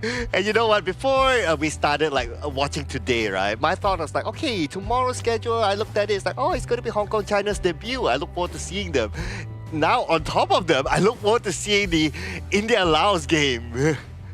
That's going to be packing a big punch here, considering that Laos and also India, they all have like a pretty similar playstyle, where India like to play specific picks that like to drag towards the late game, and Laos is really, really dominant in the early phase, likes to invade the jungle, likes to capitalize off early game leads. So we're definitely in for a treat for the third series of the day, and a lot of the Hong Kong China fans are waiting for the debut of the team, and that team is also a monstrous one to look out for because they have so much competitive experience. Yeah, and I mean, coming all the way from Fearless Esports, AG, AG Global as well, so they have that, and bringing that onto the stage where Group D, where, again, there's a lot of other Titans in that one. It's going to be an interesting watch.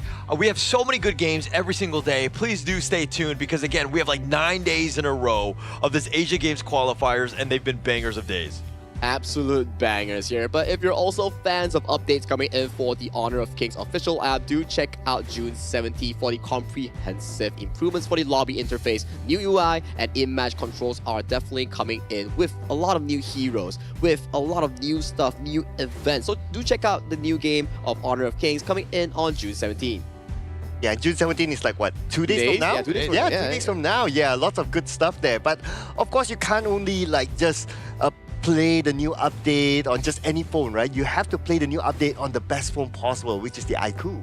Yeah, the iQOO 15R, official gaming phone for the 2026 Asian Games Esports event for the Honor of Kings here. So you gotta give it props, right? This phone has been sustaining 26-minute games and still going well, back-to-back Tempest games, and you know it. It's been trial and tested, and if you need a good phone, check out iQOO 15R. Yeah, I think that we should get access to them as well, especially on the desk, so that we can kind of get some stats, or just because I need a phone, that's all.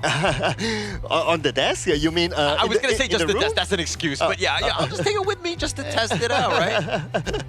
I mean, it's been a long day, guys. Like, today has been a roller coaster, I would say. Vietnam still continuing with their dominance, and then we had like Uzbekistan coming back from a 1-0-1 like deficit into a 2-1 convincing win. And to end the day, we have back-to-back Tempest games with like crazy tower defense, with crazy crystal like inches. I don't know, man. If today is not one of the best series that you've been watching, you can count on Holler to bring you even more action tomorrow. I don't know if it's a blessing or a curse at this point, but I'm super excited to just watch competitive games, and we definitely saw some today. Yeah, exactly right. I mean, lots of good games. Oh, man. Now we're still somewhere in the middle of this competition, right? But yet the games are really ramping up right now. I'm sure there are a lot more to come tomorrow onwards. But hey, that's probably the end of the show for today of Day 3 of the Asian Games Qualifiers for Honor of Kings. My name is Zagi, your desk host for today. With me are the casters of The Gorge, Andrew and also Holler. We will say goodnight. Ever changing, some chameleon, blood, sweat, and tears. We'll never make it if we fall to everything that brings us down. With a comeback is now. Blood, sweat, and tears. Fight for what we want. 'Cause it matters the cost. Every day, put in work. Blood, sweat, and tears. Nothing comes overnight. Strength in numbers start to line. We don't bow to fear. Blood, sweat, and tears.